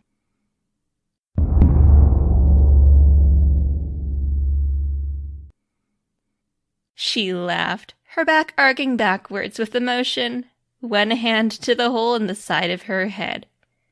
Her emotions ran wild, like fire to accelerant, no body to contain them. There was no functional difference between this form she wore and the pillars and threads of blackness that webbed this landscape, tearing it up. She danced, stepping on threads, running along a pillar, spinning in the air to avoid a spear of carefully arranged molecules, slapping it aside as spear became whip, became blade as she slapped it. It cut deep into the back of her hand. The giantess could see her before she acted, could see every incoming blow before it could strike home. The thing that had been Hunter dove in close, trying to grab. She touched only air, and was touched in turn, a grazing contact from the giantess, who was now wreathed in a fractally arranged lace of fine molecules, still backed up by an army of people who had been brought into her influence. The contact distorted the thing that had been Hunter, tugged at parts of her that controlled the threads and pillars. This, too, she resisted, fought with her entire being. The woman could see attacks coming, but that didn't necessarily mean she could do something about it. Threads erupted all around them, creating an arena. The thing that had been Hunter closed in, dancing, moving acrobatically, using the threads. Lace barriers rose between her and her target, and she slipped past them, despite the fact she was taller than most buildings. She got her hands on the naked giantess, wrapped her in a hug, and squeezed. Her own threads tore through the carbon molecule chains, disarming her target, protecting them as she crushed meat and bone. The giantess, helpless to do much of anything, exerted more influence, more control. And the part of Hunter that was deep within the Titan erupted in a sudden laugh, fighting off the control that tried to subvert her very being. Maniac, reckless, defiant, free. "You can't." The glimmer of Hunter, deeper still within that maniac Hunter, thought. "I won't let you pull at me or push me. I won't let you make me do things." Other giants were pressing in now. The night, the mother. The night cut through threads. The mother brought forth life between them, en masse. Titan, maniac mince-maid, and teenage girl acted in concert. The noble giantess was flung hard into the thinnest and most taut threads. Hunter pounced on the giant knight, ever aware of the tide of flesh that was riding up behind her, life being birthed and grown. This Titan body pulled at parts of her deepest self that had been mindful of eyes on her, whether she was on stage or standing in line, practice in being situationally aware and wary. Her actions were confident, decisive, fighting sword and armor with kicks, pounces, and eruptions of razor-sharp thread, driving the knight back through a forest of her own making. She could see the figure on a distant rooftop. She could see his self, shattered and ruined in a way even she wasn't. He wore a monstrous form, like she did. And she remembered, with distorted memories, that he had been a face in the background when Amy Dallin had ruined her mind as badly as her powers had ruined her life. He was everything in herself she hated, and everything outside herself that she hated. The laughing ceased. Her body creaked under its own weight as she stood at equal height to buildings 14 stories tall. Snow floated down around her, and she was aware of snowflakes striking the finest threads and being cut. Aware of the armies mobilizing to defend their noble giantess, and the terror beyond this battlefield, beyond the noble giantess's reach. This wasn't what you wanted. This wasn't what I wanted, either. She resisted the urge to laugh, taking in the moment, swimming in her hatred for that black-feathered boy man, and the tattoo-handed woman he worked with. She would kill them, and she would kill their army, and she would kill the people in this world. She would laugh when she did it, because it was a question of laughing or crying, and she had no eyes to cry with, only a hole in her head that wept blood. She remained utterly still, taking in the moment. The giant slowly recovered, the noble giantess holding her injuries together with her power and bands of the fractal black lace. The knight helping her up. On the other side of the thing that had been Hunter, the mother giant gave birth to things that gave birth to things, and the tide of capital B birth rose up like a wall. She could feel the other titans, reaching out, trying to make contact, trying to find a way in. And that was the last thing she ever intended to give them. She was done being pushed and pulled and picked at and labeled. She had nothing at all now. She was nothing at all except free. She wanted nothing at all except to continue being free, to tear down those hateful, monstrous people who had broken her for such selfish reasons, tear down their armies, and tear down... No. Not tear down their nations. This nation, perhaps. But there were people she cared about. Eleni, her aunt and uncle, in a way. Sam. The tide of birth collapsed, reaching for her. The laugh bubbled from deep within her, despite the fact that she had no mouth. She lunged for the black-feathered rat, and he scampered away, jumping off of a tall building. And, deep within herself, a glimmer of a shattered image of a girl turned to memories, replaying her way through them like a song that was stuck in her head, to remind herself of what she could not do, as capital F free she might be.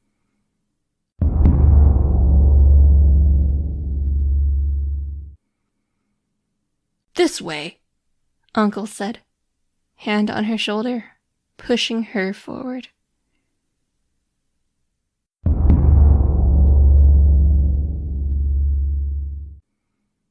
Three rules to a job. Shoot accurately enough to only need one shot, but take a second just in case. Your eyes are stuck in front of you, so pick the right people to watch the back of you. Verify first, then trust in all things. Augur stood in the middle of what was supposed to be a water treatment plant. Distant doors banged and lights appeared in windows. Someone hadn't done their due diligence. He'd done his due diligence on his end, and he'd double-checked their work. But there was no way that he should have missed this. Not for this big a response, this fast. "What the fuck?" he called out.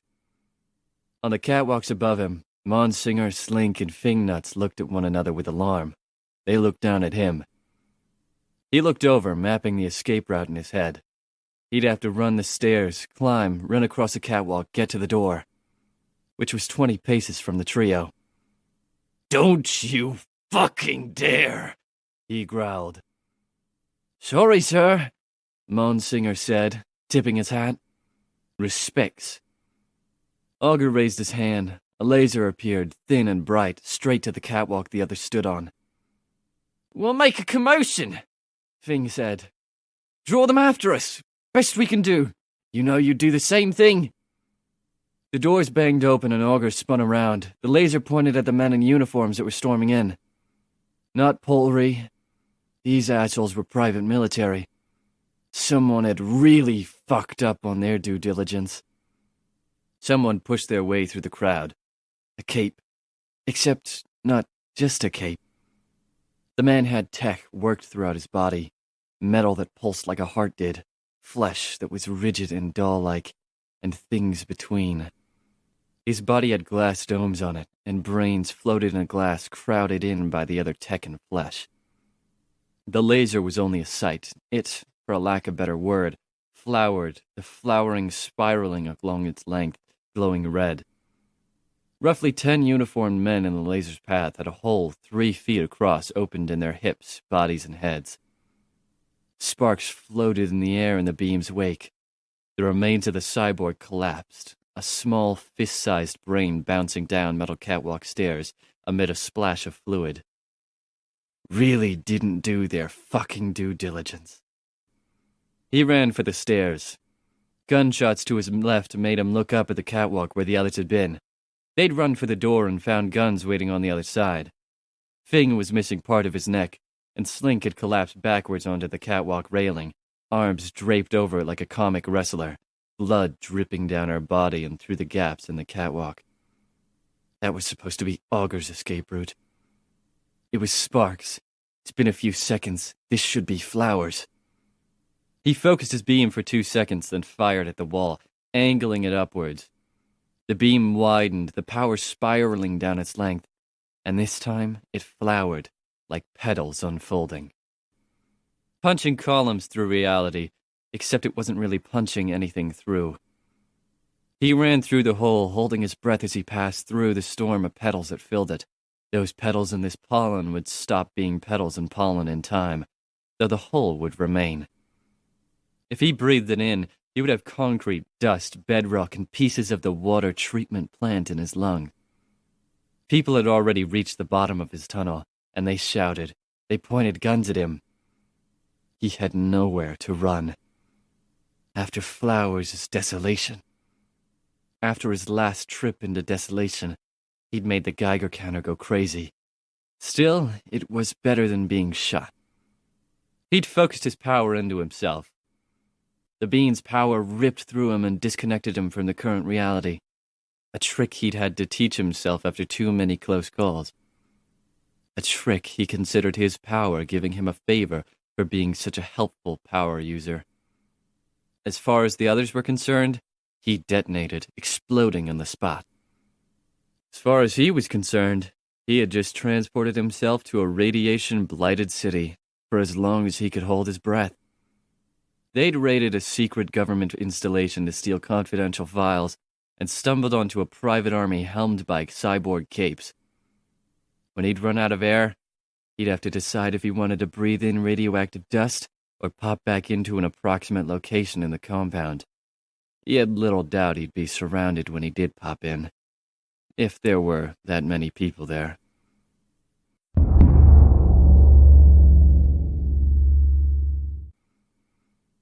He no longer breathed.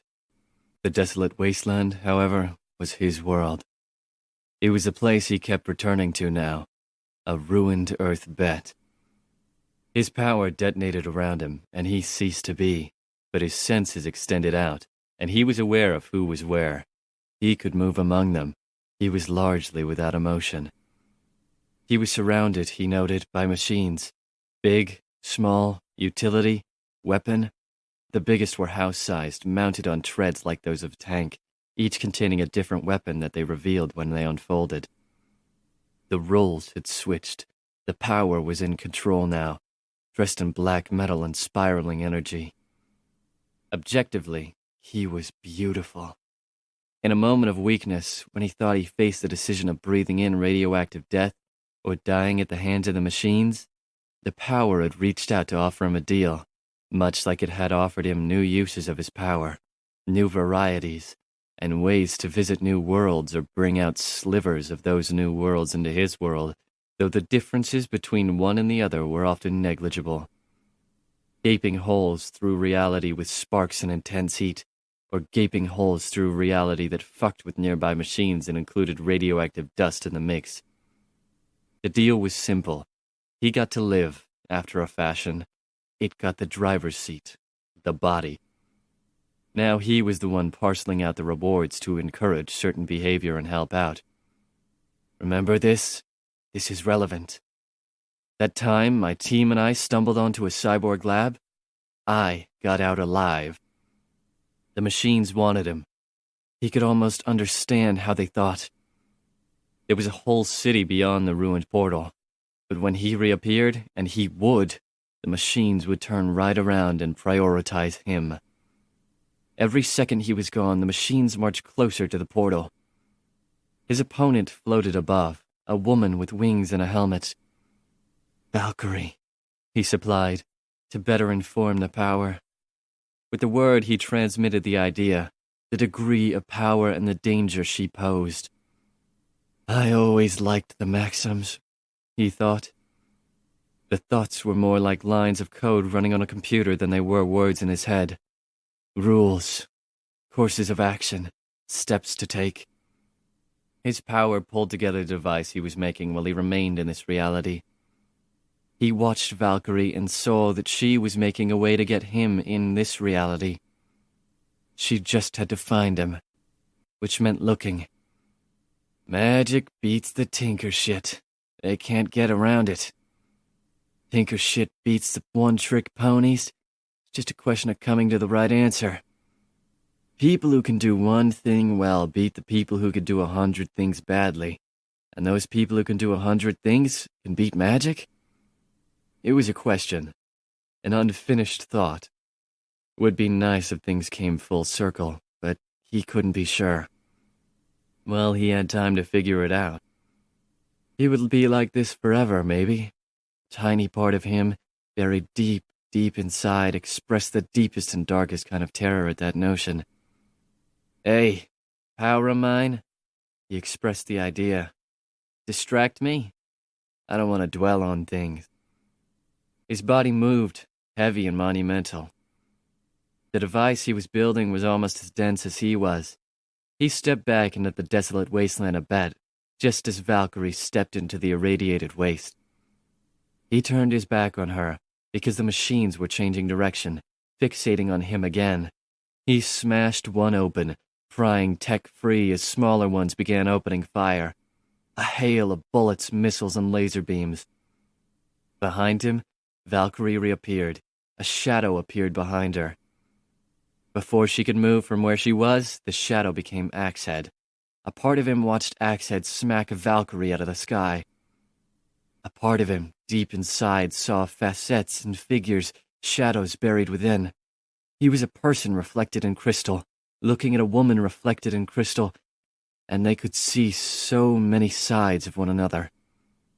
He might have had a drink with her before. He might have asked her to spend the night with him.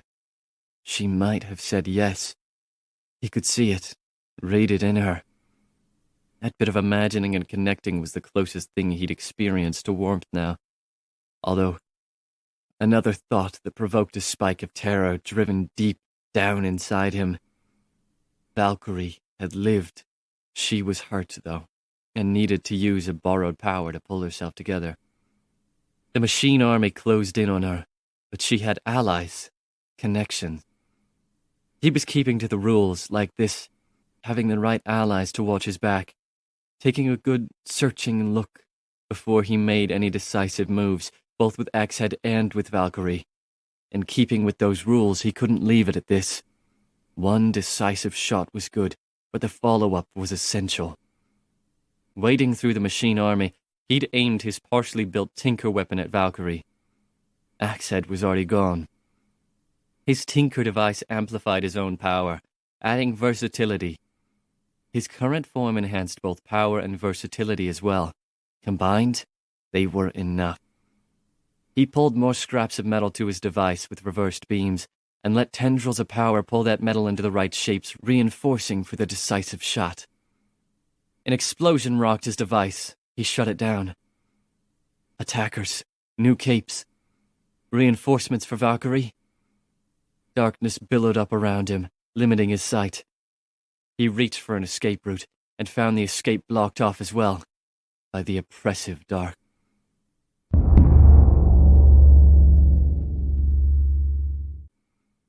Augur emerged from the desolate wasteland and plunged into dark water. Not the best end result, especially when the water lacked any buoyancy. He'd had a glimpse as he fell, and he saw water. This wasn't water. It was too thick, too dark, and it was occupied. He felt a hand as he floundered. The beam of his power produced light, and he saw racks of men and women unconscious in the pool of fluid, situated beneath a deceptive-looking facade, waiting to be born. He produced his beam and cut a hole in the wall of the tank. The shift of pressure dumped him out onto the floor to the side. The fall was hard and made harder by the fluids that poured down on top of him. He could hear shouting, an entire army closing in around him. He couldn't fight an army, but he could think like a mercenary. It came down to value, what a given job was worth. Fourth Maxim, he thought. He looked for and found a likely target, a set of chemical tanks kept out of plain view by the foot of one of the larger pools of water, cyborg clone banks in disguise. He blasted the chemical tanks. They erupted into violent fire and noise. Foreign voices shouted their alarm. He blasted others, then kept blasting. And then he ran, leaving them to deal with the distractions. Those things are worth more to you than I am, he thought. Fourth Maxim. Sometimes you just gotta set it all on fire and walk away.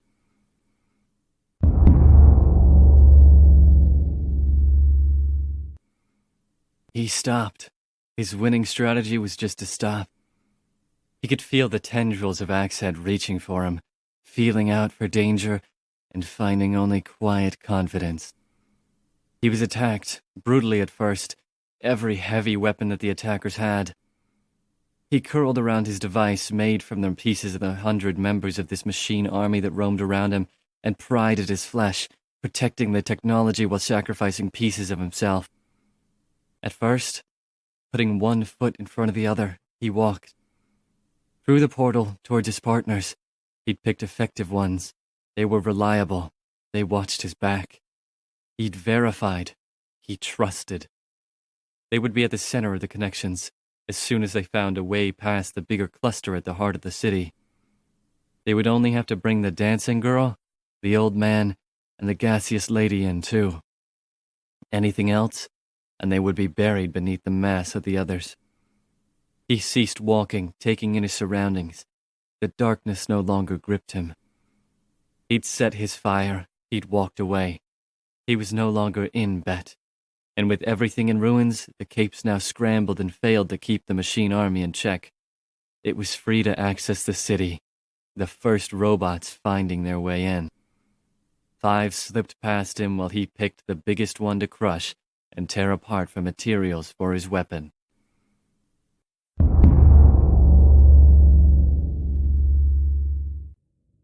She stood, utterly alone and completely still. For all intents and purposes, she was the only one of her kind. Before any of this, all of this, she had been the forward-looking eye of something greater and grander, a lonely being in and of itself. That great and grand thing had crossed paths with a pair of others. "Take my eye," it had said. "Take my wings. Take my teeth. Take my ability to step between worlds." The pair, in turn, had made their own offerings, as much as they were in a hurry. For they were the most distant of cousins, the most distant of things.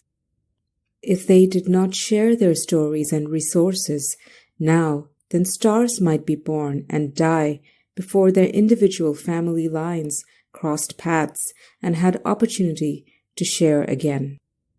And they were scholars, all of them, trying to answer an unanswerable riddle. The pair took the loner's eye among millions of other parts and graces and favors. The loner traveled away, taking care to leave a breadcrumb trail that would ensure he and his kind would not return back this way until galaxies had been born anew. They searched for answers, and backtracking was of little merit. And the forward-looking eye, so generously given to the pair, was dropped in the rush, dropped in a stumble and crashing fall. Instructions were given in the parting. "Don't go too far, little eye. You may see everything, but close yourself before you show them where we're weak. Don't show them our deeper secrets." It was picked up by a primitive who looked through it and saw the pair. It approached the pair, a blade in hand, and the eye closed tight. But another primitive saw, and another hand guided the knife home. A betrayal, mechanical and undeniable. Every other gift lay dead and disconnected, fruit on the branches of a dead tree, with little in the way of parting words or guidance. Every other connection to the loner was gone, the pair too distant to reach. Even now, as she grows large enough to look from horizon to horizon and reaches out to clasp hands with others, making promises and alliances, she is alone, the only one of her kind still truly alive and open-eyed.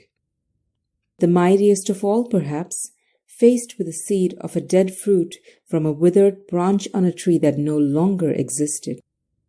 A silver woman, tiny by comparison, wreathed in wings. I would bait Augur to attack for step 3, to create the crisis that gets the attention of the girl hunter for step 4. I would convert her with a messenger in steps 5 to 9. She would bend the knee and join me. The silver woman was silent, but that silence spoke volumes. She shrieked in silence, every 1/100th of a second of imagined sound, a test of every possibility and detail in her surroundings. A machine testing every possible password before the right answer was found. Except the system being broken into was reality, and every encompassed multiple dimensions and millions of people. And that silver woman was so much weaker and smaller than the Titan she faced. Titan Fortuna, named such so that the little girl who had found the forward-looking eye could fulfill her promise to herself. That when all of this was over, she could be Fortuna again. If the silver woman could cheat her way to the answers, then the Titan had the answers on a sheet in front of her. But she had to ask, how long had the sheet been there? Had the answers been tampered with? Were there details that needed investigating? She could check, of course. The answer to that question was on the sheet. But in the time it took to find it, there could be more tampering, more details changed. She already had the answer, that the silver woman had tampered. But where? She checked, and she found the answers. A path that began with Augur fighting, that was intended to end with her network to all Titans, ready to end this world and scattered haphazardly and limping to other stars and planets. Instead, ended with the Silver Woman in control of the network, humanity mad and savage. A path that began with the host Valkyrie being made Titan intended to end with the network largely complete, the Silver Woman dead, and the scattering due to happen in 10 years. Instead, ended with the Silver Woman in control of the network, half of humanity deranged and fighting the other half. To investigate why took time that the Silver Woman could use to gain purchase elsewhere. A path that began with humanity devastated and dying of plague, the Silver Woman denied her pawns. The Titans assimilated into a greater cluster where Titan Fortuna herself was not in charge. Instead, ended with the Silver Woman in control of the network, a new, artificial humanity being created as playthings. She checked again. A path that began with physically attacking the Silver Woman ended in the Silver Woman in control of the remainder of the network, humanity in tatters. Every route she investigated was seeded with false data, poisoned fruit, and patches of shadow that lay over the path, the far side of those patches ruled over by the Silver Woman. Neither one was moving. They calculated, they planned, they counterplanned. She saw 1,000 more paths that ended with the Silver Woman ruling, despite the fact that the Silver Woman had a fraction of her strength. Finally, she decided to cede ground, to look for the answer why.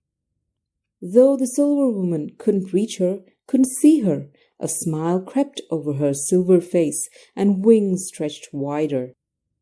She had somehow sensed the surrender. "We began this fight when you broke, child," the Titan Fortuna thought, trying to communicate to the battered kernel of human consciousness within herself. She began this 2 years ago when Gold Morning occurred. It doesn't matter that we have 100 times her strength. She's within paces of the finish line, and she's no stupid rabbit racing a tortoise. Nearly every action she could take brings her closer to a checkmate. That kernel of consciousness dwelt on how it had killed one of the closest things it had to a friend. It was hard to discern whether the it that had done the killing was the Colonel or the Titan, because that little seed of humanity deep inside her didn't know for certain. The Titan Fortuna reached out to the child Fortuna deep within herself and spoke with a certainty the child knew well. If they did not win here, now, they would be enslaved. The child refused to be a slave again. The Titan refused to be a slave for other reasons, but they were able to think and act in concert. A path.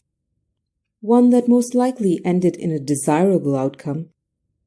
To investigate too much would leave it on the table long enough for the Silver Woman to get silver fingerprints on it. New cracks threatened to spread. New titans threatened to emerge. Humans assaulted the firmament, the center of power, the core of all things power. As if sensing the resolution, the Silver Woman turned and levitated herself away, ceding the battle or taking her own initial steps. Step 1. Hold the cracks back until the right moment. The Titan Fortuna and the Child Fortuna thought in concert.